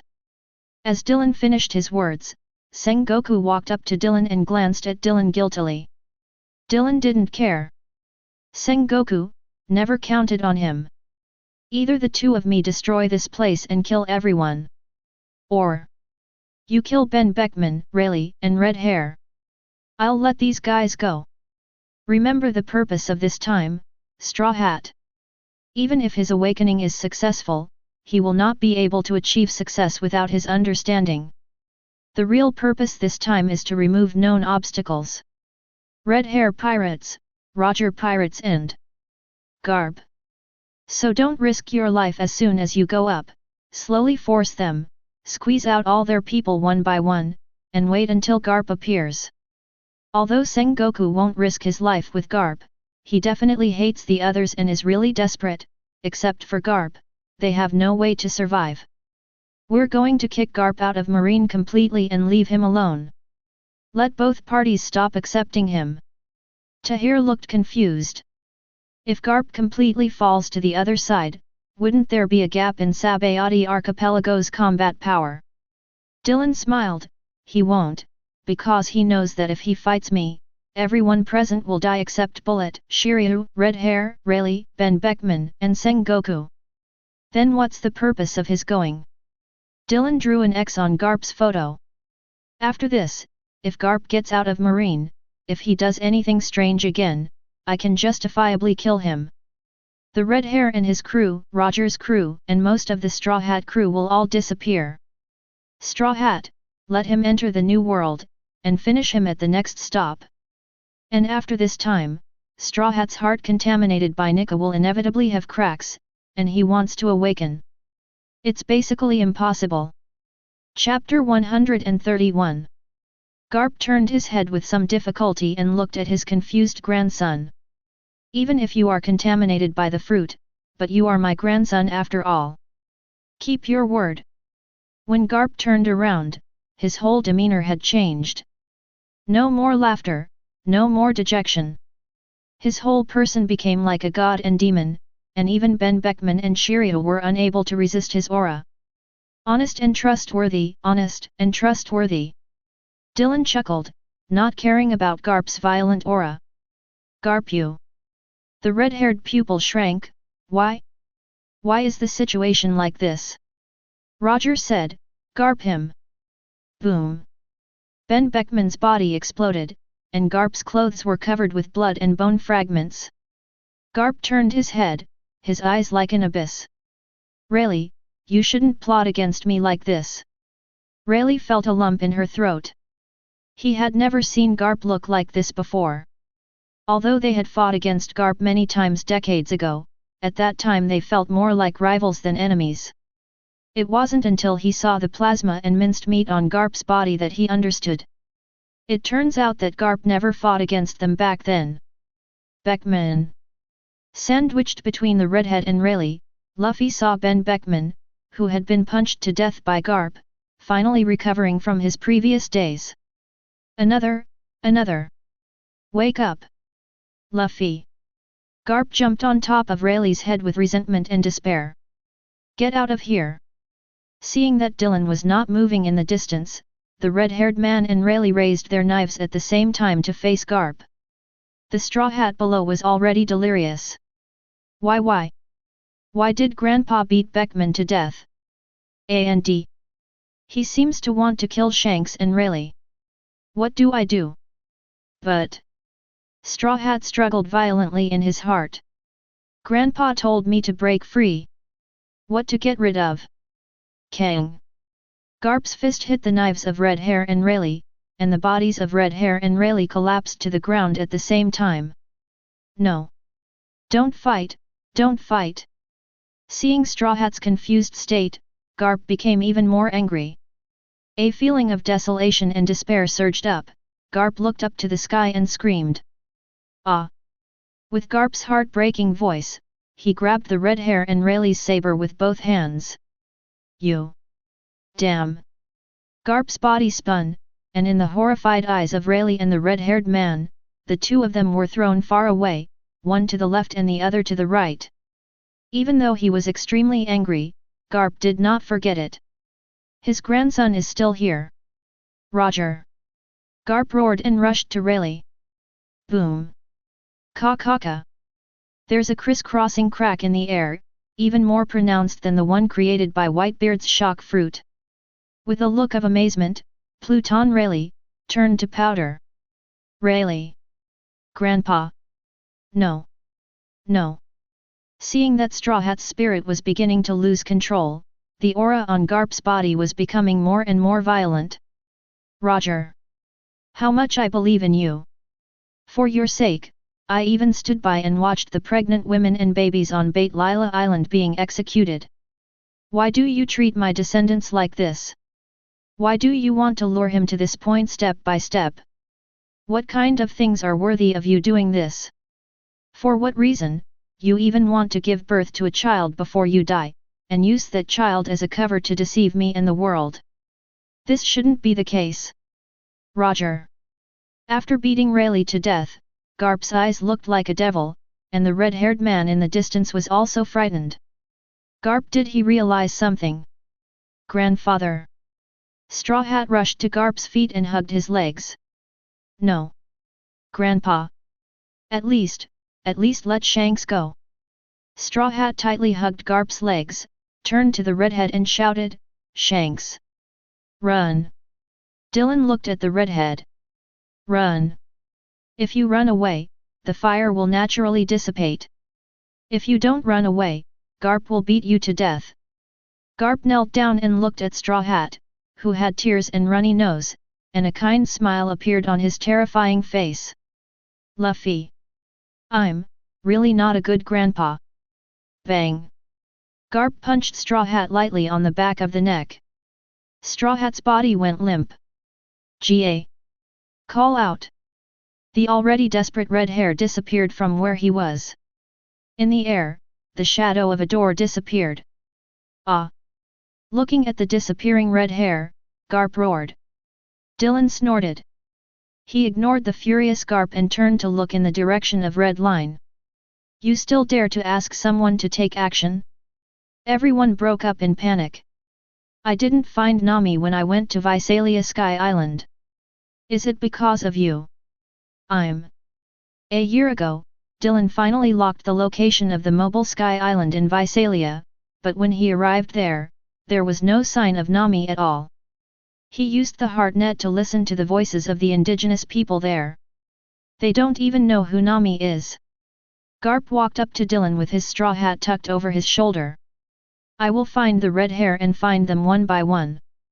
Dylan stared at Garp, who refused to give in. Although he was alone, Garp showed no fear. But the bloodshotness and madness in his eyes were clearly visible. What about next time? Are you still going to stand up for him?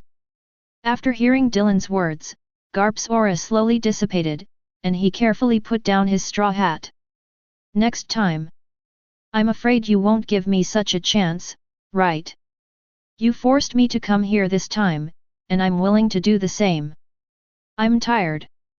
Garp took off his coat and put it on Straw Hat. Next time, just kill me. As for Luffy, Garp had a sad look on his face. If he can't break free, it would be better to become a puppet who loses himself. Garp's body trembled slightly. Garp, mark your words, your position is gone. After speaking, Dylan turned and left, and Sengoku sighed and left as well. Number 46 Mangrove Coast. Straw Hat wakes up from a nightmare. Usopp. Rayleigh. Beckman.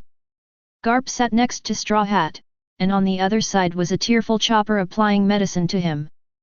Vinsmoke Sanji and Roronoa Zoro sit far away. Looking at Garp's hunched figure, Straw Hat was stunned for a moment, and then said tremblingly, Grandpa. Ah, Luffy. Garp turned his head and burst into tears. Find yourself and be yourself, Luffy. Chapter 132.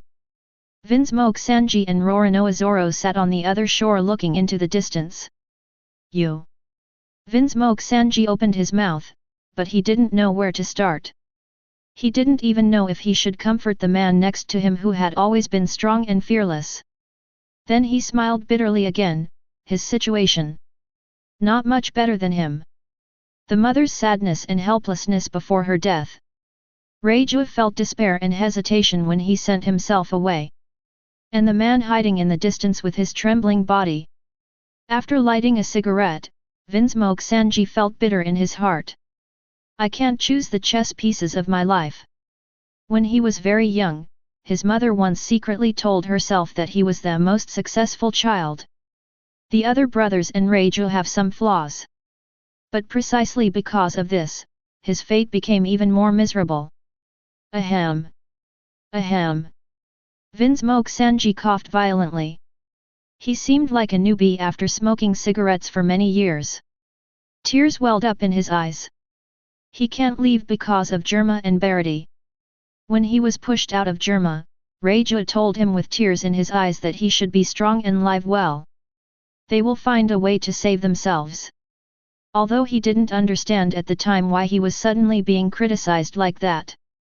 Why was he suddenly imprisoned inexplicably, and why did Reiju say such strange things? Until late one night a few years later, he heard a conversation between Boss Jeepy and a mysterious man outside the window. How is he? He's very good, can you? The man in black was covered in black robes and had a hood on his head. Jep, you should know that this will do him no harm. Have you forgotten your mission? But... Jeepy struggled for a while and then said, he should have his own life. The man in black sneered. Under the thin moonlight, 3 looming scars were reflected on the man's face. His life? None of us has our own life. Before the arrival of dawn, no one has his own life. Jeepy sighed, but the black figure suddenly took action. In a flash of lightning, the man's finger pierced Jeepy's chest. Jeepy groaned, as if he was trying his best to endure the pain. You have been shaken. This is the final warning. You know, we still have options. Don't force me to kill you. With this boatload of people. It turns out that everyone is similar. But... Vinsmoke Sanji looked at the straw hat in the distance. Through the scattered information just now, he has noticed something extraordinary. A power that can make the hero Garp helpless, an organization that can deceive him and exploit him for decades. Our experience along the way. Hey! He thought of the man who controlled the scene from beginning to end without taking any action. Did he already know all this? Vinsmoke Sanji's heart moved. Find a way to contact Reiju. Although I don't know what method they are going to use to save themselves, but... The greatest hope has appeared. What are you going to do? Roronoa Zoro, who was next to him, saw his expression changing and asked. Now in this situation, it is no longer up to them to believe it or not. Vinsmoke Sanji looked at the swordsman next to him and said in a deep voice, Wait. Wait. Roronoa Zoro frowned, he was very worried about Mr. Kojiro, but as Dark Dragon said just now, maybe if he breaks away from the Straw Hat Pirates now, maybe Mr. Kojiro. What are you waiting for? Just now, Garp single-handedly killed the 2 famous people in an instant, but he seemed to be unable to do anything about Luffy's fate. We have no choice, we. Vinsmoke Sanji clenched his fist tightly, and the cigarette butt in his mouth was deformed by his bite. We have to wait and see if Luffy can break free. If he can't, then we must continue on the road with him, and we must be stronger. Because although the Dark Dragon didn't kill us just now, what about next time? What about the next time? When we are strong enough, we will have the opportunity to break off the shackles on our own. We should have our own life. Roronoa Zoro was silent. No matter how arrogant your self-confidence is, you still have to have a degree of restraint.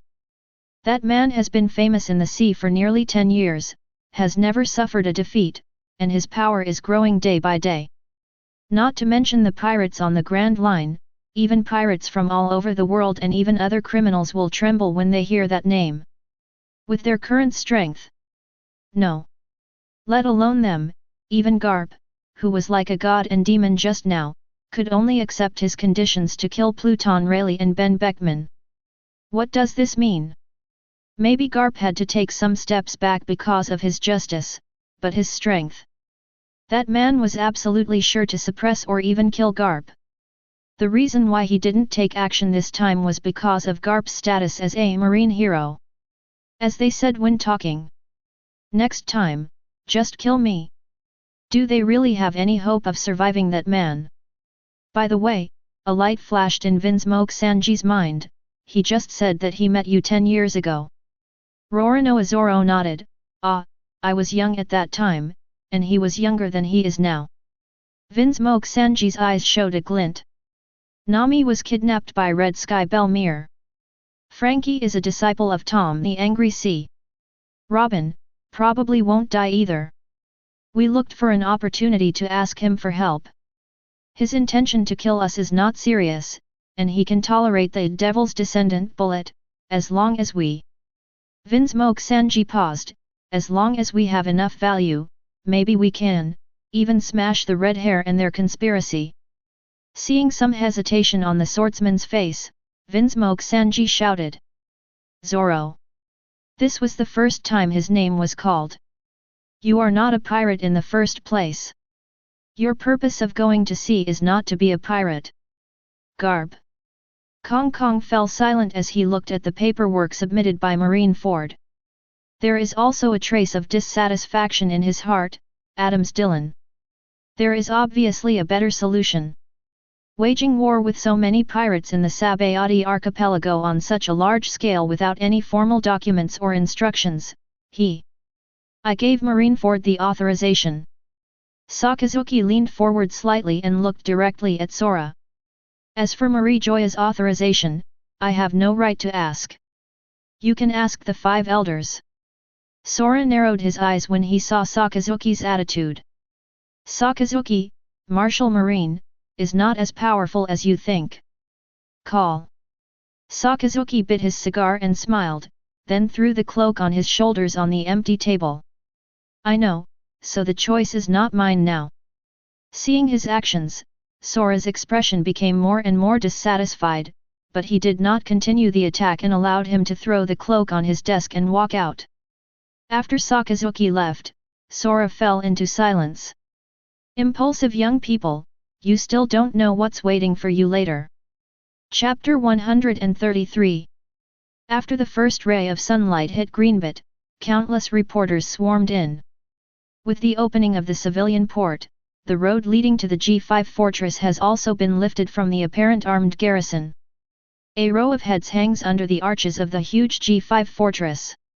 Even though they were mentally prepared, the reporters couldn't help but swallow at this moment. The crew of Roger Pirates. The crew of Red Hair Pirates. World Destroyer, Burndy World. As for the executed crew members of the Straw Hat Pirates, they have no right to be there. Reporters desperately searched for angles to shoot, fearing to miss any detail. For fear of missing a minute. It's only open to the outside world for 10 minutes, so get out as soon as you finish taking photos. No one at G5 was dedicated to keeping time, and no one even paid attention to these reporters. Even if someone saw Sky Fox Tahir passing by, no one would dare to come forward for an interview. The exclusive interview rights have been occupied by World Economic News. Morgans, that BD, gets the scoop every time.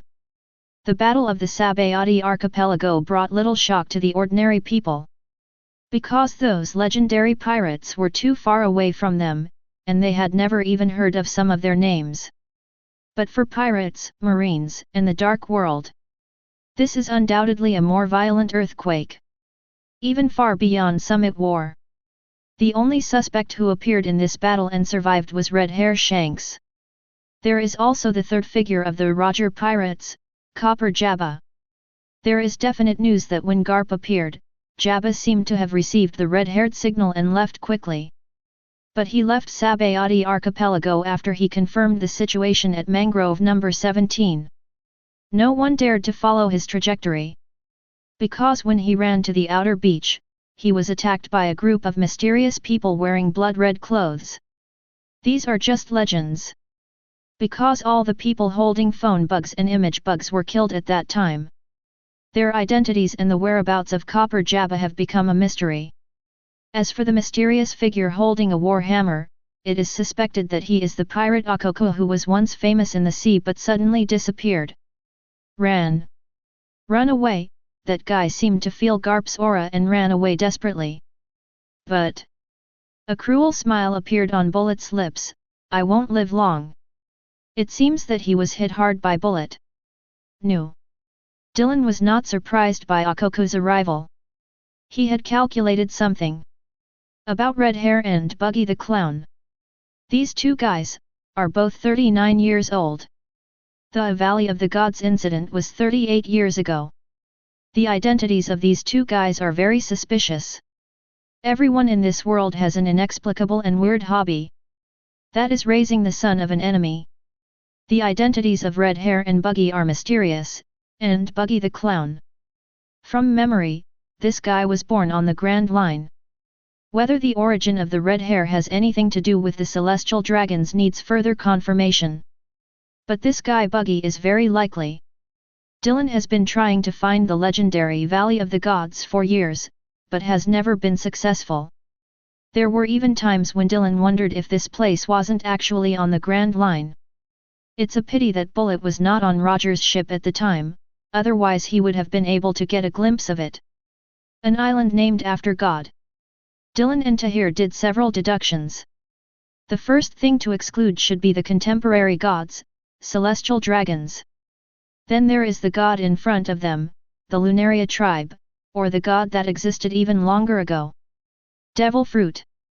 He has always had strong doubts about the official definition of this name. Being rejected by the sea, it is very likely that these fruits or abilities are not original products of this world.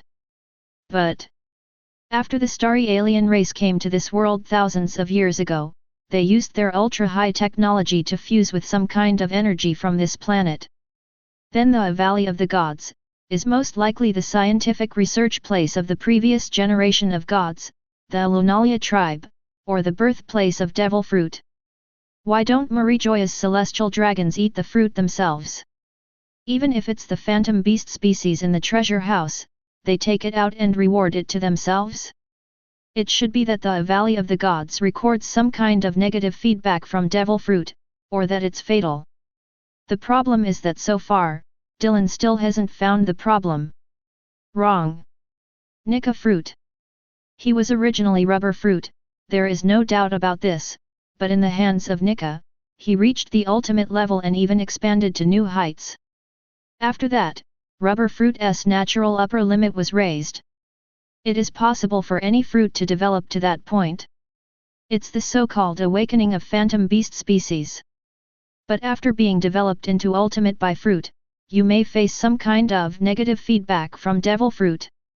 Maybe that's why celestial dragons themselves don't eat. But Nika, maybe he broke away from this negative feedback. The original effect is distorted with a stronger spiritual will. He even attached his will and spirit to Rubber Fruit. So if we expand on this.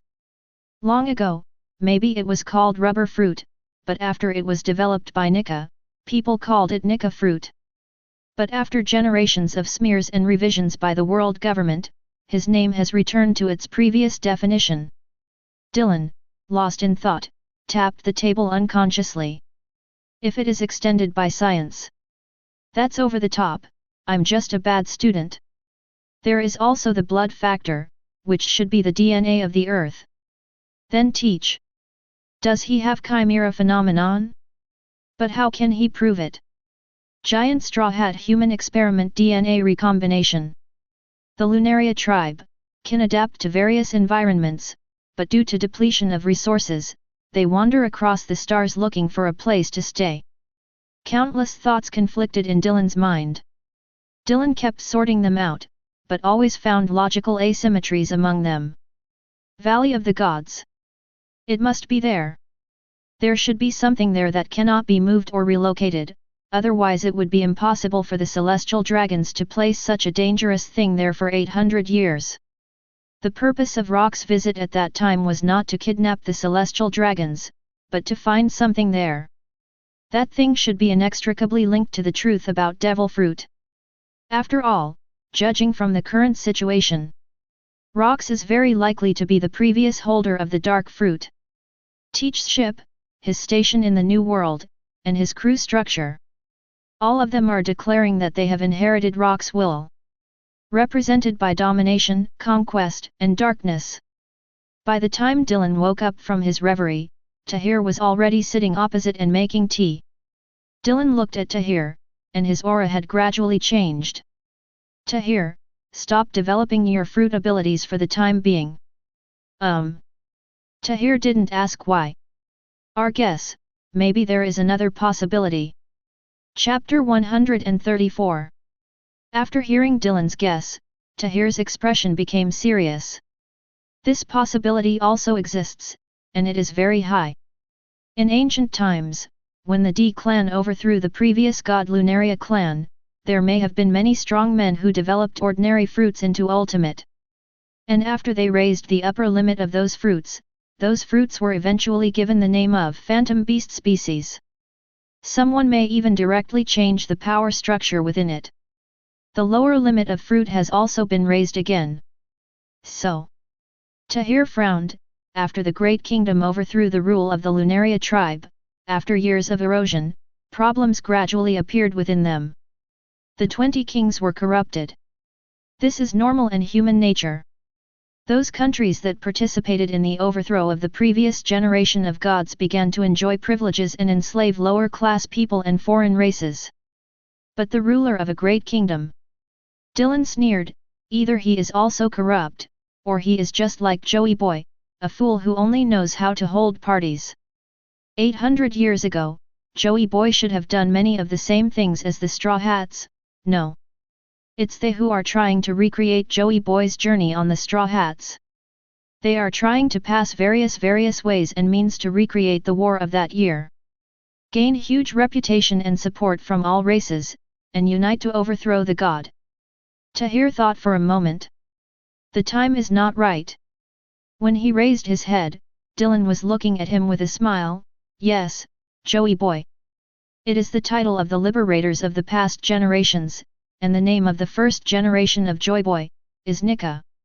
After the failure of Joy Boy after a 100-year gap, the world government took over the heritage of the Lunalia tribe and the Great Kingdom, which included the things in the Valley of the Gods and the so-called national treasures. As for Clan D, they inherited the ancient weapon and the covenant of all races. Whitebeard's so-called Great War, the dawn awaited by the fire, and the new era guarded by Kaido. It's all the same thing. Dylan looked at Tahir seriously and repeated what he just said, stop developing the fruit until you are sure to break the unknown shackles and distortions. Marie Joyce. The 5 elders were silent for a moment after listening to CP0's report. Did you fail to extinguish the lights successfully? There has been a lot of progress, and I'm afraid his purpose itself is not that.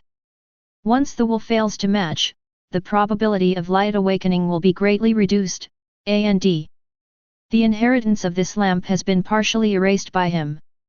Before the blonde 5 elders finished speaking, the 5 elders with birthmarks on their heads shook their heads and interrupted, not enough, the lights are changeable. And the things they hide all over the world. Snapped. The 5 elders holding first-generation Kaititsu closed the scabbard and stopped him with their expressions. The 5 elders with birthmarks seemed to realize their gaffe and stopped talking about this topic that they couldn't talk about anymore.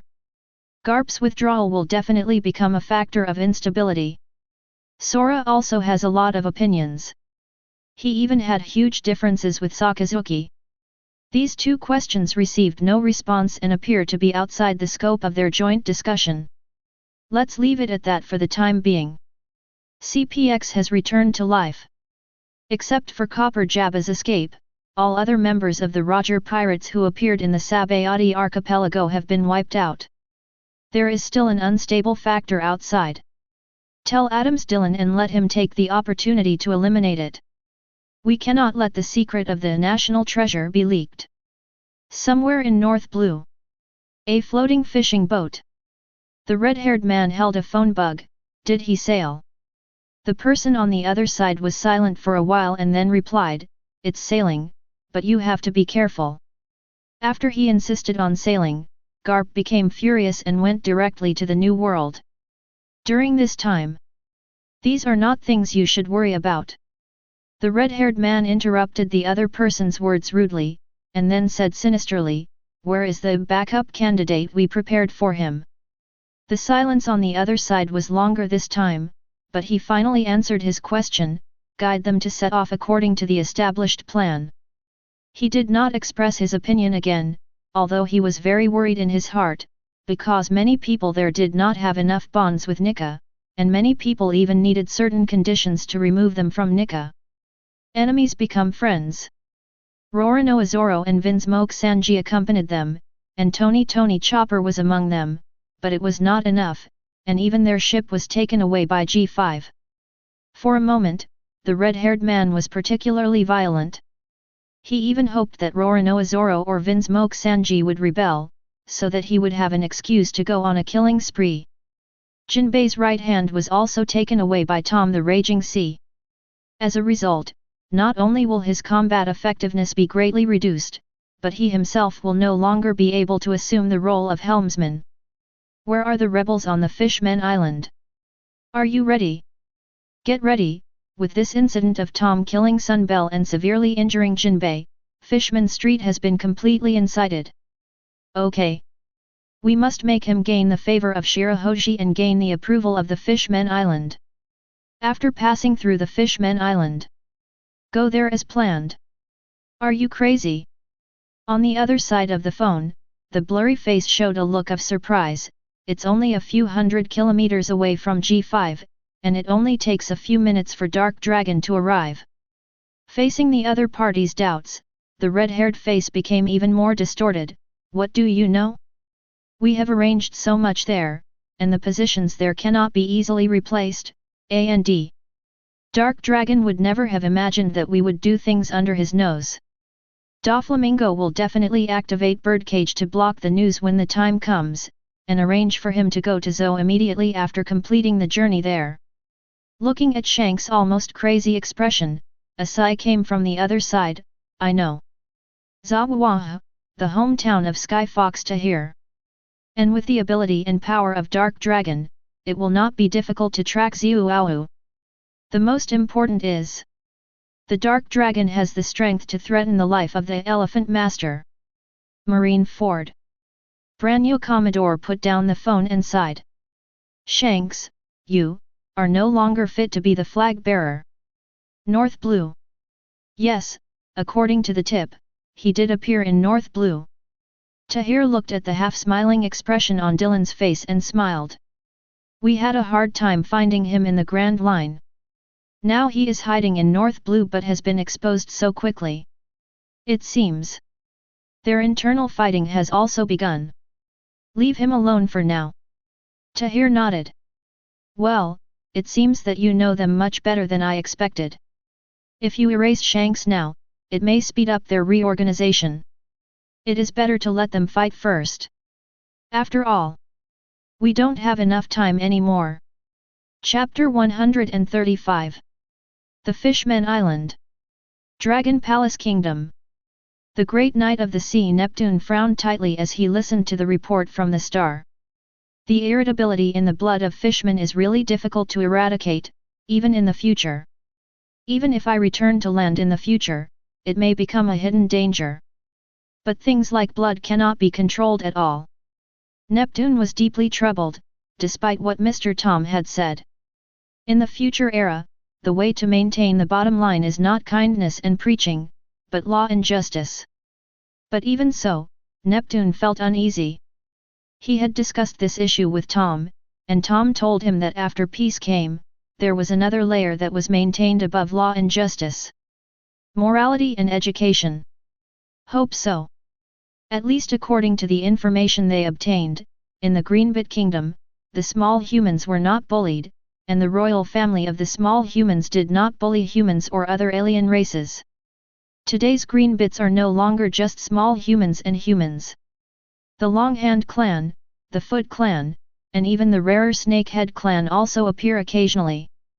As for mermaids and fishmen, there are even more. Feedback from compatriots there says that Green Butte is indeed a very equal place. An outsider is coming. Is it the Straw Hat? Yes. Neptune. Picking up his trident and looking into the distance. Joyboy the Fishmen Island, I will no longer attend your party. Just drive him out. As for the rebellion in Fishman Street, don't you want Tom to go? In the phone bug, Neptune shook his head. Thanks to your many years of care, we will take care of it, Straw Hat. Let him come over. I have other plans. If you attack him now, others may not have backup preparations. On the contrary, it will disrupt my plan. I understand, and Shirahoshi apologizes to you. She said she is very sorry for you, but she has been taken care of by Jinbei a lot since she was a child, so. I know, let her not blame herself. It's not a bad thing to have good intentions, but don't drive Sea Kings easily next time. The time has not come yet. Yes. Dylan thought for a moment after putting down the phone. Shirahoshi. Tom met Shirahoshi once after visiting the Fishmen Island 8 years ago, and Dylan himself had several phone calls with Neptune since then. Over the years, Tom would take time to go to the Fishmen Island once or twice every year. In addition to visiting Shirahoshi, it also enhanced part of the Fishmen Island's power. A year ago, Neptune finally made up his mind to stop waiting for Joyboy. Brother, why don't we take back the Sabayati archipelago? Nakajayo asked while making tea for Dylan. She doesn't understand some questions, so she asks them directly. Nakajayo finally breathed a sigh of relief after Nami was captured by Belmere. Although Dylan strictly prohibited anyone other than senior officers from entering the cells on the ground floor, including Nakajayo. That's a very troublesome place. Dylan shook his head. It's close to Marie Joyce. Once it is actually controlled by Marine, those celestial dragons who have nothing to do all day will come down and run around again. Now. It's not time to kill them yet, so just leave it alone. If they know the danger, they won't come down casually. During a day as a Marine, you still have to follow some rules. They were hammered in the land of lawlessness, and the best that could happen was that poor Salino would run an errand and shoot the perpetrator. But if you die on your own territory, it won't be that easy to deal with. Even though they are pigs raised in captivity, as long as the chip is not removed, they still have the power to scare the world. Vic stood in front of Dylan's desk. Doflamingo. Yes. He knew that the world government had always wanted to eliminate Doflamingo. After all, he did know something about the national treasure. But Dylan doesn't think he knows the specifics. After all, they left Marie Joyce at a very young age, and they were probably just indoctrinated with certain concepts since childhood. For example, celestial dragons are sacred and inviolable. Once someone offends celestial dragons, the national treasure will be triggered. As for the fact that they cannot attack celestial dragons directly, it may simply be for other celestial dragons to see, or it may be the privilege of celestial dragons itself, rather than any bomb related to their bloodline. After all, 3 of the 4 members of Brother Ming's family have died, and no monsters have appeared to avenge them. Chib. That should be the key. You go. Dylan looked at Vic and didn't say where he was going. Vic shook his head. I don't really want to go. I'm not familiar with that either. Dylan laughed. He sometimes felt strange, this guy. Why do you have such a tacit understanding with yourself? Many times he just said a simple word, or even looked at him and he knew what he wanted to say and what he wanted to ask. For example, what Dylan meant just now is that it is okay to kill Doflamingo, but someone needs to maintain the order of the dark world. At least it can't lead to complete chaos for now, as this would be of no benefit to the people. The guy in front of me understood instantly and quickly made his position clear. Then ask Stussy to come see me. Okay. Queen of the Pleasure District Stussy. Originally one of the emperors of the Dark World, although Morgans was also one, Dylan did not want Morgans to completely control the Dark World. It is not good for one company to dominate, especially when journalists get involved in too many transactions. After I leave in the future, the world will also need to develop and advance under the constraints of all parties. Be it Peace Roundtable, Marine, World of Darkness, Balkiko Islands, Sky Island. No one party can completely overwhelm the other 3 parties. Power needs supervision and constraints. Excessive indulgence in the expansion of power will only accelerate the reincarnation of this world. When Stussy came to G5, he glanced at the head under the arch. What a charming man! No one around her paid attention to her, no one even received her. Stussy didn't care at all. After being beaten here, that guy Morgans became honest for some reason. Even the other emperors of the Dark World judged that Morgans had secretly belonged to G5. Joker is known to the world to be afraid of the Dark Dragon, and the relationship between Morgans and G5 is ambiguous. Now, the Queen of the Pleasure District myself has also entered the G5 fortress. It seems that the Dark World is about to change. When he came to the reception room, Dylan was chatting with Tahir.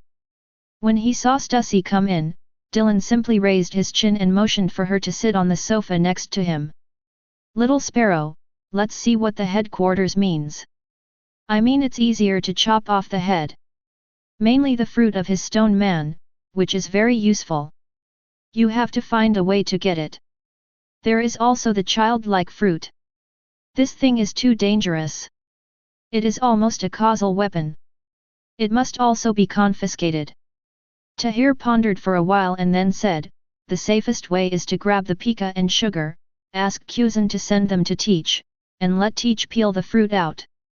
Sugar's childlike fruit turns living things into toys, which is not terrible. The most terrifying thing is that after this person is turned into a toy, everyone will forget about him. At this moment, Stussy finally understood Vic's weird and gloating laughter when he came from the branch on the other side. Are you just saying this in front of CP0 so openly? Do I have no face? Thinking of this, Stussy sat down obediently and listened to their chat with a smile. Catch him back. It's just a casual thing. When the time comes, you can do it and ask them to be careful when they start. Don't kill him directly. The fate of A7 warlords of the sea and Emperor of the Dark World and his men was decided amidst the laughter of the two. Chapter 136. Next to him, Stussy felt a twitch in his heart. Take control and don't accidentally beat someone to death. In their eyes, the top leaders of the Don Quixote pirates are like crawlers on the roadside. Before she could take it back, Dylan took out the phone bug again. The phone bug's eyes turned into dead fish eyes. Ah, you have done something great. Kuzan? This guy. Come to me in a while and take 2 people to Beehive Island, and ask Teach to peel 2 fruits for me. The dead fishy eyes on the other side of the phone were stunned. This is too outrageous, isn't it? I'm not my boss anymore, and you still order me around all day long. Hey Kuzan, Nico Robin is locked up under my butt. No. After hanging up the phone, Dylan turned his body slightly and looked at Stussy next to him. Now that you're here, you have to be obedient, you know. Stussy was silent for a moment. This obedience is not as simple as following orders. Analyze the 2 people in front of you based on their clues. They all have some ability to listen to other people's voices. Once they lie, the consequences will be disastrous. The 2 of them didn't seem to be in a hurry for his answer and continued to chat over tea. That guy Teach is quite sensible. He gave up more than half of Whitebeard's sea area. But, some places are enclaves and are not easy to manage. There is another problem, Tahir said, blowing the hot air from the teacup. Our territory is about to border Big Mom.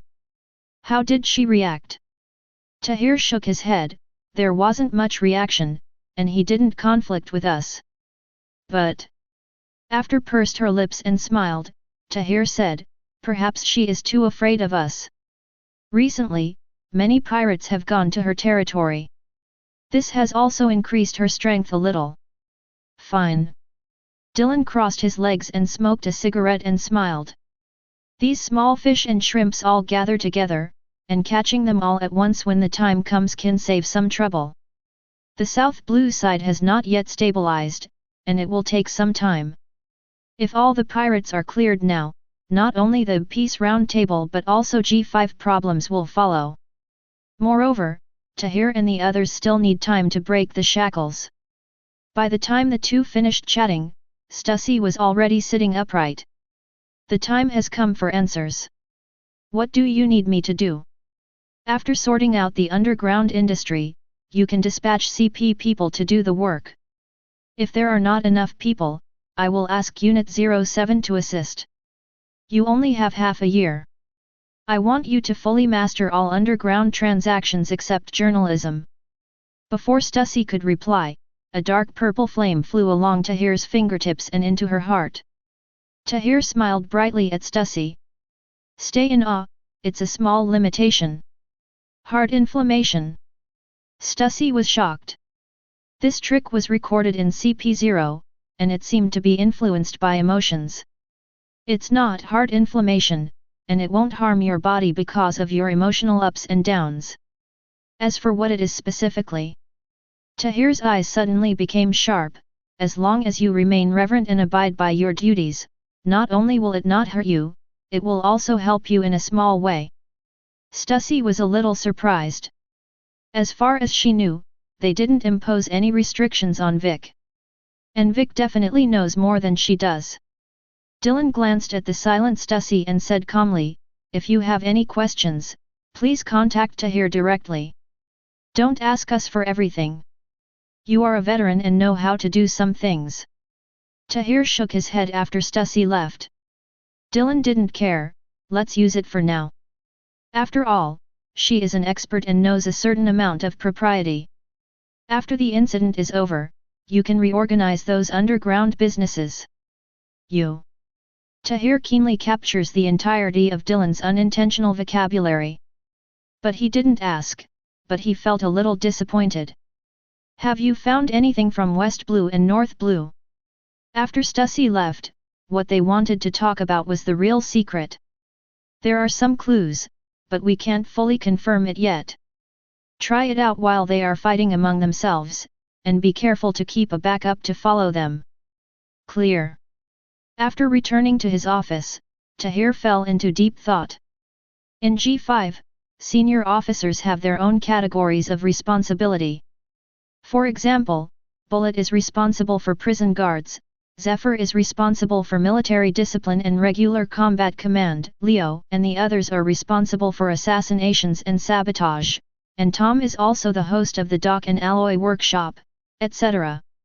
Among them, Tahir's authority is the most special. He will directly participate in Dylan's formulation of G5 strategies and tactics. When Dylan is not in G5, some unimportant orders are usually given by Tahir. Although there is no clear ranking among Tom, Zephyr, Bullet, and Tahir in terms of strength, this is an established rule in G5. Tahir sighed. With his wisdom, he certainly knew that Dylan did not only have the G5 card. Leaving aside other places, just East Blue and the mysterious Black Flag Army are enough to make people imagine. He doesn't think Black Flag is East Blue's force. He once deduced and concluded that the Black Flag Army should come from Alex's hometown. As for where it was, he didn't speculate too much. He never asked Alex where that place was, Belmere, Iron, or Law, because there was no need. And East Blue. There should be his stronger and more solid power. After all, he started out in East Blue. How could he give up a place like that? In Tahir's prediction, the power he buries in East Blue may be more powerful than G5. Not long ago, they had a casual chat. Tahir accidentally chatted with Dylan about the topic of strength. The topic at that time also completely made him realize some issues that people in this world have never thought about. Strength? About me personally. Hearing Tahir's question, Dylan smiled. To be honest, I don't know. But if I have to give a description, I think there should be no one among the known Marine or pirates. My opponents, including the dead Roger, the disappeared Rox, and the living Garp. Tahir was not surprised by this. What surprised him was another thing. In that case, why not directly? Dylan laughed when he heard Tahir's question, and then said to him, then let me ask you, suppose that the most powerful individual we know in this world was Rox. And Garp plus Roger are slightly larger than Rox. Why don't Garp and Roger wait until Rox kills Redline to complete the shuffle before killing Rox? If they operate in this way, they will neither need to bear the reputation of betrayer nor bear the risk of loser. They can even preserve their own strength completely in the process. Why not do it this way? Tahir pondered for a moment and then recalled the deductions of the past few years, the true power of celestial dragons. This is one of them. Dylan held out a finger. The celestial dragons must have some kind of destructive power in their hands. We have said this, so that the guys who once had the intention to rule the sea with power all believed that they must find the ancient only weapon can compete with it. I myself am confident of fighting against known enemies. If I can't be defeated, I am confident of running away. But what about unknown enemies? Stay vigilant and reverent, and don't take action rashly before you are absolutely sure. This is strategic caution. If you lose this kind of thing once, there will be no chance of it happening again. Second point. Dylan held out a second finger. Even though I am now confident that I can face the national treasure of celestial dragons, I will bloodbath Marie Joyce immediately. Then what will the world look like? Chapter 137. Seeing Tahir deep in thought, Dylan felt a little disappointed. This is the difference brought about by civilization. In his memory, the human kingdom was born in this world thousands of years ago. Alabasta and Dressrosa are both ancient countries with thousands of years of civilization. But they and the people of this world are still stuck in the age of kings. Even though Alabasta and the Sandians once resisted tyranny and gods. Even if the people of this world have worked together to overthrow the previous generation of gods. But in the end they returned to where they started. After thinking for a moment, Tahir raised his head to seek the answer. Construction is much more difficult than destruction. Not to mention whether we have the ability to fight against the national treasure now. Even if we do, it's not the time yet, because once we destroy the order of this world without a foundation, then the vast majority of people will return to a more barbaric era. The oppression of the weak by the strong will intensify. It is impossible for me alone to bring down the entire world. Turned around. Am I going to kill everyone? Or kill everyone who dares to resist me? If that's the case, then I will lose myself in the unstoppable power. I will be addicted to beauty, pleasure, and dictatorship. This is human nature, unavoidable human nature. These words had a huge impact on Tahir. In the past history, even Nika, who was called the Liberator, probably did not seriously think about these issues. Perhaps in the eyes of Nika, if all the slaves are rescued and everyone has a banquet, everyone goes back to their homes and finds their own mothers, the task and mission will be completed. As for other questions, not only Nika, even Tahir himself had never thought about it, or someone had predicted it, but thought it was too bizarre. It is not difficult to break the rule of power, because no matter what kind of dynasty, various burdens and loopholes will inevitably appear over time. As long as it reaches a limit, even if no one takes action, that dynasty will die from them internal divisions. But what happens after this dynasty dies? A new dynasty will be born, and the cycle will begin again, just like what the Revolutionary Army did, overthrowing the brutal rulers and looking for benevolent rulers. Having said this, Dylan showed a hint of disdain. This is the root of the problem, placing all hopes on human nature, and human nature is the least able to withstand testing and trust. Tahir fell into deep thought, twirling his fingers gently as if trying to find answers and solutions. After a long time, Tahir raised his head again and asked tentatively, Grimbit. Yes. Dylan nodded, it is a prototype, but it is not perfect, because it is still under my dictatorship. Only one day, when the people can truly realize their rights and obligations, this world has just taken its first step. That's the most important thing, breaking the rule of ideas. Free, but not outside the law. Power is regulated, property is protected, and safety is protected. Kingdom of Girona. This ruined kingdom once lost its world government membership. Now it is once again standing at the top of East Blue. Over the past nearly 2 decades, it has risen again at an unimaginable speed. The people there are united and everyone there can read. Especially the youngest group of teenagers, each of them can receive a complete education. After this wealthy kingdom rose again, it also attracted the covetousness of pirates. After all, it was once the famous rice country. But no pirate has ever left there alive. In the past 10 years, the world government has offered him many olive branches, but the kingdom of Girona has declined them all. The attitude is gentle, but firm. They maintain good relations with many people and countries in the world government. He annexed the surrounding kingdoms that were occupied by pirates and kingdoms that fell into war after being abandoned by the world government. Today, the Kingdom of Girona is truly the #1 country in the East Blue. The CP organization once invested a considerable amount of effort into investigating the traces of the rise of this kingdom, but found nothing. Infiltrate the military, administrative systems, and businesses. They tried countless methods. But there is no flaw in this kingdom from the inside out. Although they are not a member of the world government, they still abide by the laws of Marie Joyce in many behaviors. This makes it impossible for the world government to restrict them legally. For example, the countries they invaded are all non-franchised countries, and they have never taken the initiative to have conflicts with marine or world government staff. 3 years ago, the world government once again issued an invitation and promised that the Kingdom of Girona would not only directly participate in the World Summit but would even be directly ranked within the 10th place. The Kingdom of Girona seemed to relent that time, but then it refused. But it was not a complete rejection. When the world government officials left, their Grand Archon said, "Her Majesty the Queen is very interested in participating in the next World Summit." The official who unexpectedly completed the mission was ecstatic. The power of this country and the wealth of Yamato astounded him. With such achievements, he could even advance several levels in a row.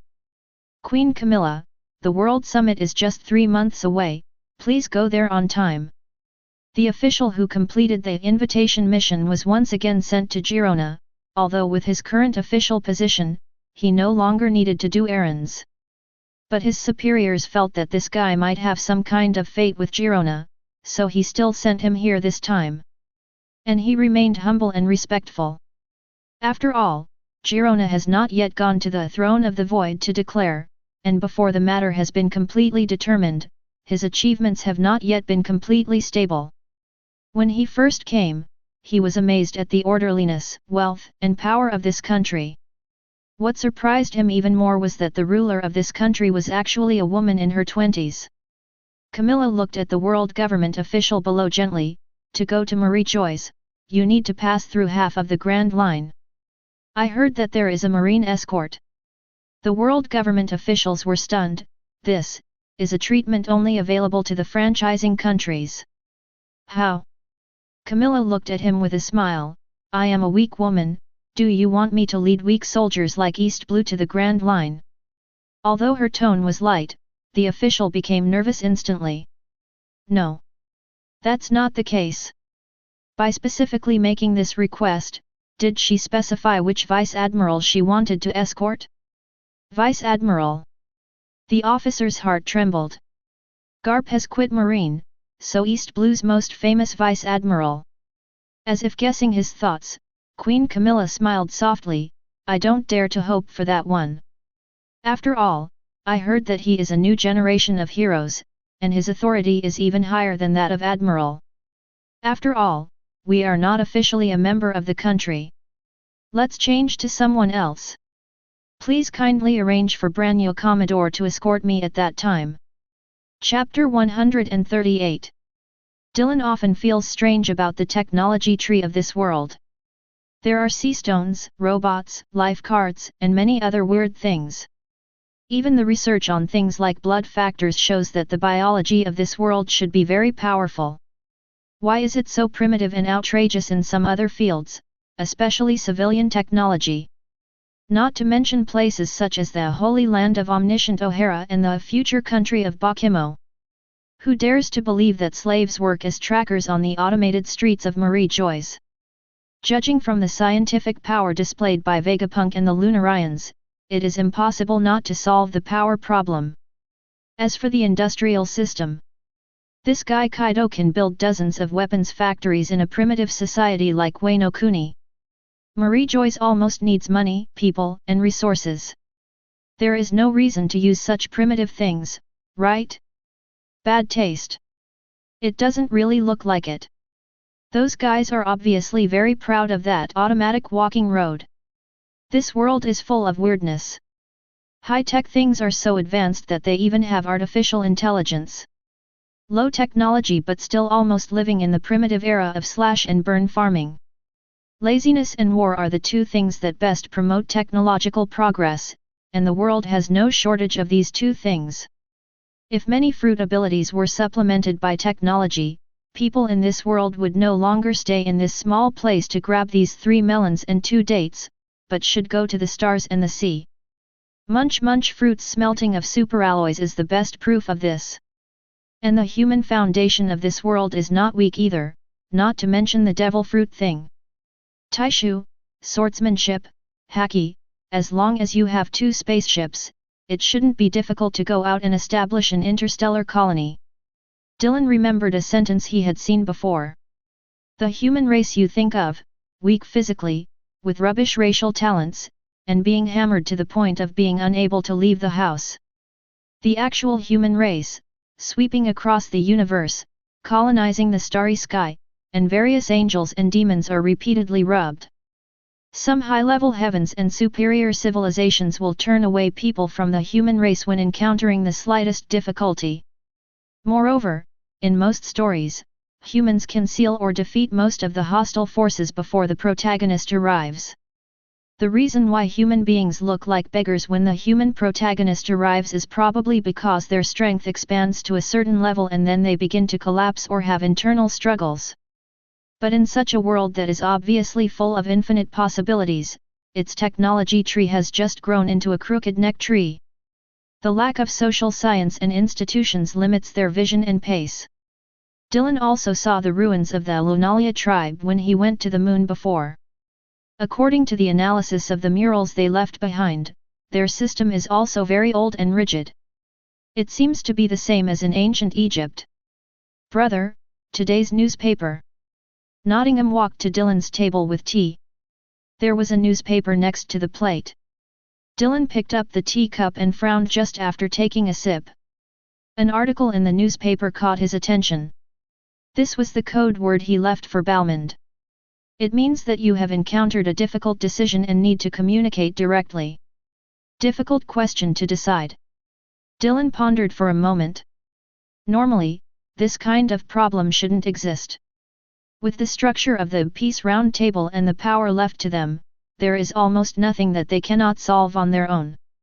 After reading the newspaper, Dylan put down the teacup in his hand and disappeared into the air. What's up? In East Blue's cave conference hall, only Dylan and Balmond were inside. Balmond looked serious. The Revolutionary Army has withdrawn from East Blue, and even Bello Betty has gone to North Blue. Well, obviously this matter cannot rise to the level of requiring Balmond to meet Dylan. That matter should be related to the Revolutionary Army or dragons.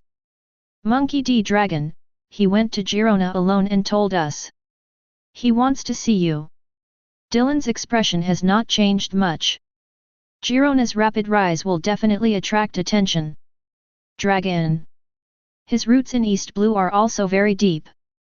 But what Dylan didn't expect was that he was the one who found the clue first, not world government. At this stage, even if the world government discovers something, it will probably stand still. After all, the cost of activating the national treasure is likely to be too heavy or there are some uncontrollable factors. They still hold out hope that they can take care of the lights without activating the national treasure. But this guy Long, Dylan also wanted to meet him. Let's see if he is an absolutely rational person who can kill his relatives, or a coward who is very calculating and knows that Garp will definitely go. Ask him to Shimotsuki Island and tell him I'll wait for him there. Yes. Ishin Dojo. Kojiro didn't seem surprised by Dylan's arrival. He sat cross-legged on the tatami and made tea for Dylan, then looked at the man in front of him with a smile. In just 10 years, it was like a dragon emerging from the sea and the sun was rising. I went to Wano Kuni a few years ago. Dylan picked up the teacup and took a sip. It's not a good place right now. I know, Koshiro nodded, seemingly unsurprised. There was no politeness or greeting between the two of them, they seemed to be very familiar friends. Hey? Information about the Revolutionary Army. Koshiro smiled and shook his head. No, I have never been there, but I heard from my father that the location there is very unique and dangerous, and it is not easy to pass on information. Koshiro put down the teacup and didn't know what he was remembering. After a while, he continued, after all, there are so many unique things in the world. The world government has been thinking about it for hundreds of years. Pirates, we have been waiting around for a while. It is normal for a place that is stuck in its own way to be invaded, let alone in this era. From his words, Dylan got some answers. It seemed that Kozabero's departure was mostly due to differences in ideas. He remembered Fiteng's definition of Kozabero's going to sea as illegal going to sea. Where's Rorano Zoro? You don't recognize him. Your father should be able to recognize him at a glance, right? The appearance of the green algae head is exactly the same as that of Shimotsuki Jayamaru. Judging from the time, Shimotsuki Jayamaru 20 years ago should be in the 30 to 40-year-old range, so Kozaburo who went to sea 50 years ago should have met this brother or the head of the family. Of course, my father recognized him the first time he saw him. After all, he is the young master of the clan. Dylan shook his head slightly. It seemed that his group had tried to break away from the agreement, but what they didn't expect was that they accidentally got into the other party's plan. Rorano Zoro is 21 years old, which means that Roger had discovered this seedling before he surrendered and made arrangements. As for why it is the Shimotsuki family and not the Kojiki family, I'm afraid that in addition to Momonosuke being a waste, another reason is because of Ryoma. Dylan didn't ask about Kuina or where Kozaburo was. Because there was already standing in the yard outside the door a man with slipper marks on his face. Chapter 139. Looking at Dylan Long standing in the yard wearing a hood, he smiled. The most dangerous criminal is so scary. Although I was already convinced that it was you, I was still surprised when I saw the real person. Long walked into the house, took off his hood and sat across from Dylan. It's unimaginable how you managed to get to this point in less than 20 years. Dylan did not express his admiration for the dragon, but looked at this figure who rarely took action.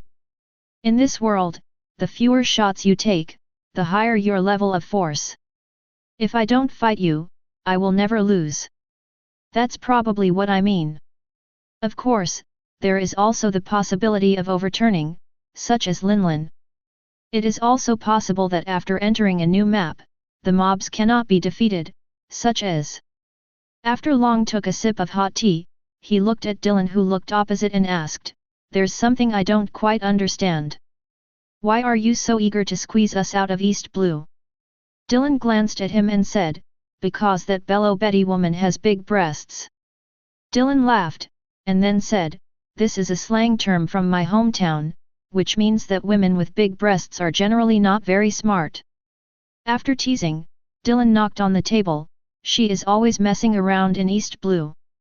If you have been to Girona, you should understand that there are many smart people in this world. If she continues to operate randomly, it will be very difficult for me. It's very disadvantageous for people. The mission of the CP organization is not just intelligence or protection of celestial dragons. Underground transactions, assassinations, hunting down the Revolutionary Army, monitoring Marines, monitoring alliance countries, and even direct force suppression are all their tasks. The Revolutionary Army is just one part of it, and it would not be a good thing if Bello Betty makes too much of a mess in East Blue and draws too much attention from CP. He is not worried about Girona's exposure, but if the Peace Round Table is lifted out of the water, he will definitely be in big trouble. Moreover, at the current stage of development, the Eastern Army of the Revolutionary Army is no longer needed to contain the CP. I understand. Long nodded, and it seemed that it was not much different from what he expected. What about you? Monkey D. Dragon, don't you want to give the world an answer? Hearing this, Long's expression became serious. He put down his teacup and stared at Dylan. This is exactly the purpose of my trip. I stayed in and around Girona for a while. I saw some things, but I haven't seen the essence yet. This invitation. I just want to hear different opinions, or answer. After the dragon left, Dylan nodded to Kojiro and left. Kojiro sat in front of the table and sighed. Zoro. There are cracks in your swordsman's heart. His feelings towards this disciple are very complicated because his daughter Kuina died because of him. But he himself was a victim, and he had no way of blaming him. Looking at the Shimatsuki family crest on his chest, Kojiro had a confused expression on his face. Maybe, you still have a glimmer of hope, it's in this man. Dylan, who was floating in the air, looked in the direction of Marie Joyce and sorted out the information just now. You are so willing to give up, you damn woman. Although the authenticity and accuracy of the information have yet to be analyzed and verified. But it's getting closer. He didn't completely believe Long's words and could only analyze them as clues. If it were so easy to get answers from people with ambiguous positions, there wouldn't be so many riddlers in the world. For example, guys like Rayleigh, Ba Jin, Kaido, and Golden Lion. Some of them had been involved in the Valley of the Gods incident, and some had been to Raftel. But it may not be useful to torture them, and their information will be misleading or have traps to a large extent. The information you sort out from the fragments is true and reliable. Dylan knew when he thought of Golden Lion's words before his death. This guy knows some of the secrets. Otherwise, it would be impossible for him to say something like you are very strong, but you still lack a little something.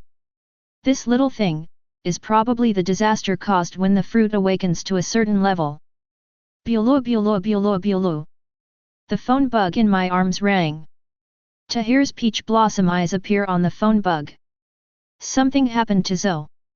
Dylan was stunned for a moment. The time was wrong, right? The king of ships passed by so quickly? On the other end of the phone, Tahir confirmed that it was Dylan on the other end and said in a deep voice, Grandma Cat's life card suddenly started to shrink.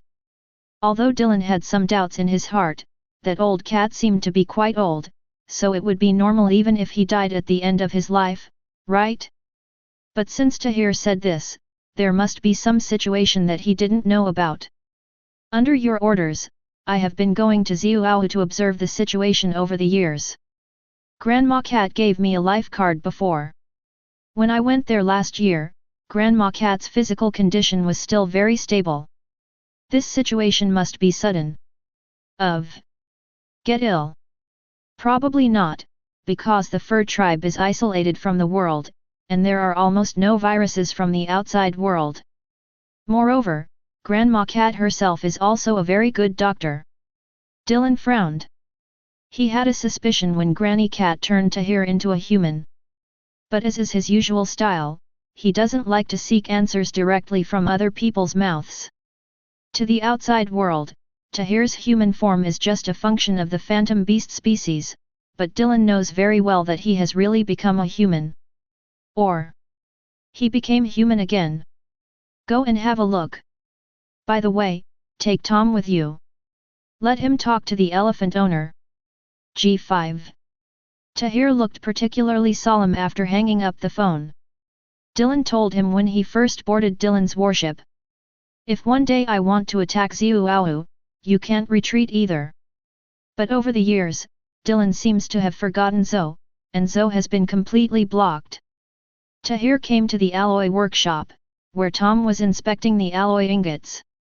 Oh, it's Tahir, what's the matter? Tom put down the alloy ingot in his hand and clapped his hands. The division of authority between everyone is relatively obvious. Although Tahir will issue orders to them, he will basically not interfere in their departmental affairs. Tahir signaled to Tom and the two walked out of the alloy workshop. Something happened to Zoe. I don't know what it is exactly. Dylan asked you to accompany me there. He said he wanted you to talk to the elephant owner. Listening to the voices of all things is an ability that only a few people have. It is innate and cannot be acquired through practice.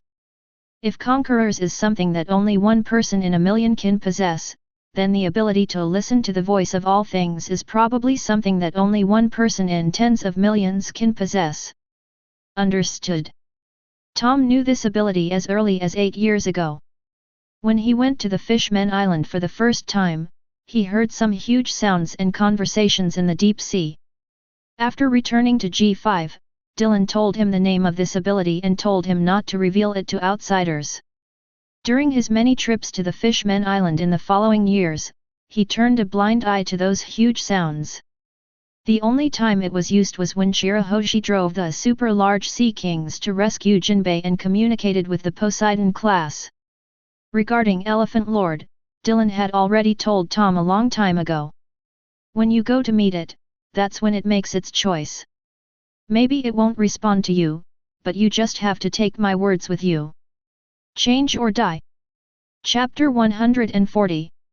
Under the guidance of the lifeguard, Tahir and Tom quickly found Zoe. Looking at the giant statue that was almost as far as the eye could see, even Tom, who had seen the super-large sea kings in the deep sea, was a little shocked. Such a creature! Where did it come from? Are you going up? Tahir looked at Tom. He was born in Zoe and was used to the elephant owner's huge body. No, in order to avoid unnecessary trouble, just communicate with the fleet after it returns. As you say. Tom looked at the body of the elephant owner, still somewhat worried. He didn't have much confidence in subduing such a huge guy if he lost control. Okay, then I'll go up first and see what's going on. After speaking, Tahir's body was wrapped in a layer of lavender flames and quickly rose towards the elephant master's back. The Principality of Furry. Reizo stood under the huge red historical text of Whale Forest. Above the historical text is the family crest of the Kojiki family. Inuarashi and Nico Viper stood beside him, one on the left and one on the right, also staring above. The day of Mrs. Toki's speech is approaching. As retainers of the Kojiki family, we cannot allow the fur tribe to make mistakes at this time. Cat Viper moved her lips but finally said nothing. Inuarashi's face was expressionless. What's wrong? Reizo saw the two people looking a little strange. They were not like this in Wano Kuni back then. Exist. Cat Viper was silent for a while and then said, in the 20 years since you traveled through time and space, the sea has changed a lot, especially in the past 10 years. A very terrifying figure has appeared on the sea. Lei Zhang was stunned at first, and then a little surprised. Inuarashi and Nico Viper have been in the Roger Pirates and the Whitebeard Pirates. With their strength and knowledge, being described as powerful by them is already an amazing guy. If it's scary. And they are also samurai, and samurai do not exaggerate. Who is it? His name is Adams Dylan, codenamed Dark Dragon. He is a new generation of marine heroes. Marine. Reizo has been living in Wano Kuni and has no idea about marine, and Odin has never described to them what world government is. It is the army under the ruler of this world, the true overlord of the sea. It is also our enemy. The ugly face of the Reizo dwarf showed a little shock. In his opinion, shouldn't the world be like Wano Kuni or Zoe, closed to the outside world and doing its own thing? Perhaps guessing Reizo's thoughts, Inuarashi said in a deep voice, most countries in the world hope to join that organization and get his protection. Wano Kuni and Zoe are just a few exceptions. Their power is so powerful. Inuarashi glanced at Reizo. Even Kaido was caught by them several times when he was young, and he was even locked up for several years to extract certain parts of his body for research. Lei Zhang pondered for a moment and then became confused. If they were so powerful, why didn't they destroy Kaido? That was before. Inuarashi looked solemn. After the Sabayati archipelago incident broke out, they knew that the man had already started to take action. Mr. Rayleigh, Shanks, Beckman, and many others failed. Most of their heads are still hanging under the arches of G5. This means that he is going to take action against the 4 emperors. This is what's scary about them. They have almost endless resources and a great name, and they have the most complete system and inheritance. Reizo. You were too impulsive just now.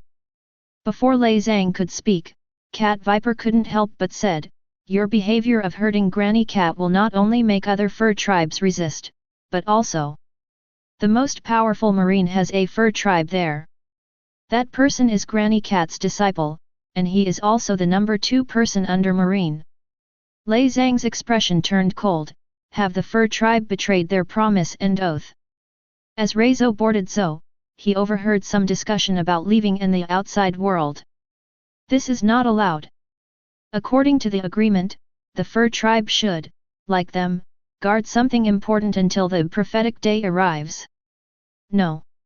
Cat Viper retorted loudly, the fur tribe has never broken the agreement, and no one has served the world government. Tahir, before he left. Thinking of the scene at that time, Cat Viper still had some palpitations, but he still said word for word, he has been deprived of his identity and power as a fur tribe. That won't work either. Lei Zhang shouted, losing control of his emotions instantly. Why not? A voice slowly came from a distance, and Nico Viper and Inuarashi tensed up. Nearly 10 years later, they still remember this voice very clearly. Because the owner of this voice once questioned them in front of almost all the fur tribe. Where does that place freedom by preventing others from pursuing their dreams? The cats and dogs turned around instantly. Not far away, Tahir's face was watery, but the coldness in his eyes made them shudder. Sky Fox Tahir. The moment Nico Viper and Inuarashi turned around, he also turned around. So close. They had not yet reacted when the sound appeared. When they turned around, the figure in moon-white robes had already arrived 3 meters behind them. Tahir looked at the Kojiki family crest carved on the whale tree and sneered. Kojiki's slave, did you hurt Grandma Cat? Cold sweat broke out on the foreheads of Nico Viper and Inuarashi. Not to mention whether they had the strength to compete with Tahir, if something happened. I'm afraid that man will arrive in an instant. We are samurai, retainers of the Kojiki family, not slaves. Tahir ignored Reizo and looked at Cat Viper. Cat Viper, I remember you, Grandma Cat, said that you were raised by her when you were a child. Is this your repayment? Nico Viper fell silent, while Inuarashi's hand held the weapon. He no longer calls the old cat boss. Lei Zhang slid a scroll from his sleeve and said indifferently, this is a matter between the master's family and his retainers. What right do you, an outsider, have to interfere? Good. Before the lingering sound dissipated, Tahir's body instantly came to the 3 of them. He has transformed into a human animal form and is bathed in purple flames. Fangs, claws, animal ears, and fox tail appeared on his body. Boom! 2 balls of fireworks burned directly from Reizo's left and right arms and between his legs. Well. Ah! In just an instant, Lei Zhang's limbs disappeared without a trace, but not a trace of blood flowed out from the gaps where the limbs were burned. Gudong! Gudong! Lei Zhang, who had turned into a human stick, screamed in pain on the ground. Countless purple flames were faintly visible flowing through his body. Kang! Inuarashi was the first to take action, but his saber was grabbed by Tahir before he even got close. Old dog, Tahir turned his head and looked at Inuarashi, his eyes had turned a strange red. In the sky above Zhou, Dylan looked at the battle below and smiled. The pace of the elephant owner also gradually slowed down. Chapter 141.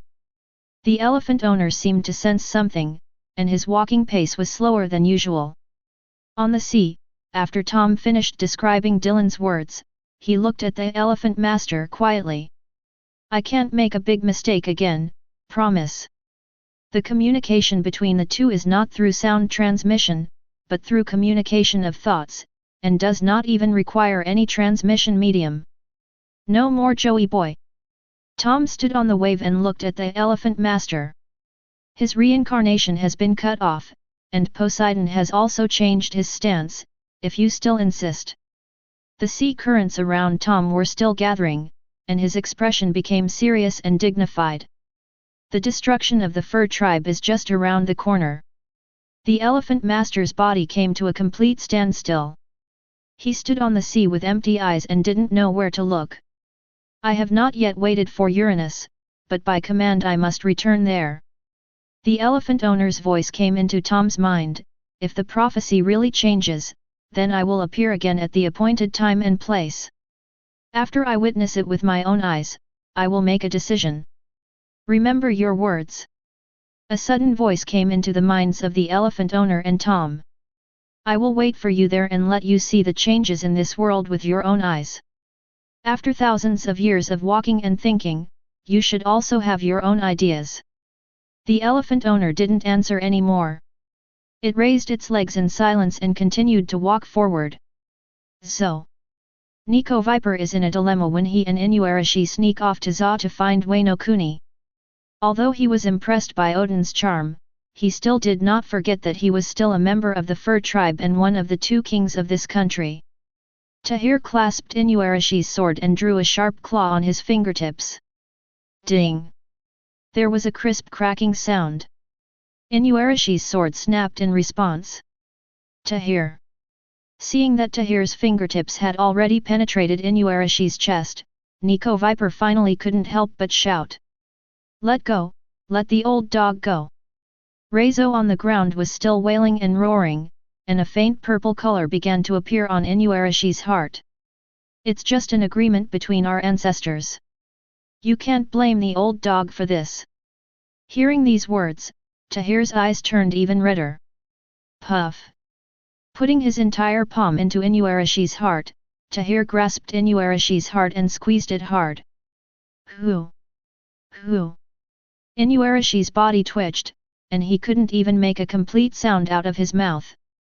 After Tahir withdrew his right hand from Inuarashi's body slowly slid down. Tahir's right hand was dripping with blood, and he turned to look at Viper. The agreement between ancestors. Tahir looked at Cat Viper and approached him step by step. Because of some bullshit promise, we can only stay on the elephant master's back for hundreds of years.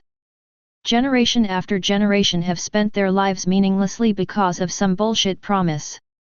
Even if someone leaves Zo, you will warn them. They are not allowed to serve the world government.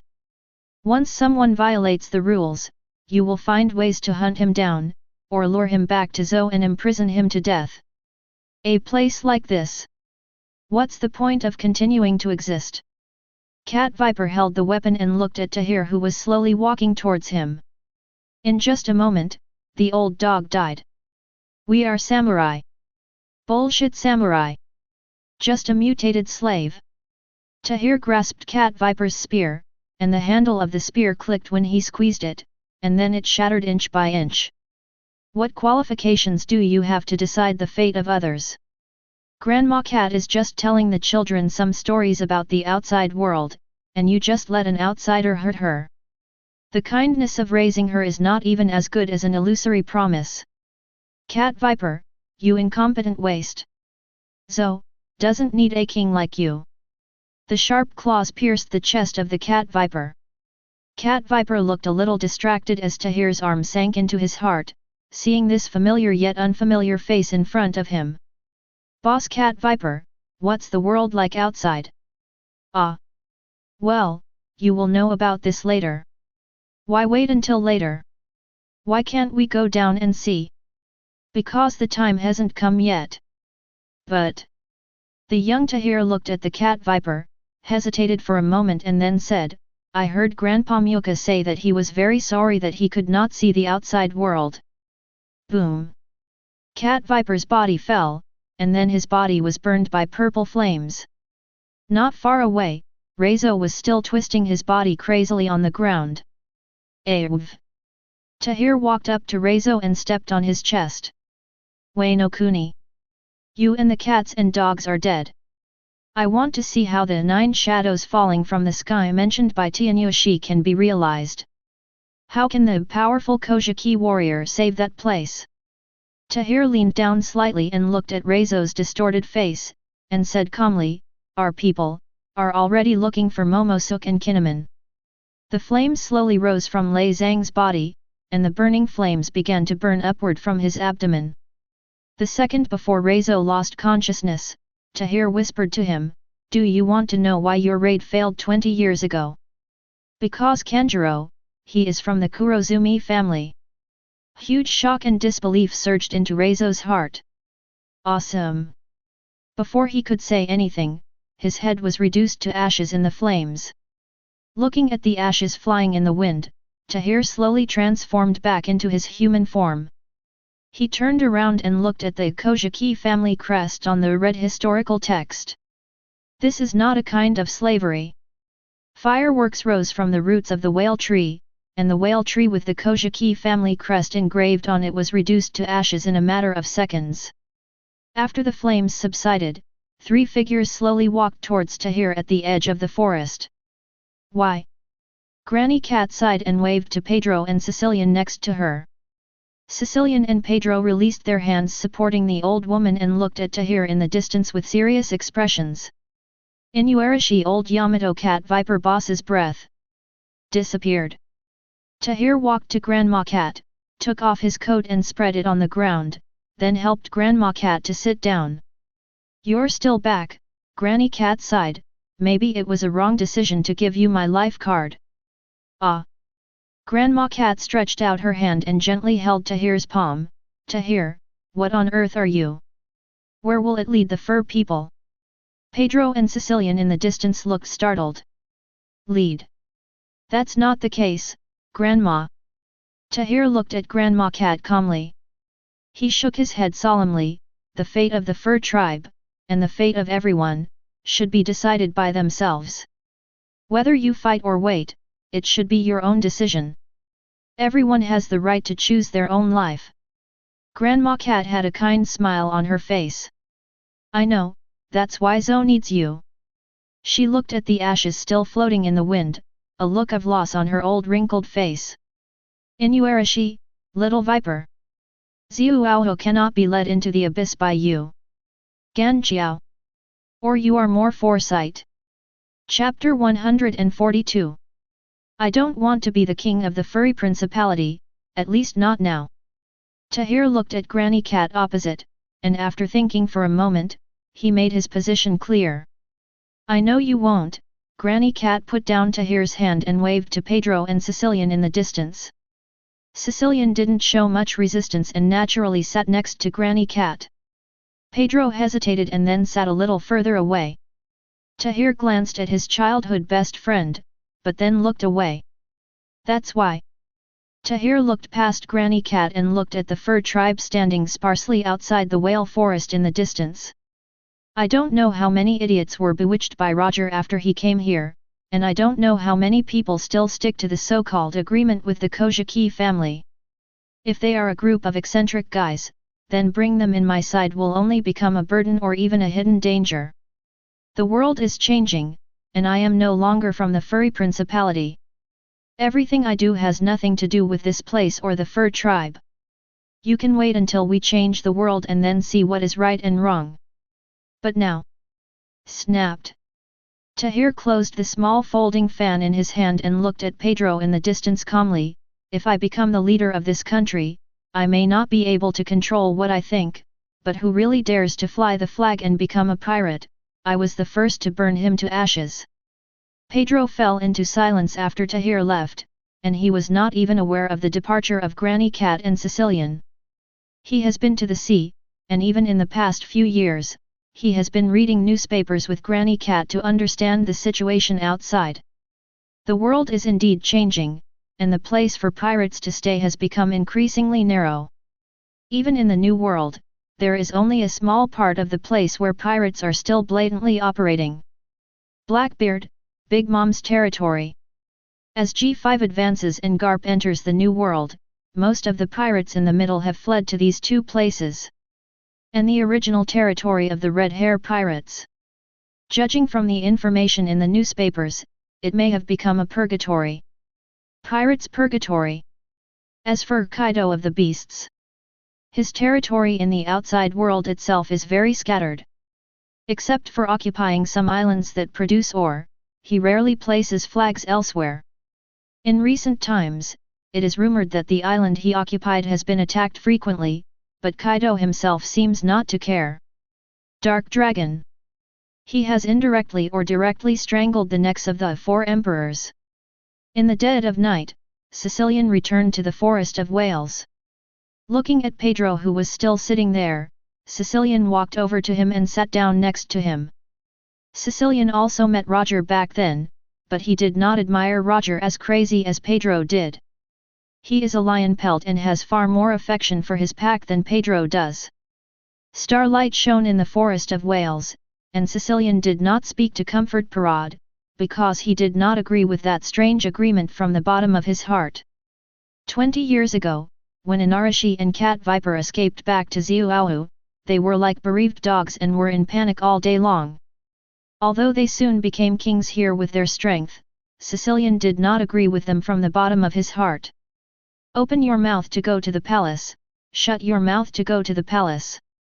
Even the king has become someone else's slave. What do the people of this country mean?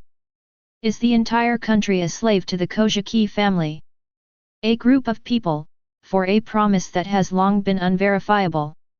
For generations, ancestors have been chained tens of thousands of meters high in the sky, isolated from the world. When Dylan came to Zou, for a moment, Sicilian even hoped that Dylan would kill Inuarashi and Cat Viper directly. These two people have become slaves through and through. Feeling Sicilian's breathing getting heavier, Pedro turned his head and looked at him. Sicilian. Sicilian glanced at him and said nothing, but his palm was already on the handle of the knife. Seeing Sicilian's actions, Pedro smiled bitterly. You don't agree either. Sicilian looked at Pedro indifferently, his palm already holding the handle of the knife. Why should I agree? Pedro, our people's life is already very difficult and miserable. We have been trapped and chained on the back of the elephant owner for thousands of years. Don't you really know what kind of life we live? Or are you unwilling to think about it? You only met Gordon Roger once and you were attracted to him. Your feelings are still so cheap and ridiculous.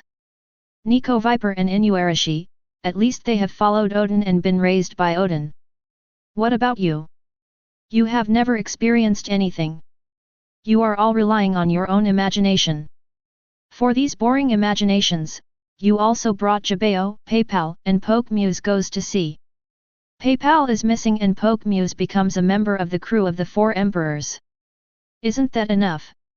It's okay if it's your dream or your own. For the sake of other people's dreams, you risk the lives of your compatriots. If Tahir hadn't begged him to go to Big Mom to save you, you would have died long ago. And you have forgotten all this. Why did Jabeo part ways with you after he came back? Why did Tahir turn a blind eye to you? Sicilian stood up and drew his sword and looked at Pedro. In the past, I didn't care where you were going, but today. No. If you still insist on being a lackey of the Kojiki family, either I will kill you, or you killed me. And I. At the edge of the forest, a polar bear wearing sunglasses walked out. Jabeo looked at Pedro, his body was already surrounded by thunder and lightning. Pedro, the pain of losing a family member can only be understood after experiencing it. It was our brothers who were stupid back then, so I don't blame you, but today. Jabeo also drew his weapon. I won't do stupid things again. In order to help Cat Viper search for the historical text, Pedro bewitched the young Jabeo, and the young Bibeo went to sea together. In the end, only he and Jibeo returned to Zuowu. Make your choice. Pedro. Jabeo opened his palm and there was a green pill. This is the potion I asked for from Granny Cat. He will confine all your power. I don't know when, those same people who had dispersed returned to the edge of the whale forest again. Jabeo looked at his fellow racers with different expressions in the distance and said in a deep voice, "The hope and continuation of our race will not be entrusted to pirates." And you? He is the only pirate in Zone now. Chapter 143. On the warship on the sea next to the Elephant Master's legs, Tahir looked at the rabbit girl who was eating carrots with a happy face. "Aren't you afraid that Grandma Cat will punish you?" "No way, creepy." Garrett gnawed a carrot and said with a smile, "It's obvious that everyone let me escape on purpose, hee hee. Are you a representative of the fur tribe?" Tahir's brows wrinkled slightly and then relaxed. "Well, all the fur people are soldiers. Even if they don't have to fight against the national treasure, it would be good to help suppress the kingdoms of West Blue and North Blue. As for East Blue and South Blue, I'm afraid everything will be turned upside down when that day comes. Needless to say, East Blue is basically clear. As for South Blue, after the G5 World recruitment, he saw some unusual information in the newspaper. Although there is no clear evidence, Tahir believes that it is his man. Of course, he never told anyone else about these speculations. "Brother Tahir, I heard that you are very famous in the sea. Is your nickname Tahir the Sky Fox? I have seen your photos." Garrett, who had finished eating the carrots, circled around Tahir and kept looking at him. "Ah, that's right. Lee. Awesome. I saw it said in the newspaper that you are very powerful. Is it true? Will there be a lot of carrots in the sea? I heard that Greenbit's little humans are very good at cultivating plants. Are there carrots as big as houses?" After returning to the port, Tom greeted Tahir and walked towards the alloy workshop. Tahir took Garrett onto the giant lift. Gallet, who was curious about everything, looked left and right excitedly until she followed Tahir to Dylan's office. "Hey? What's wrong? Am I scary?" Dylan looked at the reserved Garrett. "Yes, oh no." Garrett hid behind Tahir with a whoosh. This person, she met a few years ago, when Brother Tahir went back. He almost killed the old cat viper and the old Yamato Inuarashi by himself. They are still in the moon lion form. Dylan smiled and looked at Tahir with a questioning look. After getting the answer from the Elephant Lord, Dylan left. He didn't know what happened next. Tahir patted the small folding fan on his hand. It should be what Granny Cat means. Garrett did not have many emotional fluctuations about the deaths of Inuarashi and Nico Viper, which shows that Nico Granny has also done a lot in Zo over the years. Zo's representative. That's probably what it means. Dylan nodded and said to Nokijo on the side, "Go and make arrangements, arrange them to Unit 05.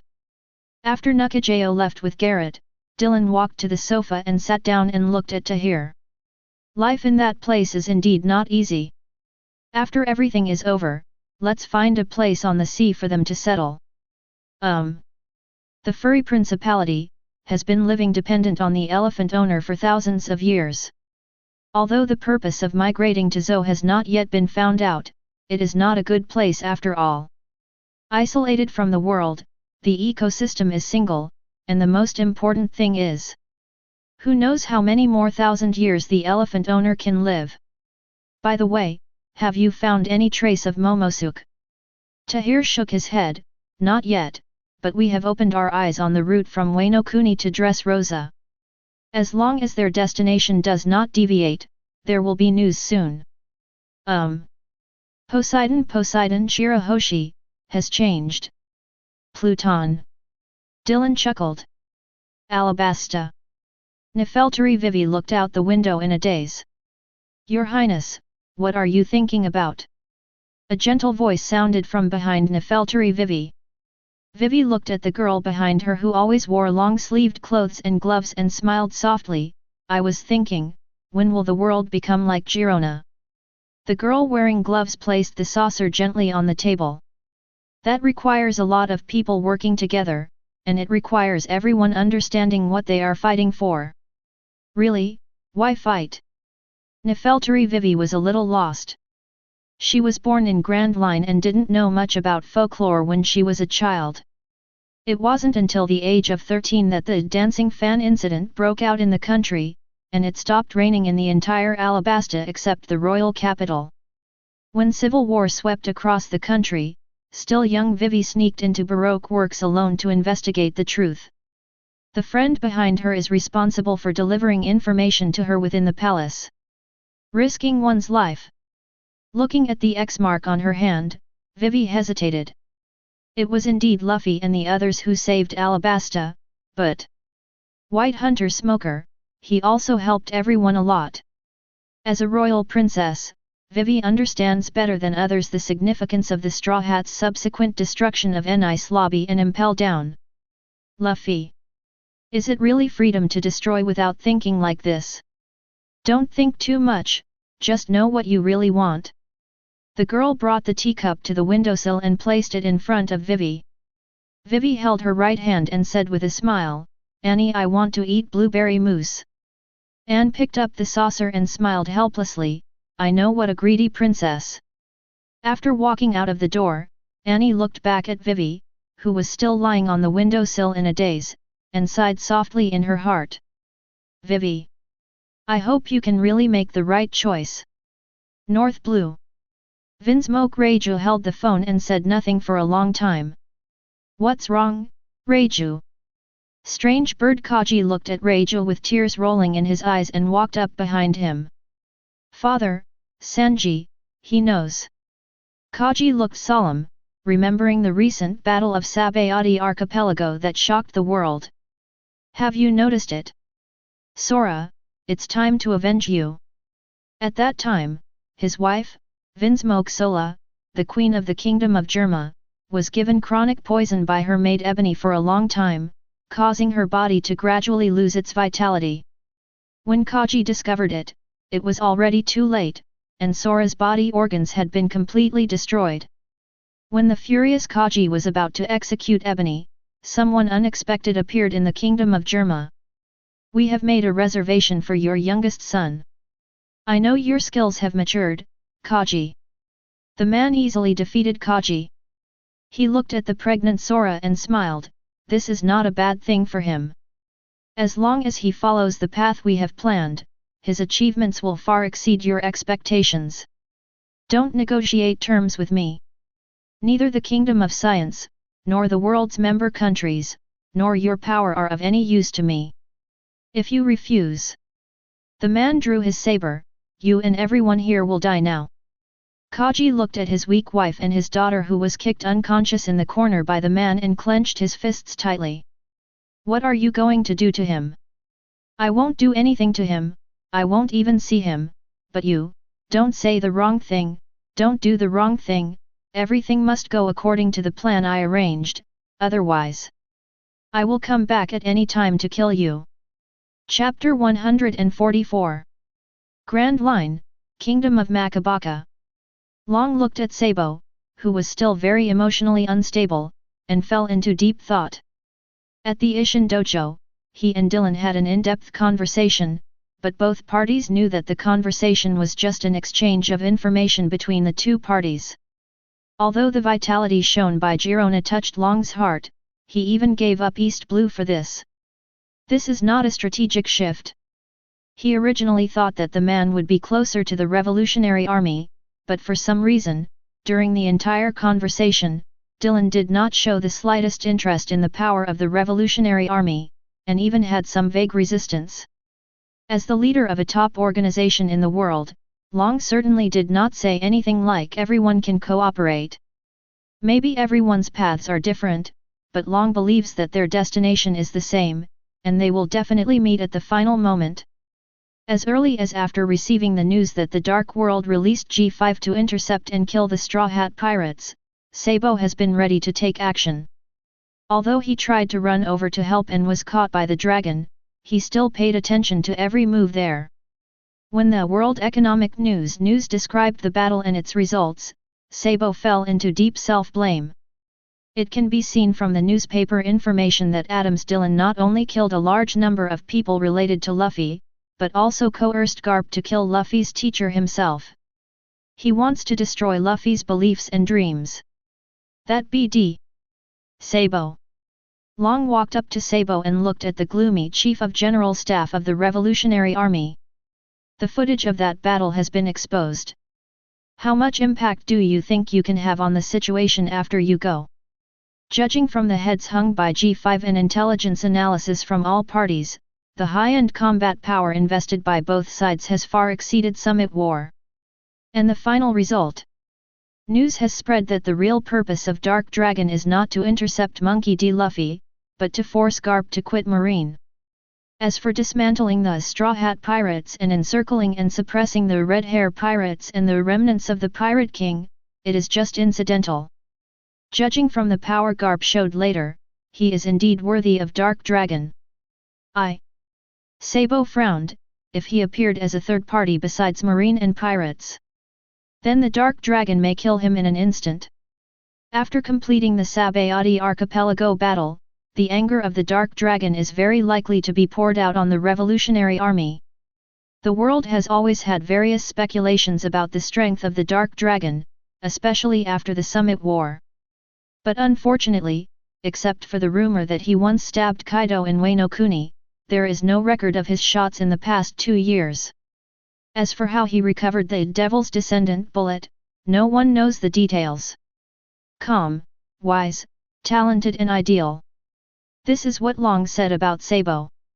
But he is still young after all, even if he is not compared with Garp and Adams Dillon.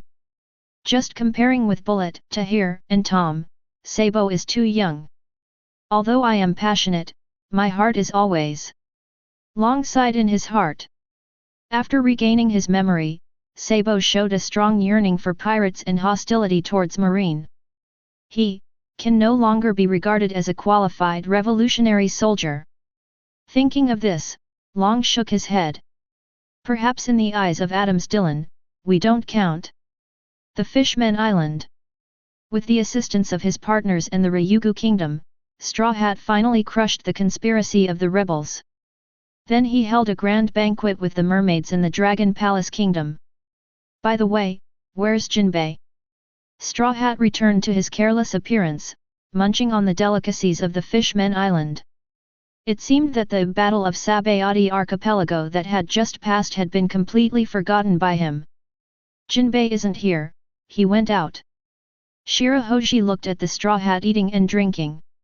Although there was still a smile on his face, he was not too touched in his heart. In fact, with the current military strength of the Dragon Palace Kingdom, quelling the Fishman Street Rebellion is just a matter of waving the hand. But according to the arrangement of that adult, they still put on a show. The difference is that Straw Hat did not touch the blue historical text, nor did he see the Ark Noah. What a shame! I originally wanted to invite Jinbei to sail with me. Although the Thousand Sunny has been seized by G5, the Straw Hats once again stole a search ship from the Sabayati Archipelago. Although the people at the coating port were scared, they eventually helped them coat it for free. Lord Luffy, it's still a long way from the Fishmen Island to New World. Why don't you let the Dragon Palace Kingdom send someone to guide you? Ah? Really? Thank you so much, Shirahoshi. My navigator is missing. This journey is very dangerous. Thinking of the scene where Nami was taken away, Straw Hat felt a little sad, but he calmed down in an instant. One day, I will knock that guy away and rescue Nami. Shirahoshi and Neptune's eyes met slightly, and an imperceptible indifference flashed across the eyes of both father and daughter. On the other hand, Roronoa next to him was thoughtful, but he didn't say anything. He just sat and drank.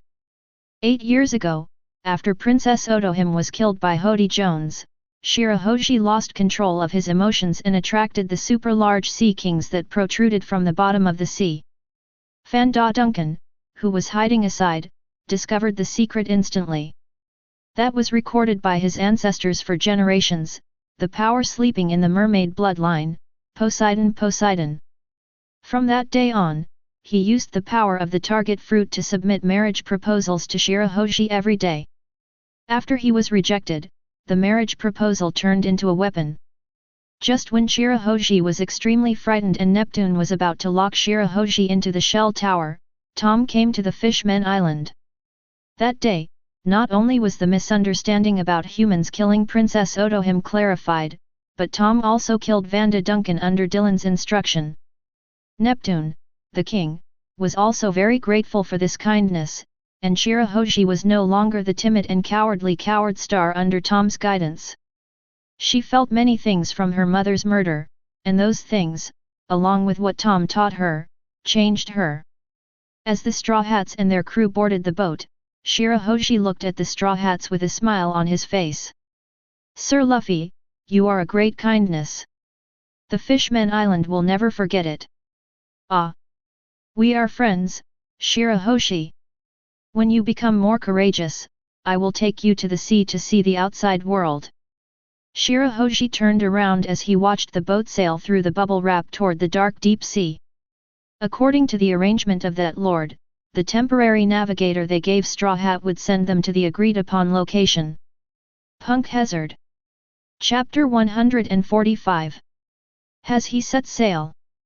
The Dragon Palace Kingdom gave him help and arranged navigators for him. Branyu looked at the phone bug in front of him. This time, he didn't give any further advice. According to the original plan, they would gather a group of additional partners for Nika near Punk Hazard. Then send him to overthrow Dressrosa's Donquixote family. Originally the plan was perfect and they started to install it in Dressrosa more than 10 years ago. But now, Branyu doesn't agree with Flagman's plan. But, according to Roger's order to stay, unless the flag bearer dies, stripping the flag bearer of his identity requires the consent of at least 5 flags. Dark Dragon.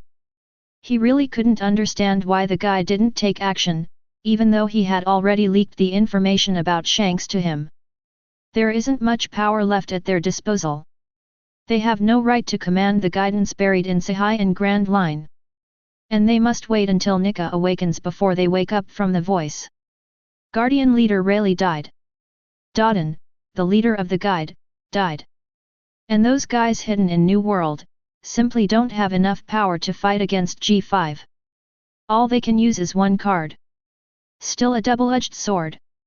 The red-haired man hiding in North Blue looked at the information in the newspaper with an uncertain expression.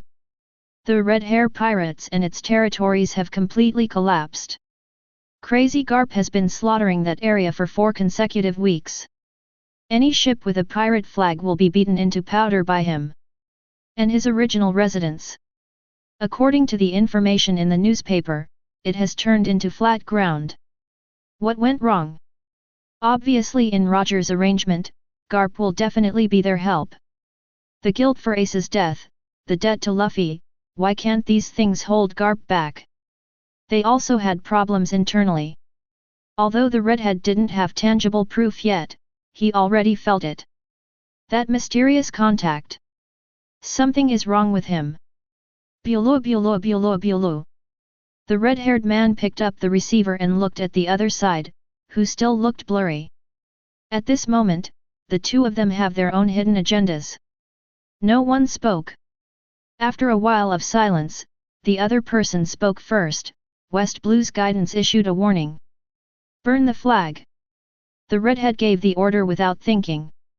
He didn't even ask what was going on, or the ins and outs of the matter, and directly issued an order that had never been used before. Branyu's palms tightened. Impossible, does he know that changing the flag bearer requires the authorization of more than 5 flag holders? Probably not. Roger said that this is a restriction on the flag bearer, and the flag bearer himself does not know this agreement. Are you falling into madness? Which side? Shanks' voice was cold. You arrange it, you are the contact person, you know these things better. The red-haired man sneered after hanging up the phone to the contact person. Then he looked in the direction of the red line. Before being deprived of the status of flag bearer. You can control me, I can also control you. G5. Momosuk appears. Tahir walked into Dylan's office. Dylan had already told him the whole story of Wano Kuni, and he knew it too. The cowardly-looking imp in the photo is the contemporary Uranus, Kojiki Odin's son. Dylan didn't pay attention. The time was indeed almost there, but he was probably still on his way. Tell people to trap them, keep them away from Dressrosa, and drive them back to Wano Kuni after 3 months. Clear. Wano Kuni has the best geographical location in the world and is rich in sea stone and wine iron ore. It hides the red historical text and ancient weapon. Unfortunately, almost all people in such a place have a slave mentality. Since you like to be slaves. Dylan smiled subconsciously. Odin, who went to Flower Street at the age of 6 and RD women at the age of 15. Odin who cooked hot pot with his friend's father's body. What a great hero, what a Godin loved by everyone. Then you guys should also like me, a demon king, right? Dylan glanced at the location of the alloy workshop. Skiyaki, you want to use me to clear the way for your grandson, but it's a pity that you don't know Lao Zi's ability. All disguises, all voices, as long as I am willing, I can hear them. You want to use Xiaohu to tie up Lao Zi, but unfortunately you don't know that Xiaohu's cultural classes are all taught by Tahir. Do you think you are still the samurai of the Kojiki family? As for the Straw Hats, Dylan had already made a plan and arranged it with Red Hair and the others. After the Straw Hats destroyed Geisa's laboratory, Doflamingo would definitely attract them there. Then solve it together. As for how to destroy Dylan, he didn't worry about it. Even if the Straw Hats couldn't do it, the people left behind by Tinder would help. Neptune has already spoken to him. Straw Hat, who has been taking the fruit since he was a child, has cracks in his soul, but he still can't break free. Even though there was only a stolen broken boat and only 4 people, they still set out on the road. Big Glacier. Dylan once again came to the Inuit station. It's just that the place has long been deserted. The igloos were still scattered around in a ring, but the big snowy mountain in their center was gone. It's like it never existed. Dylan walked onto the glacier. The faint breathing and breath of life that he had heard could no longer be felt in the air. Frozen in slumber. It's such a cliché. The loser from 800 years ago, the comrade waiting for the return of Joyboy. When you were at your peak, you were fashionable and lost to the 20 kings. Now you are beating the drum of liberation in the name of pirates. A person's age really makes him live like a dog. The information from West Blue has been sent back. Although there is no specific information yet, it is roughly the same as here. The friends of Joyboy are sleeping all over the world. They still have some things saved. It should be supplies or devil fruit. When the drum of liberation sounds, people in these places will probably wake up one after another. They will carry the historical text and the troops of all races according to the voice to support the contemporary Joyboy. I'm afraid that the elephant owner has to wander around the new world because he is too big and needs to carry the fur tribe and the red historical text on his back. As for Uranus, the power of Poseidon sleeps in the blood of the mermaid princess 800 years ago.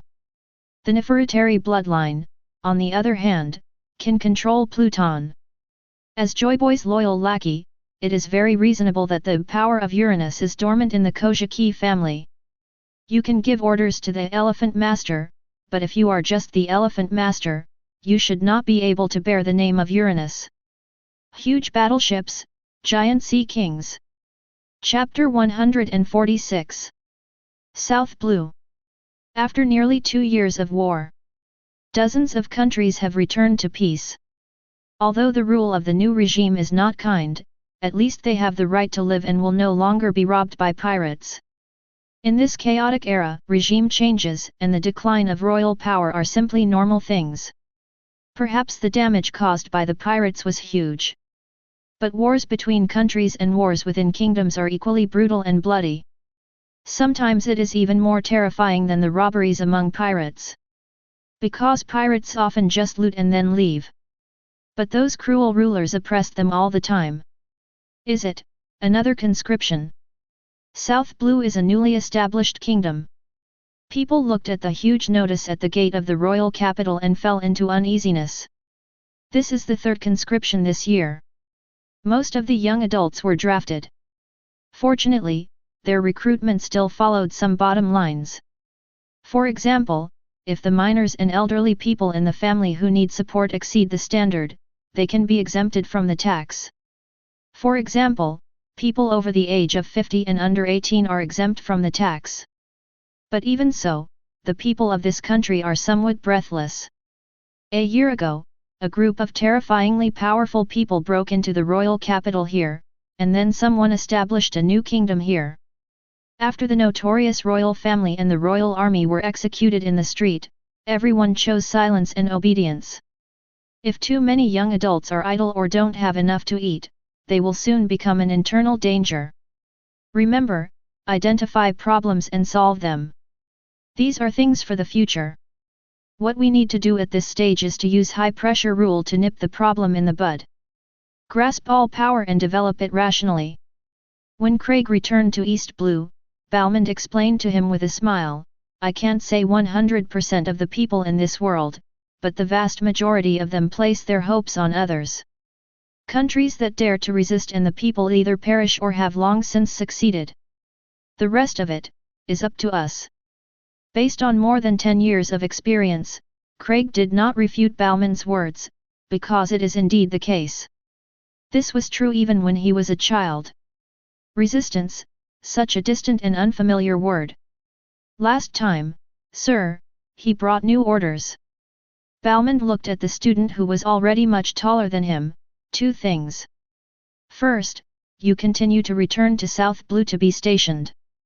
There will be specific instructions in the warrant. Second, your ability. After pondering for a moment, Balmond looked at Craig and found that his character and expression had not changed much before continuing, someone will record your words and deeds and analyze your character. This is for your own good. Don't kill him. Wrong person. This is what my husband specifically told me. Once your xingxing changes, people around you will remind you that you must stop developing your abilities immediately. Craig nodded. After Craig left, Camilla slowly walked out from the wing. Is that true? When the fruit is developed to a certain extent, it will change a person's personality. Even thinking and consciousness are covered. Balmond nodded. Although there is no such record in O'Hara, based on the intelligence analysis sent back by Dylan, the possibility of such a thing is very high. Theoretically there should be nothing wrong. Those non-phantom beast species fruits will face distortion of bloodline factors after reaching a certain height, maybe. Will be directly controlled by the celestial dragons and become their slaves. But Camilla frowned slightly. The fruits of Doflamingo and Teezero have also awakened, including Charlotte Katakuri of the Big Mom Pirates. It should not be enough, or they haven't developed to ultimate yet. Or, their minds are extremely hard, and they are still resisting that kind of distortion. What about him? Balmond shook his head, he should have done it. As for why he didn't tell us, I'm afraid there is no clear answer yet. His power is undoubtedly far beyond the scope of ordinary awakening. There were people who did this in ancient times, so their fruits were given their own divine nature. And this trace of divinity sleeps in the fruit along with their will. Once the wills are highly overlapped and the ability user's strength reaches a peak, the original gods will awaken. But unfortunately, according to the known information, no one's phantom beast species has yet awakened. I don't know if it's because of lack of strength or the inability of will to overlap. That is to say, once my fruit power reaches a certain range, my self-awareness is in danger of disappearing. Camilla raised her hand, and a cloud of mist emerged from her palm. Yes, according to my speculation, this requires an extremely powerful mind to balance, suppress that power, or even devour it. Before you are not sure.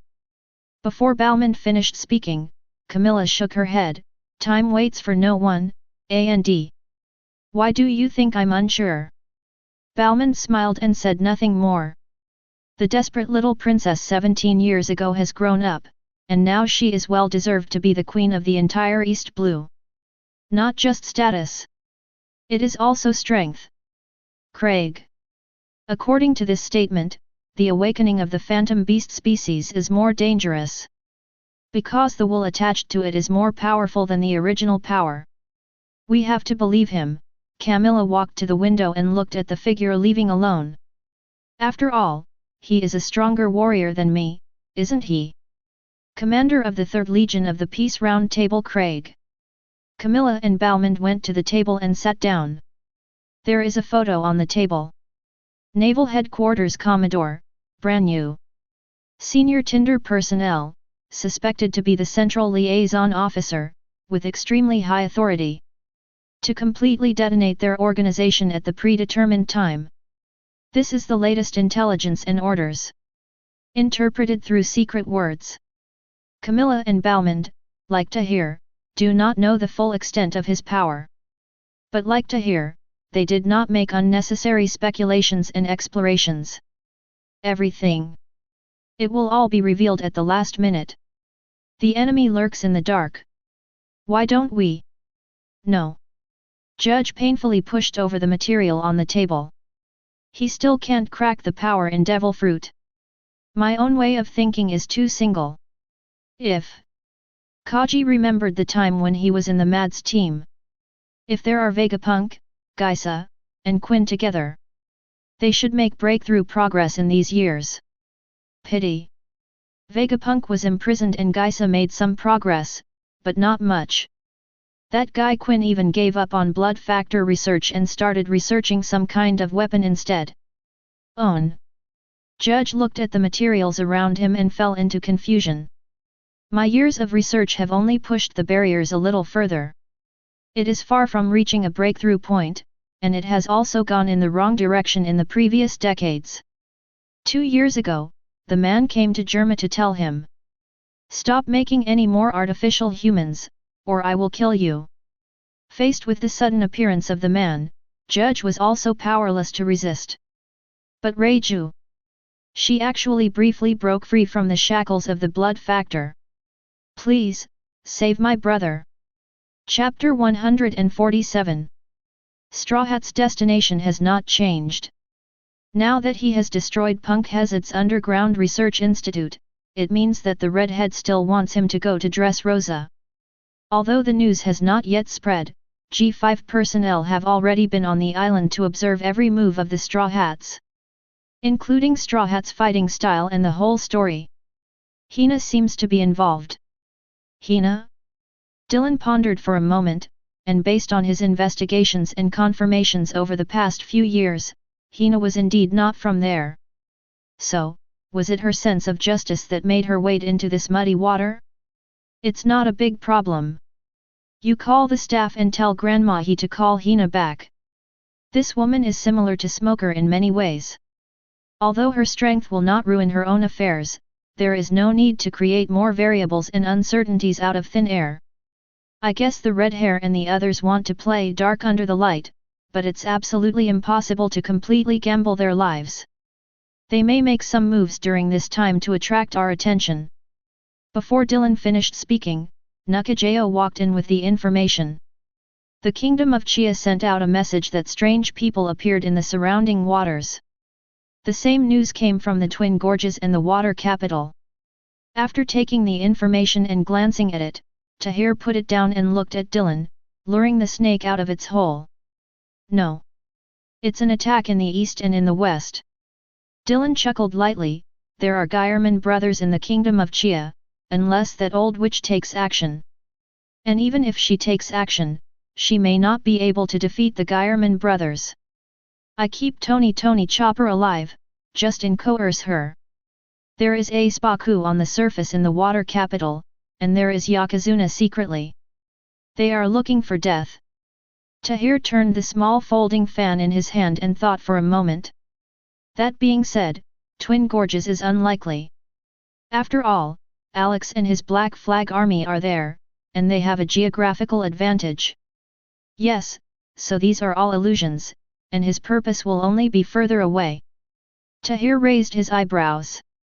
Further away? East Blue? Dylan looked at Tahir with a half smile. Not everyone can set foot in my lair. Map? Dylan whispered, and Nukajeo immediately took the map and put it on the table. East Blue is here to attract me, and you may not be idle either. In addition to Bullet, Zephyr, and Tom, I'm afraid they will also use other means to attract you there. Dylan drew a circle around the outside of Grand Line G5, and that vast area had already penetrated into the second half of New World. If I guess correctly, they will use their remaining strength to attack the territory behind them. At that time, we must go to support out of pressure and justice. A considerable part of the area formerly occupied by the Whitebeard pirates has now been included in the G5 scope.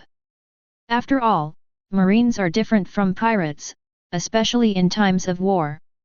If Marine does not send troops once it encounters an attack, Marine's credibility and reputation will quickly decline. The pirates have no such concerns.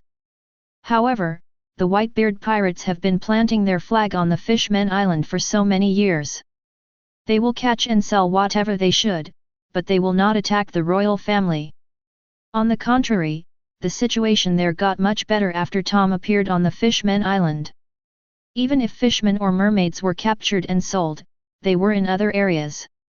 In the early years, Dylan had been reluctant to expand his territory because of these things. If G5's territory is too large, there will be gaps. After all, you can only commit a thief in 1,000 days, but there is no way to prevent a thief in 1,000 days. With the distribution of combat power at that time, no matter how hard we took precautions, the enemy would always find an opportunity to retaliate. But now, this problem has almost disappeared. Dylan looked at Nakajeo standing aside and nodded to her. Nakajeo, how do you think G5 should respond? Nakajeo was a little surprised at first, but then he sat on the sofa next to him and began to think. After a moment, Nyokijeo raised his head and said, "Are we going to attack the east and the west too?" Dylan shook his head. Think again. If G5 also attacks the east and west, there will inevitably be problems on the periphery. Although Dressrosa will be more stable, it will undoubtedly cause a blow to the subsequent advancement. This is sound from a short-term tactical perspective, but does not meet long-term strategic needs. It wasn't until Nakajeo raised his head again with a puzzled expression that Dylan penned a pen and added a circle on the outside. We will use our strategy. Completely stabilize the territory and remove all the trash fish in their hands. But Nakajeo didn't understand. In the Battle of Sabayati Archipelago, the opponent invested so much high-end combat power.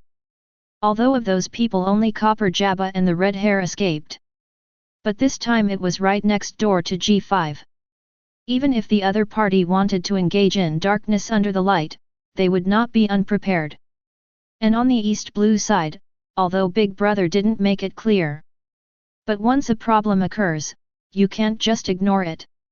Seeing Nokijeo's confused look, Tahir smiled and said, "We only need 2 or 3 people to go to Dressrosa. There will be people who will help us." Hey? Who?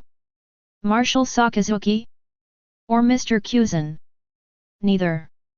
The smile on Tahir's face disappeared. He is a grandfather who has completely lost himself because his grandson has become a stranger, a grandfather who is extremely desperate and angry to the extreme. This is the last card we can use within our authority. You have to think clearly about the danger and uncertainty of it. Do we have any other options? The red-haired man looked at the phone bug indifferently, although he was not hysterical or roaring ferociously. But the madness deep in his eyes was heart-stopping. Branyu's fist clenched. Those stupid flags say that generals cannot be changed on the spot. Shanks has clearly lost his mind. He will only lead us into the abyss of eternal destruction. After putting down the phone, Branyu sighed. If he couldn't succeed this time, there would be nothing but flag. They will become completely spectators. Hopefully that card will play its role in the end. After all, it is it. The end of the new world. Garp sat on a rock, his fists still stained with scraps of meat and bloodline. But he didn't care, just holding the phone and thinking. Garp, have you thought about it? On the phone was a wizened old lady. Ah. Ziahe. What else can I think about? As a grandfather, shouldn't it be right for me to go see my grandson on his last journey? I know, but don't do anything stupid, Garp. I've done stupid things my whole life, and I don't care about one or two more. Garp stood up and looked at the pieces of meat on the ground behind him and the wooden planks floating on the sea. After the Valley of the Gods, I can no longer be considered a qualified marine. The mistakes I made back then must be settled by myself. Hey. Over the phone, Crane Vice Admiral sighed. Sengoku said he would wait for you to come back for tea. Chapter 148. Recently, a lot of new faces have appeared in East Blue. Balmond walked to Camilla with the information, looking a little serious. What ingredients? Pirate. Camilla chuckled lightly. It seemed that something was going to happen over there, and the other party obviously wanted to tie him down in this way. Give them some information and then lead them to Girona. It is not convenient to expose the manpower and strength elsewhere, now that the other party is coming to East Blue. Now Girona must be the key target, so why not take this opportunity to invite you into the urn? Do you need anything else? No need, Camilla shook her head and interrupted Bamon's words, since we just want to tie him down, the people who come must have limited strength, and dispatching the First Legion is enough. Camilla opened the window. The royal capital is filled with mist in the early morning. Viewed from the sea in the distance, it looks like a fairyland. Straw Hat? He captured Geisa.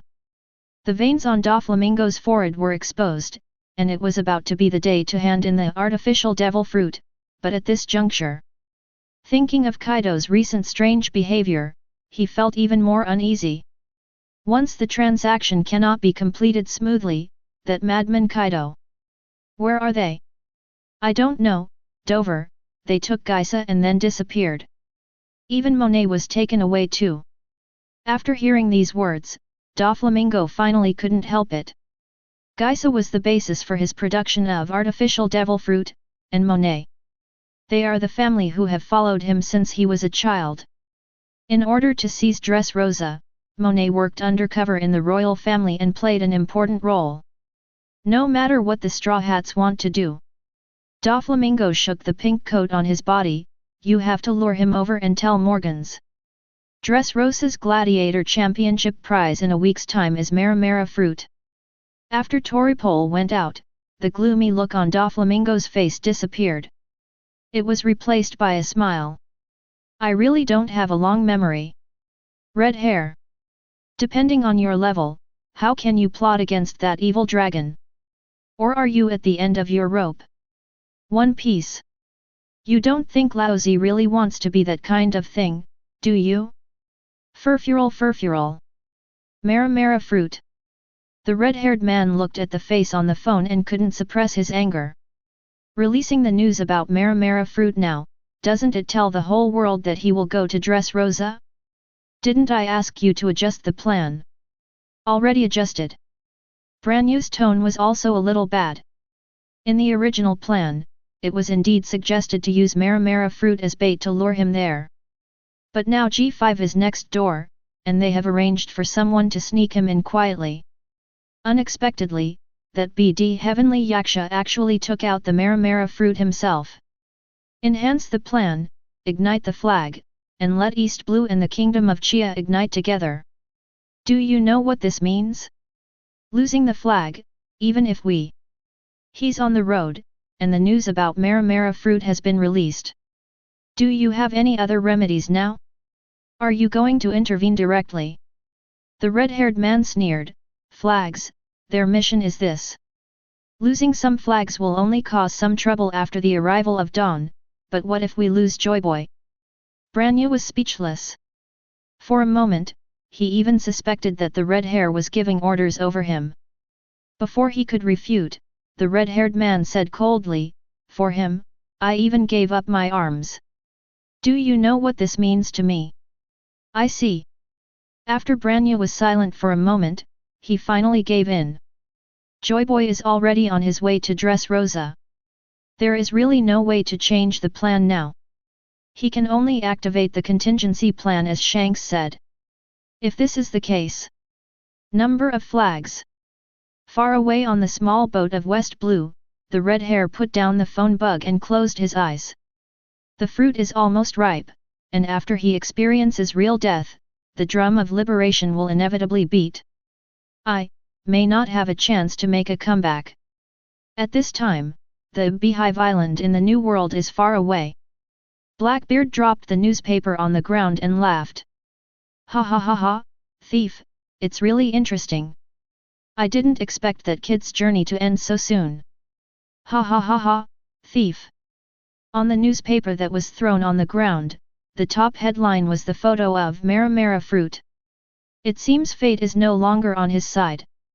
Van Oka sat in the distance looking at the sky. Ha ha ha ha, where's the Maramara fruit? I really want it. Badgers looked at the photo of Maramara fruit with a burning look in his eyes. The king of evil was eating meat and laughing at the side. Then go ahead, meow. If you die, I will be the captain of the #1 ship, meow. Ha ha ha ha, you're right. It wouldn't matter if it were other times, but now. Blackbeard glanced at Badgers. If you dare to show your face, you will be dead.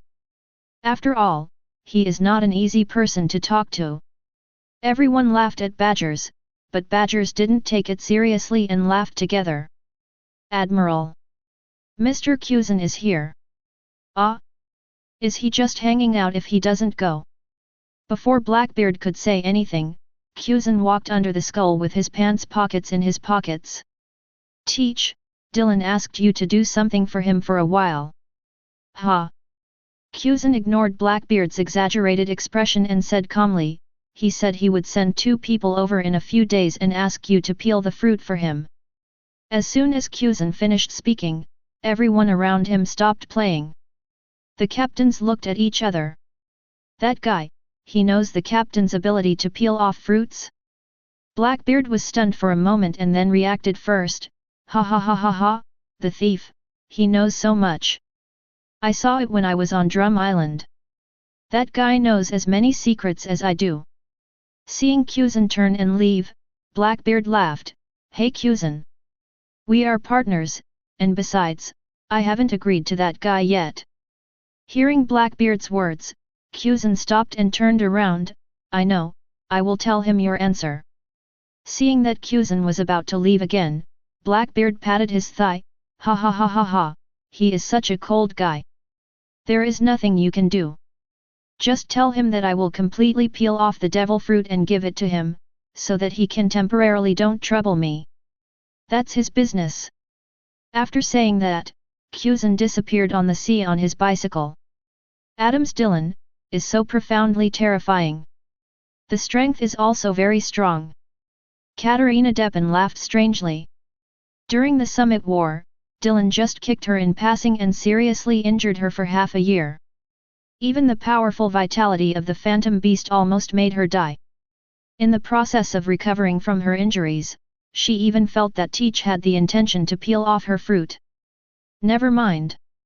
We're not really partners anyway. Chapter 149. Luffy. On a small boat, Tony Chopper looked uneasily into the distance. Already close to Dressrosa, and in the distant sea. It's G5, the place where the Dark Dragon occupies. What's wrong? Chopper. Chopper forced a smile and said with some reluctance, that's G5 over there, if we are discovered. Don't worry. Chopper. Straw Hat held a fist in his right hand and hit the palm of his left hand, I have mastered some new tricks. If I meet that guy again this time, I will definitely beat him away. Vinsmoke Sanji and Roronoa Zoro, who were sitting on the side of the boat, both looked indifferent. Is this still a person? Vinsmoke Sanji's heart moved. Bloodline factor? His demeanor and thinking are so similar to those of Yuji and Niji. No fear, no pain, and no despair. Yuji and the others are just emotionless machines, and Luffy. Vinsmoke Sanji's curly eyebrows twisted into a ball. Is this a more terrifying power than blood factor? It didn't completely deprive it of emotion, but retained some of it. But it can affect a person's spirit from the inside out. Or soul. Zoro. Vinsmoke Sanji whispered and winked at the swordsman next to him. Are you ready? Ah. Roronoa Zoro had a difficult look on his face. Already sent a message to Perona, she said. My hawk will come and take us away. Before the Battle of Sabayati Archipelago, Perona did not land on the island based on my hawk's warning. But she left a special ghost for Roronoa Zoro. The guy said if it comes time for you to make a choice, tell this ghost. Did he also realize something? Roronoa Zoro, who has experienced tremendous changes, has been looking back on his journey. The more I thought about it, the more I discovered a lot of things that were wrong and scary. He stabbed himself in East Blue. I'm afraid he values his talent and wants to stop himself from continuing to board the ship. Really? I have let down too many people. The straw hat on the bow was still laughing, while Chopper standing behind him had a sad face. Geisa Kolang, who was trapped at the door of the cabin with sea-stone handcuffs, sneered again and again. The whole world knows that you are here to die. Only you don't know. Without Joker and Kaido taking action, you're dead. Just over a month has passed, and the world's eyes are once again focused. But this time, no one thought the Straw Hats would make it out of Dressrosa alive. Garp is no longer marine, and no one can protect him. Unless his father Monkey D. Dragon appears. But the dragon, known for its mystery and speed, had no chance of winning against that man. Sabo. You can't go. Mr. Long, I have to go. Ace is dead, and I can't let Luffy die at Marine's hands. Sabo took off the goggles from his hat and placed them on the table. Long's pupils shrank. I only represent myself, not the Revolutionary Army. After all, Luffy is my brother, even if he is anywhere in the world. Sabo and Long's eyes met, and they both saw disappointment in the other's eyes. You gave up on your son. You gave up your ideals. Long held the goggles that Sabo had taken off in his hand, and the look of disappointment in his eyes became even heavier. Watching Sabo leave, Koala said hesitantly, Mr. Long. We really. Ideals above all else. Long opened the drawer and put Sabo's goggles in. From the time we join the Revolutionary Army, family and personal feelings should leave us. Well. I heard that in Logue Town. Koala clearly remembers that Mr. Long rescued Monkey D. Luffy when he was about to be executed by Buggy the Clown in Logue Town. That is without affecting the overall situation, Long said calmly, the world is still waiting for our answer. Hesitation will only make us more confused and make the people in this world more painful. But he is your son after all. Just as Long walked to the door, Koala muttered something. Long's footsteps paused, and he turned around slowly, with an indifferent expression on his face. Actually, he's not. The world is getting more and more lively. Phew phew phew phew phew phew phew. Dark Dragon never disappoints. Who will come this time? It's really hard to guess. Copper Jabba? Shanks. Looking at Doflamingo, who was already losing his temper, Torble felt strange as never before. Young master, what happened to him? The weapons factory has ceased operations, although the transit service for the underground trade continues. But Toripole knows very well that many young business owners no longer care. He even hasn't asked me about it for several days. Doflamingo walked to the huge windowsill and looked to the west.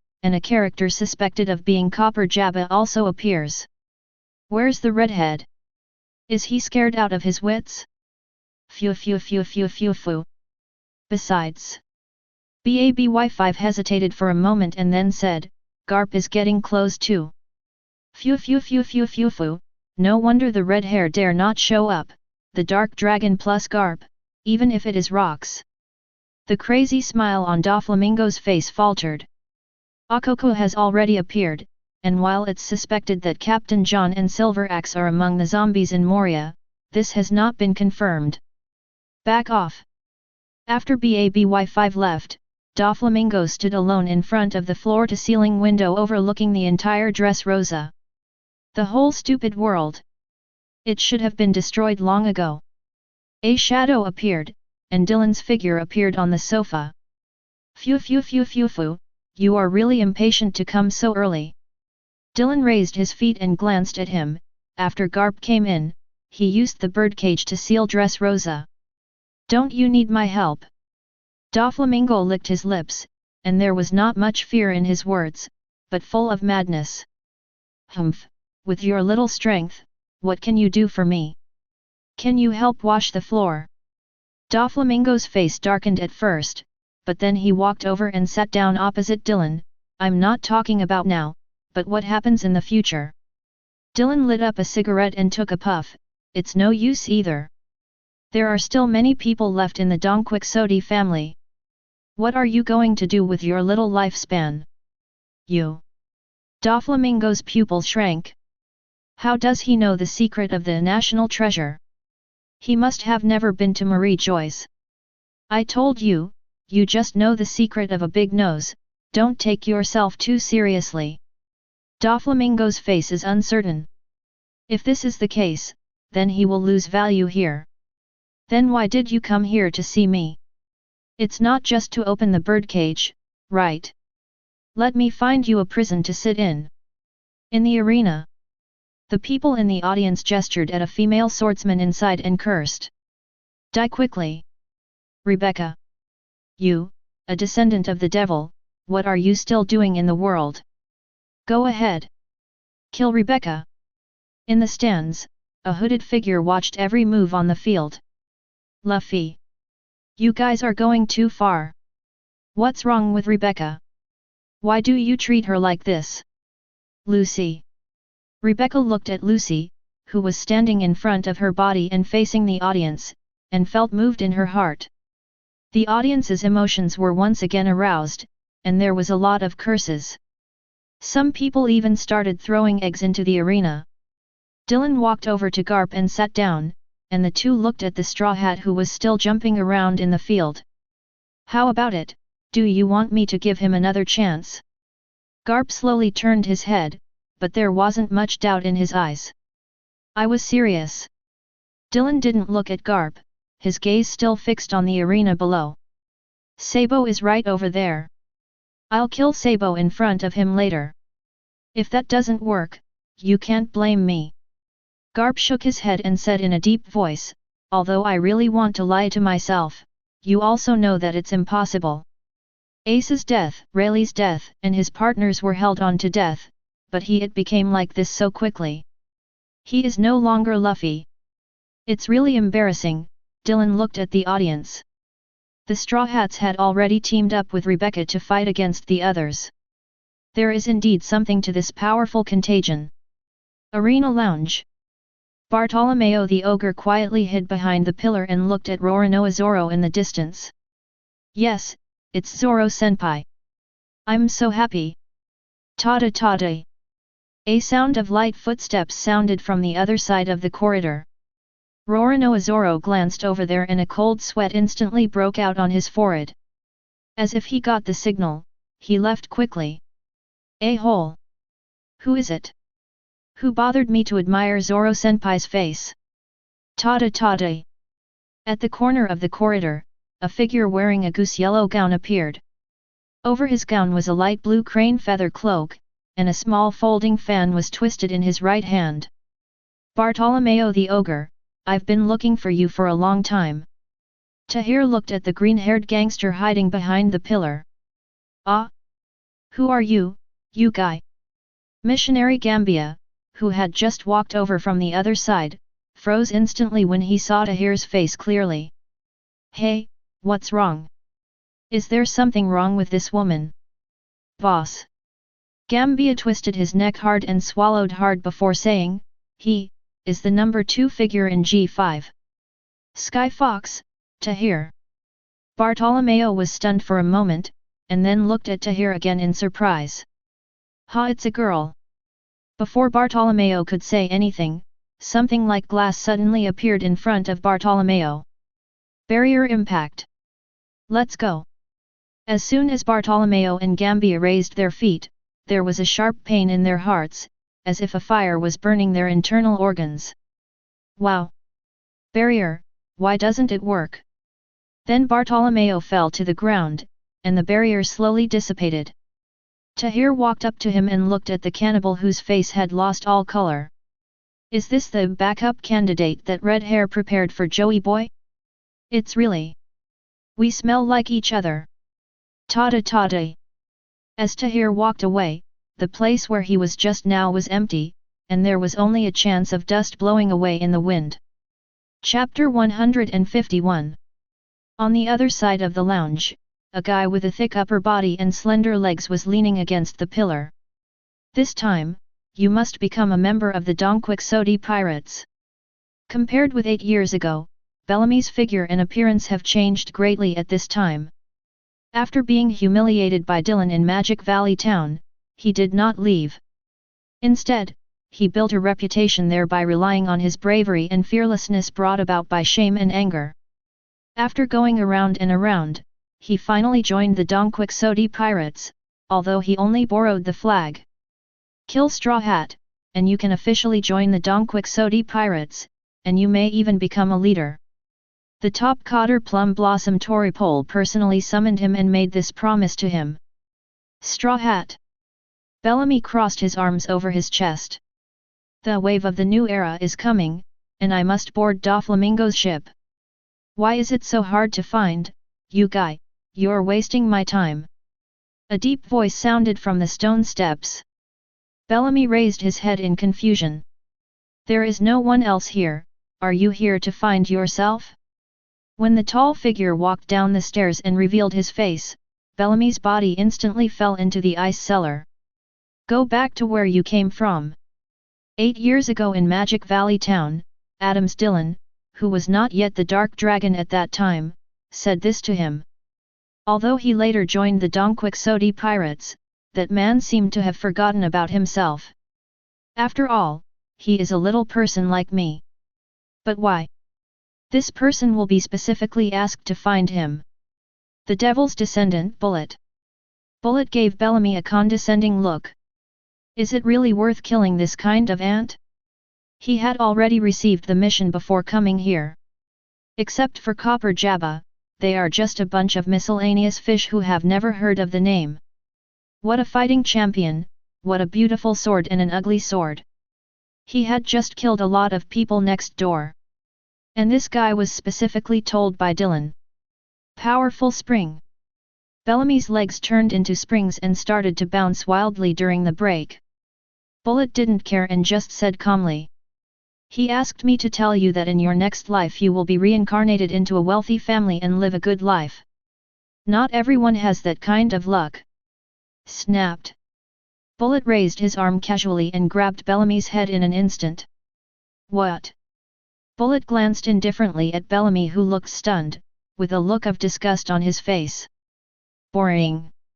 As soon as the huge palms closed, Bella's head exploded like a watermelon.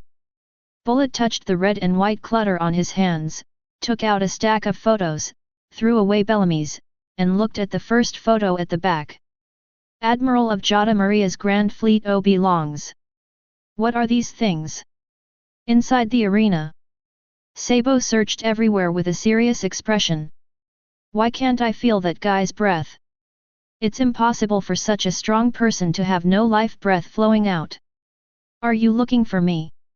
A shadow appeared, and Dylan stood in front of Sabo. Dylan, who was more than a meter taller than Sabo, stood in front of his seat and looked down at him. Dragon hook claw. Snort.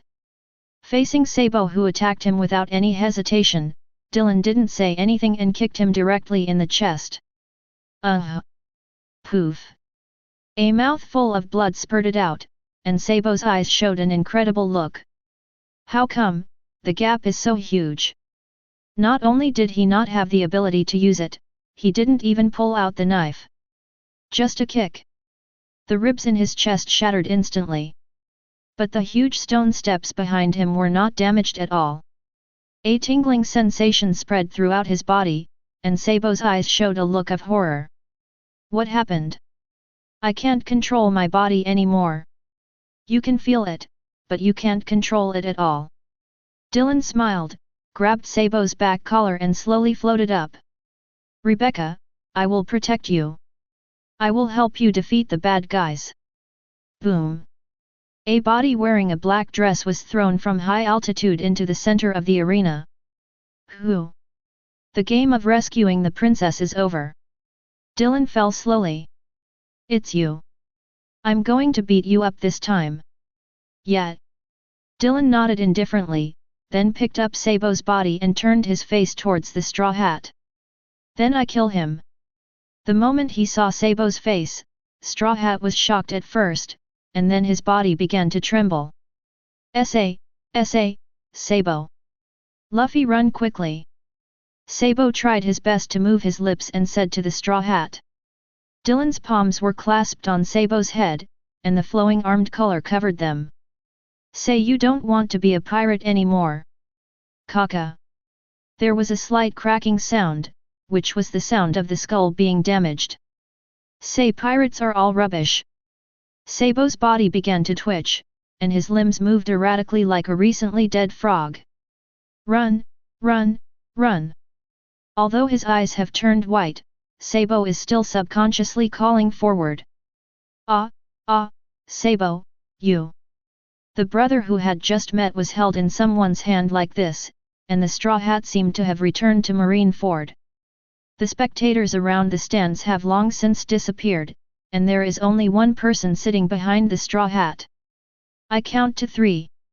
Dylan looked at the Straw Hat, who was starting to lose his mind across from him, and Rebecca, who was at a loss behind him. 1. Don't want. 2. No.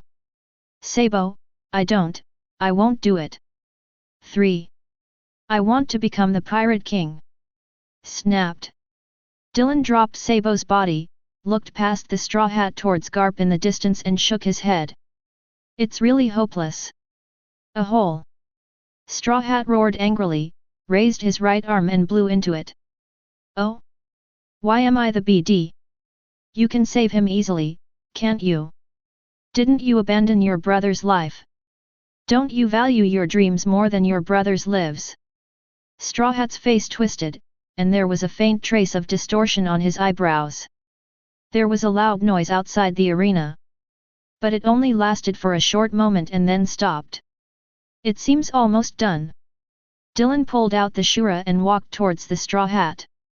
The Straw Hat also completed inflating, and the whole person began to bounce in the air. 4th Gear Elastic Man. Looking at Dylan, who was slowly walking towards him, the Straw Hat clenched his fists tightly. I will definitely beat you. Dylan appeared above him instantly. Shura aimed his sword tip downward at Straw Hat's heart. Judgment Kunlun. The slender slashing line penetrated directly through Straw Hat's heart. Straw Hat's body, which had just completed its transformation, softened and fell to the ground. Dylan chuckled, just as Shura's knife tip touched Straw Hat's body again. Kang! A body that was so fast that it was almost impossible to distinguish it with the naked eye appeared on Dylan's flank and kicked Shura's blade. Here he comes. Rocks DZ back. Chapter 152. A man with blue hair stood next to Dylan. Garp in the distance has stood up. Zebak, you really? Dylan looked at the guy in front of him and looked at his face and said. That's what I'm saying. Your son has been slaughtered, and you won't come out. Buggy. Rox looked at Dylan indifferently, did not continue to answer, and turned to look at Garp behind him. Although those guys are just passing by, I remember the agreement between world government and me. Garp also looked indifferent. I don't know what agreement you made with Roger and the world government. But since you dare to plot against me, you must be prepared. Ha ha ha ha ha ha ha ha. Rox laughed wildly at first, and then looked at Garp with a mocking face. Garp, you don't think you and Roger really defeated me back then, do you? I know not. Garp took off his grey cloak and threw it aside, so I'm here to end all this today. Rox looked back at Dylan, who was standing by indifferently, and grinned. You're so arrogant, I hope you won't regret it. After saying that, Rox's body disappeared instantly. Boom! Two fists meet. The sound wasn't loud, but it sent ripples through the air. Kaka kaka. As the ripples spread, the surrounding boulder stands began to disintegrate. Making progress, Garp. Garp didn't answer, but his heart sank. Neither of them seemed to want to get entangled with Dylan, and they were at the top of the stands together in an instant. Rox appeared. That means he is not the previous generation holder of dark fruit. And if Rox was a dark fruit user, Whitebeard probably wouldn't have used his ability to test teach during the Summit War. Two disappearing figures flashed in the air. Bullet and Tahir in the distance looked solemn. Is that the guy who needs Garp and Roger to join forces to defeat? Just the aftermath of the collision also made the two of them feel a little bit uncomfortable. Still so miserable. Garp. The stands collapsed and the entire Dressrosa began to shake. In mid-air, Garp's eyes turned red. 38 years ago. Garp, who was at Naval Headquarters, received an emergency call. In the Valley of the Gods, the Rox pirate has hijacked several celestial dragons and has invaded the interior of the Valley of the Gods. For some unknown reason, when Garp was rushing to the Valley of Gods, they encountered the Roger pirates who were also rushing there. Hey Garp!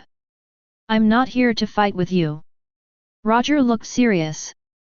Rox cannot be allowed to get what's inside, otherwise the world will fall into great fear. This is Marine's business. Roger. Roger shook his head. He is the enemy of this world, and this is not just about Marine.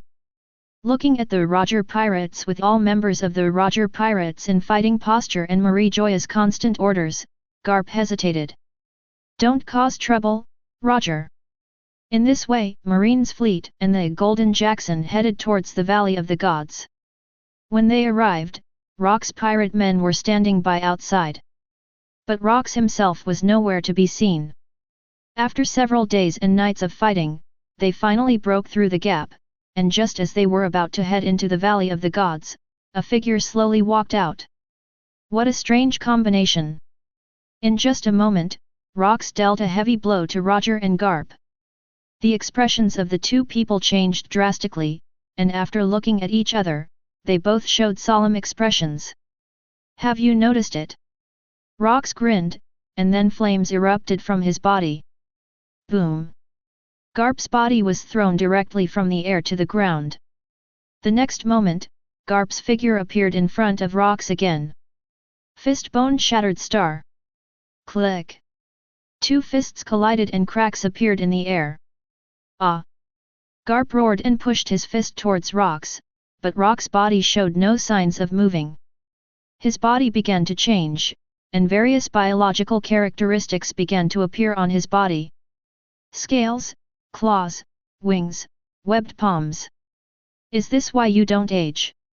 Garp looked at the man in front of him who looked almost the same as he did 40 years ago. But you have also become someone else's slave. As soon as the word slave was spoken, Rox's expression turned cold instantly. You talk too much, Garp. The fist that was intersecting with Garp changed. His palm grasped Garp's fist, and black flames came out of his right hand. Puff! The entire palm was inserted directly into Garp's chest. Garp's body trembled slightly, and then he grinned. It seems that I guessed it right. In order to pursue power, you turned yourself into a monster. But... Ka! A stream of black blood flowed from the corner of Garp's mouth. He turned his head vigorously and looked at the arena in the distance. You have to do it. As Garp's body fell, Dylan also pulled out Shura from the ground. Rox turned to look at the expressionless Dylan who was in front of him instantly. It seems you know something. Dylan glanced at him and said nonchalantly, originally it was just a guess, but I got the answer from you. How's it going? Dylan looked at the biological characteristics of his body. How many bloodline factors have not yet been fused? Dylan understood it from the moment he displayed various biological characteristics. The Valley of the Gods must be a certain tree planted by the Lunalia tribe. They have done a lot of research on the energy of the fruits on the tree, using various gene permutations. The original failure. They should be the all races in the world now. Those ethnic groups were originally humans, but they were the products of genetic experiments by the Lunaria tribe. This also explains why Tahir can turn back into a human through that magical potion. That potion was probably the product of the original Valley of Gods. The advanced product should be the so-called devil fruit. Rox got this secret information, and he knew the source of those powerful powers. But what he doesn't know is that devil fruit is not a real finished product either. He went to the Valley of the Gods to seize part of the power stored there, but unexpectedly he was captured by the world government. No. It should be controlled by that dead woman. Before the research on the devil fruit in the Valley of Gods was completed, the first generation resistance war began. Under the leadership of Nika, the D clan set off wars all over the world, and the experiment was forced to stop. The information and power remaining in the Valley of Gods were inherited by the 20 kings. I'm afraid the Lunaria tribe originally planned to use those powers to strengthen themselves. However, because the research has not yet been completed, it has not yet been put into use. Those uncontrollable semi-finished energy continued to leak out and turned into devil fruit. As time went by, many people broke free from the shackles. Became a god. Chapter 153. Hearing Dylan say the words blood factor, Rox's expression changed slightly. It seems that you did not get the advanced version of power. What you got should be the original defective products. The composite expression of multiple biological characteristics makes Rox look extremely weird. It seems to be composed of various animals. But even so, this guy has almost integrated these powers in the past decades of lurking. Even Garp didn't last long in his hands. Although Garp's life breath has not completely disappeared, judging from the breath, he is only hanging on with his last breath. Quack quack. The changes in his body made Rox's voice become particularly weird, and even his laughter seemed to be spliced together. I've read the information about you. You're Logia, right? How about it? How far has it been developed? Or are you afraid to break through the last barrier? In the past thousands of years, no one has ever broken through the barriers of Logia, did you know? Rox looked at Dylan gloatingly, with teasing and ridicule in his eyes. In the records of the Valley of Gods. Although the energy of Logia is powerful and pure, even the gods of the ancient times cannot fully control them. No one can truly control them. Those Logia guys, there is only one way back. Return to this sea. Dylan looked at Rox nonchalantly, seemingly unsurprised by the information he was giving. Rox seemed to have noticed this, and his expression became a little confused. Why was this kid who had been famous for less than 10 years not shaken in his heart after hearing this information? He broke through? Impossible.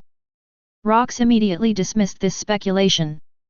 In the past long years, Logia has always existed as the rarest fruit, and countless geniuses and heroes have been unable to achieve that step.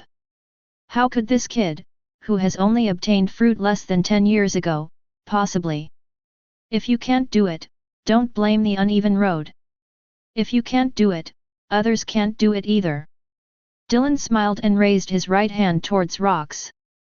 While Dylan and Rox were chatting, Rebecca had quietly left, and the two of them didn't pay attention. As Dylan held his hand in the air, dazzling lightning burst out from within Rock's body. Not only his body, but also the electrical elements floating in the air around him were instantly awakened. Countless thunder and lightning began to crazily destroy Rock's body from the inside out. His internal organs, his muscles, his bones, his nerves, and even his cells began to dissolve in the pervasive thunder and lightning. Rock's body shook slightly at first, but calm soon returned. Although the thunder and lightning elements are still destroying its body, a certain energy in his body is repairing everything that has been destroyed at the same speed. It's like a war between viruses and white blood cells.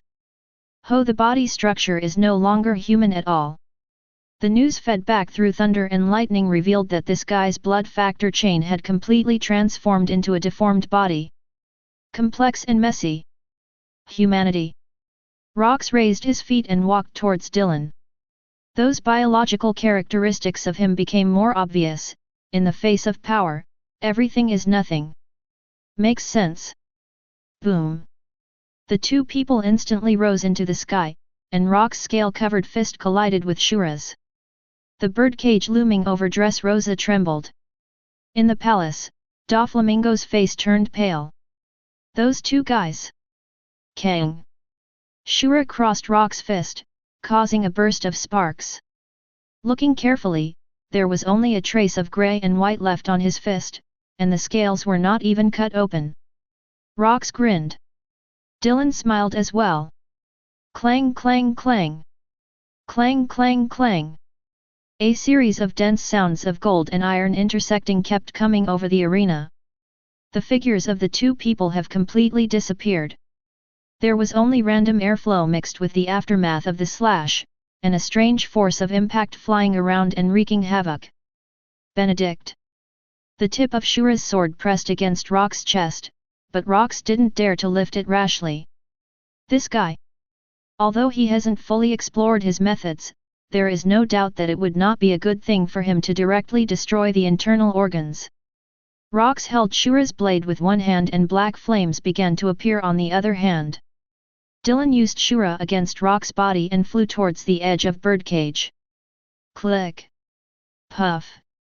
Dressrosa Royal Palace. A large mouthful of blood spurted from Doflamingo's mouth. Birdcage was destroyed. The birdcage shrouded in the sky first broke like a thread, and then the entire birdcage slowly dissipated into the air. But Rock's body was still unscathed. Are you trying to borrow something like this? Is this the only level you have? Let's do an experiment. Dylan ducked sideways to avoid Rox's sudden stabbing right hand with black flames, and then put both hands against Shura's knife handle. As Haki poured in, Rock's hand holding Shura began to tremble. With just a moment of confusion, the powerful Haki flicked away his weird palm. Those Haki that originally had vibration effects changed their forms in an instant. It turned into a thread as thin as the ultimate. Judgment Kunlun. Laugh. The thread compressed into Ultimate's power instantly pierced Rock's chest. Although the wounds were so small that they could not be detected, Locke felt a sense of crisis in his heart. Because what follows the thread is the tip of the Shura sword that has Conqueror's Haki attached to it. Snapped. Rox clasped his hands together, and Conqueror's Haki also appeared between his palms. Waves of air and thunder surged around their bodies. The sea above the entire Dressrosa began to churn. The sea twisted crazily like a pot of water being boiled. Do you want to take the sword with your bare hands 100%? The powerful air waves made Bullet and Tahir in the distance tense up, and they once again retreated a distance. I could only barely see the two figures in the sky. The wings behind Rox curled up, and black feathers peeled off from the wings, turning into a rain of arrows and shooting at Dylan. Carry out a sneak attack. Boom boom. Before the black feathers arrived, a red thunderbolt descended from the sky. An alarm bell rang in Rox's heart, and the feathers that were originally aimed at Dylan instantly turned and flew over his head to form a shield. Boom. Huge thunder pillars poured down from their heads. The ground beneath their feet was instantly penetrated, forming a huge hole. I can do it too. As Shura slowly advanced, Rox's face gradually darkened. This guy. Chapter 154. Not just strength and speed. His haki and sword skills are also terrifying. No wonder that Guy Garp was pushed to that extent by him. Although Rox doesn't think much of Garp today, he hasn't been isolated from the world over the past few decades. He has been paying attention to the news from the outside world, and in previous matches, he can clearly feel that Garp's strength has indeed made great progress compared to 40 years ago. But even so, judging from the description in the newspaper, Garp was so oppressed by his means and power that he had no choice. Fortunately, he is still just human. There was a fierce glint in Rox's eyes. Those guys, the information they gave them only said that Dark Dragon is a powerful person who has recently become famous all over the world. But there is very little combat information about him. And he himself was careless. As a veritable overlord of the sea and the strongest man known to the world, he didn't pay much attention to this new generation. In his opinion, this is just a manifestation of the decline of the world. It wasn't until this moment that he realized that there was indeed a reason why this guy could be so cautious as that woman. There was a wave of anger and annoyance. I originally thought he was just a guy similar to Garp and Roger. If that's the case, then he can easily complete the agreement and then smoothly integrate the remaining energy. As long as that time. The fangs in Rock's mouth were interlocked and biting together. Nowadays, if you use too much power, you will be in danger. The danger of being completely controlled by that woman. Back then in the Valley of the Gods, Rox defeated Garp and Roger with one blow. An inexplicable palpitating feeling surged into his heart. Although it was only a brief moment, he clearly felt it. There is a gap in my consciousness. For a strong man like him, his memory and instinct are very powerful. Is it those energies? Before he could find out the answer, Garp and Roger bounced up from a distance and rushed towards him again. Damn! He already had some vague speculations, but even he couldn't let the two guys on the opposite side attack him. It will kill people. The irritability began to spread, and the gaps in his consciousness began to become more and more obvious. No. We must fight quickly. Boom. Two steel-like fists smashed into Garp and Roger's stomachs. Garp and Roger felt a tearing sensation in their abdomens at the same time. The two people flew out again. The year-round fighting instinct made them feel a strong sense of crisis at the same time. If the gap is too big. But to their surprise, the Rox didn't capitalize on the win. The two people who crawled out from the rebel saw Rox standing there in a daze, as if he had fallen into a deep sleep. It seemed as if something was about to awaken from his body. The breath is dangerous and disordered. After looking at each other, the two pounced on each other again. The entire island began to shake. Although Garp and Roger were knocked down time and time again, they got up again and again. They feel it. Rock's moves became more and more messy, and in the last contact, his shots were almost like a beast's fighting instinct. Ha ha ha. Hey Garp! Roger winked at Garp. Rock's body in the distance began to change. Various colors flowed over his body. His eyes turned into vertical pupils. But his aura began to rise, it was an aura that exterminated everything. Goo goo bd. A strange tone came from Rock's mouth, and just when Garp and Roger showed determination and prepared to fight to the death, Rock's body trembled. The fireworks and vertical pupils on his body disappeared. Vice Admiral Garp. Marie Joy summons. On the beach in the distance, a scarred soldier ran towards him. Marie Joy sent word that they have taken control of Rox DZ. Mission accomplished. What? What? Garp and Roger both looked at Rox in disbelief when they heard the signal soldier's words. Rox was silent for a while and then said. This is a deal, remember, let my crew go. Marine cannot attack them on a large scale unless they attack Marie Joy's world government or launch a large-scale war against Marine. After speaking, Rox turned around and walked towards the beach on the other side. Garp and Roger looked at each other. Both of them had a look of shock in their eyes. These words. Not to them. The messenger running wildly from a distance did not hear these words. When he came to the battlefield, Rox had disappeared. In order to save face, the world government named Garp a marine hero. And Rox? He came to a secret place. Shiki, Newgate, Linlin. Give Laozi a little more time. After Laozi gets rid of these constraints. Rox looked in the distance in the direction of Marie Joyce. Laozi will twist your head off with his own hands. Marie Joyce. In the little garden behind the void throne.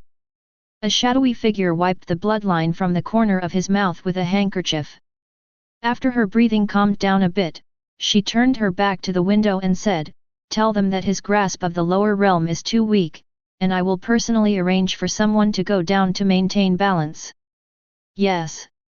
Wow. Wow.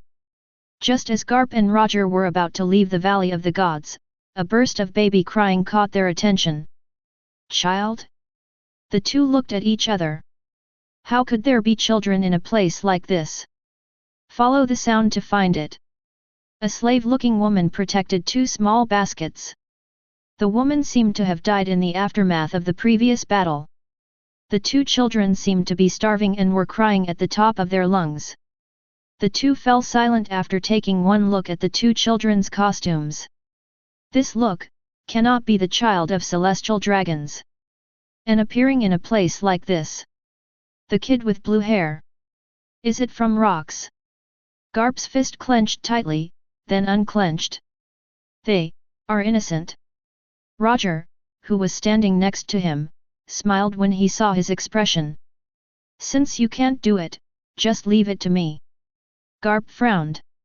If he takes Marine back by himself, the headquarters will not let this bloodline continue under any circumstances. But for Roger, do you have any better ideas? Anyway. Roger was silent for a while and then said, I will take care of Rock's child. He will live happily, but I will limit his life. Happy? Garp nodded noncommittally and looked at the other baby. What about this? The baby had fiery red hair, which was different from the one with blue hair next to it. After seeing the two people appear, the red-haired baby became quiet.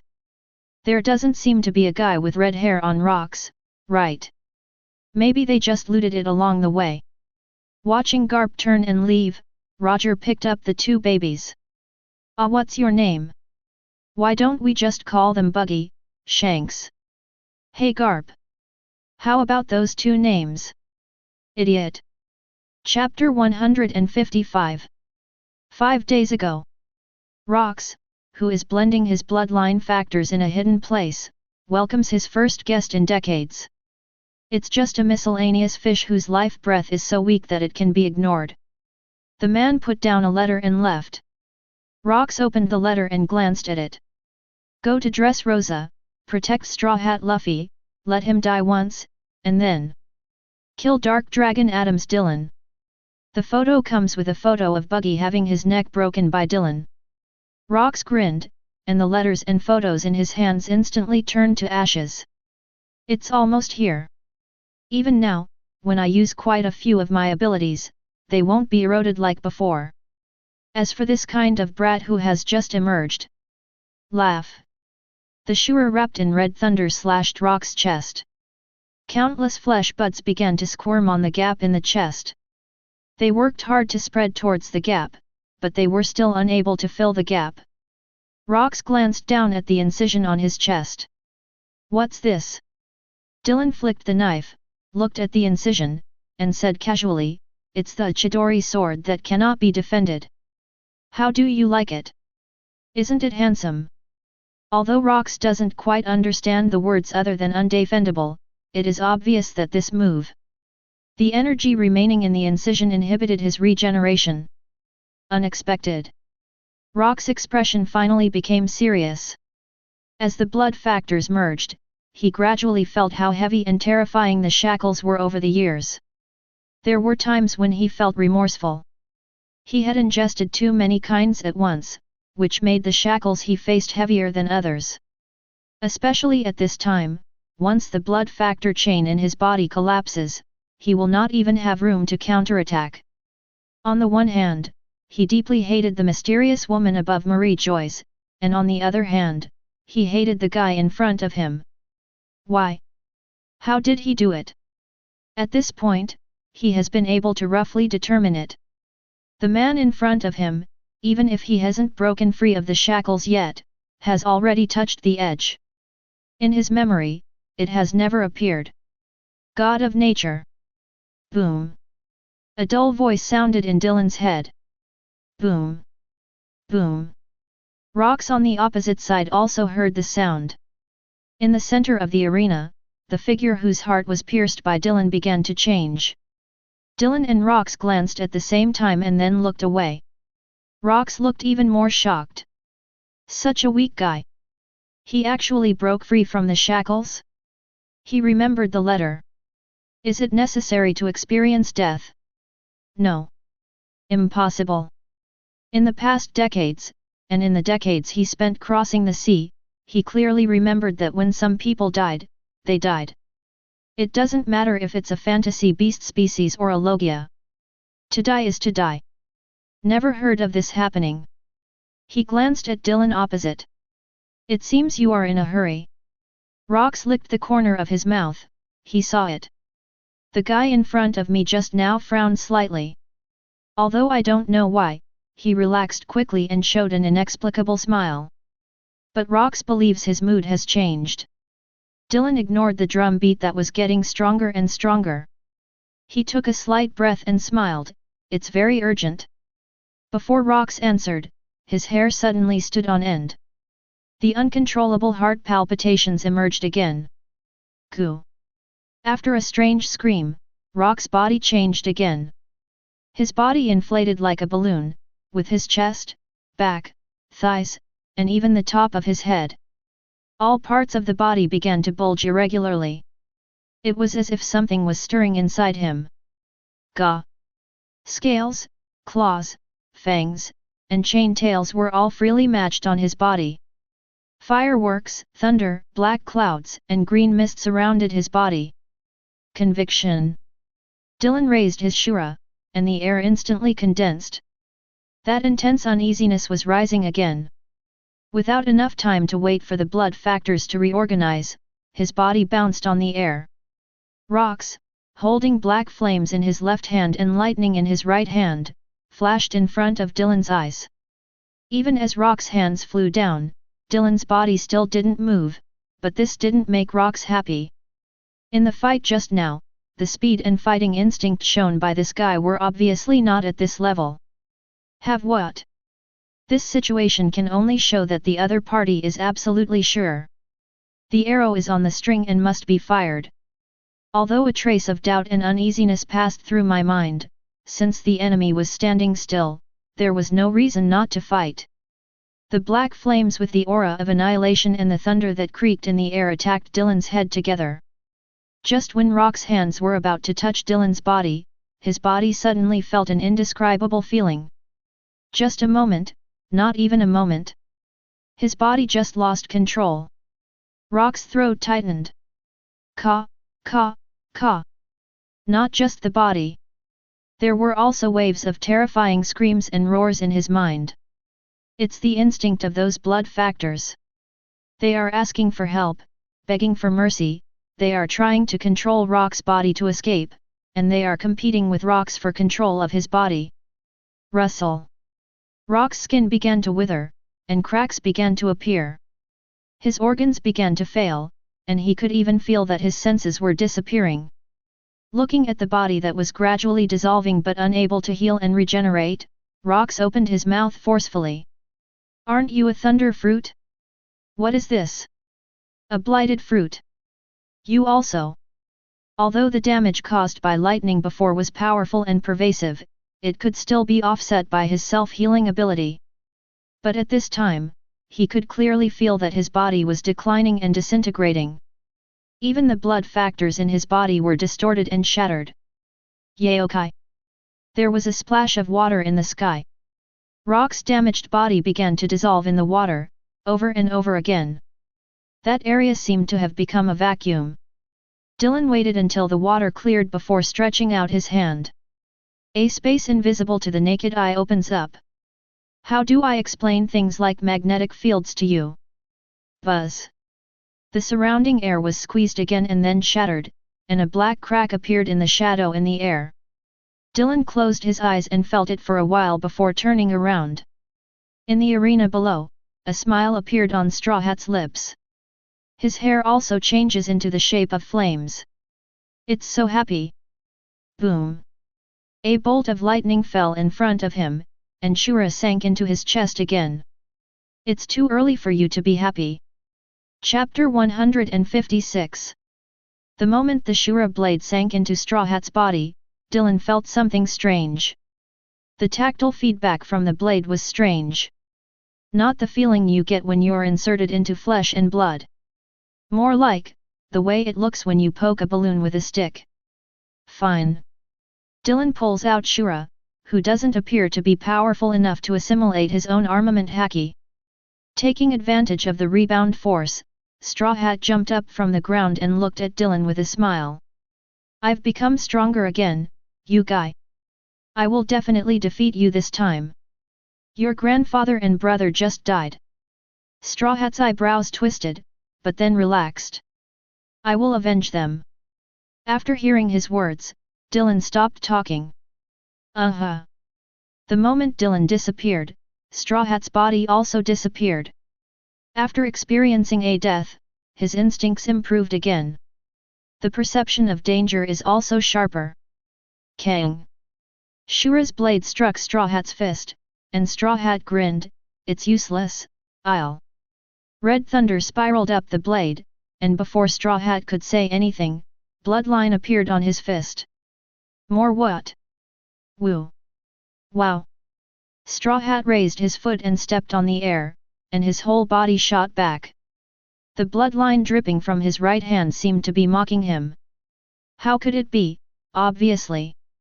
As his mood changed, the entire arena began to fluctuate, and the ground began to become soft. Even the remaining stands around them have become soft and collapsed. Rubber rubber crow cannon. Hundreds of fists flew out from all sides towards Dylan. Dylan's body bowed slightly and he held Shura's knife handle with both hands. Judgment Pen Glay. The tornado-like slashes unfolded with Dylan's body as the center, and the entire arena was instantly shattered into pieces. The speeding rubber fists were turned into slices in the tornado and then returned to their original appearance and fell. Directly above the tornado, the Straw Hat fist was covered in military colors, stepping on the air and rushing down towards the center of the storm. Rubber rubber Cobra King. Click. Dylan raised Shura towards the sky, and the thunder mixed with the armament wrapped around the blade. Judgment Kunlun. The thread-like slash was triggered instantly, and the Straw Hat in the air had no time to dodge, but the strong sense of crisis shocked him. Rubber Hula Hoop. Goo. His body stretched into a circle in midair in an extremely weird way, barely avoiding the almost invisible slash. So close. Straw Hat, who was just about to rejoice, raised his eyebrows. Something's wrong. The sense of crisis has not disappeared. Before the source could be found, the original thread suddenly dispersed into a network in the air. Tisk tisk tisk. Wow! Looking at the small cuts on his body, the Straw Hat fell to the ground and screamed in pain. A slash that even the rubber body cannot avoid. And feeling the energy attached to those slashes, Straw Hat's body trembled slightly. Not only was it a slash, the power was also eroding its body. Dylan sighed. Is that all? Far less powerful than imagined. Of course he knew what the red-haired man was trying to do, so his first stab didn't directly cut the Straw Hat into pieces. If he had just used the 10 Palaces of Hell attack, the Straw Hats would have no chance of beating the Drum of Liberation. Can you still play drums when your heart has been chopped into pieces? Those 10,000 races that I have already tracked down should not be all of them. In particular, West Blue and North Blue are the weak points of its power. So like Redhead, he deliberately gave Straw Hat a chance to experience death and then beat the drum of liberation. In this way, those all races who have fallen asleep or are waiting can hear it, and then they will wake up from all over the world. On the other hand, he also wanted to see what level he would be after the so-called Phantom Beast species awakening. This can roughly serve as a reference for future battles. But, judging from the Straw Hat's performance just now, commonplace. It's still the same old routine, homogenizing the surrounding materials and making its own attributes more random. Then the breath of life becomes more intense. But that's all. Kaido, I really don't know where you lost. He had a brief fight with Kaido when he went to Wano Kuni to clean up the scene, although he had no intention of killing Kaido at the time. But in terms of on-the-spot reactions, fighting instincts, and physical fitness, Kaido shouldn't lose to the rubber idiot in front of him. Although there is a devilish operation to force a Nagashima to add debuff to himself. But it was also a bit baffling to lose. It seems that my heart has changed. As the 20-year appointment approaches, Kaido feels more uneasy and expectant. He became worried about gains and losses, looking forward and backward. In battle, he could not maintain the decisiveness and ruthlessness of his youth. And all of this probably started when he read Odin's diary. What a devilish father and daughter! What kind of diary is that? Turn a cold-blooded killing machine into a complete watchdog. From this point of view, the Odin thief is quite capable, at least he can write a diary. Deep in the new world, the elephant owner's steps stopped again. The time is different from the agreed one. Joy boy, are you really going to fail again? Thinking of the man who had threatened his life, the elephant owner raised his giant legs again. If the drum of liberation really disappears at the time of the agreement, see if he can fulfill the agreement in place of Joey Boy. West Blue, the top of the great glacier. The Inuit people looked at the shaking iceberg and showed joy.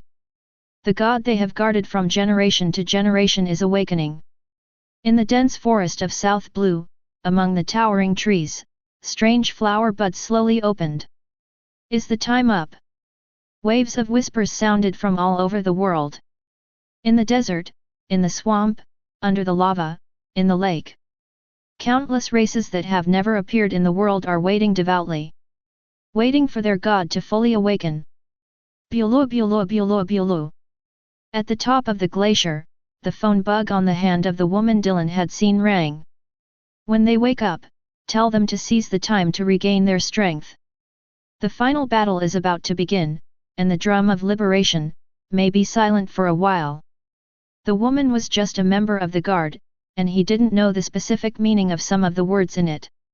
For example, she didn't understand the last battle and drums of liberation. They have been passed down from generation to generation to obey a certain order and guard the gods who have been frozen for countless years. Yes. Although they don't understand the meaning, they are already used to doing this. Even if the final battle mentioned by the other party sounds like it means destruction and determination. But they don't care. Many people even became disappointed this time.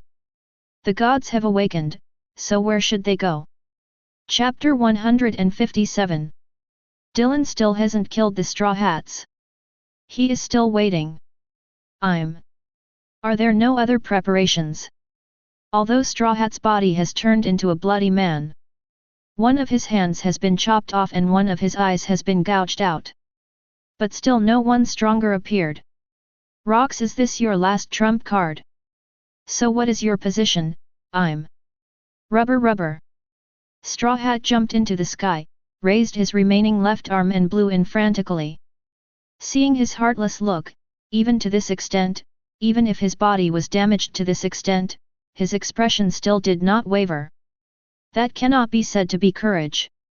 It can only be said that he was deprived of some normal emotions by something. Look at the exaggeratedly huge fist in the sky. For a moment, Dylan suddenly felt something in his mind. Why would someone pick up the Ape King spear and ape shins with his face? Or maybe that's their romance. Defeat the enemy head-on. But...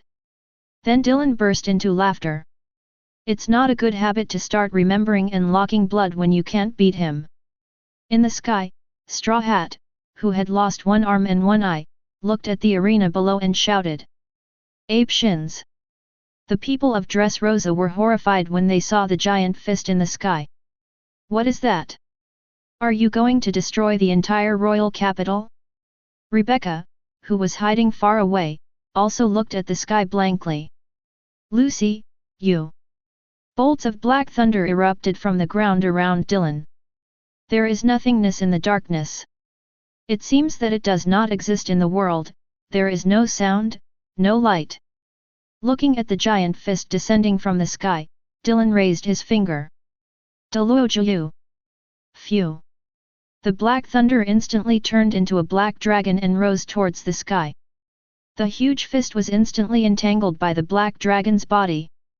Ah! The Straw Hats roared in the sky. The huge fist began to gradually become smaller under the strangulation of the black dragon. Ah! Dylan saw the tears in the corners of his eyes. But just for a short moment, the confusion disappeared again. As black electricity surged into Straw Hat's body, his skin began to emit black smoke, and then his flesh began to melt away. Pa! Straw Hat's body fell to the ground. Dylan walked up to him and pulled the hat off his back and held it in his hands. This boring inheritance and fate ends here. The electric current crisscrossed, and the almost undamaged straw hat was reduced to ashes. Dylan stretched out his hand towards the straw hat and opened the magnetic field. You are an unfortunate person. If there is an afterlife, I hope you can have a life of your own. Phew! A breeze passed by. Straw Hat's body turned to ashes and then disappeared without a trace. Marie Joyce. 2 large tears fell down Im's cheeks. The butterflies around her left her. Disappeared. On the sea of New World. Momosuk leaned blankly on the side of the boat and stared into the distance. There was clearly a voice just now. But suddenly disappeared again. He clearly heard some kind of call. But that call came to an abrupt end. What's wrong? Your Highness Momonosuk. No, maybe it's an illusion. Momonosuk looked at the sea. During this period, they had been eating vegetables drawn by Kanjuro to satisfy their hunger. Those in white clothes seemed pervasive yet strange. The other side neither kills them nor chases them. Just trap them in this sea area.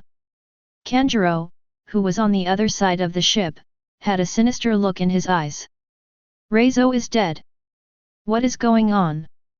By the time Dylan walked out of the ruins of the arena, all the Dongquixote family officials had been captured. Sugar and Pika have been taken away. Doflamingo sat beside the stone indifferently and showed no intention of resisting. The 2 battles just now were far beyond their imagination, and they had lost the courage and confidence to give it a try. Bulu bulu bulu bulu. Dylan. Dylan looked at Sakazuki's face on the phone and didn't say much. Where's Doflamingo? Squatting beside you. Sakazuki was silent for a moment and then said, in that case, send him to Impel Down. You can handle the others as you see fit. Okay, but I need to arrange for some people to go over there. He can be of some use to me. Akainu on the other end of the phone was silent for a moment and then said. Be careful not to make any mistakes. He didn't know what Dylan was going to do, but the identity of Doflamingo celestial dragons. I'm afraid it's not a good thing. But so what? He saw the scene where Dylan killed rocks. Celestial dragons. Sakazuki put down the phone and took out the cigar from his mouth. Just let me do more things for you. Looking at the phone bug with his eyes closed, Dylan walked up to Doflamingo. Want me to help you? Phew phew phew phew phew phew, you are so heartless. Doflamingo stood up without any nostalgia for the palace behind him. Do you want to draw my blood? Remember to give me some nutrition and daily newspapers. As Doflamingo and other officials were escorted onto the warship, King Liku and other royal families walked neatly in front of Dylan. "Thank you so much." Under the watchful eyes of many reporters, King Riku and the entire royal family knelt on the ground. "Stand up." Dylan's cold voice sounded. King Liku and the people behind him were stunned. "This is the most noble thanks. Does he not accept it? Stand up." This time, there was a hint of impatience in Dylan's voice. Sensing Dylan's emotions, King Liku stood up first. He looked at the man in front of him with some confusion. "I don't need your kneeling, and you don't need to kneel to anyone." Dylan looked at Cyrus, who was standing in the third row behind King Liku. "Although your resistance has not had much effect, you must remember." Dylan knocked Shura to the ground. "When you encounter injustice or suffering, you can only resist and fight. There is a way to survive. Waiting and praying are stupid. Such people do not deserve freedom and happiness. I don't need your kneeling, because..." Dylan turned around and looked at the reporters around him, and said slowly, "I just did what a Marine should do." As these words flowed out, Marine's reputation is rising again. A new round of war and resistance has also begun to erupt across the world. When you encounter injustice or suffering, you can only resist and fight. Only then can you survive. This sentence has become a belief and slogan for many people. They took up crude weapons and began to resist tyranny, and they began to spontaneously resist pirate attacks in groups. Snapped. The bearded five elders slammed the newspaper on the table. "Adams Dylan. What does he mean? What is he satirizing?" In just a few hours, Marie Joyce received complaints from dozens of franchisees. The oppressed and exploited poor began to unrest.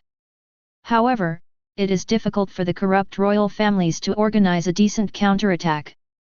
What makes them most uneasy is Marines around the world turned a blind eye. Even when mandatory orders are issued, many people obey them and disobey them. "Hold on." The five elders with birthmarks on their heads were silent for a moment. "He has extinguished the first light, and Lord Im. Just a few hours ago, the Maid of the Void Throne conveyed Lord Im's order. Give him time. Put out the lights." Chapter 158. Marie Joyce. La ha ha ha ha. Green Bull looked at the picture in the newspaper of King Riku kneeling to Dylan and laughed uproariously. "What an interesting guy. My Marine Admiral is nothing compared to him." After throwing the newspaper aside, the Green Bull fiddled with the vines growing on his fingers. "This is Marine. New World Sea Surface." Drought Jack was furious as he looked at the information in the newspaper. "Joker is an important chess piece of Boss Kaido. BD Marine." After Reizo's life card burned, Jack was ready to return to Wano Kuni. But now he was furious. That good-for-nothing Doflamingo was caught so easily. The crewman next to him swallowed his saliva. They remember clearly what happened when Dark Dragon went to Wano Kuni. In a place like Wano Kuni, dark dragons can still come and go freely. On the sea. Turn the helm. Take back Joker. The crew wanted to give a warning, but when they saw Jack who had turned into a beast, they didn't dare to say anything, so they could only turn around tremblingly. On the G5 warship, Dylan lay in a folding chair on the deck and mused. Marie Joyce. They have given very obvious orders before. Erase Doflamingo. But he disobeyed their orders and used this time to ignite the fire of rebellion in the world. Why haven't they been held accountable? On the surface, he seemed to have the upper hand in this trial. But Dylan knew that this was a sign of greater danger. They are waiting. After he wipes out Teach, Big Mom and Kaido, they will take action against him. Sengoku. It seems that the Marshal's position is really not easy to sit in. A leaky marine system with hidden agendas and powerful enemies surrounding it. Under the unique system of world government, Marine is destined not to be able to protect other non-franchise countries too much, which also leads to Marine not being very noble in the evaluation of the world. Just like what the pirates said. A lackey of the world government. Dylan looked in the direction of the red line. Last time in Marineford, when she was about to kill Straw Hat, she was the one who stopped her. She is secretly supporting Straw Hat. Although he didn't know how it monitored every move in the world, Dylan had a hunch that this power came at a great price. Vice Admiral. A pirate ship is approaching. Hey? Who is so blind? It's the big sign for beasts pirates, Drought Jack. By the king of ships? Do you dare to come here? He never thought that he would dare to come over to the ship king while he was on the ship. Dylan stood up and looked into the distance. On the pirate ship in the distance, Ship King looked towards him with 2 sickles in his hands. A whole marine. Put the joker. Click. Dylan held the scabbard with his left hand and the handle with his right hand. Convict sin and destroy delusion. The crescent moon slash was like a big net, instantly cutting the Ship King's ship into pieces. Even the king of ships was turned into steak during the slashing attack. Dylan put the knife aside, ignoring the planks and scraps of meat floating on the surface. What's there to say to a fool? After sending Doflamingo to the bottom floor of Impel Down, Dylan was just about to leave when a deep voice sounded behind him. Dark Dragon Vice Admiral, please stay. Magellan stood next to the lift and looked at Dylan. Less than 10 years. Because of him, this sea has completely changed. Especially the Dressrosa incident a few days ago. The people around him had already been dispersed. Magellan stared at Dylan closely. Where will this take the world? Dylan felt a little moved when he saw Magellan's serious expression. The world is not driven by me, and even now I still don't have a complete grasp of it. Magellan, who had been demoted to deputy director, slowly walked towards Dylan. Dylan had only been to Impel Down 2 or 3 times, and rarely interacted with him. In the past, his attitude towards Dylan was the same as Shirya's, thinking that they were too bloodthirsty and unfavorable to the law. But at this moment, Magellan's eyes were no longer as indifferent and resistant as before. Even if some of the criminals who escaped from LV6 were old and frail, they still caused indelible harm to the world. The most terrifying thing is, a large number of them are still lurking around the world. This shook Magellan's faith. And Dylan's several cleanings in recent years have forced him to admit that this world, at least the first half of the Grand Line, has become quieter than ever. Maybe he is right, blood and fire are the best ways to deal with pirates. I wonder what I can do for the world. Dylan was slightly surprised when he heard Magellan's words. This serious and persistent man, although his current strength is no longer very impressive to Dylan. But a person who always has justice in mind should not be just a bystander. What do you want to do for the world? Magellan was silent for a moment and then replied firmly, do everything I can. Good. Dylan looked at Magellan's face, and Impel Down behind him. When the war starts, I want you to kill all the criminals in Impel Down. Magellan's pupils shrank slightly. But, some people are not guilty enough. Some were just ordinary crew members, or the charges were not serious enough to warrant the death penalty. Dylan shook his head. The world will be in great turmoil in the near future. Magellan. Do you want what happened 2 years ago to happen again? In this chaotic era, we should use heavy codes and thieves. Also a thief. After saying that, Dylan's body disappeared. Magellan stood there stunned. Krakena Island. As soon as Dylan landed, the baboons around him dispersed. Dylan looked at the huge baboon carrying a sword with the same shape as Yet and smiled. Your girlfriend ran away. Hawkeye looked at Dylan and shook his head. Don't make such silly jokes. Hey, I just let go of your beloved disciple. This is against my marine's justice, you guy. Do you know how to be grateful? Hawkeye turned around and led Dylan towards the castle. Perona, who was floating in the air not far away, cowered and hid aside. After entering the castle, Perona carefully poured wine for the 2 of them and then got into the wall. Tell me, there needs to be an explanation. Hawkeye shook the red wine in his hand and pondered for a moment before saying, "He is actually innocent, you should know this." "Not enough." Dylan stretched out his finger and shook it, "Destroying an ice lobby is enough for me to execute them. Vinsmoke Sanji, his father is atoning for him. What about you? My hawk. Are you planning to atone for your beloved disciple's sins?"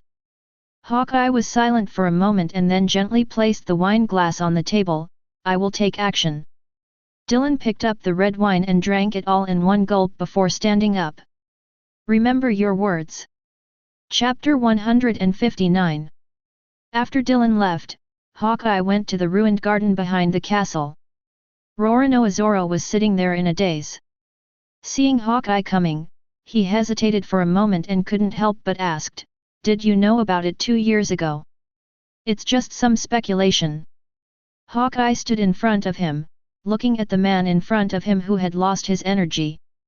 As if remembering some distant past, Hawkeye said to himself, "Back then, he lost an arm in East Blue, which surprised many people. And since then?" Hawkeye was silent for a moment. "His whole person has changed a lot. Although he is getting stronger, he is no longer a simple swordsman. After that, I rarely see him and don't look for him anymore. Let's compete." "That, when we were at East Blue." Hawkeye frowned. "Later, I thought about it, and there was indeed something wrong. It seemed that someone deliberately lured me to East Blue. And they grasped my psychology and personality very keenly. You know." Hawkeye laughed at himself. "I don't have many friends in this world, and there are even fewer who can do this." Roronoa smiled bitterly, and there was no need to ask further questions. They used Hawkeye's hands to train themselves. But he didn't understand.